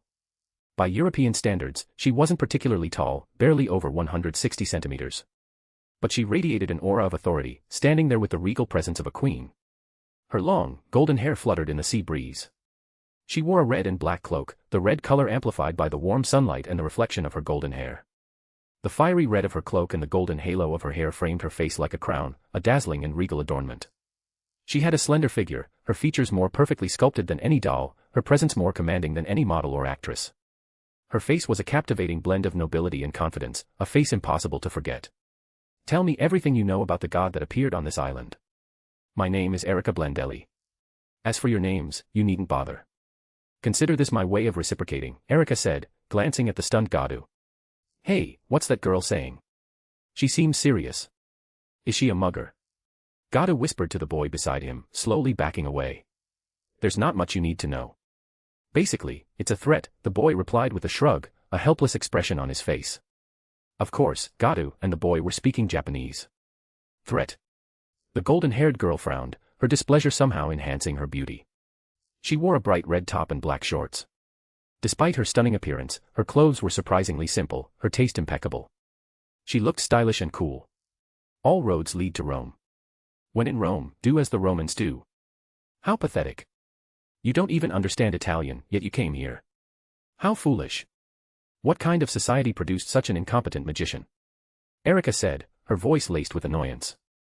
This time, she spoke in flawless Japanese. She was clearly frustrated that her dramatic entrance had been wasted. Raising her rapier, she pointed it at the two boys. Let me ask you something. About 3 days ago, divine beasts appeared all over Sardinia. Boza, Orgasolo, Baramini. You were spotted near every location where these divine beings manifested. That can't be a coincidence, can it? After Erica finished speaking, Gadu immediately looked at the boy beside him. He wasn't stupid. The place names she mentioned were all in Sardinia, and Gadu had just arrived in Italy yesterday. So, she must be talking about the boy. Come to think of it, what does divine beast mean? Gadu wondered. He couldn't understand it at all. Could she be a Chinibu too? Don't be rash, young lady. Pointing your sword at me, even the bravest heroes of old wouldn't dare commit such an act of barbarity. Ignorance truly is terrifying, the boy said with a wry smile. Looking at the boy, Erica puffed out her chest proudly. You seem confident in your abilities. The tip of her rapier flickered like an animal's tail. Even Gadu, an average Joe, could sense that it was a preparatory movement for an attack. If you wish, I can provide you with a weapon. Rest assured, I, Erica Blandelli, uphold the principles of knighthood. I would never take advantage of an unarmed opponent in a duel. That sounds rather interesting.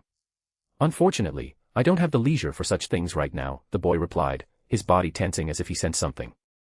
Well, no one has ever refused my invitation before. To have my first rejection occur in a place like this is truly humiliating. Erica's face darkened as she gripped her rapier, Coeur de Lion, tightly. Red magical energy began to glow along its blade. Don't say that. We'll play sometime. But right now. The boy trailed off, pointing behind him with a wry smile. A much bigger problem is about to appear. Immediately after, something strange happened. Boom. A deafening explosion shook the air. Gadu, already stunned by the glowing rapier, was now questioning his sanity. Am I the only normal person here? Or did I travel to another dimension? Why did Gadu think that? Because a gigantic boar, nearly 50 meters long, suddenly emerged from the sea and charged ashore with terrifying force, smashing through buildings and leaving a trail of destruction in its wake. This scene unfolding before Gadu's ordinary eyes. It wasn't just Gadu. Even Erica, sword in hand, stared at the waterfront in disbelief. A divine beast. How did it appear so suddenly? I didn't sense anything unusual. Seizing the opportunity, the boy grabbed Gadu's hand and fled from Erica's sight. The gigantic boar's fur was as black as the abyss itself. With each thunderous step it took on the pier, the ground shook violently. Its roars shattered windows and sent buildings trembling. With each charge, houses and warehouses crumbled like toy models, reduced to rubble in an instant. Erica gripped Coeur de Lion tightly, watching in horror as the boar wreaked havoc on the port. If this continues, there will be massive civilian casualties. I am a knight. People. Hearken to the lament of David. Gritting her teeth, Erica activated the Holy Annihilator and charged towards the boar. Support and read 10 advanced chapters, ahead of others. https://patreon.com/dragons. Chapter 61, Chapter 61, Haru arrives. A/N, for more chapters, drop some power stones. Gemstone, Gemstone. Kasugano Haru sat atop the wild boar, enjoying his Italian hot dog and cola. He watched Erica charge towards him, along with the injured Verathragna, who was carrying Gada Kusanagi. Despite being in such a conspicuous location, neither Erica nor Verathragna, especially not the ferocious boar carrying him, seemed to notice his presence. A live-action version of the story. How interesting. Oh. The Holy Annihilator. She's mastered it already. As expected of Erica. Haru munched on his hot dog, his eyes reflecting Erica's valiant figure.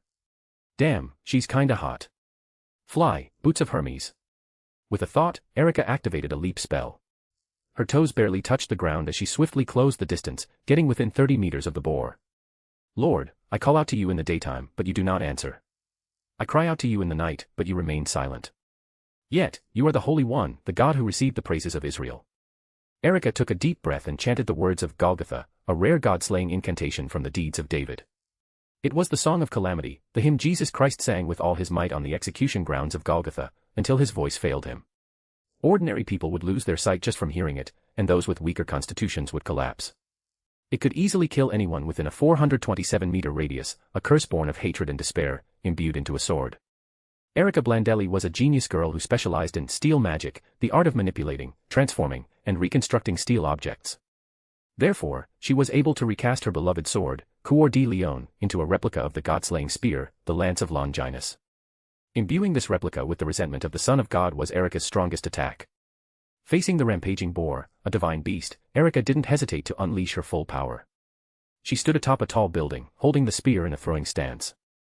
Her body radiated a brilliant crimson aura as she channeled her magical energy into the spear, her gaze fixed on the boar's massive frame. Such a large target. I don't even need to aim. For the sake of the people, would you mind becoming a dead pig? No answer means yes. Hup. Erika poured all her remaining magical energy, beyond what was needed to maintain the spell, into strengthening her arm. With all her might, she hurled the replica holy spear. Whoosh! The resentment of the Son of God emanated from the spear as it hurtled through the air, accompanied by a faint sonic boom. In the blink of an eye, it traversed the distance, striking the boar's flank. Boom! A tremendous explosion shook the city. Buildings around the boar crumbled and collapsed, and the area was engulfed in a thick cloud of dust and debris. How could Divine Beast withstand this? Erika said, her voice muffled by the dust. Having taken a direct hit from the replica holy spear infused with the words of Golgotha, that boar should be defeated. This feat would surely earn her the title of Red Devil. Haru, seated cross-legged on the boar's back, peered through the dust cloud. He saw the gaping wound on the boar's flank, a whole 5 meters wide. Quite impressive. If it were a normal divine beast, it probably would have been defeated by that holy annihilator attack. Unfortunately, this boar is a divine avatar. You lost to fate this time, Erika. Oink! Oink! A terrifying roar ripped through the air, the shockwave dispersing the dust. The injured boar, enraged, turned its bloodshot eyes, once merely red, now a terrifying crimson, towards Erika on the distant rooftop. It remembered, vividly, the scent of this woman's magical energy. It was this woman who had injured it. Its hooves pounded the ground, kicking up a cloud of dust as it prepared to charge, its most ferocious attack, to obliterate the human who had dared to harm it. Watching the boar prepare to charge, beads of sweat formed on Erika's forehead. I killed a divine beast with that attack back in Hungary. Why did it only cause this much damage to this boar? Because she had experience killing a divine beast with the Golgotha spell, although she had been working with Liliana at the time, and the shared credit wasn't enough to earn her the title, as Paolo had slain 6 divine beasts single-handedly to receive the Red Devil title. Erika understood the difference in difficulty. But compared to the boar's 50-meter frame, a 5-meter wound was insignificant. Could it be a divine avatar in the form of a boar? Or a heretic god whose true form is a pig? This is a jackpot. Cold sweat drenched Erika's back. She had been confident against a divine beast, but a divine avatar, even the weakest one, meant certain death for her. The shock of this realization plunged Erika into a momentary panic. And that was all the boar needed. In that brief lapse of concentration, the boar charged. Cunningly, it used its divine power to suppress the sound of its movement, its massive body hurtling silently towards Erika. Damn. By the time Erika realized it, the boar was almost upon her. I can't dodge. Erika closed her eyes in despair. Hey. I thought we were going to have a real fight, but it turns out it's a turn-based snooze fest. Your combat experience is even worse than it was 3 years ago. A voice suddenly spoke beside her ear. Erika opened her eyes and turned towards the source. It was a young man with silver hair, about 20 years old, seated casually atop the boar's head. He had a slender, almost feminine build and a delicate face that could rival a girl's. But despite his seemingly unimposing appearance, the boar, as if burdened by a mountain, was on its knees, panting heavily. It struggled desperately to stand, but to no avail. The young man was only about 1.8 meters tall, a tiny speck compared to the 50-meter boar. Yet, the boar couldn't move, as if pinned down by an invisible force. It grunted and groaned, its breath growing heavier, but even though its hooves dug into the earth, its muscles straining, it couldn't raise its body even a millimeter. Kasugano, why are you here? Erika gasped, her eyes wide with astonishment. Looking at the silver-haired young man, despite not having seen him for 3 years, Erika could still recognize traces of the handsome young man she had met 3 years ago in the outskirts of San Gimignano, Italy. Wherever a heretic god appears, I will be there. Haven't you heard? Haru asked with a smile, looking at the surprised girl. Teasing this girl is so much fun. Haru thought with a mischievous grin. Support and read 10 advanced chapters, ahead of others. https://patreon.com/dragons. Chapter 62, The Elusive King's Intervention. A/N, for more chapters, drop some power stones. Gemstone. I think I've seen this kind of report before.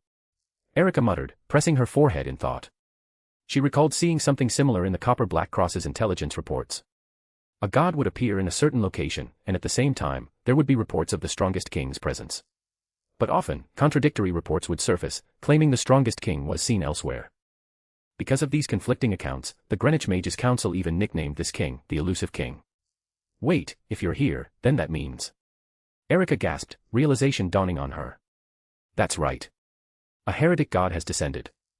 In fact, 2 of them, Haru said, a playful glint in his eyes as he watched Erica's surprised reaction.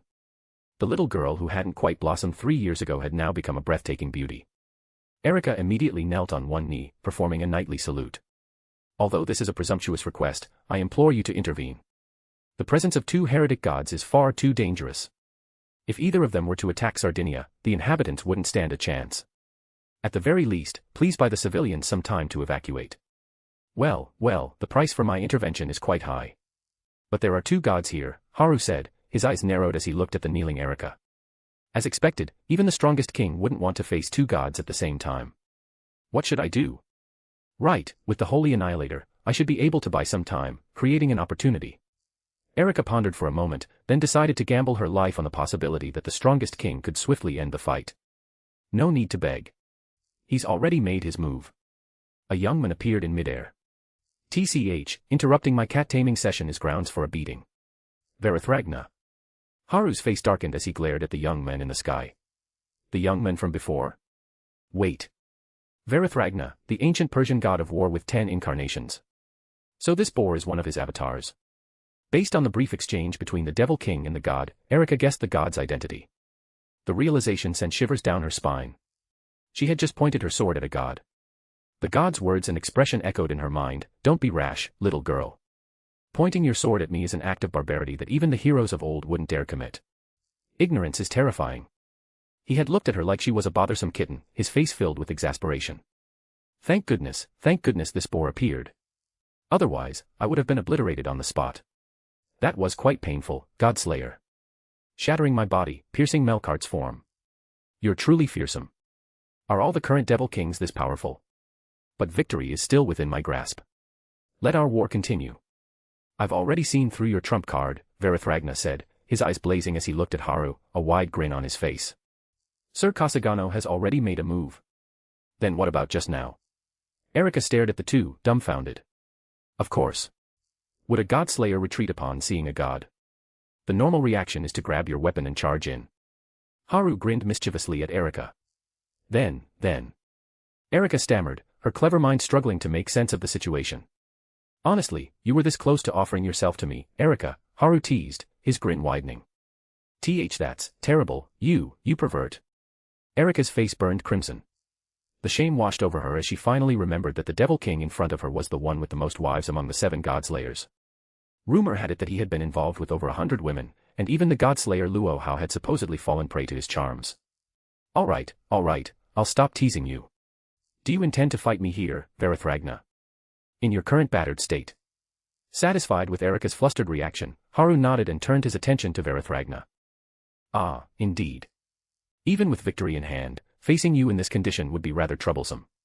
Could you wait a moment longer? Allow me to retrieve my incarnation before we engage in a full-fledged battle, Verithragna said, rubbing the back of his head in annoyance.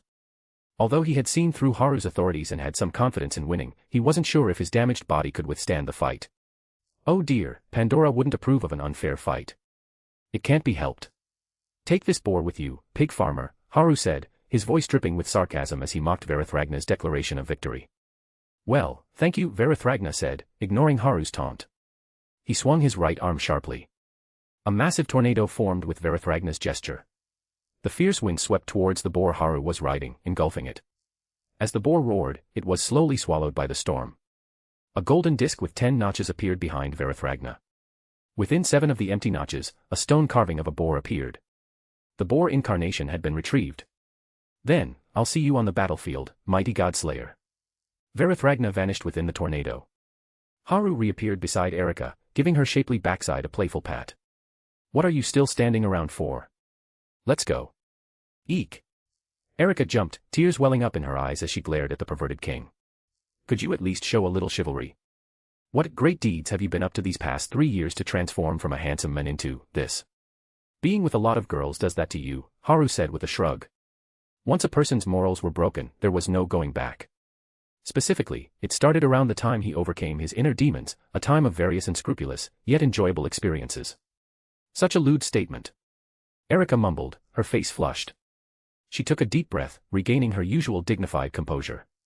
So, Your Majesty, why did you let that god of war go?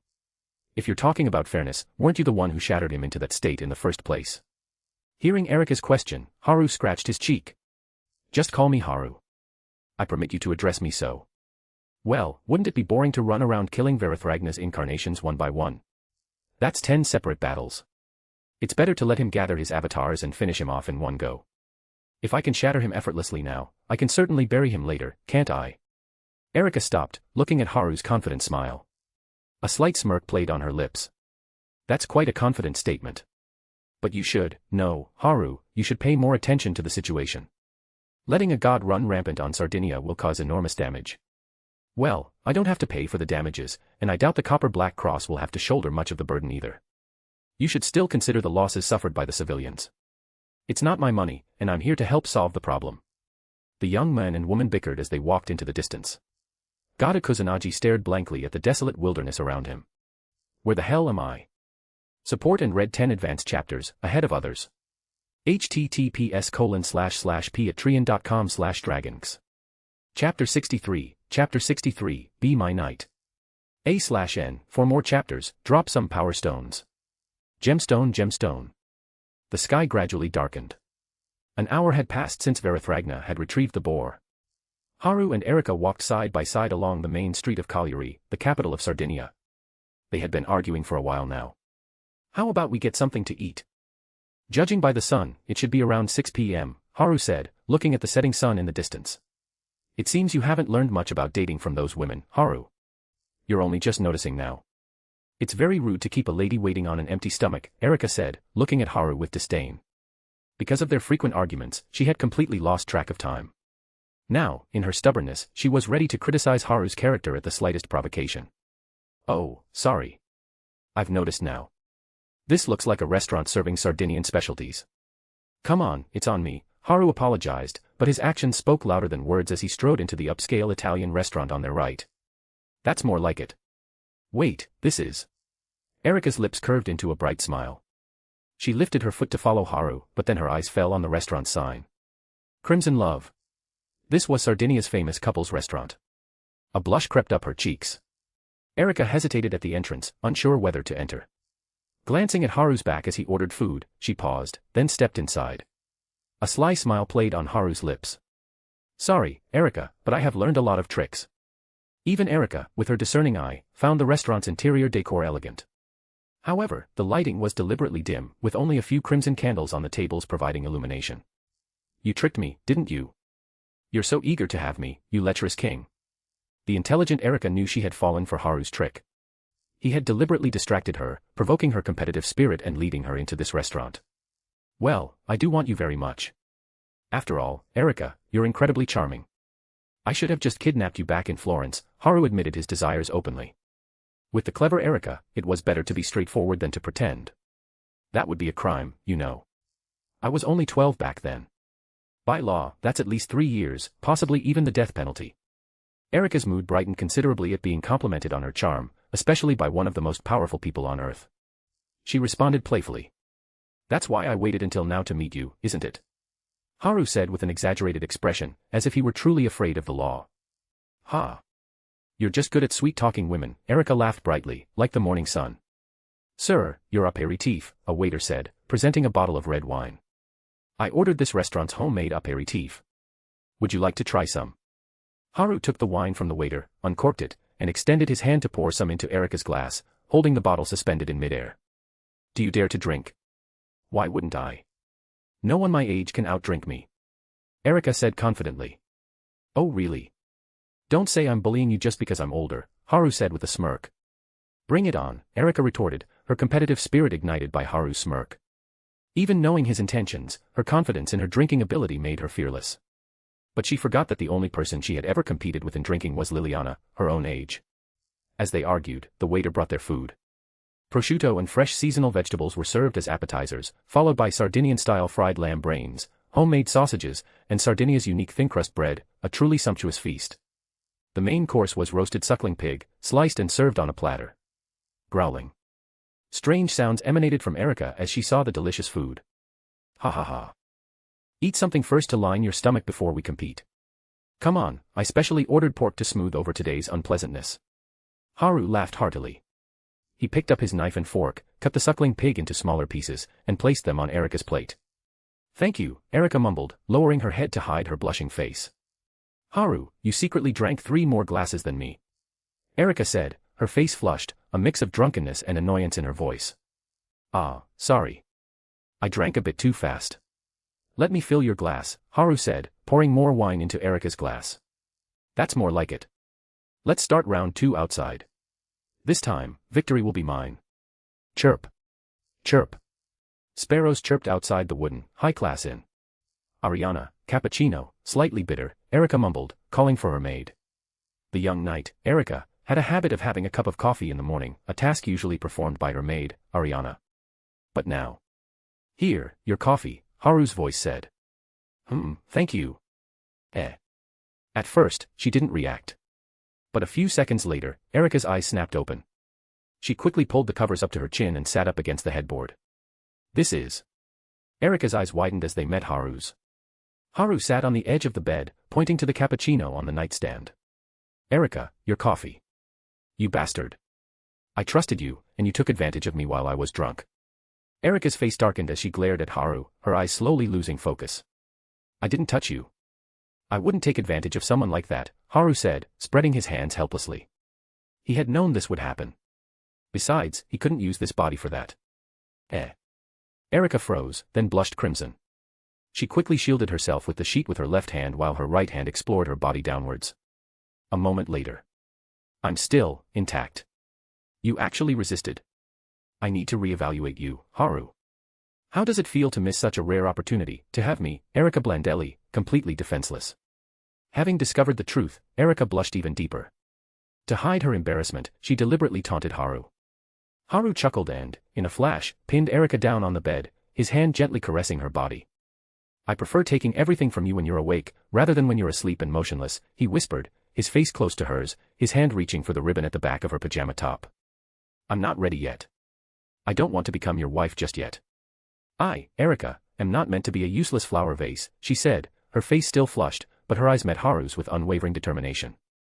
Then, how about becoming my knight first? As it happens, I don't have a single knight by my side, Haru said, his forehead touching Erica's. They were so close they could feel each other's breath and heartbeat. Erica wrapped her arms around Haru's neck and kissed his forehead.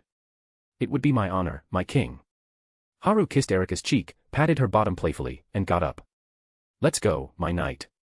The bright, sunny sky outside suddenly turned dark and stormy, thunder and lightning filling the air. It was the roar of Melkart, the god king of the Mediterranean. Support and read 10 advanced chapters, ahead of others. https://patreon.com/dragons. Chapter 64, Haru vs Varithragna and Melkart. A/N, for more chapters, drop some power stones. Gemstone. Outside the window, the bright, sunny sky turned dark and stormy in a matter of seconds. This is a heretic god's authority. But it's completely different from the war god's power we encountered yesterday. Is this Melkart? Erica stared at the window in shock. The terrifying divine power that had changed the weather across Sardinia in mere seconds completely altered her perception of gods. Well, I did say yesterday, didn't I? I defeated Melkart and Varithragna together. Thanks to that, they're desperately trying to recover faster. I originally expected it to take them 5 days, Haru said, looking at the sky with anticipation, sensing Melkart's divine power. Having learned that these two gods would gather in Sardinia, Haru had naturally focused his attention on the island. His days of patiently waiting in ambush had finally paid off. However, he had discovered that the two gods had joined forces and fought him to a standstill, although the gods had suffered more severe injuries. Well then, let's go, my knight. Accompany your king to the battlefield. Haru scooped Erica up into his arms, opened the window, and, braving the fierce wind, flew towards the source of Melkart's divine power. Idiot. At least let me change my clothes. Erica's cry echoed through the sky. Dark clouds blanketed the entire sky above Sardinia. Lightning flashed, thunder rumbled, wind howled, and torrential rain poured down. Within the ruins of San Basilio in Sardinia, deep within the underground sanctuary, a colossal figure sat cross-legged. His unkempt, unruly hair and beard, which covered the lower half of his face, gave him a wild and imposing appearance. He stood approximately 2.5 meters tall, his body rippling with powerful muscles. Although he wore rough clothing, dirty rags and leather covering his chest, a tattered cloak draped over his shoulders, he exuded an aura of immense authority. Ordinary people would feel compelled to kneel before him and sing his praises just by looking at him. This was Melkart, or more accurately, Baal. Melkart was the name used by the ancient inhabitants of Sardinia to refer to Baal. A large hole, about 10 centimeters in diameter, gaped in Melkart's chest, revealing the scenery behind him. From its shape, it was clear that it had been caused by a punch. So strong that Devil King is strong. Wonderful. To be able to battle such a powerful opponent upon descending to Earth, it's truly wonderful. Melkart roared with laughter. His voice was booming and heroic. Despite being a god known as the Devil King, his voice was surprisingly bright and forthright. That war god brat seems to have recovered his incarnation as well. Then I must also quicken my pace. Melkart paused for a moment, then his entire body radiated a brilliant azure light that filled the underground sanctuary. The sanctuary seemed to respond to Melkart's command, glowing with the same light. Vast amounts of water essence were drawn from the boundless ocean by the sanctuary and slowly absorbed by Melkart. The fist mark on his chest gradually shrunk until it vanished without a trace. Recovered. Then, wind. Rain. Thunder. Deliver my challenge to the king of the earth, to the war god. Today, at this very place, this Melkart will bury them along with this island. Melkart activated his authority as ruler of the heavens. His divine power surged, carrying his declaration across the island on the wind, rain, and thunder. Thud. Haru landed in the center of the ruined plaza within the San Basilio ruins, still holding Erika. She quickly jumped out of his arms. Honestly, how much do you want to see me change clothes? Making a lady change in your arms, truly, the Far East is a breeding ground for perverts. You probably became a devil king because you're such a hentai, Erika grumbled, her face flushed with annoyance. Haru had deliberately carried her off before she could react, forcing her to use a summoning spell to conjure a new outfit and change midair. Erika. Haru said, smiling at her as she pouted. What is it, my king? Erika asked, adjusting her cloak, her cheeks still flushed from the embarrassing wardrobe change. Here they come. Haru's expression turned serious as he looked towards the center of the plaza. Boom. A bolt of lightning struck, blasting a bottomless hole in the center of the ruined plaza. From the depths of the hole, the heretic god Melkart emerged, floating into the air. A massive tornado, 30 meters tall, appeared in the sky above the ruins. The war god Varithragna, shifting from his Gale incarnation to his youth form, materialized from within the swirling winds. Melkart and Varithragna, hovering in the air, faced off against Haru, who stood on the ground. Immense divine power and pressure clashed in the air. The already crumbling ruins of the plaza began to shatter under the weight of the divine presence. What's going on? This oppressive pressure is insane. Erika, who had been about to summon Reinhardt the moment the gods appeared, found herself frozen. Her arm was outstretched, runes swirling in her palm, but she couldn't move. The moment the divine power manifested, an instinctive fear gripped her, turning her into a statue. Move. What kind of knight am I if I can't even move? With sheer willpower, Erika forced herself to take a step. Haru waved his hand. Thud. Erika suddenly regained control of her body and stumbled, looking at the two colossal figures in the sky with wide, terrified eyes. Are you scared, Erika? Haru asked after a moment of silence, his back still turned to her. Erika's pupils constricted as she stared at his back. I was too, at first. When I faced Tsukimi, I was scared to death. She punched a hole right through me. I was really about to die, completely powerless to resist, Haru said, recalling the scene at the Saoriheim shrine in Okukazome 3 years ago. I was basically dying, and then, because of a random item I had with me, I gained the chance to use an authority. Even though I knew in my heart that I couldn't win, Haru continued, his voice calm. Erika's breath hitched as she stared at his back. But I still used that authority in a suicidal way. Even if I die, I'm taking you down with me. That was my mindset at the time, Haru said, looking up at the gods in the sky with a slight smile. So, everyone feels fear. But you have to bare your fangs in the face of that fear. That's the only way to survive. Those who don't even dare to show their fangs will only meet their end. Haru grinned, his body radiating magical energy. Erika smiled, stood up, dispelled the spell in her hand, and stepped back. Even if you say that, I'm not going to fall for it and challenge a god one-on-one. I'll leave these two gods to you. I'll be waiting for your return. I'll win. Haru said with a confident smile as he activated his authority, the power of the mountain. Space distorted, and 2 clubs flew out, landing in Melkart's hands. Chase and Banish, the divine weapons Melkart had obtained by slaying dragon kings. A thin, golden sword materialized in Verithragna's hand. Behind him, the golden disc, warrior, shone with a brilliant light. Support and read 10 advanced chapters, ahead of others. https://patreon.com/dragons. Chapter 65, Chapter 65, Even 2 gods are no match. A/N, for more chapters, drop some power stones. Gemstone, gemstone. 4 days have passed since our last encounter, Godslayer and God of War. Melkart's deafening voice boomed across the sky. Although I'd love a 3-way brawl. Melkart gripped his club, a peculiar weapon with a narrow end and a head as wide as a basin. Devil King. You have disrupted the balance. Melkart roared, hurling his club with all his might. The 2 ends of the club, as if manipulated by an invisible hand, arced perfectly towards Haru, one after the other. I agree, King Melkart. Drawing his golden sword, Verithragna, in his phoenix incarnation, vibrated, instantly breaking the sound barrier as he closed in on Haru with divine speed. Watching the approaching chase and banishment aspects of Verithragna, Haru's eyes remained indifferent as he clenched his fists. He stood his ground, occasionally taking a step forward, backward, left, right. Each step seemed to transcend space, covering dozens of meters. No matter how the clubs pursued him, he evaded their pincer attack with each movement, a hair's breadth away from being struck. The God of War, wielding his golden sword, reached Haru. On the golden disc behind him, the bull and camel glowed brightly. With a few strides, moving at an incredible speed, he unleashed countless slashes imbued with the bull's brute force, engulfing the area where Haru stood in a golden maelstrom. The entire plaza of the ruins was transformed into a sea of gold. I've seen through you. Can you evade an omnidirectional attack aimed at every point where spatial fluctuations emanate, King of the Earth? Melkart caught the returning chase and banishment, his hands blurring as he slammed the 2 ends of the club together. Invisible ripples spread outwards, distorting the very fabric of space. I am Melkart. Devil King, did you think I wouldn't possess spatial authorities? With space itself disrupted, Haru's form was forced to materialize. Verithragna, seeing his chance, instantly shifted his attack, unleashing a flurry of slashes with his golden sword, completely surrounding Haru, leaving him seemingly no escape. Even cornered by Melkart and Verithragna, Haru's expression remained calm and composed. The image of a mountain appeared behind him, and the density of his body increased dramatically. He prepared to withstand the attack head-on. Clang. Clang. Clang. Verithragna's golden sword, empowered by the bull's strength, clashed against Haru's body. However, despite the might of the attack and the sharpness of the blade, the wounds inflicted were barely a millimeter deep.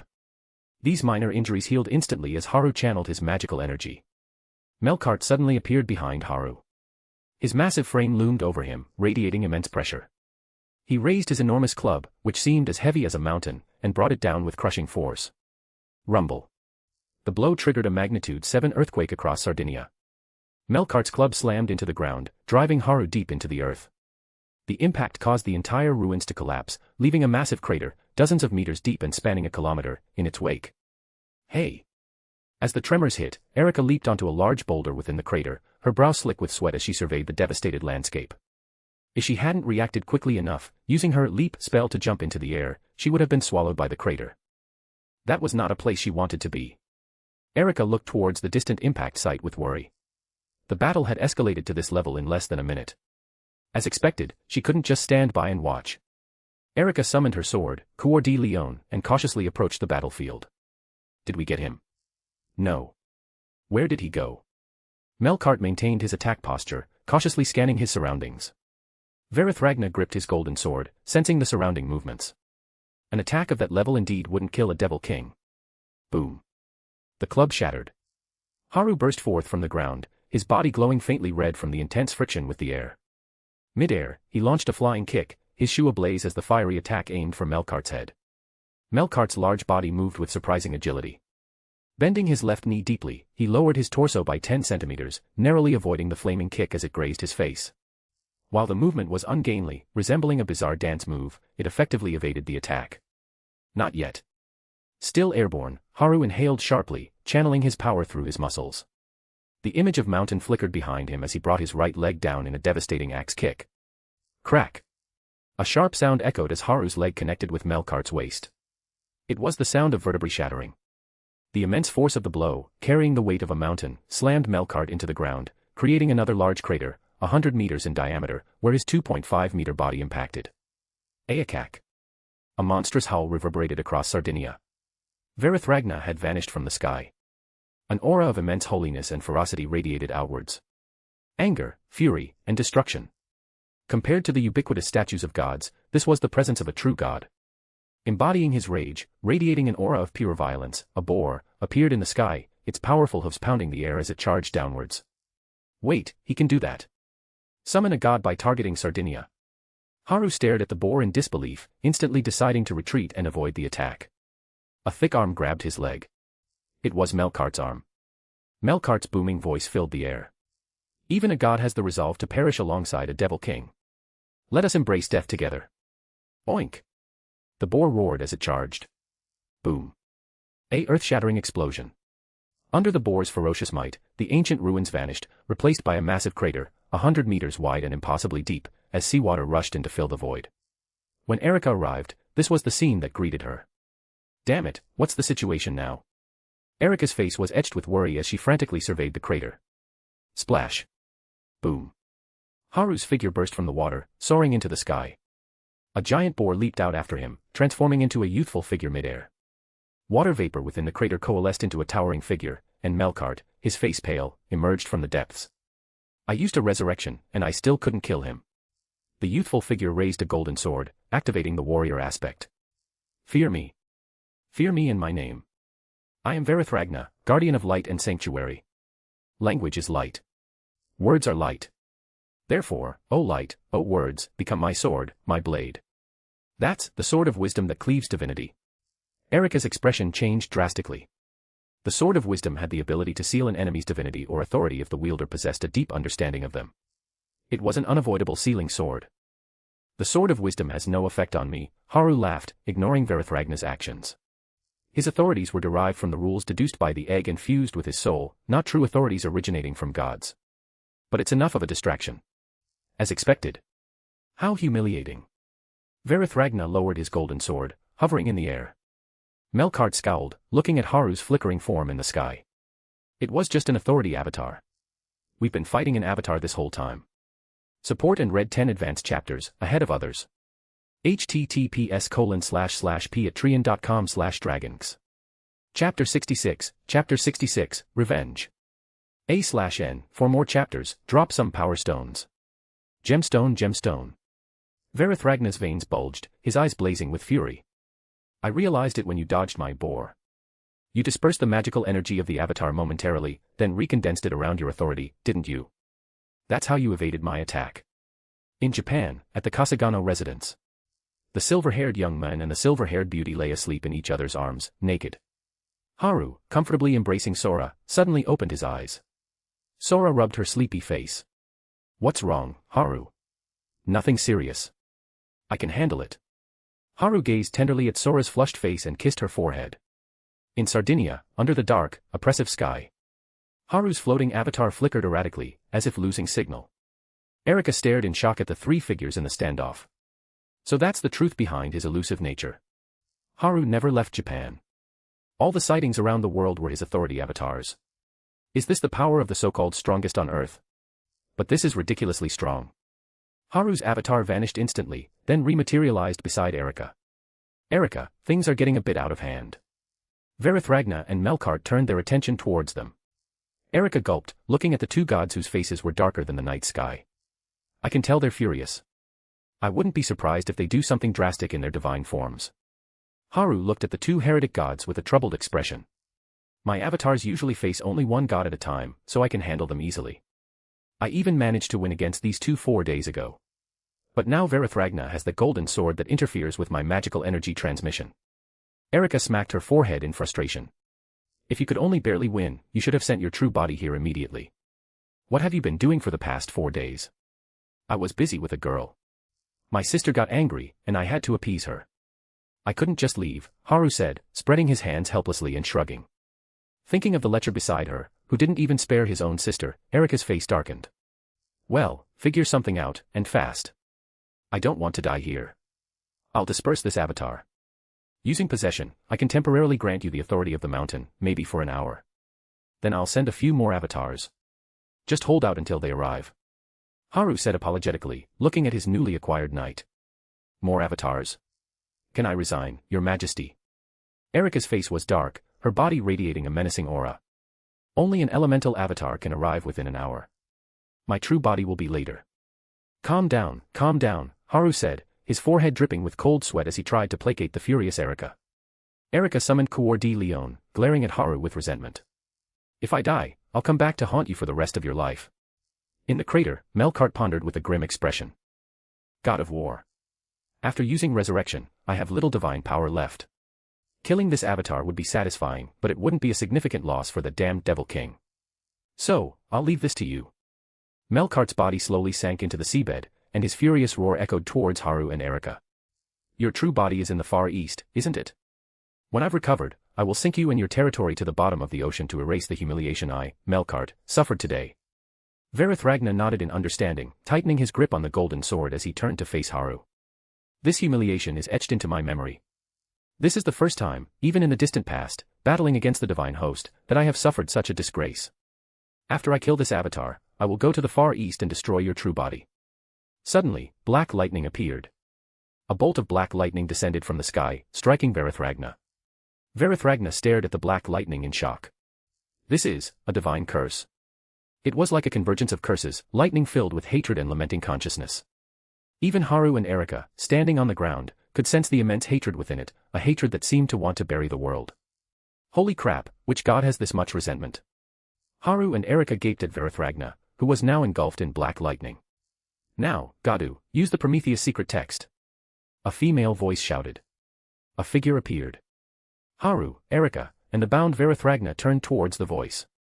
On the opposite side of the crater, a young man with a black cap perched on his head held a stone tablet aloft. Is that the country bumpkin magician from yesterday? Erika stared at the boy in astonishment. Haru gaped at the boy. Kusanagi Gadu? Holy crap, plot inertia. That's insane. He actually found an opportunity. Wait. Damn it, he's stealing my kill. You bastard. It's you.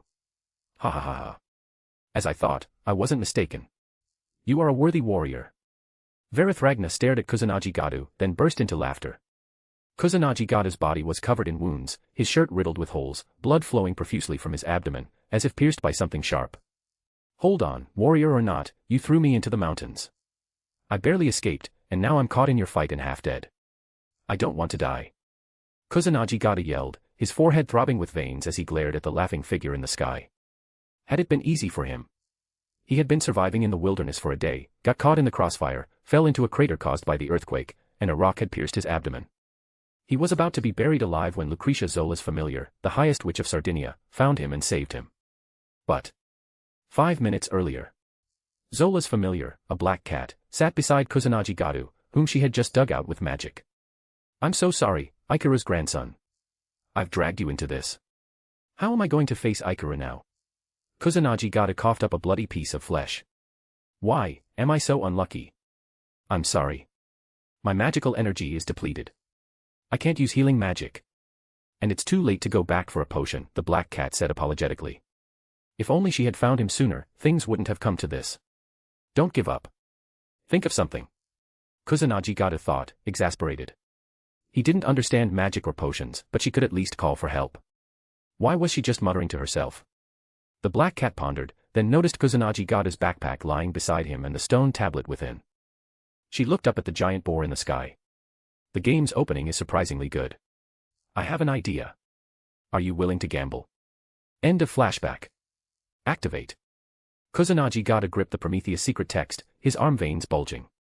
The secret text emitted a black glow, and the figure of a white horse was pulled from Varethragna's body. Then, a miniature sun rose from the earth. Damn, the 8th has been born. Haru muttered, his face filled with frustration. The prize he had been eyeing had just flown away. Support and read 10 advanced chapters, ahead of others. https://patreon.com/dragons. Chapter 67, The Strongest on Earth. A/N, for more chapters, drop some power stones. Gemstone. Japan, a love hotel near the private Jounin Academy. A small figure straddled Haru, moving rhythmically. "Ha, you're saying your prey was stolen?" "By God Kusanagi," the small figure asked. "Ah, yeah, just 3 days ago. I'm so pissed. I really wanted to kill him then." Hiss. Haru groaned comfortably. "Hey, Haru, will you let him go? Let my brother go." In return. Sunlight streamed in, illuminating Shizuka Kusanagi's flushed face as she rose and fell, repeating the motion. Today, Shizuka Kusanagi wore her usual hairstyle, her shoulder-length hair neatly tied in buns. She was dressed in the Jounin Academy junior high uniform, but her lower body was bare. It was summer vacation. Shizuka Kusanagi had left home under the pretense of shopping with friends, heading straight to this love hotel for a rendezvous with the lover she had met a year ago during a certain incident. "That's not enough," Haru said, a wicked grin spreading across his face as he looked at Shizuka Kusanagi's youthful features. "You're insatiable." Shizuka Kusanagi frowned, her face scrunching up in a way that made her look incredibly cute. She stood up, positioned herself at Haru's waist, and slowly opened her mouth. Haru sighed deeply. "But your brother's life is going to be very difficult from now on. Be prepared," he murmured, a hint of guilt in his voice before closing his eyes and indulging in the pleasure. "Who cares? Why did he have to get involved in that kind of thing? He's the only one who'll suffer. I hate that kind of brother who only causes trouble for his sister. Besides, would you really let me suffer?" Shizuka Kusanagi mumbled, her words slightly slurred. The love hotel was filled with a rosy atmosphere. Rome, the capital of Italy. A meeting was taking place in a spacious room within the renovated noble mansion of the Savoy ministers. Despite it being daytime, the curtains were tightly drawn, completely blocking out the outside light. 5 people, including Erika, sat around a large table that had been brought in specifically for this occasion. First, there were Erika and Liliana. At 16, they were the youngest present. There were 2 elderly figures, Bodily and Amanda, the leaders of the Old Lady and She-Wolf families, respectively, 2 of the 7 great magical families of Italy. The last person was James, the Knight of Purple, the former leader of the Copper Black Cross, who 3 years ago had offered the highest-ranking human grimoire, the Deeds of David, and assisted Haru in seizing the heretic god Siegfried from Marquis Vauban in the Balkan Peninsula. Everyone present, like Erika, the representative of the Copper Black Cross, held the rank of Grand Knight or higher. All knights started as apprentice knights, then became official knights after passing an examination, and finally achieved the rank of Grand Knight after being tested by a paladin. Paladins were generally powerful figures with their own unique titles. Erika had recently inherited the title Red Devil after repeatedly defeating divine beasts. Liliana had earned the title Sword Fairy after single-handedly defeating the divine beast Pegasus. Only knights who achieved such feats could be called paladins, representing the highest honor for a knight. "So, everyone, have we reached a conclusion? To whom should we entrust the Gorgon, the matter that troubles us all?" Bodily proposed. Amanda, the leader of the She-Wolf family, immediately voiced her dissent. "Entrust? I don't think that's wise. Although our leader, Salvatore, is currently absent, isn't it too cowardly to rely on the king of another country? Let those who want to laugh, laugh. The important thing is that this Gorgon is real, and we currently have no king to rely on." "This is just a temporary, minor humiliation," Bodily said, shrugging helplessly. "It's not just humiliation. What if we anger the king?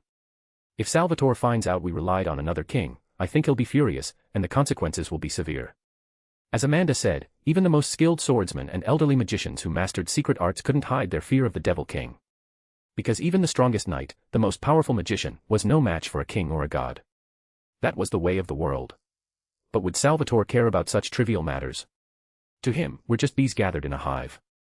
How could he get angry just because the bees chose a new queen? James, the leader of the Copper Black Cross, interjected into the argument between the 2 elders. "The Gorgon is the symbol of the ancient Earth Mother. When it comes to a battle against the most ancient goddess, Kasugano, and the others should be interested, right?" Liliana tentatively spoke up. Even as a newly appointed paladin, this was her first time speaking at a meeting representing the organization.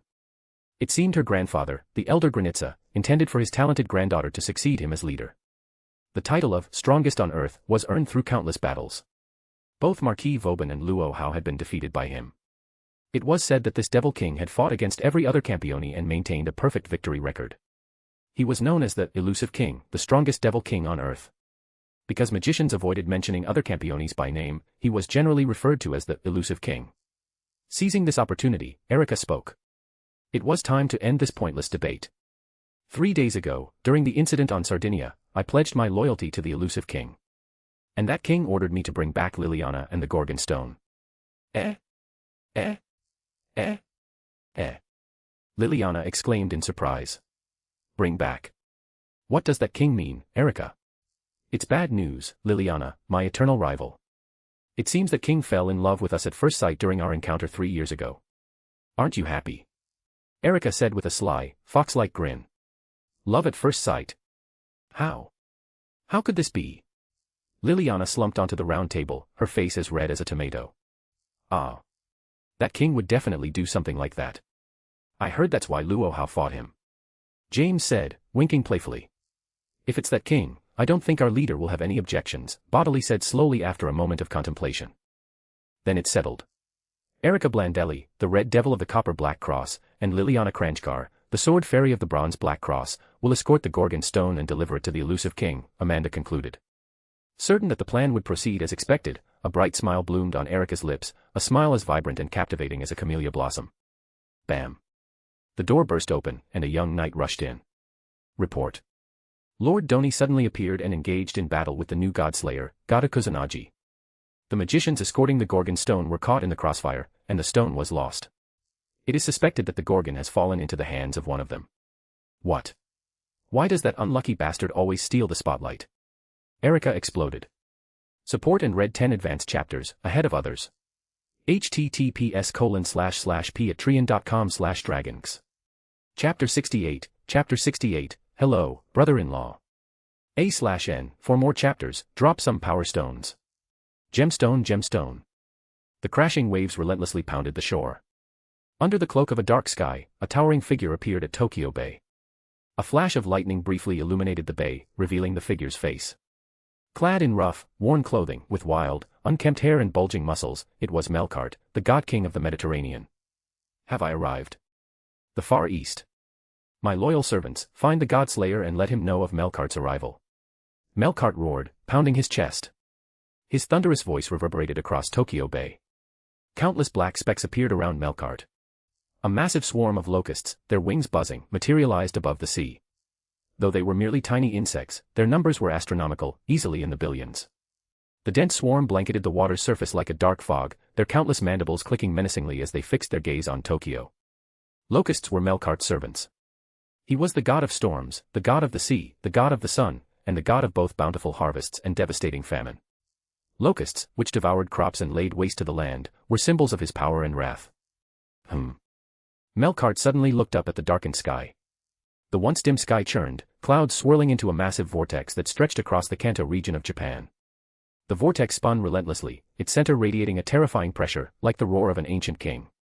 Suddenly, a colossal object emerged from the vortex. It was a hand, 5 fingers, a palm, and a long, slender arm. Even from the sea's surface, the intricate lines on the giant hand were visible to the naked eye, the heart line, the life line, and all the other markings used in palmistry, clearly discernible. The giant hand descended towards Melkart, an unstoppable force. Yet, its speed was unhurried, like a snail crawling compared to Melkart's own swiftness. That aura, it's you. Devil King.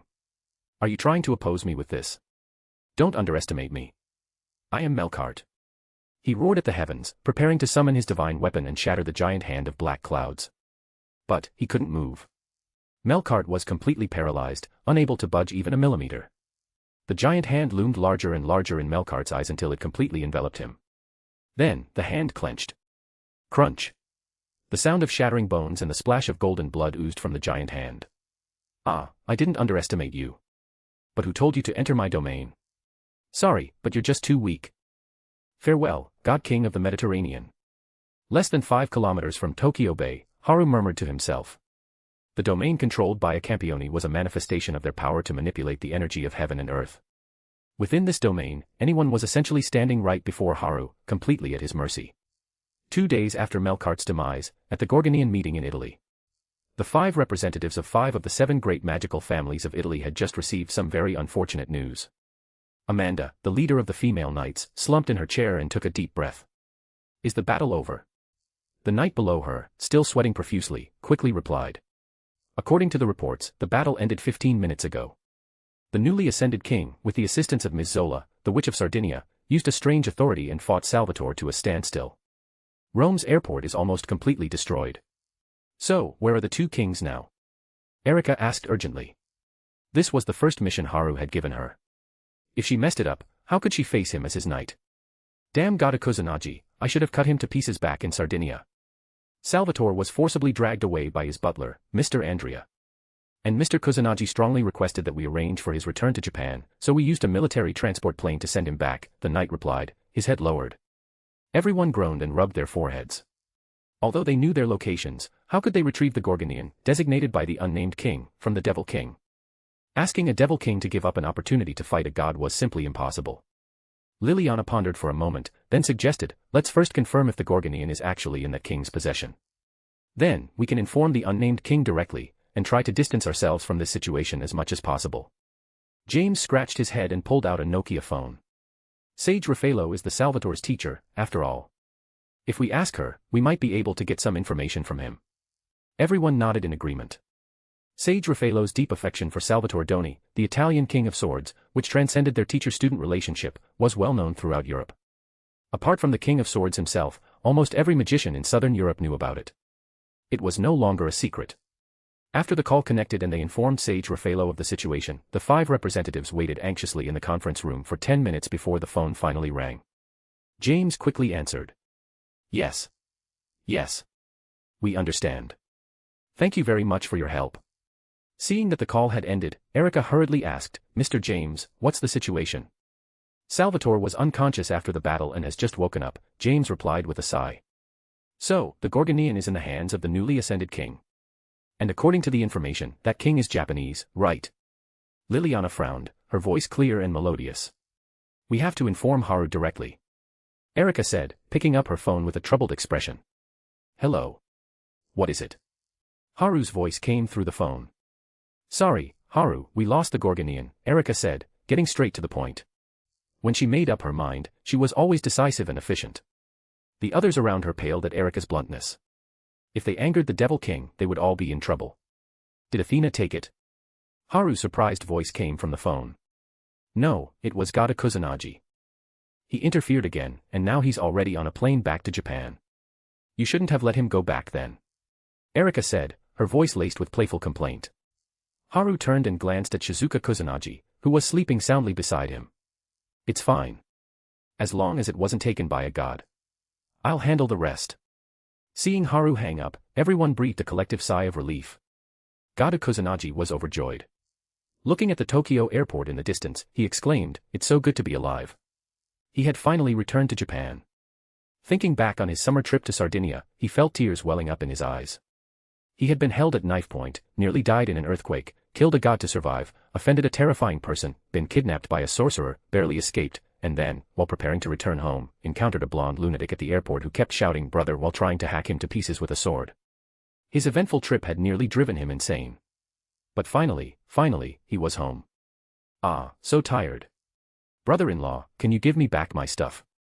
https://patreon.com/dragons. Chapter 69, Athena. A/N, for more chapters, drop some power stones. Gemstone. It was 9 a.m. in Italy. After the chaotic incident at Rome airport, God Kusanagi endured a 9-hour flight and finally arrived back at Tokyo airport in Japan, where it was now midnight. But as he stepped out of the airport, a strange event unfolded. God stared blankly at the silver-haired young man before him, who looked to be around 18 or 19 years old. He had shoulder-length silver hair, wore a black tank top and black shorts, and had a cheerful expression, giving off a friendly and open vibe. Are you calling me brother-in-law? Gadu asked, pointing at himself in disbelief. Could there be some mistake? Although he did have a younger sister. Yes, Shizuka's brother, Kusanagi Gadu, who stole my prize, Haru said, lightly patting Gadu on the shoulder. A jolt of pain shot through Gadu's shoulder, but that wasn't important. The sheer volume of information in that short statement overwhelmed him. You're Shizuka's boyfriend. That's right, brother-in-law, Haru replied cheerfully. Taking a deep breath, Gada pulled out his phone and dialed his sister, Shizuka Kusanagi. What is it, Oniai-chan? Calling at this hour? Oh, you must be back in Tokyo. How long until you get home? Shizuka's sleepy voice came through the phone. She had probably been woken up by the call. Shizuka, do you have a boyfriend? Gadu asked, turning away and covering the phone with his hand, glancing sideways at Haru. Why would you ask that? Shizuka's panicked voice confirmed Gadu's worst fears. His heart sank. Because he's standing right in front of me. The weight of this revelation stunned Shizuka into silence. That idiot Haru. I told him not to bother you. Shizuka's voice was now filled with anger. Oh, so he's here to bother me. I'll hang up now. Gado's face darkened as he abruptly ended the call. At the Kusanagi residence. Wait, beep. Shizuka stared at the disconnected call, her brow twitching as anger surged through her. Those two, they've grown some nerve, haven't they? Gado's face burned with fury. He grabbed Haru's tank top, pulling him closer, and roared, my sister's still in middle school. In this country, middle school is the typical age to start dating, Haru replied with a suggestive smirk. Gado was taken aback. He had a point. He was speechless. Anyway, brother-in-law, I didn't cause you any trouble for stealing Varathragna, for Shizuka's sake, but you need to return the Gorgon stone, Haru said, patting Gado's hand. Gado winced at the force of the pat and instinctively let go. Varathragna. That young man. Gado's face darkened as he remembered his friend from Italy, the friend he had killed in order to survive. Didn't the Witch of Sardinia tell you? That was my prize. Although I had already collected his authority, making him worthless, you still stole him. Haru shrugged helplessly. The plot's inertia was truly annoying. But at least he gained Shizuka from this, so it was a net positive. Wait, you're that strongest monster on Earth. Gado finally realized. He remembered Ms. Zola's warning about the Devil King he should avoid at all costs. Oh, yes. Can I have the emblem now, Kusanagi Gado? Haru patted Gado's shoulder again, transferring the memory spell into him. Oh, is this the emblem? What's it for? His memory instantly enhanced, Gado recalled the object he had picked up at Rome Airport. He reached into his shirt pocket and pulled out a circular emblem, about 5 centimeters in diameter, depicting the head of a woman with snakes for hair. Oh, it's something used to summon gods, and by holding it, you can fight with them. Before he could finish speaking, Gado handed the emblem to Haru with a serious expression. As a model student of Japan, I naturally have to return lost property to its rightful owner. Please take care of this, Haru. Feel free to visit our home anytime. With that, he turned and ran without looking back. Haru stared blankly at Gado's rapidly retreating figure. He used the Phoenix avatar, didn't he? Whoa, I thought I'd have to fight. That was easy. Gado seemed like the typical pacifist brainwashed by compulsory education. Japan's education system was truly detrimental, turning a warrior into this. Haru gripped the Gorgon stone, took a step using his supernatural speed, and returned to his home in Okikazome. A silver-haired, adorable Earth Mother goddess, with the added bonus of Athena's fame. Meanwhile, at Rome Airport, shrouded in the darkness of the Italian night, construction workers cleaned up the airport, which had been nearly destroyed by a terrorist attack that morning. The workers, using machinery and manpower, worked tirelessly to clear the debris. A small figure appeared at the highest point of the ruins. It was a very beautiful girl. She had a childish, angelically cute face, framed by shoulder-length silver hair that seemed to shimmer with moonlight. She wore a knitted hat with cat ears, adding to her playful charm. Her eyes, however, were as dark as night, vertical pupils like a cat's, reflecting the condensed darkness. She was one of the 12 Olympian gods of Greece, Pallas Athena. Athena stood at the highest point of the ruins, gazing intently at the busy workers below. Despite being in such a conspicuous location, even brushing shoulders with the workers, no one noticed her presence. Even the magician supervising the restoration work overlooked her. The serpent scent ends here. The next location seems to be across the sea. It seems to have fallen into the hands of an enemy. No matter. No one can sever the bond between me and the serpent. Soon, very soon, I will reclaim it, my rightful place, everything that is mine. Hoot. Athena's figure transformed into a flock of owls, their plump bodies flapping small wings as they flew towards the sea, towards the far east. In Haru's bedroom, above his nightstand, the Gorgon stone emitted a faint green glow. The carved head with snakes for hair came to life, the serpents writhing as if truly alive. Haru opened his eyes, glanced at the restless Gorgon stone, a smirk playing on his lips, and then drifted back to sleep, holding Sora close. https://p@trian.com/dragons. Chapter 70, Erika and Liliana. A/N, for more chapters, drop some power stones. Gemstone. A warm, moist sensation on his forehead. A gentle kiss. A cheerful, melodious voice reached his ears. It was his sister, Kasugano Sora. Haru, wake up. Breakfast is ready. Haru slowly opened his eyes, yawning and looking at the beautiful girl before him. Her delicate, doll-like face, her silver hair tied back in a ponytail with a white ribbon, her body clad only in a kitchen apron. Oh. It's a naked apron temptation today, Haru thought to himself. 3 years had passed since he became a Godslayer. Many things had happened, and Sora's clothing habits were one of them, a very good habit that he had cultivated. Incidentally, yesterday it was a nurse's outfit, the day before a sailor uniform, and the day before that a cheapao.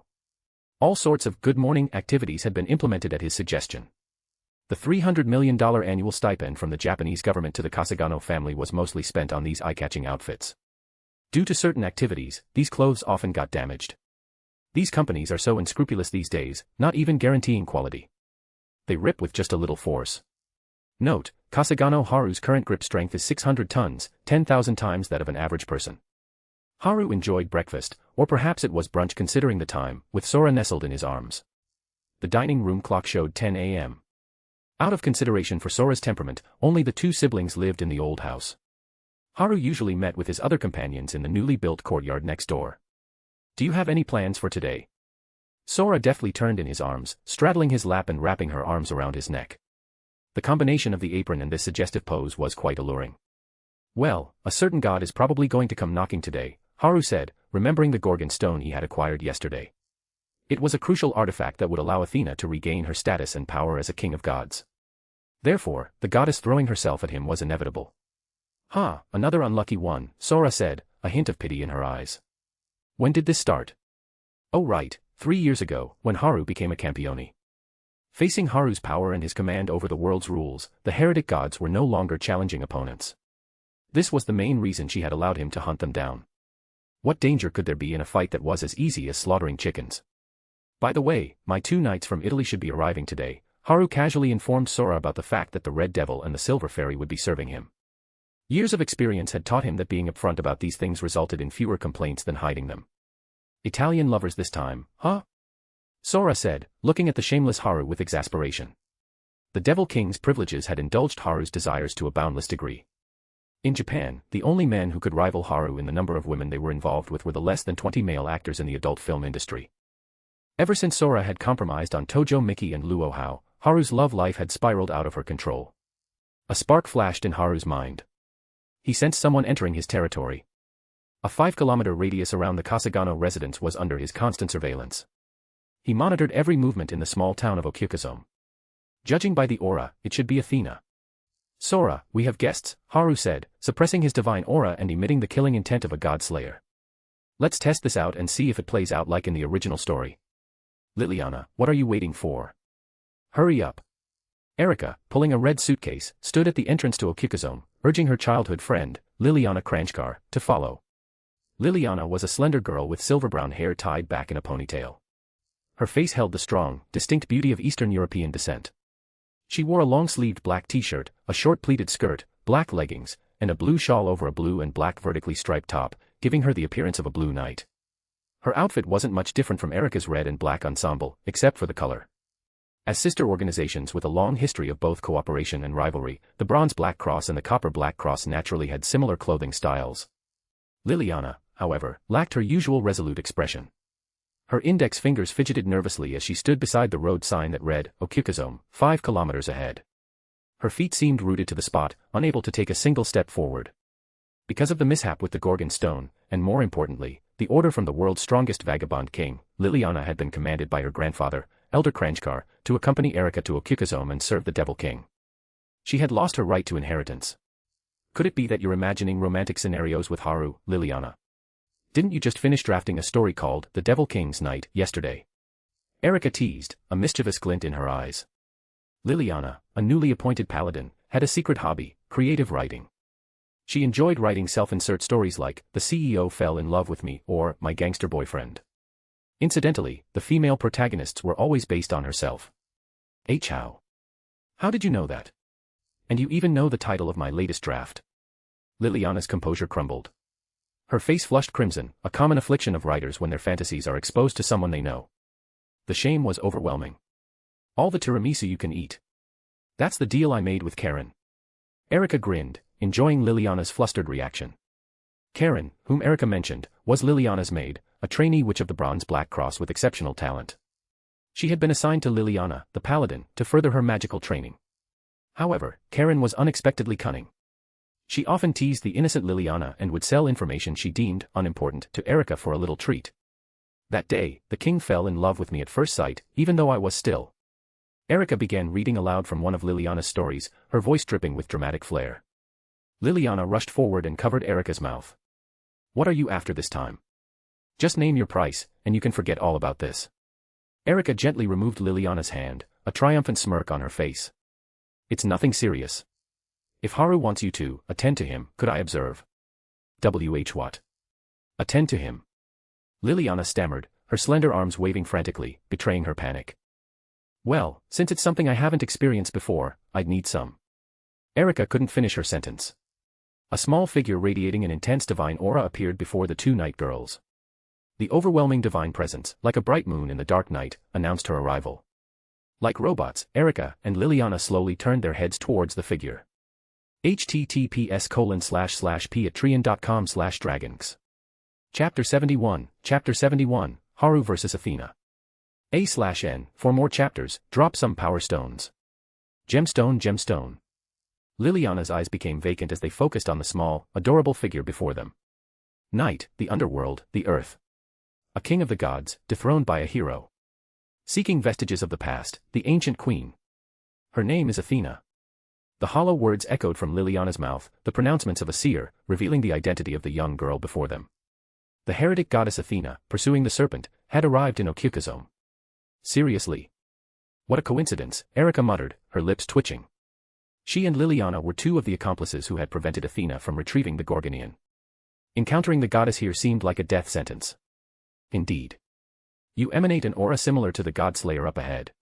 Athena's voice was a sweet, girlish soprano, her speech pattern archaic. Her eyes, dark as night, focused on Erika. It's an honor to meet you. Erika said. We are Knights of the Elusive King, they added. That title. I've heard of it. The strongest devil king on earth. So, the serpent has fallen into the hands of the most troublesome Godslayer, Athena murmured, looking towards Okyukazome. It's strange. Just stepping into the territory where the serpent resides, Athena's wisdom warned me of mortal danger. But just now, that strange sense of danger vanished. What could it be? Liliana, watching Athena mutter to herself, felt a bead of sweat trickle down her forehead. She cautiously asked Erika, are all gods so oblivious to the presence of others? Erika looked at the goddess with a troubled expression. More or less. They're incredibly arrogant. Normally, as long as we don't attack, there shouldn't be any problems. But instead of worrying about that, shouldn't we be planning our escape? You two. Lead the way, Athena commanded, turning towards them. Erika and Liliana's eyes widened. Their bodies moved involuntarily, walking ahead of Athena. Liliana channeled her magical energy, activating her telepathy spell. As the connection was established, Erika quickly asked, What's going on, Liliana? I can use magic, but I can't control my body. That goddess is one of the oldest Earth Mother goddesses, a symbol of feminism. She likely possesses dominion over women. What an unreasonable power. As the girls grappled with their inner turmoil, the two of them and the goddess approached the gate of the Kasugano residence. A figure was already waiting there. Oh. As expected, Athena muttered. Well then, first introductions. My name is Athena. Now we are acquainted, she said, her eyes narrowing slightly. Godslayer of the East, I wish to know your name. As a wager for this ancient serpent, we should at least know each other's names, Athena said, her voice cold and indifferent. Kasugano Haru. You can call me Haru, goddess Athena. If you defeat me, I'll hand over the serpent, Haru said. With a flick of his right wrist, Erika and Liliana regained control of their bodies and quickly retreated, giving the goddess and the Devil King space to face off. Athena looked at Haru suspiciously. He was unguarded, completely defenseless. So. Athena walked slowly towards Haru, as if taking a stroll. Strange man. Kasugano Haru, you're a strange man indeed. You speak of a duel yet remain completely unguarded against me. In that case, I apologize, but checkmate. As she finished speaking, Athena's arms wrapped around Haru's neck. She stood on tiptoe, pressing her cherry lips against his. Athena uttered a divine word, her breath cold as she infused the power of death into Haru's body. Within Haru's soul, the egg pulsed silently, annihilating the power of death and extracting its inherent rules. This is. Athena's pupils became vertical slits, the characteristic of a feline's eyes when alerted or surprised. The weight of heaven and earth descended upon the 5-meter radius around them, the density of space increasing dramatically, as if encased in seamless steel. I can't move. I can't move at all. A trap. Haru released his aura, the essence of the earth, carrying the scent of Pandora and Tsukuyomi. He tightened his embrace around Athena, maintaining their intimate position, and flashed a peace sign with his fingers towards Erika and Liliana. Erika slapped her forehead, an exasperated expression on her face. And I was so worried. That lecher. This time, he set his sights on a goddess. Liliana's lips twitched, her face ashen. Working under such a devil king, her 16 years of chastity. Feeling the overwhelmingly familiar aura of the earth, Athena's eyes returned to their usual dark hue, now sparkling with amusement. So he's a greedy child. Very well, I'll give it all to you. This time, pure divine power flowed from Athena into Haru's body, intermingling with his bloodline, then returning to Athena, carrying a transformed essence. The exchange continued in a continuous cycle. The bloodline exchange persisted, even as Haru's hands roamed freely, exploring without restraint. The scene grew increasingly provocative. A vein throbbed on Erika's forehead as she glared at the two locked in their passionate embrace. Is this really a battle between a god and a Godslayer? They're just a pair of perverts. Liliana covered her face, peeking through her fingers at the heart-pounding scene. Erika, are all goddesses like this? How shameless. Erika covered her face and sighed. Gods lack any sense of human shame, especially this one, a goddess from the Greek pantheon. The exchange continued for several tens of minutes. The egg had already deduced the rules contained within Athena's power shortly after the initial infusion of death. So, the only reason for maintaining this state was to satisfy Haru's selfish desires. Just as Haru was about to take things further, Athena tightened her arms around him, stopping his advances. Greedy child, you can have the rest after I return to my original form. Haru immediately summoned the Gorgonian with a summoning spell. Is this enough? Athena tilted her head, her eyes filled with affection. Oh, you're so impatient. Yes, this is fine. Just wait a moment while I... Wait for what? Kasugano Sora, holding a basket of groceries, stared at them with an impassive expression. The familiar voice doused Haru's passion like a bucket of cold water. https://p@trian.com/dragons. Chapter 72, Become the King of Gods, Haru. A/N, for more chapters, drop some power stones. Gemstone. In the living room of the Kasugano residence, everyone sat gathered around the spacious sofa. Kasugano Sora, radiating a palpable aura of dark energy, stared at Haru, who sat across from her on the sofa, holding a small goddess in his lap. Brother, has your burning ambition grown so much that humans can no longer satisfy you? Well, that's surprisingly difficult to refute, Haru said, awkwardly scratching his head. Hearing his usual shameless remark, Sora sighed. After 3 years, she had somewhat gotten used to Haru's shamelessness. At least be a little more discreet. You were right by the front door, out in the open. Why would you do such a thing with Haru, Athena? Erika asked, looking at Athena with confusion. It was strange. When a Godslayer and a god met, battle and bloodshed were the expected outcome. Yet, why had these two ended up in this situation? Oh. Who are you? Athena turned her head, seemingly just noticing Erika and Liliana. TSK. Allow me to reintroduce myself. I'm Erika Blandelli, Knight of Haru and a member of the Copper Black Cross, Erika said with a friendly smile, betraying no anger at being ignored. This was understandable. Gods were aware of the existence of magicians as a collective, but they regarded individual magicians as insignificant as weeds on the roadside, perhaps even less. This child's companion. Athena raised her hand, still nestled in Haru's lap, and caressed his cheek. If one had to describe it, she looked like a mother doting on her child. Ah. Erika, Liliana, and Sora exchanged glances. What was with this scary motherly love? Why do you keep calling Haru, child? It's a strange way to address him, Sora asked, her eyes fixed on Athena's, her face filled with intense curiosity. And who are you? That aura and similar bloodline. Are you this child's companion too? Athena's dark eyes gleamed with an otherworldly light, piercing through Sora's facade. Sora shuddered under Athena's gaze, a chill running down her spine. Hey. Just call me Haru. Don't use child, Haru said, lightly tapping Athena's head, interrupting the Earth Mother's stare. Haru is my child, Athena said calmly, her words shocking everyone present. What? X4-inch. Haru's composure crumbled. He had initially assumed that the Earth Mother goddesses called him child because of his connection to the Earth's energy. But now, with Athena speaking as if she were his biological mother, he couldn't remain calm. What's going on with you Earth Mother goddesses?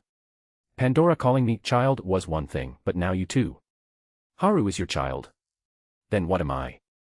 Sora asked, her face a mask of shock. If her brother, whom she had lived with for nearly 20 years, had a goddess for a mother, then whose child was she? The sheer amount of information in their exchange left Erika and Liliana dumbfounded.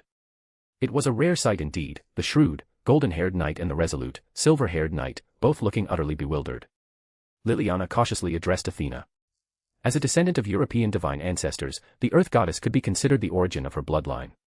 Thus, Athena's divine aura was particularly potent for her. The birth records and other information about the Godslayer are public knowledge in the magical world. The identity of his mother has also been confirmed. So, why are you so certain? Haru has received the blood of myself and other Earth Mothers. Therefore, he is our child, our flesh and blood. It is a mark etched into his soul and bloodline, Athena explained, her voice indifferent. Oh, so he's a divine child who received the blood of a god, everyone said, relieved. No, it's not just that. I can sense the presence of Gaia, Tsukimi, and many other Earth Mothers, both known and unknown to me. You are the child created by all of us Earth Mothers, aren't you? Before Haru could refute, Athena continued. It must be because of your constitution. I sensed it during our earlier intimate contact. Your body has an extreme affinity with the earth, allowing you to contain the power of us Earth Mothers and inherit our authority. That's why so many Earth Mother goddesses have taken a liking to you, merging their blood with your bloodline. Haru understood Athena's meaning. As the egg had surmised, his body was suited to the rules of the earth. Therefore, after battling gods, the rules instilled in his soul by the egg were all earth-related. Combined with the baptism of the original Earth Mother goddess, Gaia's blood, his aura resembled that of a direct descendant of all Earth Mothers, just as Athena had said. So, it's like the relationship between a dragon and the Earth Mother. Liliana exclaimed, her eyes widening as she scanned Haru's body, as if trying to find some symbol of a dragon on him. Dragons referred to the dragon-like beings formed from the essence of the earth veins, the eastern wingless dragons, the western winged dragons, and other divine beasts born from the earth's origin. Because the Earth Mother represented the Earth's consciousness of a region, dragons could essentially be considered the Earth Mother's children. It's even closer than that. You can consider him a male version of the Earth Mother, Athena declared, putting an end to the discussion. This is crazy. So, it wasn't a dream. The strongest Godslayer is actually an Earth God. This joke isn't funny at all.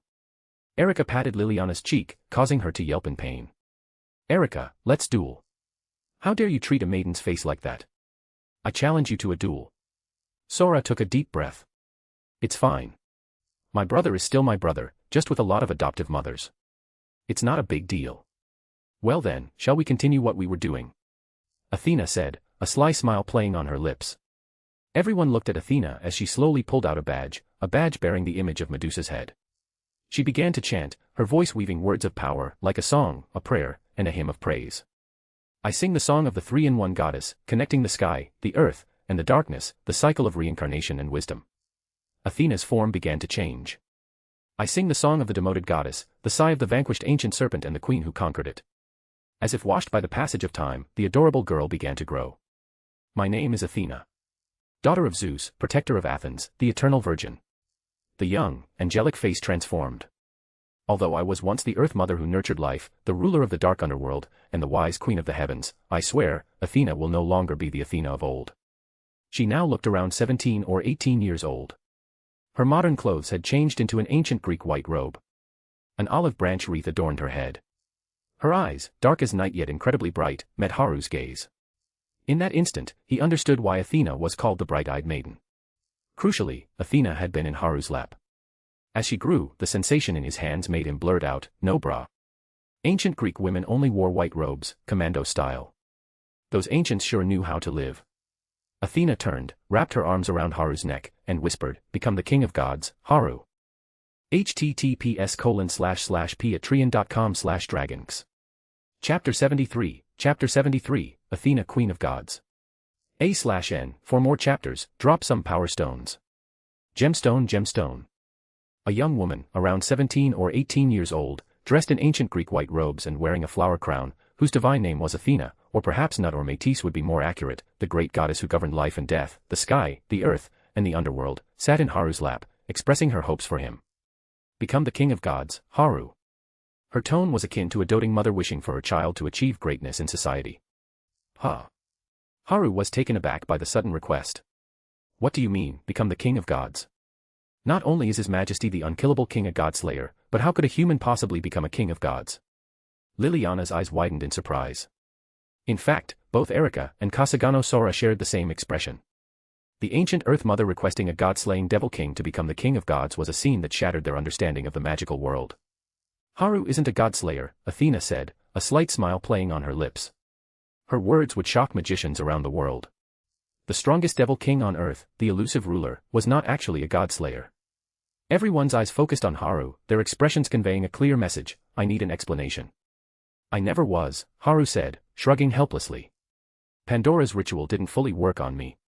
He hadn't denied the Godslayer title before because his actions were practically the same as a Godslayer's, killing gods, seizing divine power, deducing world rules, and evolving himself. The only difference was that Godslayers didn't do the last two steps. Everyone was momentarily stunned, perhaps because they had heard too much world-shattering news today, and quickly digested this fact. Then how did you get your authorities? Authorities are unique to Godslayers, aren't they? Erika asked persistently, biting her lip. Authorities were gained through Pandora's ritual, the usurpation, which redistributed divine power, pouring the god's divine power and soul into the Godslayer's body. The power, containing world rules, merged with the Godslayer's soul, granting them partial control over the world. That was why Godslayers weren't picky about which gods they slew, because the resulting authority was always the one most compatible with their soul. Didn't Athena say it? My constitution can contain the Earth Mother Goddess's power. So, I can inherit their divine authority. My powers are, in a way, inherited from the Earth Mother Goddesses, Haru explained. He attributed his powers to Athena's previous conclusion, which was actually due to the egg, but that was his greatest secret. This explanation was the best way to deceive them. A conclusion from a goddess was very convincing, wasn't it? But how can I become the king of gods? That's impossible, isn't it? Haru asked, gently stroking Athena's back, earning a loving gaze from her. Didn't the other mothers mention it to you? Athena tilted her head, her face full of confusion. Not at all, Haru said, a vein throbbing on his forehead. This made it sound like he had many mothers, which was true, but the only divine mother he had contact with was Pandora, who was trapped in the netherworld and couldn't travel freely. The familiar Earth Mother Goddess aura Athena sensed came from Tsukuyomi, whom Haru had slain, and the Gaia's blood given by Pandora. The unfamiliar auras were deduced from the various Earth-attributed gods he had defeated. That's why Athena said there were many Earth Mother Goddesses she didn't recognize residing within Haru. The source was actually the various Earth rules deduced by the egg. However, Pandora's motive for becoming Haru's mother was more about having someone to share the loneliness brought by time. That goddess wouldn't let Haru face any danger, fearing that the last king would discover and kill him. The last king referred to Rama, the representative of the steel hero god. As the embodiment of male chauvinism, he had the power to kill Earth Mother Goddesses and turn them into his servants, the divine ancestors. This alone made him the most hated god among the Earth Mother Goddesses. This power was considered vile, forcibly taking the Earth Mother Goddesses' power and enslaving them. At the same time, the last king also had the duty to eliminate the rampaging devil kings on Earth, acting as a sort of cleaner. Do you know Cronus? Athena mentioned a Greek god. Zeus's dad, quite famous. Of course, Haru knew him. He was the father of the notorious womanizer Zeus. He was said to be a poor soul who loved his wife so much that he lost his position as king of gods. Cronus was originally human. Gaia granted him her blood, giving him a portion of her authority over the earth, and he helped her defeat Uranus. Afterward, Cronus, as a human, rewrote mythology, establishing himself as the king of gods, with Gaia as the mother of gods. In this way, he formed the pantheon and ruled ancient Greece. Haru slapped his forehead. He remembered receiving this information when he extracted Pandora's blood. He looked into Athena's bright eyes. So, you want to become the mother of gods through me rewriting mythology, and I become the king of gods? No, I want to be the queen of gods. You wanted me to answer that, didn't you? Athena teased, a playful glint in her eyes. Ahem. Haru coughed awkwardly, embarrassed that she had seen through him. He caught Kasugano Sora giving him a look of disdain from across the room. All right, if I become your queen, will you become the king of gods? Athena asked again, wrapping her arms around Haru's neck. Haru fell into thought. He had sensed it 3 years ago when he gained the title of strongest king. He received the same treatment as Vauban. Gods became increasingly hesitant to appear before him. It wasn't until he started using his authority to create avatars and cast a wider net that he managed to slay a few wandering gods. Susanoo, hiding behind the scenes in Japan, had gone completely silent, deliberately severing his connection to the earth. But if he were to establish a pantheon and become the king of gods, all the vested interests, the current divine kings, would surely become heretic gods to obstruct him. But the most important factor was the bonus of having a cute and alluring Athena he could cuddle with whenever he wanted. That was the decisive condition. I accept. After a moment of consideration, Haru agreed. The beautiful goddess offered a kiss from his wife. Support and read 10 advanced chapters, ahead of the rest. https://patreon.com/dragons. Chapter 74, Destination Naples. A/N, for more chapters, drop some power stones. Gemstone. Kasugano Haru was incredibly frustrated. Deeply frustrated. Goddess Athena had left 3 days ago, saying she was returning to the Mediterranean to prepare for her plan to rewrite mythology. With Haru's typical, modern playboy, personality, he wasn't about to let the goddess go so easily, especially after they had just confirmed their relationship. It was the perfect time for some newlywed bliss. However, the silver-haired girl sleeping peacefully on his arm was the primary reason for his frustration. He had been entangled with Kasugano Sora for 3 days straight, paying his dues each night. Though he enjoyed the process immensely, there was a limit. A proper devil king, no, a future god king, should be enjoying the spoils of victory, flirting with one while eyeing another, all while living a life of luxury and indulgence. That was a god king's duty. Just a little longer. Once Sora lets her guard down, I'll sneak over to the 2 knights next door for some fun. Just then, an owl with brown-black feathers flew towards the master bedroom window from afar. Flapping its large wings, it landed on the windowsill and transformed into the shadowy figure of a young woman. Sensing the familiar power, Haru allowed the light-formed girl to move freely. She floated towards him and kissed him, conveying the goddess's affectionate greetings. Later, in the Kasugano residence's dining room, Haru held a sleepy Sora in his arms as they enjoyed a late breakfast. Across the table sat the 2 knights who had come from Italy, Liliana and Erika. Today's breakfast had been prepared by Liliana. The silver-haired knight seemed to be quite skilled in cooking. Thanks to her, they were enjoying soup dumplings and a special multigrain soy milk. However, the most delectable sight was the beautiful young woman herself. Erika, wearing a pink silk robe, yawned sleepily, shifting her posture to reveal glimpses of her smooth, jade-like skin and a tantalizing hint of cleavage. Even Sora, still half asleep, tightened her grip on Haru's thigh at the sight. In contrast, Liliana still wore her bronze-black cross uniform. She kept her head down, her neck slightly flushed, occasionally glancing at Haru. Judging by her expression, she was probably imagining some rather risque scenarios. She was so easy to read, her thoughts were practically written on her face. So, Haru, what sparked your interest in visiting Naples? Erika asked, sipping her soy milk, her words slightly muffled. Well, it's like this. I received a message from Athena. She insisted I come over for some urgent business. So, I thought, why not take everyone on a trip to Naples? Sora, you have to believe me, it's really official business, Haru quickly explained to Sora, who was pouting in his arms. Her initial 30-degree pinch on his thigh escalated to an inhuman 720-degree twist. You just want to see Liliana and me in our swimsuits, don't you, you scoundrel? The mischievous Erika added fuel to the fire, as if afraid Sora wasn't jealous enough. As for Liliana, she was already seeing stars, practically fainting at the mention of swimsuits. In Italy, on the eastern slopes of Mount Vesuvius, a large archaeological team of about 100 people was busy excavating. A young Asian man, speaking broken Italian, tried to persuade the old professor leading the team. The young man had ordinary, but pleasant features. Though slightly plump, his physique suggested underlying strength, likely from years of archaeological fieldwork. Professor, are you sure there are Roman ruins here? We've been digging for 3 days, and all we found are animal remains and fossilized feces. The white-haired professor wiped the dirt from his face. Professor Yang, he retorted in fluent Italian, Fa. Lu, you're just an intern, and I'm the leader of this archaeological team. The funding and plan for this expedition were decided by me. You should be doing your job instead of complaining to me. After speaking, the professor hurried off to direct the other team members. Quick, dig over here. Use the shovel. Harder.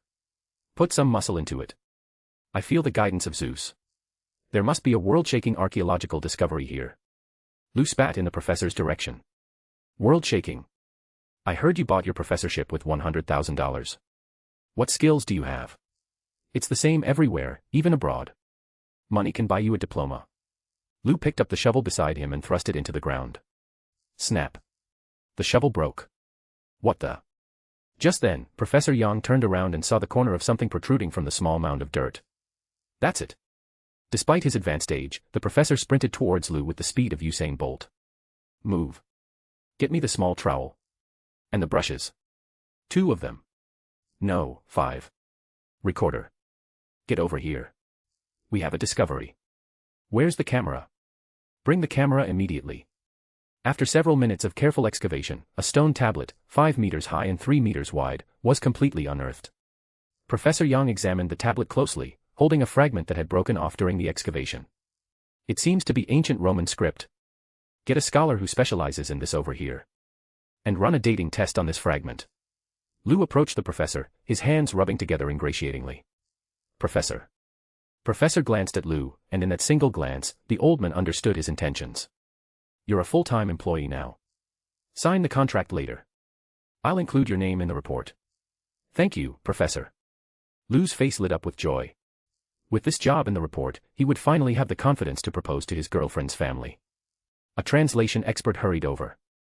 As time passed, the text on the stone tablet was gradually translated. The goddess heeded the God King's teachings, and with the help of the queen, obtained the sacred shield and ventured into the hidden realm to challenge Medusa.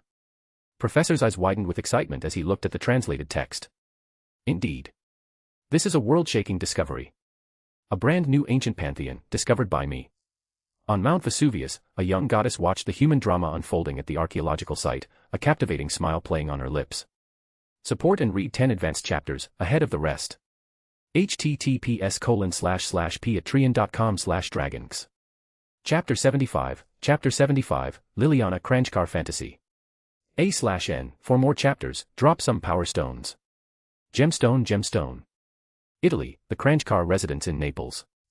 Due to a certain devil king's whimsical vacation plans, this private Italian residence was temporarily requisitioned. Liliana Kranjkar was checking her swimsuit in the mirror in her room, not that she felt the need to explain herself to anyone. No, there shouldn't be a need. I knew it. I can't possibly appear in front of others dressed like this. She was trying on a new swimsuit for the upcoming beach trip, but a slender waist, long, delicate legs like polished glass, crafted by the most skilled artisan, a fairy-like loveliness, all combined to create a young woman with a dangerously alluring charm. Liliana gazed at her reflection in despair. No. This reveals too much. It's indecent. The expanse of Liliana's smooth, white skin was significantly greater than the area covered by the blue-striped swimsuit, which, admittedly, fit her perfectly. Even though this might be the perfect time to wear it, some things just aren't right. The following is a fantasy sequence. The scorching summer sun. The hot, sandy beach. Liliana, shyly clad in her swimsuit, paces back and forth. Nearby, a silver-haired gentleman, captivated by her appearance, stares. Their eyes meet, and Liliana blushes. The gentleman offers her a noble smile. She thinks the encounter is over, but soon after, they meet again by chance at the hotel. And then, at the hotel. End of fantasy sequence. What am I even thinking? Honestly. More importantly, Karen. How may I assist you, Miss Liliana? Do you like the swimsuit I chose for you? Summoned by Liliana, her dedicated maid, waiting just outside the door, replied cheerfully. Karen Jankalovsky. A petite and adorable young woman, clad in a maid's uniform. Although Liliana had lost her right to inheritance, she still enjoyed preferential treatment as the king's knight, even surpassing the head of the bronze Black Cross in some respects. Karen now worked by Liliana's side, receiving the education necessary for a witch. I don't think this swimsuit suits me. It's a bit too flashy. Not at all. It suits you perfectly. No. A swimsuit that reveals so much skin is a serious problem for a lady. Haven't you always said that you're a knight, not a lady? Ugh. That's true. Then, as a young woman. That's right. A pure and innocent young woman shouldn't wear such improper clothing. Liliana declared, raising her voice. Karen sighed softly, looking at the pouting girl with a gentle expression. But he likes it, you know. He said he's looking forward to seeing you wear it. Ugh. Why? Why does Haru know about this? He's not arriving in Naples until this afternoon. Liliana panicked. She had arranged for Karen to get the swimsuit discreetly. How could Kasugano Haru know about it? Oh, I happened to run into him while I was delivering the swimsuit. I couldn't avoid him, and he saw it, Karen said, clasping her hands and bowing her head apologetically. However, in the shadows where Liliana couldn't see, she silently mouthed, I lied. How could this happen? At a time like this. The innocent Liliana was completely fooled, covering her face as she blushed furiously. Besides, it's a swimsuit. It's only natural for it to have less fabric. And if he likes this style, shouldn't you wear it even more? Karen continued to coax Liliana, a mischievous smile playing on her lips. Liliana frowned, hesitant. I heard that Erika Blandelli's swimsuit prioritizes mobility and functionality while also being a rather daring bikini. It's practically battle lingerie. What? Liliana, still wavering, was instantly hooked by the mention of her rival's name. Karen, how do you know about Erika's swimsuit this year? Liliana eyed her maid suspiciously. Do you know Ariana Hayama Arialdi, Miss Liliana? I'm actually quite close with her, Erika's maid. We were talking on the phone yesterday, and she mentioned that Erika prepared her swimsuit long before coming to Japan. When did you become close with that she-devil's maid? Liliana blurted out, stunned. Please don't be surprised. It's simply part of my efforts to keep track of Erika's movements, as she is both your rival and an enemy of the Bronze Black Cross, Karen replied, feigning nonchalance as she turned her face away from her mistress. Miss Erika and Miss Liliana truly have an extraordinary connection. You've been rivals since childhood, and now you both serve the same king, Kasugano Haru. If you fall behind Erika, wouldn't you be cast aside and forgotten? The mention of being cast aside struck a nerve. Liliana's face paled as she paced the floor anxiously. I've received some unexpected information. Liliana fell into silent contemplation. Since childhood, she had constantly competed with Erika Blendelli. In martial arts, they were evenly matched, trading victories and defeats. In terms of magic, while she couldn't match Erika's specialized ironworking skills, overall, Liliana was more powerful. However, when it came to social skills, Erika had the advantage of being more assertive. Erika was also more noticeable, possessing a certain charm and presence that Liliana found irritating. Liliana didn't think she was inferior in terms of looks, figure, or style, but somehow. No, wait. I am a bit rough around the edges and not very good with words, but that's not right either. That woman seems completely clueless about housework, especially cooking. I have a clear advantage there. Liliana Kranjkar considered herself a domestic type of girl. So, overall, they were evenly matched for now. But if she lost in the swimsuit competition? It's decided. I'll wear this swimsuit. Liliana slapped her cheeks, stood up, and declared her decision. A wise choice, Karen said, a look of satisfaction on her face, her plan having succeeded. As Liliana returned to her room, Karen took out her phone and made a call. Grandmaster, the plan worked. Don't worry. Your granddaughter will become a real woman by the day after tomorrow at the latest. Ah, you want me to tamper with the contraceptives? Understood. I'll take care of it. After ending the call, Karen put down her phone. Well, the witch training continues. I heard they've discovered a new pantheon recently. How troublesome. Another all-nighter of studying, it seems. Support and read 10 advanced chapters, ahead of the rest. https://patreon.com/dragons. Chapter 76, Descent. A/N, for more chapters, drop some power stones. Gemstone. The whole world was in an uproar. It turned out all those gods were actually real. An unbelievable truth, the secret that the ancient hero Perseus desperately tried to hide, has been revealed. News that shocked experts, the untold story of the White Planet and the Emperor. The group was currently on the beach of the Bay of Naples, an area forcibly cleared for their private use. Hey, Erika, are you sure these are the latest reports from the Sage Council? What's with this format? Haru lay on a beach towel, looking at a stack of A4-sized reports in his right hand, and questioned Erika. The UC is an organization like the Time-Space Administration Bureau, isn't it? Even after I've transmigrated, they won't leave me alone. The Sage Council's reports have been in this format since the beginning of the new century. I heard they borrowed the idea from a news company. Say, Haru, why are you even paying attention to this stuff? And why are you looking at me like that? Erika snuggled close to Haru's right side, her breath warm against his ear.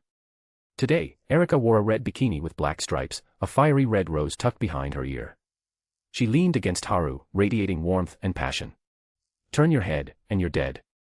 I don't care about anything else. Your eyes can only be on me. Straddling Haru as she applied sunscreen, the silver-haired girl in a pure white bikini conveyed this message with her eyes. Liliana mumbled, curled up like a hamster on Haru's left side.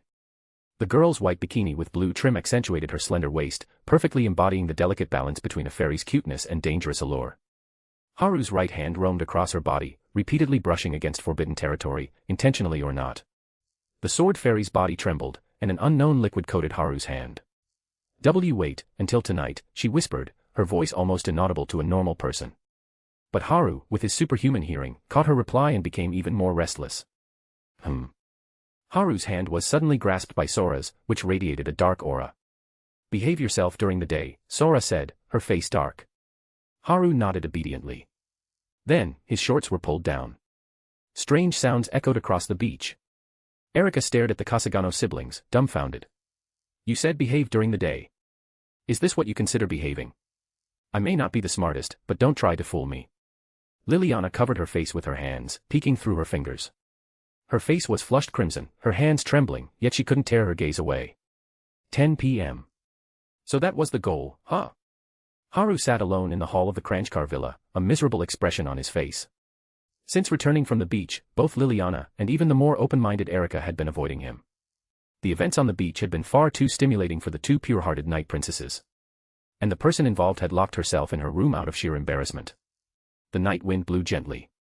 The constellations shone brilliantly in the summer night sky, a vast expanse visible only in places with exceptionally clear air. The half-moon cast a shimmering silver light. With hair like moonlight, shimmering silver, and eyes like condensed night, dark purple and vertically slit, the youthful goddess Athena appeared before Haru. It's been a while, Haru. Welcome to our domain.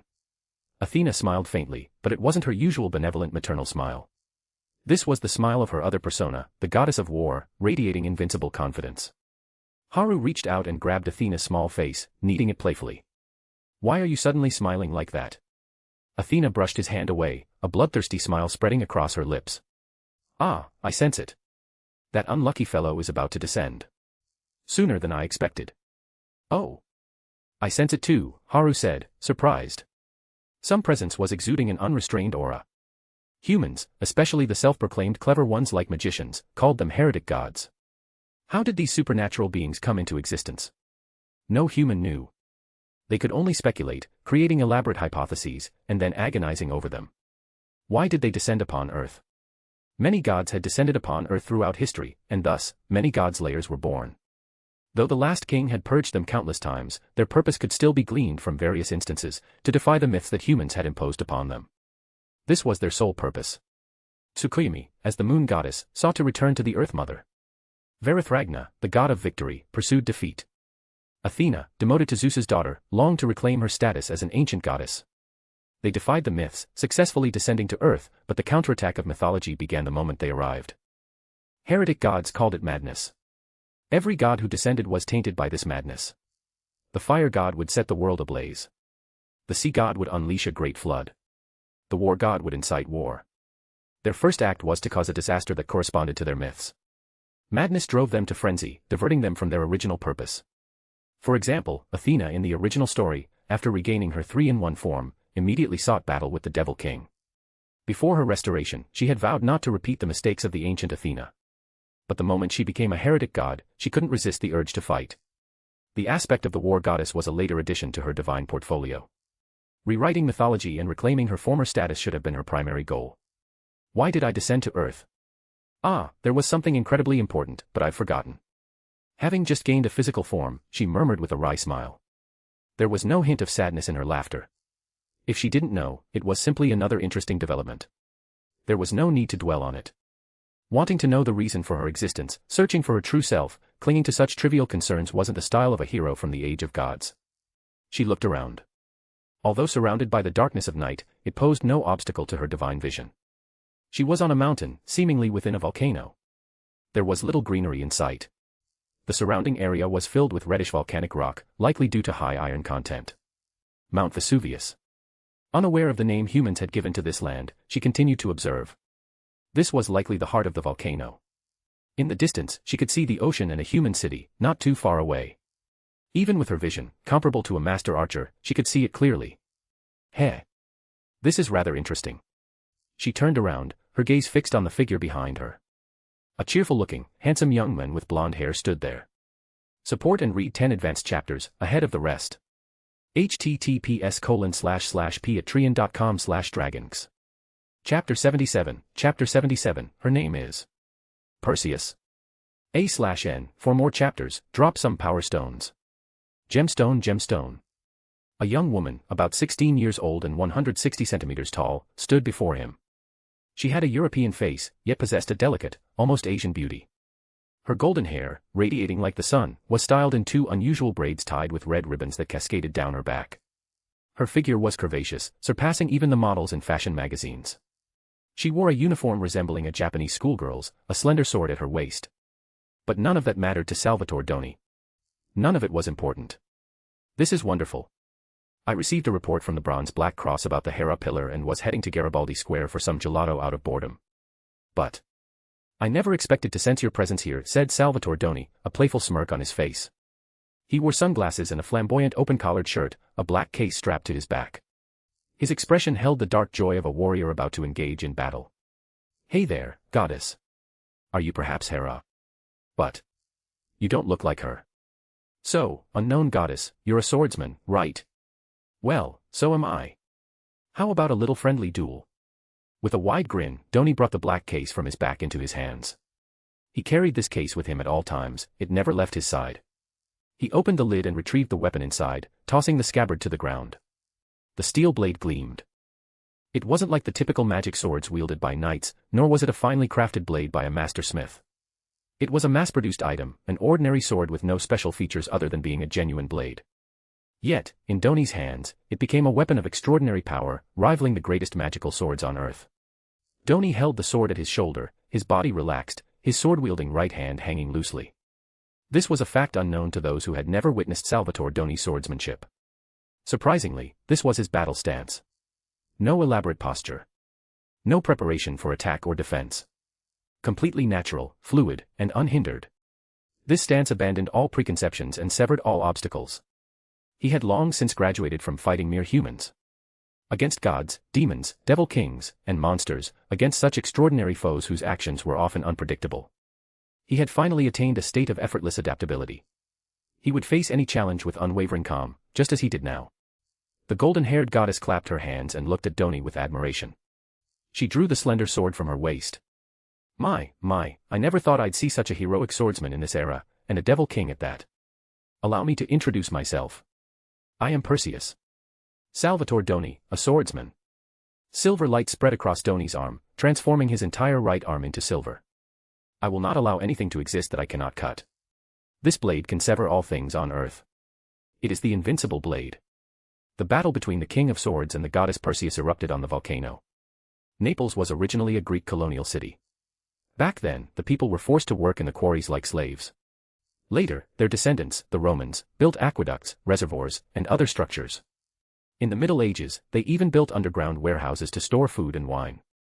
These structures still existed near the old city, preserved as historical sites. The Napoli Sotterranea, known as Underground Naples. I sensed it some time ago, a kindred spirit of the Earth Mother. Athena, acting as their guide, spoke softly. They were in the Santa Lucia district, a popular tourist area overlooking the Bay of Naples, encompassing the port of Santa Lucia and Castel dell'Ovo. Haru and Athena entered a seemingly ordinary old clothing store in the district. Although there were attendants cleaning inside, they completely ignored Haru and Athena, as if they didn't exist.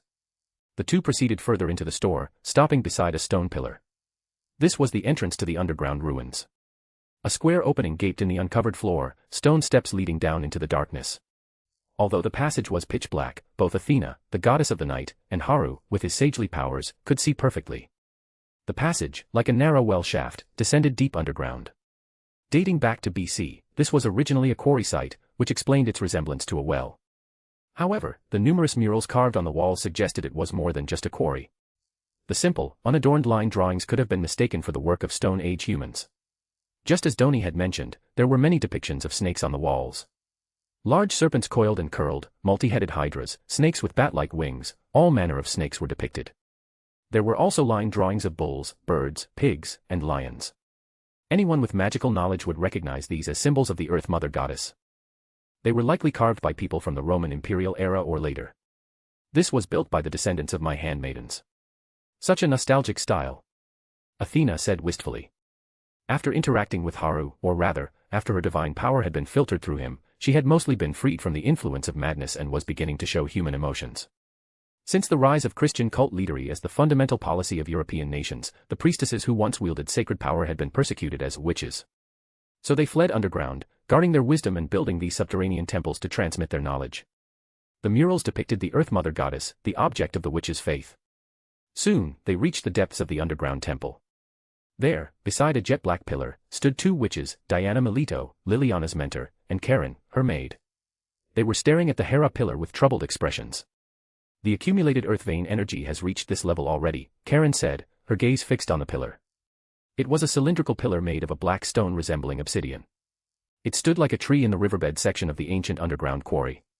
On its surface were carved line drawings resembling coiled serpents. Although the carvings were crude, they held a strange power that captivated the viewer's gaze. It was approximately 20 meters tall. This was the Hera pillar. With this much earth energy, summoning a god is almost guaranteed, Diana said, looking at the pillar inherited from her ancestors with despair. Have you arrived? Come closer. What you seek is here, my child. An ethereal female voice echoed through the depths of the temple. Support and read 10 advanced chapters, ahead of the rest. https://patreon.com/dragons. Chapter 78, Chapter 78, Meeting in the Netherworld. A/N, for more chapters, drop some power stones. Gemstone, gemstone. The Hera pillar spoke. Karen stumbled backward, covering her mouth as she stared at the Hera pillar in terror, her voice laced with uncontainable shock.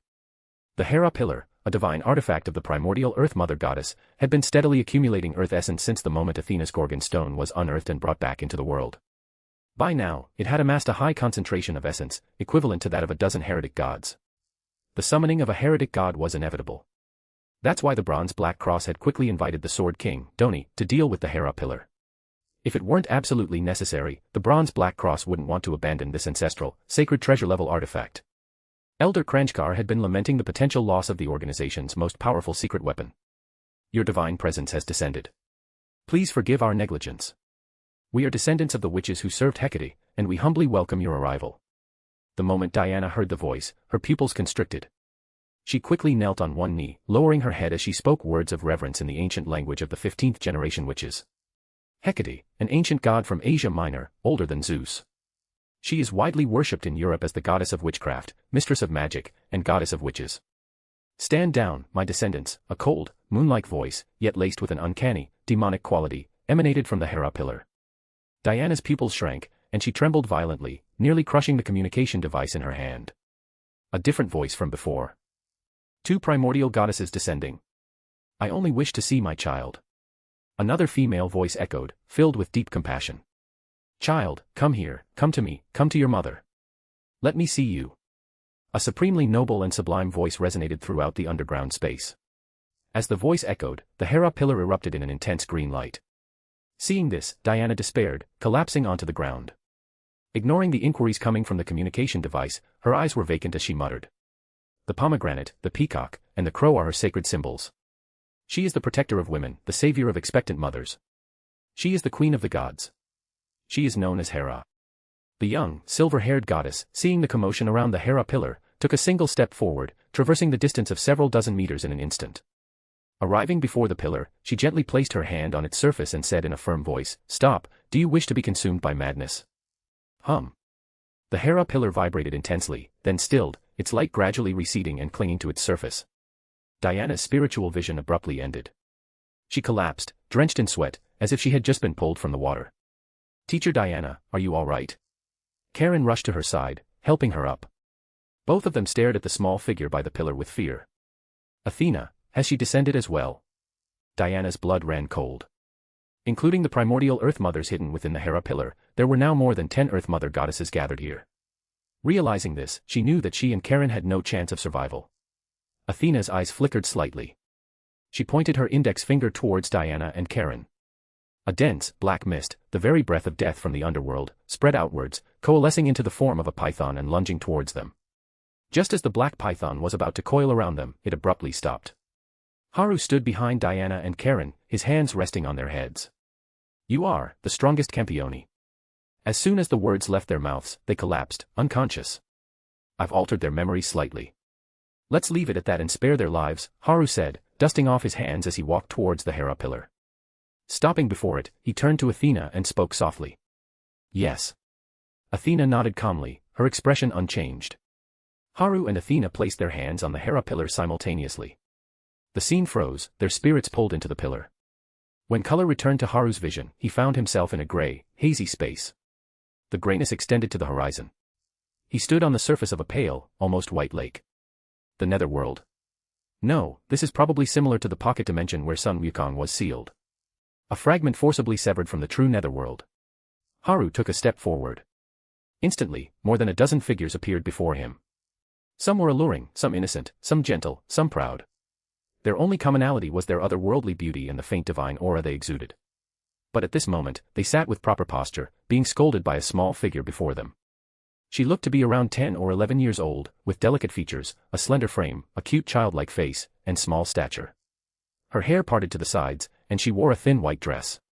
Pandora, the administrator of the usurpation's ritual, was here. I'm telling you, this is reckless.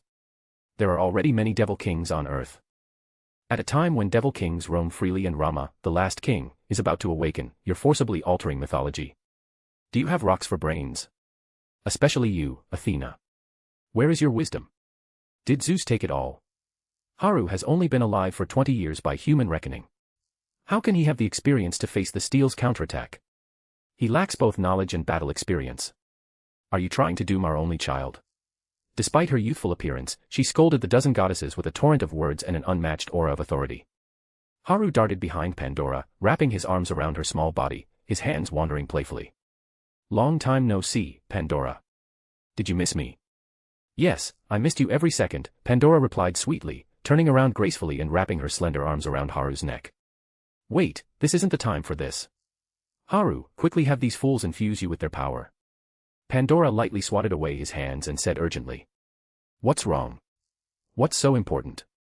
Haru asked, tightening his grip around Pandora's waist and resting his chin on her head. Support and read 10 advanced chapters, ahead of the rest. https://patreon.com/dragons. Chapter 79, Too Many Goddesses. A/N, for more chapters, drop some power stones. Gemstone. As Pandora finished speaking, the goddesses who had just been reprimanded rose and walked towards Haru. Haru looked up, his gaze sweeping over them. The netherworld was a domain of the spirit, a shared spiritual world of all life that had ever existed and all life that currently existed. Haru had once considered annihilating it, but doing so would cause all current life to become brain dead. Caring for so many lives, he naturally abandoned that idea. Precisely because it was a spiritual world, the netherworld recorded the memories of all life from past to present, including the memories of those who had woven mythology. With the ability to sense, one could obtain information about anything that appeared before them and even use it to make short-term predictions about the future. As Haru looked at the goddesses, their pasts naturally unfolded in his mind. Athena, Hera, Hestia, Hecate, Ishtar, Isis, Tiamat, Cybele, Aphrodite. All of them were powerful goddesses of the earth from ancient times. Most were goddesses of life and death, simultaneously ruling over the earth and the underworld. Serpents, symbolizing the cycle of life and death, were their familiars, and winged dragons, the evolved form of serpents, served as their strongest shields. The goddesses approached, one by one, kissing Haru's lips and pouring their divine power into his body. Oh dear, it's all because of little Athena's arbitrary actions. We've only gathered the Earth Mothers from Europe and Africa. We haven't contacted the goddesses from Asia, the Americas, or Australia yet. Haru's development is still incomplete, Pandora said, frowning, her voice laced with displeasure. I apologize. The timing was indeed a bit tight. However, this should make up for it somewhat. Athena produced a 7-colored stone, radiating a mysterious glow. Is this the blood of Nuwa, the Earth Mother of the East? Well done, little Athena. A bright smile spread across Pandora's face. Athena tossed the stone, merging Nuwa's blood with Haru's body. This was a plan Athena had devised after realizing Haru's unique constitution. Altering mythology was merely a side effect. Athena's true purpose in coming to Naples was the Pillars of Heracles. As powerful divine artifacts capable of storing the goddess's power, they used their pure earth energy to transmit news of Haru to the domain of mythology, leading to the gathering of the Earth Mothers from across Europe and Africa. Haru's constitution can inherit the divine authority of us Earth Mothers. If all the Earth Mothers pour their power into his body, the strongest child of the earth will be born. This child, imbued with the combined power of all of us, is destined to rule the earth as king, Athena said, looking at Haru, who was absorbing the divine power, her face filled with joy. That's why I said it was too rushed. If we had waited a little longer, we could have gathered the power of all the Earth Mothers between heaven and earth, Pandora sighed deeply. It was still imperfect. No, the longer we wait, the more likely it is that the Steel God will notice. This is the best time. All the Earth Mothers we could gather in a short time are here, and the Steel God's attention is diverted by Perseus's divine personality. This is the optimal plan, Athena explained calmly. I don't care about the rest, but if Haru dies, I will bury you along with the source of your mythology, Pandora said, her face dark and ominous, her purple eyes filled with determination. If that happens, the Earth Mothers will truly fall, and I will take my own life, Athena replied with a resolute gaze, a faint smile playing on her lips. Within Haru's soul space, the Diracs heart continuously annihilated the incoming divine power of the Earth Mothers, deducing and extrapolating. Unbeknownst to the goddesses, the complete rules of the Earth in this world were slowly taking shape. The art of evolving silently turned its pages. The Sage chapter was completed, the Sage chapter was constantly being deduced and perfected, and finally, it too was finished. The True Monarch chapter began to take form. Beyond the three domains, with a clear mind and true nature, one becomes a true monarch. Within his soul space, Haru looked at the gradually forming rules and the True Monarch chapter of the art of evolving with uncontainable joy. Perfect. These goddesses cover all aspects of the Earth. I can finally deduce the complete rules of the Earth. Next, I just need to fully integrate them into the golden core. The next stage of cultivation is just around the corner. Asterisk dragon skimming water, why are the recent news headlines dominated by the new mythology? How boring, asterisk. Asterisk no flame, I heard that in the new mythology, Perseus is actually a goddess. That's some impressive plagiarism, even changing their gender, asterisk. Asterisk nightmare, are you stupid? Didn't you read the news? The stone tablet was made 3000 BC, and Greek mythology dates back to 800 BC. Who copied whom is still unknown, asterisk. Asterisk primordial chaos, I was one of the excavators. Let me tell you a secret. If you color the image of Perseus on the stone tablet, it looks like this. Asterisk the prince, holy crap, a sailor uniform. A blonde, beautiful girl. So cute, asterisk. Asterisk little 6, no, you're focusing on the wrong thing. The person who colored it is amazing. To draw so beautifully and color it so perfectly, they must be a master in the erotic manga industry, asterisk. Dignity master, no matter what you say, my waifu is now goddess Perseus. Asterisk June, weren't you obsessed with Asuna 3 days ago? How can you change your waifu so quickly? Where's your decency, asterisk? Dignity master, oh, I sold that to the Hakurii shrine. I've never learned to draw. Lou, the professor in turn, stared blankly at the computer screen. After a moment of thought, he cancelled the message. How did I draw this character just now? Oh no, the professor told me to keep the image confidential. Crap, it's spread. The next day, a new national waifu, a goddess of the otaku, goddess Perseus, was born on the internet. In the mythology domain, a radiant figure opened his eyes. He roared and struggled silently, feeling the excruciating pain of his divine avatar being altered, wailing endlessly. Finally, his eyes full with resolve. He severed half of his altered divine avatar and cast it down to earth. He stabilized the other half of his divine avatar and, wielding it, crossed the mythology domain and descended into the present world. As his divine avatar arrived, invisible madness surged around it. I am Mithras. Support and read 10 advanced chapters, ahead of the rest. https://p@trian.com/dragons. Chapter 80, Demon Spawn, Return My Divinity. A/N, for more chapters, drop some power stones. Gemstone. Mount Vesuvius. A continuous rumble echoed from the sky as the clouds above were blasted apart, forming a series of overlapping smoke rings. Red-tinged lava was torn asunder, revealing the fiery molten rock beneath. In just minutes of fighting. In the myths rewritten by Athena, Perseus was depicted as the goddess born from the union of Haru and Athena, a natural-born earth goddess who earned the title of war goddess through battles with foreign gods. Therefore, according to the myths, her skills were unparalleled, a divine artistry extracted and fused from the spiritual memories of all outstanding martial artists throughout history. Facing such terrifying skill, Doni abandoned all defense, focusing entirely on offense. Wielding his silver arm, he unleashed a barrage of world-rending slashes, targeting Perseus from all directions. However, Perseus moved like a leaf caught in a fierce wind. With a twist of her waist, a flick of her leg, and a sweep of her arm, she flowed effortlessly through the currents created by Doni's attacks. The slashes seemed to pass through her like air, causing no harm. The Sword King's power manifested as the world-splitting silver hand. It granted him the ability to transform anything into a silver sword and unleash slashes that could sever all things. Yet, Perseus, with her divine techniques that defied human physics, flawlessly evaded every attack. No matter how powerful an attack, if it couldn't connect, it was meaningless. Both understood that a single successful blow from Doni could turn the tide of battle. Perseus, fully aware of this, adopted evasive maneuvers to counter the Sword King's relentless assault. But constant evasion wasn't the war goddess's style. With another sidestep, she dodged a slash and gracefully raised her thin sword. The blade vanished in a blur, replaced by a dense net of shimmering sword light, trapping Doni within its inescapable web. A flurry of clangs and slashes filled the air. It was the invisible thrust, executed at divine speed. The thin sword's sharp tip gave it exceptional piercing power, while its slender blade made it incredibly light and agile. Thus, high-speed thrusting was the rapier's most effective attack method. Doni's vital points were all targeted. How many hits had he taken? 2,000. 3,000. It didn't matter to him. The thrusts only penetrated about 2 centimeters into his muscles. The wounds weren't severe. He could withstand such attacks thanks to the Stygian undying body, an authority he had usurped from the heretic god Achilles in Greece. Perhaps it was the inertia of fate.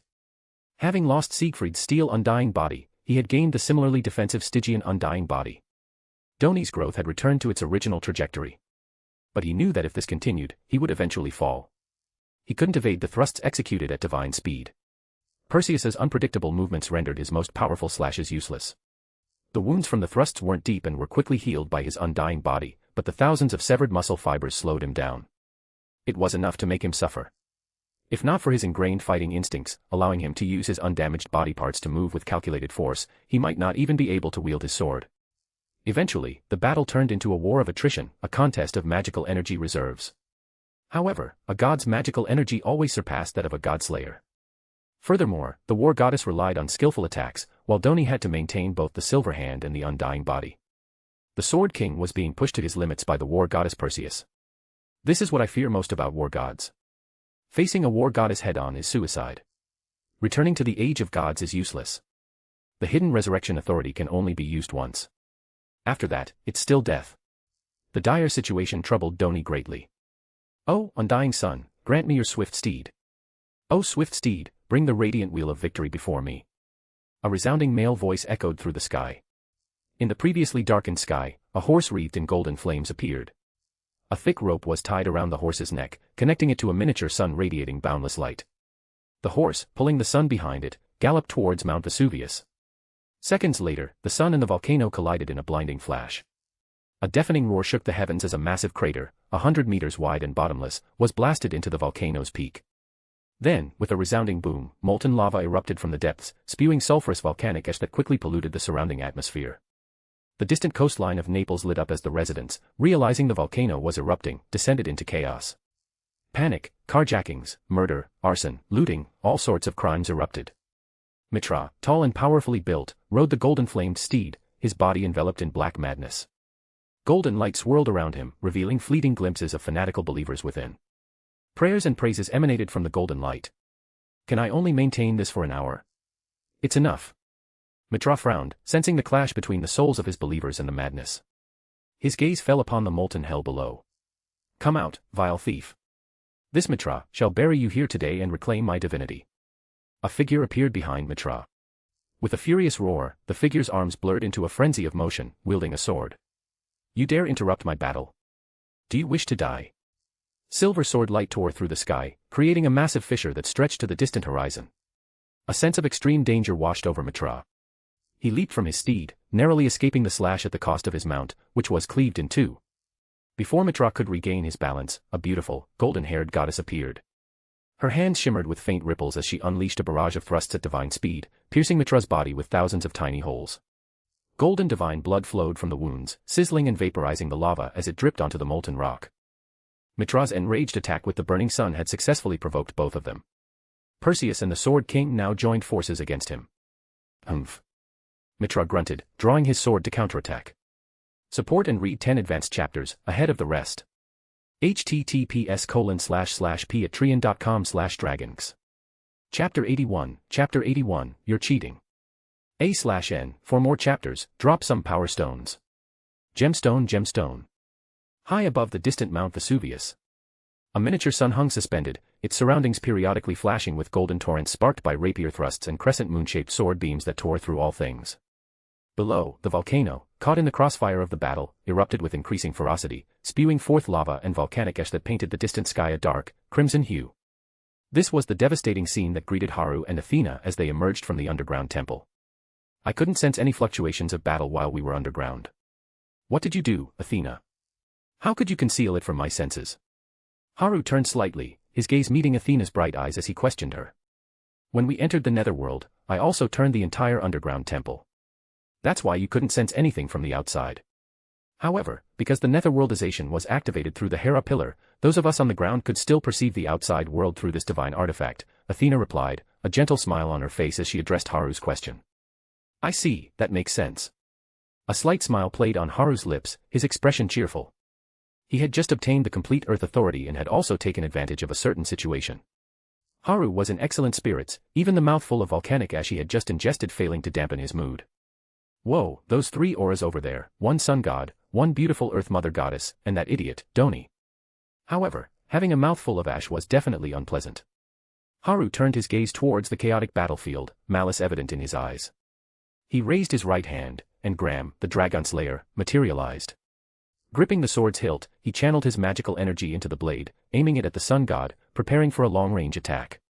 Unseen, the power of heaven and earth extended towards the battlefield, enveloping the sun god, guiding him towards a future as a human shish kebab. Doni was, after all, Haru's friend, and the Earth Mother goddess was under Athena's protection. Therefore, the sun god, the only one he didn't know, was about to become Haru's punching bag, literally. So, it's just Mitra who descended. Good. Steel's reaction is still within my expectations, Athena murmured, tilting her head slightly, her dark eyes fixed on the 3 combatants in the distance. A bright smile graced her lips. Haru, about to unleash his attack, paused abruptly, turning to look at the serene, moon-like Athena beside him. That sun god is Mitra. He was filled with questions. According to the original timeline, the one who should have descended upon Naples was the dragon-slaying hero, Perseus. But the magical energy of the Hera pillar had been entirely used to summon the Earth Mother goddesses and was now depleted.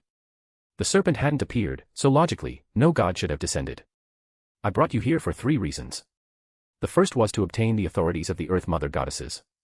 The second was to support Perseus and prevent her from being killed. And the third was to dispel the madness that would contaminate Perseus upon her descent and make her the first subordinate goddess of our pantheon, Athena explained softly. Haru rubbed his forehead, a troubled expression on his face.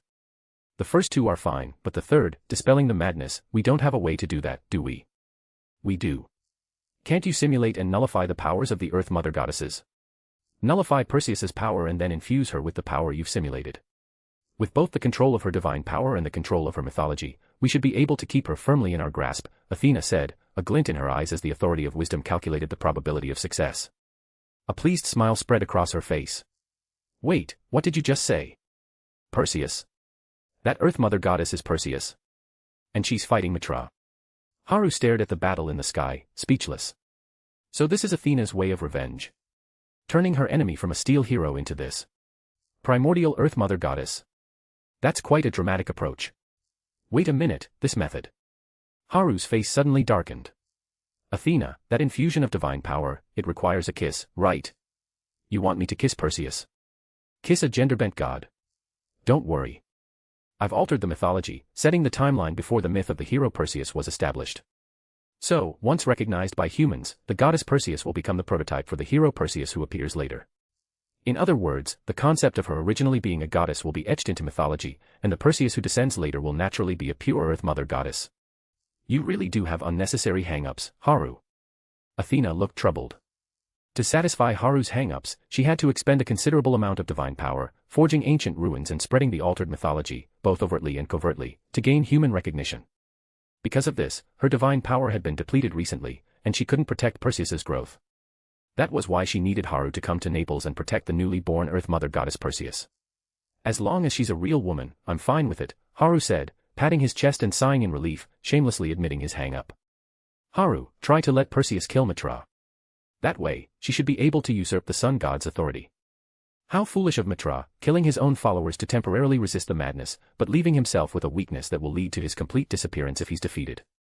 As expected, steel-wielding heroes are all brainless. Haru smiled wryly as he watched Athena's rant. Even though the young goddess looked adorable while cursing, it ruined her image. Give me back my cute little girl. If it's about letting Perseus defeat Mitra, that's pretty easy for me. Haru grinned, and with a wave of his hand, Gram vanished, replaced by a golden sword. He chanted the divine words. I know you, Mitra. Your homeland is Persia, isn't it? You belong to the Zoroastrian faith. As the god of good in their dualistic belief system, you wield the power of contracts and light. Words are light, words are swords. Fear me, Mitra. Fear me, wielder of the sword of wisdom. Haru's incarnation could simulate the divine symbols of steel heroes, provided he had come into contact with their divine power. Unfortunately for Mitra, Haru had mastered the Sword of Wisdom, the divine symbol of Mitra's subordinate, Varethragna, 4 days ago. The Sword of Words in Haru's hand vanished. On the battlefield, Perseus dodged the attack of the solar corona and lunged at Mitra again with a swift thrust. As Mitra prepared to counter, the power of heaven and earth descended, immobilizing his divine body in the sky. Then, the Sword of Words struck him. Varethragna's Sword of Words. No. His divinity struck, his power and authority instantly sealed, unable to move. Mitra roared in shock and rage. Perseus's figure was reflected in Mitra's eyes, his expression filled with utter despair. Then, he was engulfed by a torrent of Perseus's supersonic thrusts. Support and read 10 advanced chapters, ahead of the rest. https://patreon.com/dragons. Chapter 82, Father. You want to seduce some girl again? A/N, for more chapters, drop some power stones. Gemstone. The moment Perseus slew Mithras, a brilliant golden light enveloped her. A magnificent, ethereal horse, bearing the sun on its back, suddenly appeared beside her. The horse nuzzled Perseus affectionately, then dissolved into points of light that merged into her body. Sensing the change within her divine vessel and the information flowing from it, Perseus was astonished to discover that the foreign god who had ambushed her was actually a god born from her own archetype. A fusion of the Persian and Roman sun gods. After she killed this Mithras, its divine vessel was exposed. The vessel, sensing its original archetype, naturally returned to Perseus. Witnessing Mithras's demise at Perseus's hand, Doni, who had been about to unleash a world-rending strike, abruptly stopped his attack. He watched, captivated, as the goddess absorbed Mithras's power. Oh. This is the first time I've seen a heretic god kill another heretic god. I never imagined that gods could usurp each other's authorities. The silver-armed king of swords muttered, gripping the hilt of his western sword, his eyes fixed on the horse of the sun as it merged into the goddess's body. Is that so?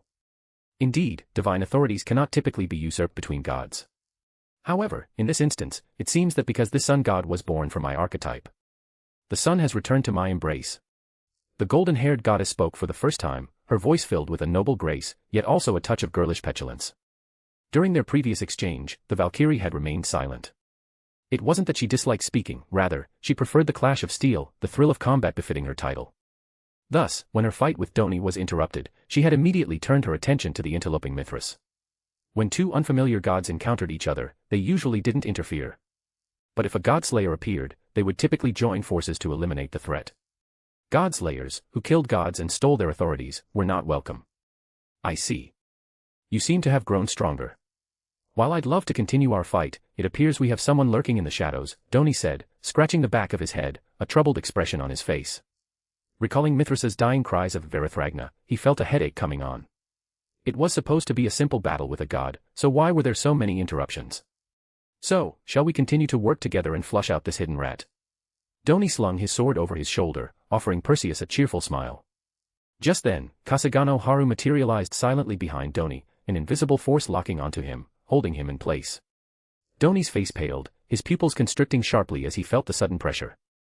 He quickly activated his immortality authority, channeling his magical energy to defend against the impending attack from behind. Haru, his face impassive, extended his right hand. He moved slowly, almost casually, tracing the contours of Doni's back, searching for the perfect point of contact. Finally, with a deceptively gentle motion, he tapped Doni squarely in the center of his back. Boom. The air exploded with a thunderous crack. Doni was sent flying with an irresistible force, hurtling towards the horizon where the sea met the sky, leaving a long trail of churning waves in his wake. Damn. Who the hell was that? Doni roared, his voice distorted by the sonic boom, each word reaching Perseus's ears 8 seconds after he uttered it. Witnessing Doni's effortless defeat, Perseus's expression shifted. She placed her hand on the hilt of her sword at her waist, slowly tightening her grip. Her eyes locked onto Haru, filled with a deep sense of apprehension. She was confident she could have dodged the final blow, even having dozens of escape routes in mind and counterattacks planned.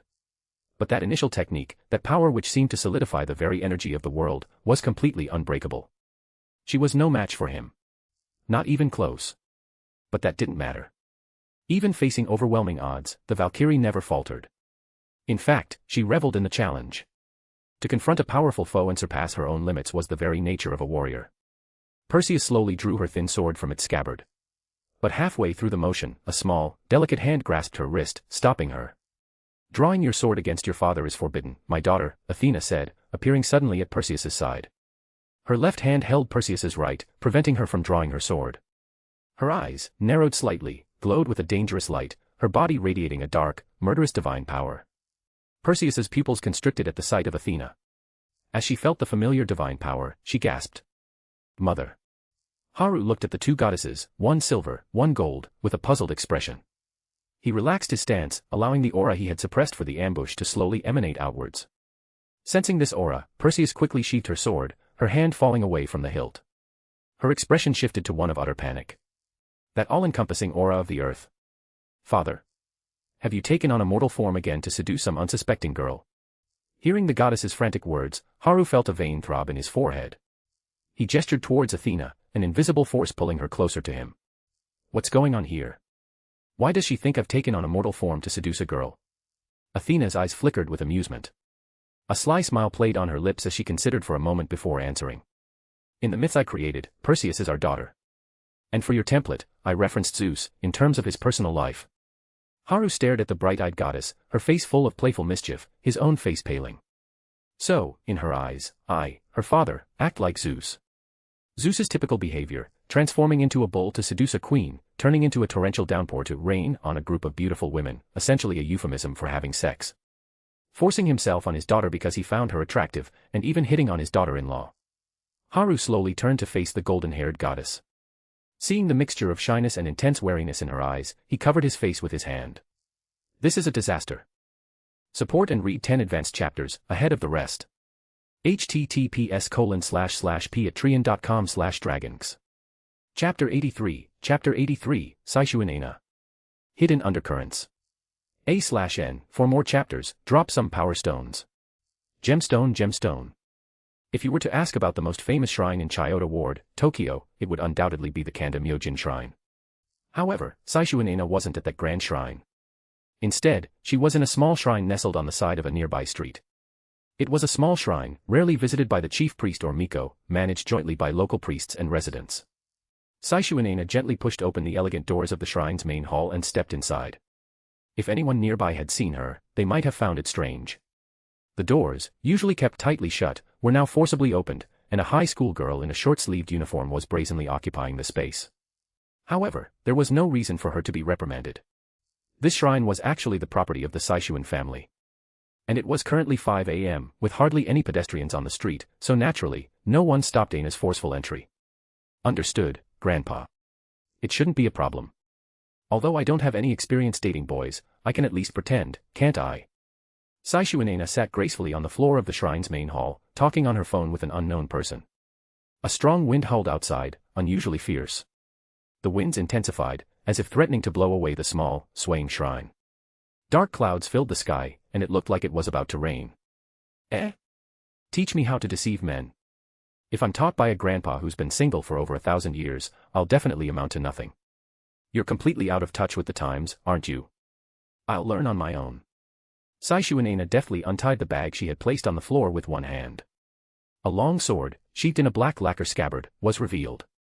The blade, measuring 3 shaku, 3 sun, and 5 bu, approximately 101.5 centimeters, was her trusted companion. Scattered around Ana were a dozen or so documents, investigation reports on a boy her age. Kusanagi Gadu was written in large characters on the cover of the report.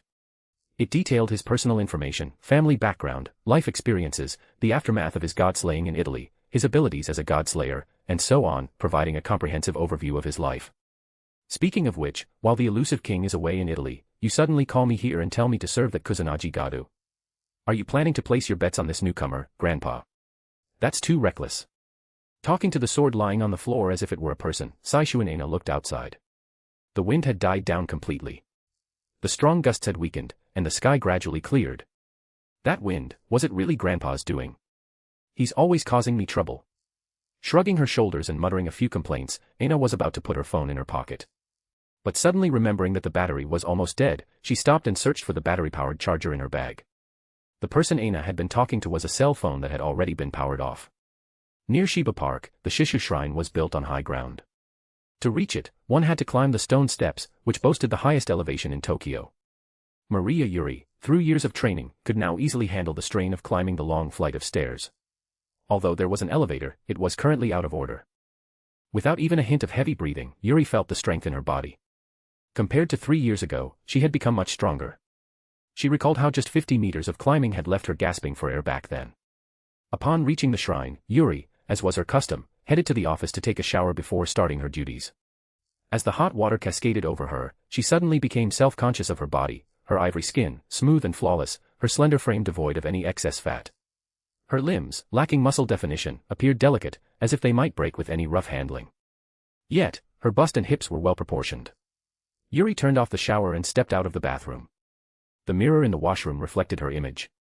Whenever she bathed with her fellow Hime Miko or changed clothes with her classmates, she often received compliments and envious glances. Perhaps my figure isn't anything special. Yuri, who had never worried about weight fluctuations or skin imperfections, had never really scrutinized her body before. She had no idea what the ideal figure should be. But lately, she had been feeling insecure. The image of the previous high priestess of Nikko Toshogu Shrine, Tuja Miki, with her breathtakingly perfect figure, flashed through her mind. Do men really prefer that kind of figure? I know I refused to go because of school, but he went on a trip to Naples without me. Doesn't he know he should be more assertive? Though, Lady Miki didn't go either. Yuri muttered to herself, frowning. It wasn't just her figure. The girls around Haru were more proactive and courageous than her. And she, without realizing it, would sometimes speak harshly. He must hate being lectured like that. Yuri sighed deeply. Hoping a cold shower would clear her head, she hurried back into the bathroom. Feeling calmer, Yuri dressed in her Miko attire, a white blouse and a hakama skirt. Leaving the shrine office, she walked towards the main hall of the Shishu Shrine. On her way, she exchanged brief greetings with the other Miko working there. The position of a Hime Miko was completely different from that of these full-time shrine maidens. Hime Miko were individuals with special abilities, dispatched by the History Compilation Committee. They were sent to important spiritual locations throughout the country. Because of the different chain of command, even the head priest of a shrine couldn't give direct orders to a Hime Miko. They were treated as honored guests. This was partly because this particular shrine had been protected by the Hime Miko of the Maria family for generations. Waiting for her in the main hall was one of her Hime Miko friends. Aina. What are you doing here today? Oh, Yuri, it's been a while. Just came for a visit. Saishu Aina greeted her with her usual smile. She was a girl with long black hair and a gentle, approachable face. Instead of the Miko attire Yuri was accustomed to seeing, Aina wore a white shirt, a light brown vest, and a short skirt, a high school uniform of some sort. And on the floor of the main hall, lay a long, narrow cloth bag. The moment Yuri saw the bag, her heart pounded in her chest. She sensed a powerful, ominous divine power. It was a specially woven bag used to seal magical energy. But even so, Yuri's spiritual vision could sense the true nature of the power within. Thanks to Haru's teachings of the evolving technique, her abilities had improved significantly in all aspects. Saishu Aina looked at Yuri and mouthed a silent plea. Yuri's pupils constricted slightly. With her spiritual vision, she read Aina's unspoken words. Yuri, help me. Support and read 10 advanced chapters, ahead of the rest. https://patreon.com/dragons. Chapter 84, The King's Absence. Takamagara's Secrets. A/N. For more chapters, drop some power stones gemstone. Yuri cautiously extended her right hand and, with a precise summon spell, materialized an 8-sided diamond crystal. Pinching it delicately between her thumb and forefinger, she applied a sudden pressure. The crystal erupted into a shower of shimmering, multi-hued shards that dispersed like radiant confetti. Behind Yuri, a shadowy figure coalesced, the book of life and death clutched in its left hand, a judge's pen poised in its right. With a decisive flourish of the pen, a jagged tear opened in the fabric of reality. From Aina's perspective, the rift offered a chilling glimpse into a nightmarish landscape, a churning sea of blood, skeletal mountains piercing a crimson sky, and the crumbling ruins of an ancient city. This was one of the authority fragments Haru had bestowed upon Yuri for her protection, a shard of Yama, the king of hell's power, the great summoning of hell. The rift pulsed with an irresistible force, drawing Yuri and Aina into its depths. They materialized within Yama's palace, deep within the great summoning of hell. Before Aina could regain her bearings, Yuri produced another authority crystal, crushing it in her hand. A sword, forged entirely of gold, shimmered into existence before her. As Yuri grasped the hilt, her brown hair shifted, taking on the hue of spun flax. Her hazel eyes transformed, becoming luminous and glassy, a manifestation of her intensified spiritual vision, a regression to her ancestral bloodline. Her lips moved, forming the words of an ancient incantation. I know your true nature, Ain no Murakumo no Tsurugi. No, Amano Habakiri. You are known as the Blade of Susanoo, the god of storms and the sea, but that is merely a guise, a shadow of your former glory. Before you were a tool of the storm god, you were Orochi, the eight-headed serpent. Susanoo, through cunning deceit, vanquished Orochi, claiming you from its severed tail. The hero slaying the dragon to obtain either a woman or a weapon, a recurring motif in the sagas of steel heroes. Susanoo ascended to the status of a steel god through this act of conquest, while you, Orochi, once revered as an earth mother goddess, were reduced to a mere implement of his will. Such was the tragic fate of the great serpent. Words of power, transform into light, coalesce into a blade, and shatter the bonds of divinity. The golden sword vanished from Yuri's grasp, reappearing in a flash above the aim no Murakumo no Tsurugi. With a resounding clang, it struck the hilt of the divine blade. The power of wind and sea that resonated within the sword dissipated, shattered like fragile glass. Takamagara. A realm beyond the reach of mortals, a liminal space between life and death, a world where the soul reigned supreme. Three ancient beings convened there, their voices murmuring in hushed tones. Suddenly, one of the figures rose, their countenance etched with astonishment. The connection to the sword, it's been severed. A wizened figure, clad in the somber black robes of a monk, their emaciated form resembling a desiccated mummy, spoke. The connection to the sword? It seems the new king has spurned your generous offer. A third voice, ethereal and feminine, echoed through the space. Perhaps the king has divined our intentions. After all, this was a blatant attempt to usurp his authority, was it not? Across from the withered monk, a figure of breathtaking beauty sat serenely. She was adorned in the resplendent layers of a Junahaito, the 12-layered ceremonial robes of a Heian-era noblewoman. Her eyes, like polished glass, reflected the ancient wisdom within. Her hair, the color of woven flax, framed a face of unearthly beauty, a countenance that transcended mortal standards. I sensed the resonance of the word sword. It appears the new king has declined my proposition. The first figure, their voice tinged with resignation, mused aloud. The golden sword that cleaves divinity. Then, are we to concede defeat and offer our allegiance to the elusive king? The princess with the glassy eyes inquired, a subtle amusement lacing her tone. Have mercy. The moment that beast lays eyes upon me, I shall be reduced to dust, the old man exclaimed, a wry smile twisting his lips. Over the past 3 years, they had become intimately acquainted with the elusive king's volatile nature.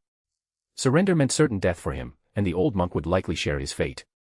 Are you so eager to offer yourself to him, divine ancestor? The old man teased, glancing at the princess. A blush crept up the princess's cheeks, and she covered her face with her hands, a soft sigh escaping her lips. Forgive my indiscretion. That child, he possesses an irresistible allure for us divine ancestors, nay, even for the Earth Mother herself. Silence descended upon Takamagara, heavy and expectant. Back in the underworld, Aina, oblivious to the nightmarish scenery surrounding her, sagged against the cold stone floor, a sigh of relief escaping her lips. I'm saved. Aina, Yuri approached, her expression grave. Perhaps you could enlighten me as to the circumstances that led us to this predicament. Ugh, it's such a pain. Aina groaned, raking her fingers through her hair, her body writhing on the ground in a display of theatrical frustration. Finally, she began to explain. So, yesterday, after the elusive king departed for Italy, my grandfather, who's been incommunicado for the past 3 years, suddenly decided to resurface and command me to pledge my allegiance to that Kusanagi fellow.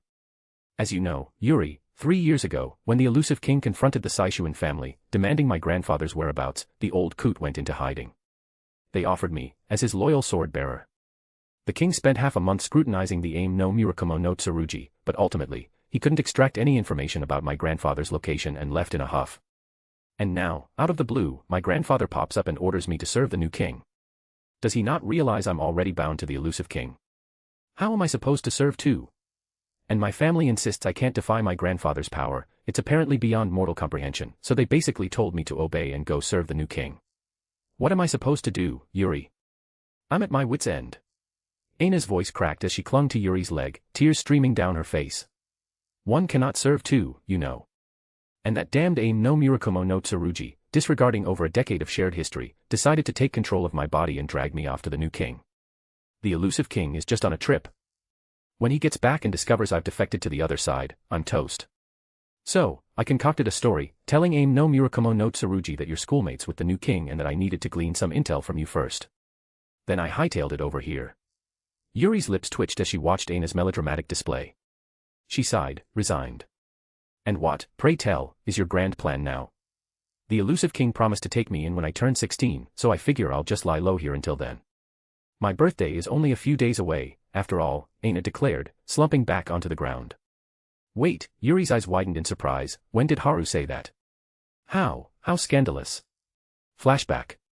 Haru glared at Saishu and ran, a vein throbbing in his forehead. Old woman, didn't that Susanoo character claim to be your husband? Where is he? What's he hiding from? Saishu ran, kneeling on one knee, fixed Haru with a frosty glare at the casual reference to her supposed husband. Lowering her head respectfully, she said, "My deepest apologies, Your Majesty. My lord has unilaterally severed all contact with the mortal realm. We are unable to ascertain his current location. He ruled over you for 1,000 years, and you can't even track his whereabouts." Haru's voice dripped with incredulity, his eyes darkening with dangerous intent. "Are you mocking me?" "Aina, you may enter now," Saishu ran called to her granddaughter waiting outside. "Your Majesty," she continued, gesturing towards the young girl, "this is Aina, the current bearer of the divine sword. The Ain no Mirakumo no Tsurugi is the key to contacting my lord. The Saishu family offers Aina to you, Your Majesty, as a gesture of our complete submission. We beg for your mercy." 12-year-old Aina met Haru's gaze unflinchingly. "Your Majesty, from this moment forward, I am yours." Haru massaged his temples with a weary sigh. "Let's revisit this conversation when you're 16, shall we? You're still a bit young." End of flashback. "So, yeah, that's the long and short of it," Aina concluded, still sprawled on the ground. "I'm utterly flabbergasted," Yuri muttered, shaking her head in disbelief. This girl, stayed in the mountains for all those years, seems to have completely bypassed any semblance of social awareness. As Yuri turned to leave the underworld, Aina's voice called out after her. "Don't forget the snacks and manga." Yuri stumbled again, barely managing to stay upright. "Honestly. Support and read 10 advanced chapters, ahead of the rest. https://patreon.com/dragons. Replace at with a. Chapter 85, Chapter 85, Haru sees through everything. A/N, for more chapters, drop some power stones gemstone. In the Kranjkar residence in Naples. This mansion faced the Emerald Coast, very close to the airport and surrounded by many tourist attractions. Gothic, Baroque, and Renaissance-style buildings had become another scenic spot. And finally, there was the sea and the beach, more attractive than any other scenery. Except for the slightly hot weather, it was a place that could make a long vacation even more enjoyable. Kasugano Haru's shoulders felt heavy, and his mood was quite bad. It should have been a pleasant trip. In a travel group full of girls, he was the only boy. He had thought this situation would be paradise. But he was wrong. The Valkyrie had gone berserk and ridden off on her sun chariot to who knows where. Then, when he caught Erika and planned to use her body to soothe his wounded soul, Liliana had burst in and interrupted everything. It wouldn't have been a problem even if they were half undressed, A Knight's Tale could have been a good start. But just as he had Liliana, the shy silver-haired fairy, on the bed, clothes removed, and was about to proceed, Kasugano Sora appeared, holding a kitchen knife she had gotten from somewhere, and pressed it against his neck. What a series of frustrating setbacks. For the next 4 days, he was constantly interrupted. He should have just come alone. At least he could have secured 2 goddesses that way.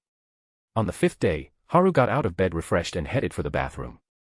After brushing his teeth and washing his face, someone attacked him from behind. Because the attack carried no malice and posed no threat to him, and also because of his overconfidence in his own strength, he was caught off guard. He was subdued, his hands and feet cuffed, and his eyes blindfolded. Then, he was taken outside the villa and placed on what seemed like a rubber boat. Although he could easily break free from these restraints, Haru was in a state of disbelief. He had been taken down without any resistance. What a humiliation. He, a sage being, had been subdued. Although he had prepared a counterattack the moment he lost his balance, he sensed a familiar presence and allowed himself to be taken away. Haru was filled with self-pity, his face dark as he muttered to himself. Next time, no matter where I am, I need to maintain a certain level of vigilance.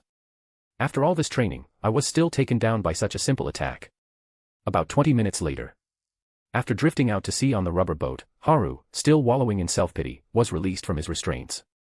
He then heard a voice filled with queenly authority. "Finally, it's just the 2 of us. I've been looking forward to this for a long time." The speaker was Erika Blandelli. Her slightly tousled golden hair, with its hint of red, looked magnificent. She wore a triumphant expression. Haru sighed helplessly, flicked Erika on the forehead with his finger, and said, "Don't do that again. I almost retaliated with a punch. You almost got yourself killed, you know. I'd love to be killed by you right now. There were too many people in the villa. I couldn't find a single chance to be alone with you." Erika said, her cheeks flushed. She had been the most restless during the past 4 days, and as a result, she had been closely watched by the others. Having finally found an opportunity, she chose the open sea, far from the villa. Because he had just woken up, Haru was only wearing a pair of shorts. Erika was in her swimsuit. Together with the small rubber boat, they looked like a couple enjoying a romantic boat ride. Haru closed his eyes, lay down on the boat, and sighed. I can't accept this if it's outdoors. It's just open air. I've already cleared the area of any unwanted guests, Erika said with a bright smile. With her golden hair, she looked as radiant as the sun. Haru opened his eyes to this beautiful sight. Then, his shorts were pulled down slightly, and Erika shifted her swimsuit to the side. Blood stained the rubber boat. Haru reached out and gently stroked Erika's furrowed brow, his eyes softening as he looked at her. How does it feel to have your wish fulfilled? Not good at all. It was terrible. Didn't the book say it would only be slightly painful? It felt like I was slashed by Liliana, Erika complained, pinching Haru's neck. It's very painful without any foreplay. Don't you read the whole book? And wait, you've been cut by Liliana before.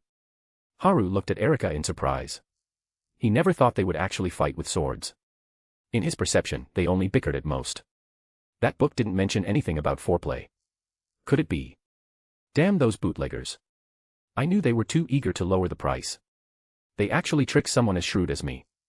I shouldn't underestimate the abilities of those street vendors, Erika said, seemingly trying to change the subject. Haru smiled, his eyes fixed on her face. Well, it's normal to get cut. Liliana is very serious when she fights. A magic knight who combines magic and swordsmanship is very difficult to deal with. Thanks to the rivalry between our societies, every exchange ends up with me and Liliana fighting. Is the reputation of our societies really that important? Why do they make me fight my only friend? Thanks to the rivalry between our societies, every exchange ends up with me and Liliana fighting. Is the reputation of our societies really that important? Why do they make me fight my only friend? Erika's eyes teared up as she recalled their childhood duels. This was the first time this girl, who always maintained her confidence and lioness-like demeanor, cried like an ordinary girl. I have no friends my age. I even learned social skills to make friends, but everyone who approached me had ulterior motives. They weren't interested in me, Erika, but in the title of Blendelli. Haru listened silently to Erika's confession. It was just like the setting in some light novels, a delicate and fragile heart hidden beneath a strong and confident exterior. When I was little, I thought that if Liliana and I married the same man, we wouldn't have to pretend to be enemies. Then Liliana said, only a devil king could do that, right? So for a while, I fantasized about my future husband being a devil king. Erika smiled wistfully, recalling a happy and amusing childhood memory. Haru rolled over, pinning Erika beneath him. The calm sea suddenly became turbulent. Support and read 10 extra chapters. Ahead of the rest. https://patreon.com/dragons. Replace at with a. Chapter 86, Erika the Conspirator. A/N. For more chapters, drop some power stones gemstone. Past 10 o'clock at night, in a cafe on the coast of Naples, Erika, dressed in tailored black leather trousers, waited for her appointed guest. Erika Blendelli was a striking young woman. Her crown-like golden hair, her dazzling beauty, her seductive voice, and her still-developing figure, all in artistic balance, effortlessly drew the gaze of those around her. As a result, most of the men in the cafe had their eyes fixed on her. Her only flaw, perhaps, was her height of around 160 centimeters. Sitting at a table, Erika took a sip of her coffee and glanced at the fashion magazine in her hands, whiling away the time as she waited. I'm so sorry, Lady Erika, to have kept you waiting, a woman's voice suddenly said beside her. You're late, Karen. I didn't think you were capable of such clumsiness. Almost half an hour late. You'll have to write a self-criticism note for this, Erika said, maintaining her elegant composure despite the playful reprimand in her tone. Karen Jankalovsky. Erika's rival, Liliana Kranjkar's personal maid. However, she wasn't wearing her maid uniform. Instead, she was dressed in a camisole and a cardigan, as if she were out for a casual evening stroll through the shopping district. Lady Liliana caught me as I was leaving and questioned me about where I was going, Karen explained with a troubled expression as she sat down opposite Erika. Were you able to deceive her properly? Erika felt a strange nervousness at the mention of Liliana's name, something she had never experienced before. It's probably the effect of what Haru said the other day, she thought to herself. Oh, absolutely. She's Lady Liliana, after all. She's so easy to read. Deceiving her is child's play, Karen said with a mischievous smile, showing no sign of guilt for her act of betrayal, secretly meeting with her mistress's rival. Like a scene from a medieval witch's sabbath, these European women engaged in their clandestine exchange within the ordinary setting of a cafe. You're a wicked woman, Karen, but a reliable one, Erika said with a smirk. Oh, I'm nothing compared to Lady Erika. Well, here's what you requested. Karen calmly handed Erika a stack of papers. The girl known as the Red Devil accepted the documents with graceful poise and confirmed their contents. It was a collection of all the literary works Liliana had written in the past few years, including outlines. They were love stories, poems, essays, and other writings. Erika had been secretly purchasing these from Karen and other maids of Liliana at a high price since she was about 6 years old. This was their monthly transaction. Lily has become quite the sentimental young lady this time, Erika said softly, a bright smile gracing her face as she flipped through the pages. Well, it's the product of her first love. It can't be helped. Oh, but this topic might be a bit unpleasant for Lady Erika, right? I apologize. Did I just hear a strange way of addressing her? Lily. Karen looked suspiciously at the composed Erika. Impossible, right? Even though Miss Erika lives in open-minded Europe, hasn't she been passionately pursuing the Devil King lately? It's not unpleasant at all, Karen. Do you really think, as clever as you are, that Lily stands a chance against me? This isn't a sword fight. Besides, that king doesn't want to let any of us go. Winning or losing doesn't really matter, does it? Erika shrugged, recalling Haru's actions detailed in his file. Indeed, Karen nodded seriously. That king could be described as falling in love with every girl he met. If not for his overwhelming power as a devil king, he would have been eliminated long ago. Lady Liliana's weakness is her obliviousness to the world around her. Her charm as a girl, her magical power, her political influence, even her intelligence are all inferior to yours, Lady Erika. Are these disadvantages enough for you? Karen thoroughly revealed her mistress's shortcomings to her rival, betraying her completely. So Lily has so many cute little flaws, Erika said with a look of realization. Karen froze, staring at the smiling Erika with deadpan eyes. This is the second time she said something like that. Lily. Could it be that after failing to win the Devil King's affection, she realized she also loves Lady Liliana, her childhood friend too? It can't be that cliché Yuri, can it? It's just my imagination. I've been watching too many Yuri dramas lately. Karen lightly tapped her forehead. However, Lady Liliana's beauty completely overshadows those flaws. But speaking of which, despite all my efforts for Lady Liliana, there hasn't been any progress. According to the information, that king should be easy to capture. Could there be a flaw in the plan? Karen pondered, likely thinking about Liliana's recent actions, which she had helped orchestrate. Erika chuckled, a victorious smile spreading across her face. Yesterday.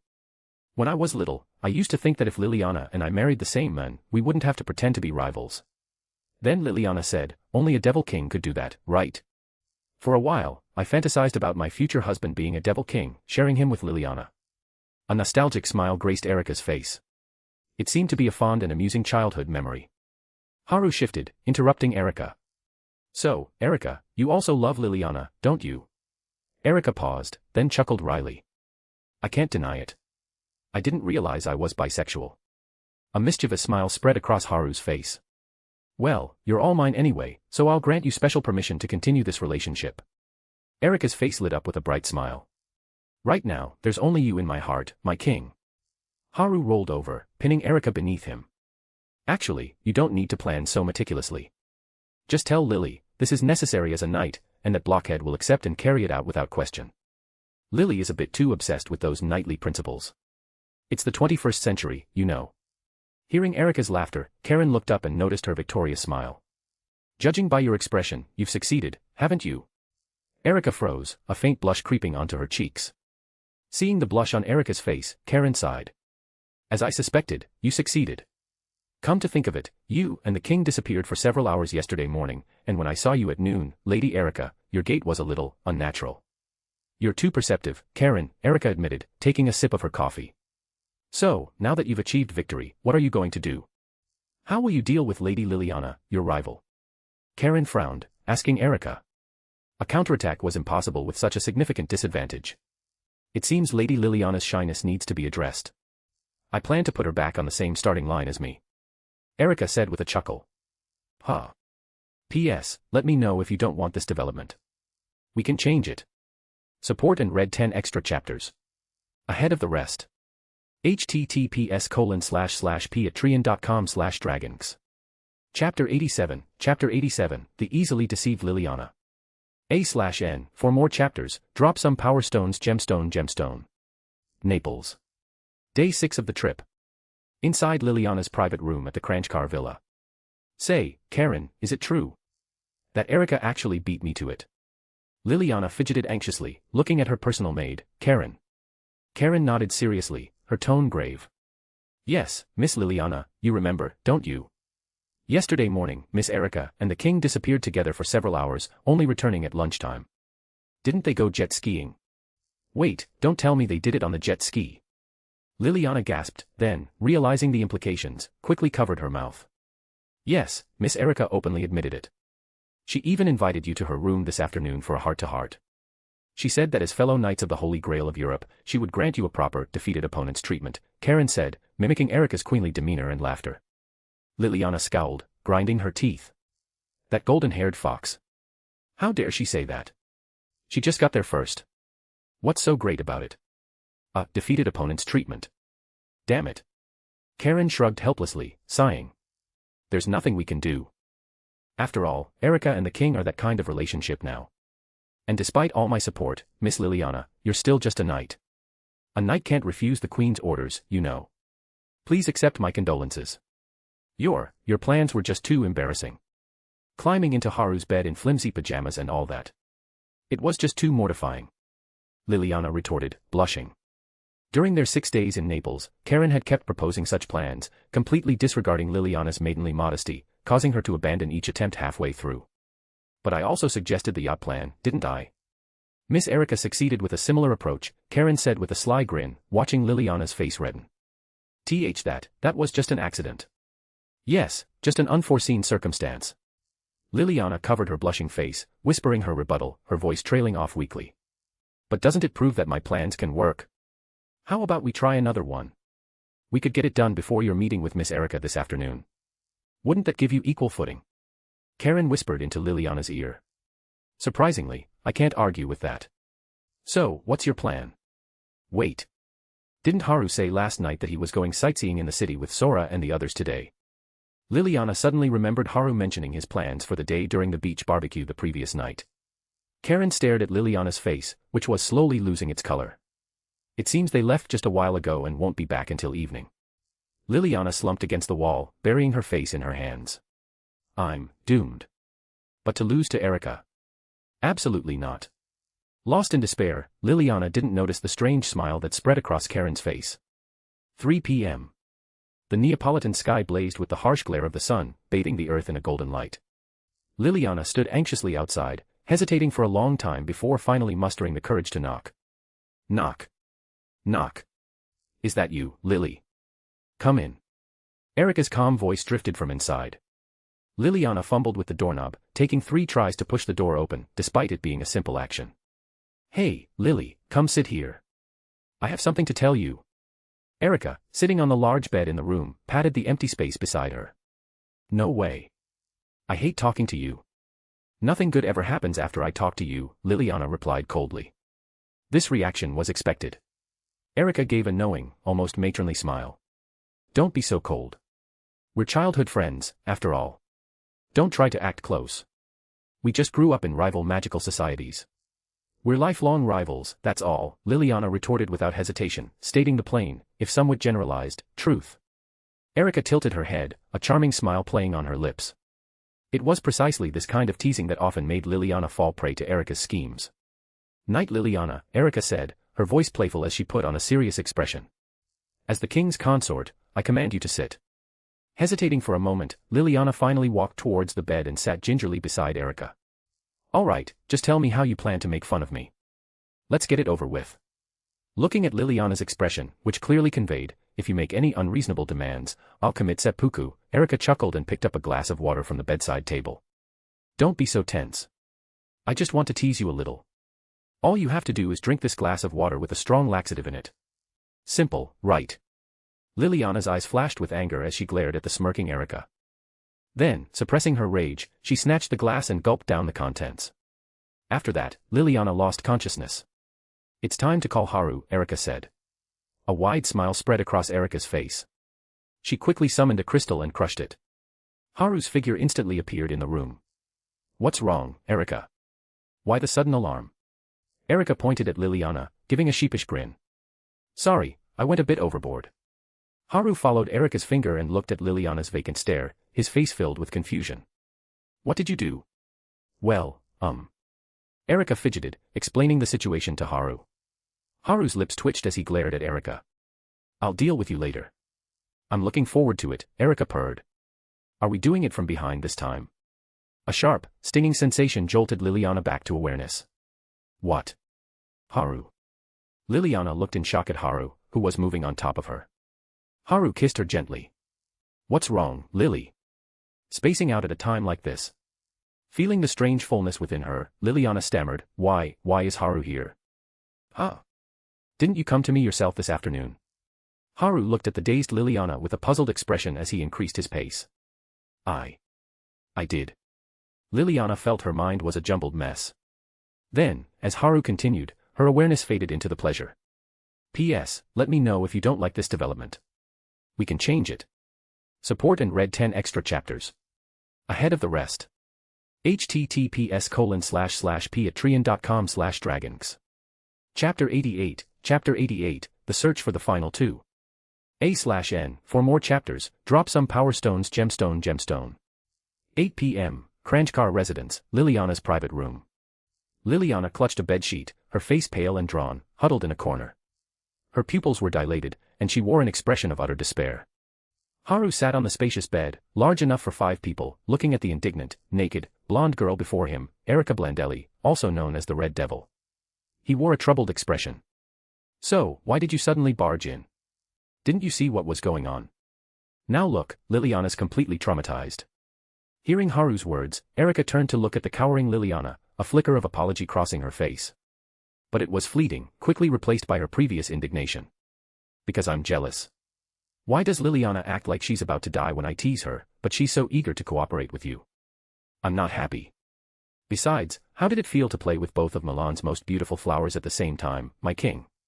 At the word cooperate, Liliana's pupils focused slightly, and a faint blush colored her cheeks. While it felt amazing, Liliana's first time was a threesome. She's going to need therapy now. Haru reached out and pinched Erika's cheeks, pulling and stretching them playfully. Didn't you say I could tease Liliana? Besides, I only drugged her to pave the way for you, my king, Erika stammered, her words slurred as Haru continued to torment her face. Liliana's face darkened, and a black aura emanated from her as she glared at the two conspirators. I said you could tease her, and then you decided to drug and force her the next day. Haru frowned, looking at Erika, who wore a smug expression, showing no remorse. Of course. Liliana is so stubborn and uptight, the only way to make her give in is to force the issue.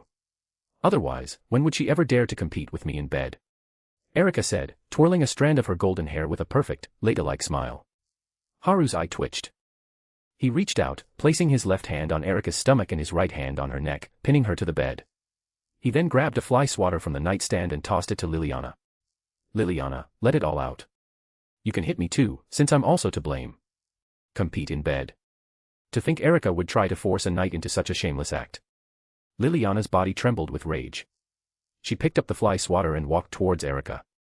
Liliana, calm down. Why are you hitting only me? Erika cried out, looking at Haru, who was grinning mischievously, and Liliana, who was radiating a murderous aura. Because the king is never wrong. It's all your fault. You want to compete with me? My king, are you interested in disciplining this golden fox? Liliana's face was grim as she pulled down Erika's panties. I'm definitely interested, Haru said, a wicked smile spreading across his face. The full moon hung high in the night sky, surrounded by a dazzling array of stars, creating a breathtakingly beautiful scene. Naples was renowned worldwide for its stunning beauty. Such a beautiful moonlit night was not uncommon. Under this picturesque sky, on an intact bridge by the sea in Naples, more than 10 kilometers away from Haru's location, the most orthodox god ancestor stood on the bridge railing. The young woman, with the delicate beauty of an antique doll, looked to be about 10 years old. Her slender frame was clad in a black dress, and an aura of tranquility surrounded her. She stood on the bridge, gazing down at the surface of the river below. Her sapphire blue eyes were filled with a solemn expression. A moment later, Guinevere spoke softly, her voice ethereal yet laced with frustration. I'm sorry, uncle. I couldn't find the steel. The steel's aura and the Earth Mother Goddess's aura are heavily mixed, and they've been disturbed by another Earth Mother Goddess. I can't sense anything. As Guinevere's voice faded, the figure of a knight in white armor slowly emerged from the water beneath the bridge, appearing before her. Lancelot du Lac. The famed knight of the lake from Celtic mythology. The heretic god had manifested here using a secret technique, concealed beside Guinevere. Don't worry, we've already waited for so long, a little longer won't matter. But, uncle, are you sure the steel that appeared here is the king we're looking for? Guinevere's expression was uncertain. If we confirm that this steel is indeed the last king we seek, then this time spent is worthwhile. But what if he isn't? Then we'll continue searching. Lancelot replied without hesitation. It is your mission to awaken our slumbering lord and allow him to reappear on this earth. My mission is to protect my beloved daughter and wield my lance for our lord and you. Isn't that what we've already decided? You're right, uncle, Guinevere sighed softly. Both you and I were once followers of that king. If either of us had even a shred of memory about the king, we wouldn't have to go to such lengths to find him. In the distant past, before becoming a god ancestor, Guinevere, as a goddess, and Lancelot, as a war god, had followed the last king, wandering and fighting across this land. Logically, Lancelot and Guinevere should have known the last king intimately. However, the reality was that neither of them had any memories of him. Guinevere had lost all her past memories after being reincarnated from a goddess into a god ancestor. Lancelot's lack of knowledge about the last king's whereabouts stemmed purely from his indifference to remembering unimportant things. You're willing to forget even the name and appearance of the lord you once served, as long as you can display your valor as a war god. That's just like you, uncle, Guinevere said with a troubled sigh. Hearing Guinevere's lament, the White Knight replied nonchalantly, indeed. Galloping across the plains, wielding my lance, that is my only desire. Everything else is trivial, irrelevant to me. They are merely factors that would dull my senses and weaken my resolve. So why bother clinging to them? If a human heard Lancelot's words, they would likely think he was insane. He was willing to discard anything that might hinder his ability to fight without reservation, even manipulating his memories, allowing them to vanish without a second thought. Such values were unimaginable to humans. Gods were beings whose values were incomprehensible to humans. And among these heretic gods, Lancelot, the Steel War god, stood out with his complete lack of hesitation or doubt. The men who once fought alongside me, if they die on the battlefield, I simply raise my sword, mourn their deaths, and take pride in their glorious passing. Isn't that enough? Lancelot's words held no trace of uncertainty. However, I must apologize. If I weren't so willful, we might have found the lord we serve much sooner. No, uncle, please don't say that, Guinevere said, looking at Lancelot's reflection in the water with sincere eyes. It is precisely because of your unwavering conviction and self-belief that you stand among the strongest steel. Unfortunately, I fear I can only accompany you for a little while longer, Lancelot said, his voice still as calm as ever. Support and read 10 extra chapters. Ahead of the rest. https://patreon.com/dragons. Chapter 89, Questioning. A/N, for more chapters, drop some power stones gemstone. Upon hearing this, Guinevere couldn't help but feel a surge of frustration. It all started 6 years ago. Back then, Guinevere hadn't fully grasped the nature of Campiones, the Godslayers. As a result, she was caught off guard by the Black Prince Alec's surprise attack, causing a significant dissipation of the power within the Holy Grail. Now, Guinevere understood. Campiones were like sparks that ignited the flames of battle with their presence. Even if she conducted her affairs in secrecy, they would eventually be discovered. When matters involved gods, devil kings would swarm towards them like moths to a flame. They were unreasonable monsters. They were the ones who had slain gods, challenged beings beyond human comprehension, the illegitimate children of fools. One could only prepare for the most improbable of events. Having encountered the Black Prince, Guinevere learned this lesson. Since then, she had constantly used her clairvoyance to observe the Devil King's every move, careful not to be detected. Relying on the Holy Grail, she had managed to achieve this. Then, 3 years ago, she was discovered. The most powerful and malevolent monster on Earth, Kasugano Haru, had found her.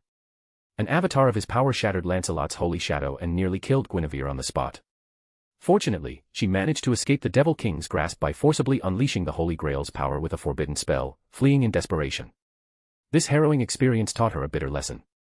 Now, Lancelot no longer manifested as a holy shadow but was summoned as the heretic god Lancelot by Guinevere using the magical power of the Holy Grail. However, due to the backlash from defying mythology, the influence of madness, even with the wisdom of the Witch Queen, Guinevere could only minimize its effects. Now, 3 years later, they were reaching their limit. Lancelot could succumb to madness at any moment, transforming into a heretic god. That was why they had taken such a great risk, venturing into the strongest Godslayer territory, to confirm whether the steel that had manifested belonged to their master, the king who manifests at the world's end. If it was indeed him, any risk was worth taking. After all, the last king served by Lancelot and Guinevere was known as the King of Steel, a hero who existed solely to annihilate the Godslayers on Earth. Whenever multiple Godslayers appeared on Earth, this last king would awaken, exterminate them all, and bury every Devil King. This last king had slain countless Godslayers, making him their natural enemy. Against them, he had never known defeat. Therefore, both Guinevere and Lancelot believed that if the last king awakened, even the strongest Godslayer, as powerful as he was, would inevitably meet his end. However, the identity of that steel hasn't been confirmed yet. Moreover, we have entered the territory of that ridiculously powerful monster. Uncle's power needs to be enhanced. Fortunately, that weapon has finally been tempered. A broad, long sword, radiating a white light, emerged from Guinevere's chest. The double-edged blade was incredibly thick, its length close to 100 centimeters. It was the steel known in Arthurian legend as Excalibur. More radiant than gold, more pure than silver, that is you. Born from the ashes of the dragon's bones. That is you. Stars and sun shall lose their brilliance before you. All treasures shall lose their value in your presence. Therefore, I beseech you, awaken. Allow this maiden, your servant, to witness your light once more. Oh, holy sword of salvation, steel of all steels, the witch queen implores you to rise again. After finishing the incantation, Guinevere raised her hand. As the witch queen moved, the holy sword of salvation, radiating a soft white light, slowly transformed, taking the shape of a long spear with reversed barbs. It was the holy spear, reforged from the remnants of the ancient, decaying holy sword that had slumbered for millennia within Guinevere's body, using the power of the Holy Grail and her own life force. Guinevere breathed a sigh of relief. Please, uncle, come and see. Guinevere has finally completed it. Completed, such a feat cannot be ignored. Moreover, this blade is not one to be trifled with. It possesses a sharpness that cannot be easily dismissed. The response, however, came from an unexpected intruder. When Guinevere turned to face the speaker, her face was etched with astonishment. You have graced this place with your presence. Please allow Guinevere to offer her greetings. Guinevere gently pinched the hem of her black evening gown, a garment typically worn by European noblewomen, and lowered her head. Suppressing her surprise, she offered an elegant greeting. Despite her outwardly calm demeanor, Guinevere's heart was consumed by anxiety. She never expected this goddess to appear here. Though she possessed the form of a young girl, her slender body radiated the majesty of a primordial Earth Mother goddess. As the Earth Mother, the Queen of Darkness, and the goddess of wisdom in the night sky, she was a trinity. Her name was Pallas Athena. She was the chief goddess of Greek mythology who had recently manifested as a heretic god. Through her witch servants, Athena had even reclaimed the Gorgon stone, regaining her most ancient divinity. To encounter this goddess while summoning the holy sword of salvation was the worst possible scenario. Earlier, during my afternoon stroll, I sensed an unusual surge of magical energy overflowing from Naples, Athena said softly, her voice like a gentle breeze. Her hair was the color of moonlight silver, and she appeared as an adorable young girl, barely in her teens. She wore a simple white robe in the ancient Greek style. Yet, her entire being radiated an overwhelmingly terrifying holy power. She made no attempt to conceal the fluctuations of power emanating from her body, her presence undeniable. Suspicious of an ominous omen, I investigated, and unexpectedly, I found the servant of that man polishing that forbidden steel. The fury in the goddess's dark eyes flickered like flames. No shame, my former kin. We, descendants of the Great Mother, and the steel that slew the serpent, have been sworn enemies since the age of mythology. Despite this, you still wield such a blade, staining your hands with filth, willingly embracing depravity. With all due respect, Goddess Athena, you seem to be entirely mistaken. Since the age of mythology, we daughters of the earth have been fated to serve the heroes who wield steel. There may be times when the serpent turns its fangs against them, but that is merely a fleeting dream. Compared to the true primordial Earth Mother goddess, the witch queen was but a minor figure. Nevertheless, Guinevere lifted her chin and addressed Athena boldly. We are, heroes' attendants, servants of valiant warriors. Even you, goddess Athena, have a myth where you served the great god Zeus of Greek mythology as his beloved daughter. If you believe this statement to be incorrect, please point out the error. My, what a sharp tongue you have, Athena said, narrowing her eyes as she looked at Guinevere, a hint of admiration in her gaze. That man's servants are really loyal. Such loyalty is admirable, regardless of the era. The goddess's anger seemed to dissipate slightly after Guinevere's rebuttal. Athena is also the goddess of war in Greek mythology. Does she admire those who fight with their lives on the line? Guinevere wondered as she respectfully lowered her head. Despite her childish appearance, the goddess nodded regally. Very well, witch. I shall overlook this matter for now. However, as I mentioned earlier, I saw that brilliantly shining, what is that steel? Athena's gaze fell upon the object hovering in midair. As the goddess of wisdom, I recognize that. Is it a creation born from the remains of that man's holy sword of salvation? Remarkable, Guinevere marveled at Athena's discerning eye. As expected of the goddess of wisdom, she had recognized the origin of the newly reborn holy sword at a glance. Imbued with new life, though I doubt it can be used for long, it can certainly serve its purpose once more. However, these remains are your only trump card, and you intend to use them without hesitation. Guinevere saw Athena's eyes turn into serpent's eyes. Have you found it? Pierced by the gaze of Athena, the true serpent goddess, Guinevere froze. The overwhelming power of the goddess held her life in its grasp, her body stiffening with fear. Have you found him? Have you located the resting place of the last king, the one who manifests at the world's end? Where? Where does he slumber? Support and read 10 extra chapters. Ahead of the rest.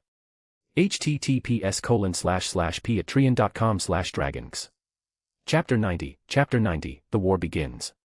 A/N, for more chapters, drop some power stones gemstone. I don't know. We haven't pinpointed Master's location yet, Guinevere stammered, gasping for breath. Is this the full might of the primordial Earth Mother Goddess? As expected, I can't resist at all. Facing a heretic god with an incomplete divine ancestor body is simply too much. Guinevere felt a deep sense of dread, but she couldn't resist. She could only pray desperately. Please, save me, uncle. My guardian god, Lancelot du Lac. Strange words. You're using this hidden trump card so readily, as if it were expendable, yet you haven't located that man. Tell me, what is your reason? Athena's dark pupils constricted like those of a hunting serpent. Guinevere, under her intense gaze, felt as if she were being constricted by a python. The chilling aura of death enveloped her. Her body trembled uncontrollably, her strength draining away. Is this the aura of death? Guinevere looked at the young goddess before her with terror. I retrieved this fragment of the strongest steel to use against the Godslayer who resides here, Guinevere blurted out, desperate to explain. If it was about dealing with a Godslayer, the goddess might show mercy. After all, they were the sworn enemies of all gods. It seems you know more than you should, little servant. A chill ran down Guinevere's spine. A naked killing intent permeated the air. The murderous aura was so intense that Guinevere felt certain death was imminent. What's going on? What's so special about that monster that the Earth Mother cares so much? So much that she's willing to eliminate any potential threat to his life. A golden light flickered in Athena's serpentine eyes, the magic of petrification. There's no time to hesitate. Please, uncle. Forgive me, serpent goddess, but I must resort to this. Boom. A thunderous roar and an apology echoed simultaneously as a 5-meter-wide lightning bolt hurtled towards Athena. That girl is my daughter. I cannot allow her to be harmed. Dark clouds suddenly filled the sky, and a white lightning bolt struck the spear aimed at Guinevere. A knight, clad in simple, pale white armor, riding a white horse wreathed in white lightning, appeared. It was the Knight of the Lake, Lancelot du Lac. He hurled the barbed spear he held towards Athena's heart. The attack transformed into a white flash of lightning, hurtling towards Athena. Clang. Bang. The lightning-fast spear was deflected. Whoa there. A goddess, clad in armor that resembled a modified modern sailor uniform, appeared riding a golden steed. Just in time, Mother, the Valkyrie, the goddess of martial arts, earth, and the sun, known for her serpent-slaying legends, said as she rode to Athena's side. You arrived at the perfect moment, Perseus, Athena said, looking at the valiant Valkyrie with a gentle expression. You should call me Brunhild now, Mother. That's the new name Father gave me, and I quite like it, Brunhild said, a gentle smile, pure as a lily, gracing her lips. Lightning and a white horse, the original god of steel. Athena frowned as she looked at the heretic god Lancelot. Coupled with the fragment of the strongest steel, this could be troublesome. Are you confident, my beloved Brunhild? Athena glanced at Lancelot, discerning his origins, though she couldn't pinpoint his specific divinity. She turned to Brunhild for her assessment. I'm confident I can defeat him, but capturing him alive will be difficult, Brunhild said, her smile as warm as a spring breeze, as she assessed Lancelot, paying particular attention to the white spear in his hand. Earth, Valkyrie, serpent-slaying, steel, sun, and the name Perseus that Lady Athena mentioned, is it the one I sensed earlier? Guinevere thought, her brow furrowed as she watched the two goddesses. What's going on? This doesn't make sense. Lancelot rode his white horse to Guinevere's side, facing Athena and Brunhild. I've gleaned some information upon seeing that goddess, my dear daughter, Lancelot said in a low voice. Uncle, what do you know? Why has the god of steel descended as the Earth Mother Goddess? Guinevere asked, her face full of confusion as she looked to Lancelot for an explanation. There's been a similar case in the past. Though I haven't witnessed it myself, I heard about it from my lord, Lancelot said, his voice tinged with reminiscence. From your lord? Guinevere's eyes shone with adoration. Whenever it concerned the last king, her expression was always filled with reverence and longing. It was initiated by the primordial Earth Mother Goddess, Gaia. A dark ritual that rewrote mythology, degrading steel into earth. It was the origin of the 12 Titans, and the foundation of the usurpations ritual. That ritual should have been erased by us, the heroes of steel. Only a few steel god kings know about it. No. There's one more, the fallen god trapped in the netherworld, Gaia's reincarnation, Pandora. Did you learn the ritual from her? Lancelot asked, his expression grave as he looked at Guinevere. I understand now, uncle. Goddess Athena is rewriting mythology. Such a blasphemous act will surely draw the ire of all steel gods. And we, who have discovered this. Guinevere calmed down, and a golden jar, about a meter tall, emerged from within her. This jar was the divine artifact known as the magic chalice. Uncle, I have a difficult request. I need you to face those 2 goddesses. I will support you from behind with the earth's energy channeled through the magic chalice. Please. Indeed. Otherwise, neither of us will leave this place alive.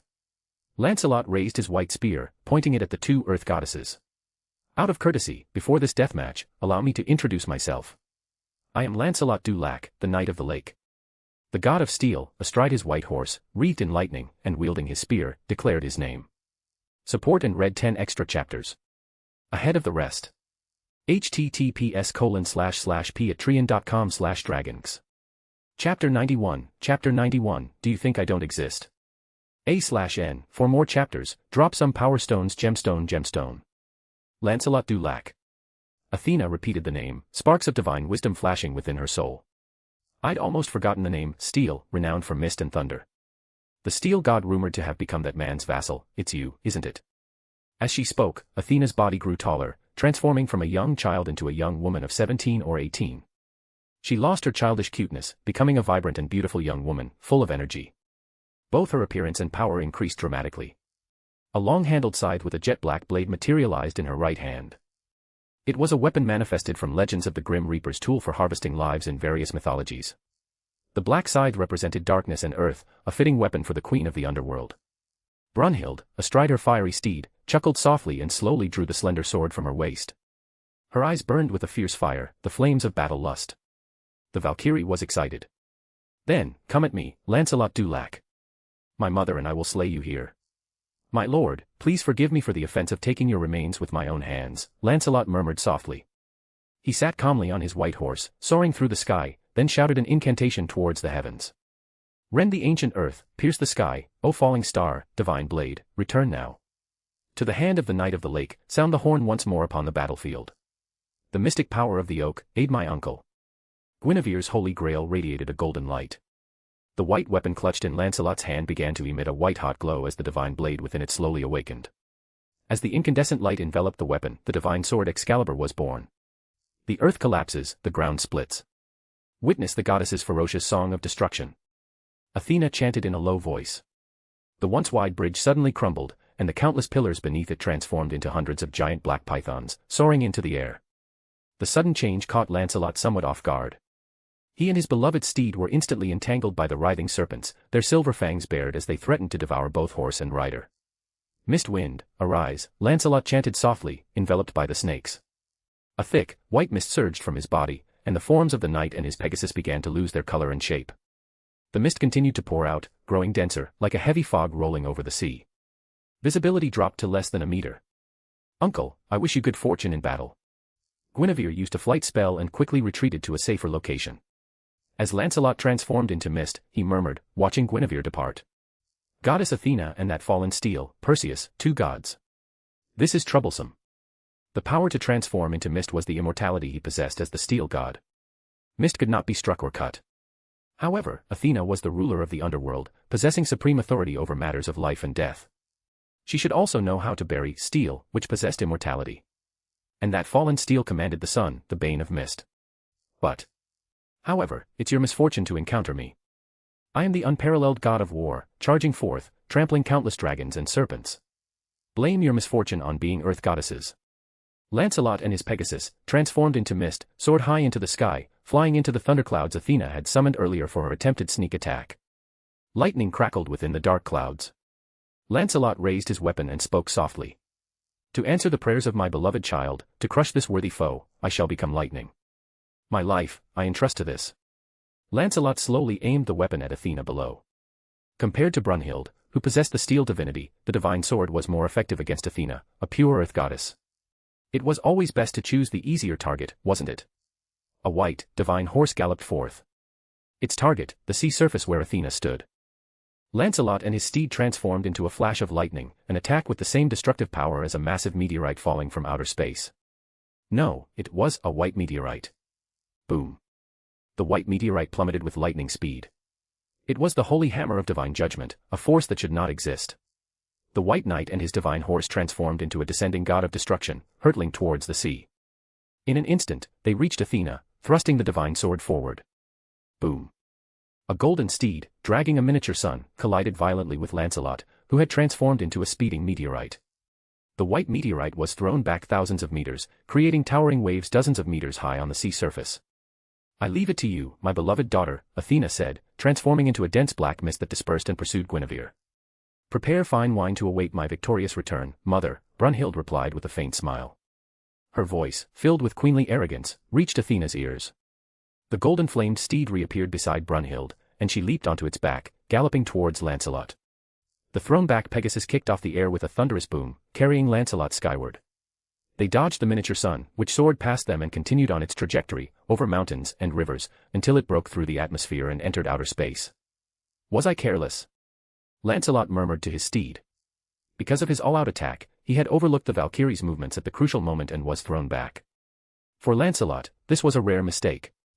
"Was I anxious because of the two goddesses and worried about my beloved daughter?" Lancelot wondered silently. Then, he raised his weapon and thrust it backwards. The Pegasus, in perfect coordination, turned around. Clang. A metallic clang echoed through the air.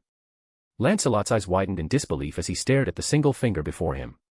The attack of the divine sword Excalibur had been stopped by a single finger. "Gotcha," a voice said. "It's strange. You knew I was nearby, but you didn't run. You stayed here like a fool, fighting Athena and the others, causing such a commotion. Did you think I wouldn't sense the divine power fluctuations?" Haru focused his mind. The air around Lancelot solidified, its density suddenly increasing to a level far exceeding that of diamond, immobilizing him completely. Haru clenched his right hand into a fist and brought it to his mouth, gently blowing on it. Ever seen a fist the size of a sandbag? Then, he punched Lancelot squarely in the chest. Support and read 10 advanced chapters. Ahead of the rest. https://patreon.com/dragons. Chapter 92, I have an idea.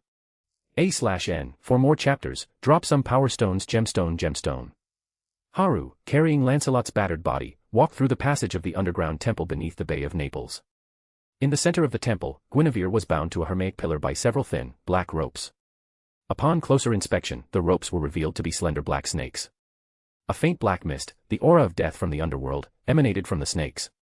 These ropes, imbued with the power of the underworld, held Guinevere firmly against the pillar. Athena, in the form of a young girl, stood before the pillar, wielding a black whip. She repeatedly lashed Guinevere, tearing bloody gashes in her black evening gown. Guinevere was long unconscious. Thud. Haru tossed Lancelot onto the ground. Ugh. Lancelot stirred, slowly opening his eyes. He looked around in confusion, his pupils constricting sharply when he saw Haru standing beside him. "So, I lost." "A complete and utter defeat," Lancelot said, recalling the overwhelming battle against Haru. No, it wasn't even a battle, it was a one-sided thrashing. Athena, who had been whipping Guinevere, turned around. Seeing Haru and Lancelot, she nodded slightly and looked back at the hermaic pillar. "Haru's here. I can stop this pointless charade now." A childish voice echoed from the pillar. "How can you call it pointless? This is a just punishment for a traitor. Don't stop, Athena. You must whip her with all your might." Haru looked at the pillar and spoke tentatively. "Pandora. Hi. Hi. It's me, Haru-chan. Surprise. I worked really hard to project my consciousness into the mortal realm," a cheerful voice replied from within the pillar. "But just projecting your consciousness here isn't very useful, is it?" Haru shrugged, his tone indifferent. "That's so mean, Haru-chan. I went through so much trouble just to see you, and you say I'm useless.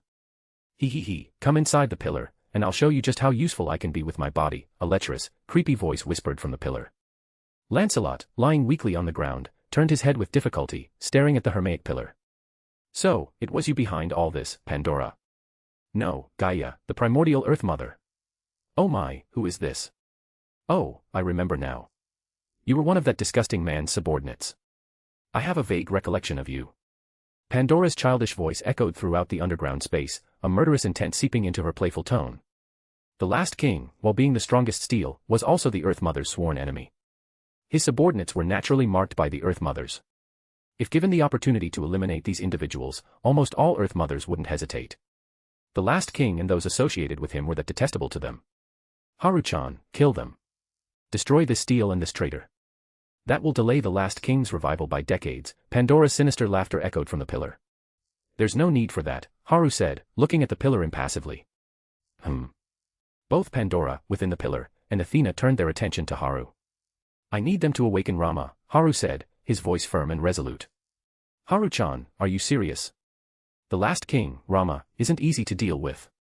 He's... Pandora's voice became urgent, trying to dissuade Haru from his reckless plan.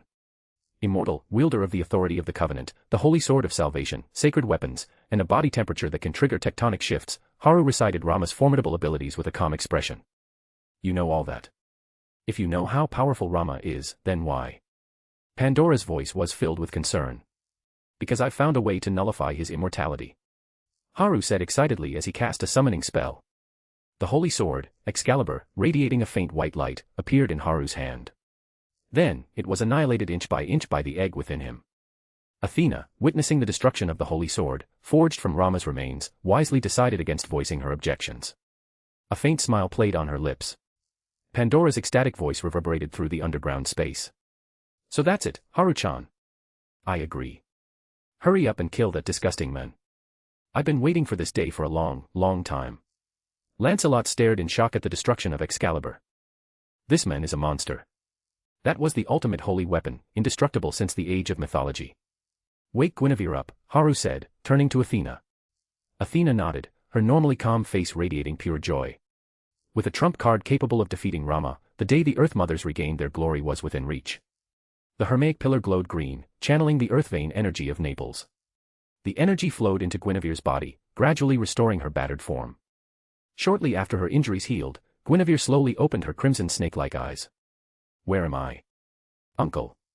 As Guinevere's eyes fluttered open, the scene of the underground temple registered in her mind. Lancelot, the battered steel goddess, lay on the ground. Beside him stood the primordial Earth Mother and the most formidable and vicious Devil King, the elusive king, Kasugano Haru. So, I was careless. I underestimated my opponent because she was an Earth Mother, forgetting about the Devil King lurking behind me. Guinevere sighed, realizing she was likely doomed. It was a shame her long-cherished wish remained unfulfilled. She couldn't face the underworld with such regret. Rama is sleeping in the far east, Haru said casually, seeing that Guinevere was awake. Guinevere and Lancelot's pupils constricted violently. Why? Why would you tell me about my lord? Guinevere asked, her brow furrowed as she looked at Haru with unease. Could it be an act of mercy from the Devil King, informing her of the thing she cared about most before her death, allowing her to face the underworld with peace of mind? Guinevere looked at Haru with gratitude. Thank you for telling me. Now, please, end my suffering. Wait, why do you want to die just because you know about Rama? I need you to wake him from his slumber, Haru said, perplexed. Hadn't she been desperate to revive Rama? Guinevere stared at Haru with wide eyes. Are you serious? Haru shrugged helplessly and turned to Athena, gesturing with his eyes. The snakes binding Guinevere slithered back into the Hermaic pillar and vanished without a trace. Thump. Guinevere jumped to the ground, stretching her limbs after being bound for so long. She walked over to Lancelot and stood before Haru. I thank you for your mercy. Guinevere wrapped her arms around Haru's neck and kissed him deeply. At the exit of the underground temple beneath the Bay of Naples, Haru held Athena in his arms, with Brunhild standing beside them. They watched as Guinevere, supporting Lancelot, walked away. Haru looked down at Athena's small head and whispered, I have a better idea now. For dealing with Rama. I eagerly await your explanation. Support and read 10 advanced chapters. Ahead of the rest. https://patreon.com/dragons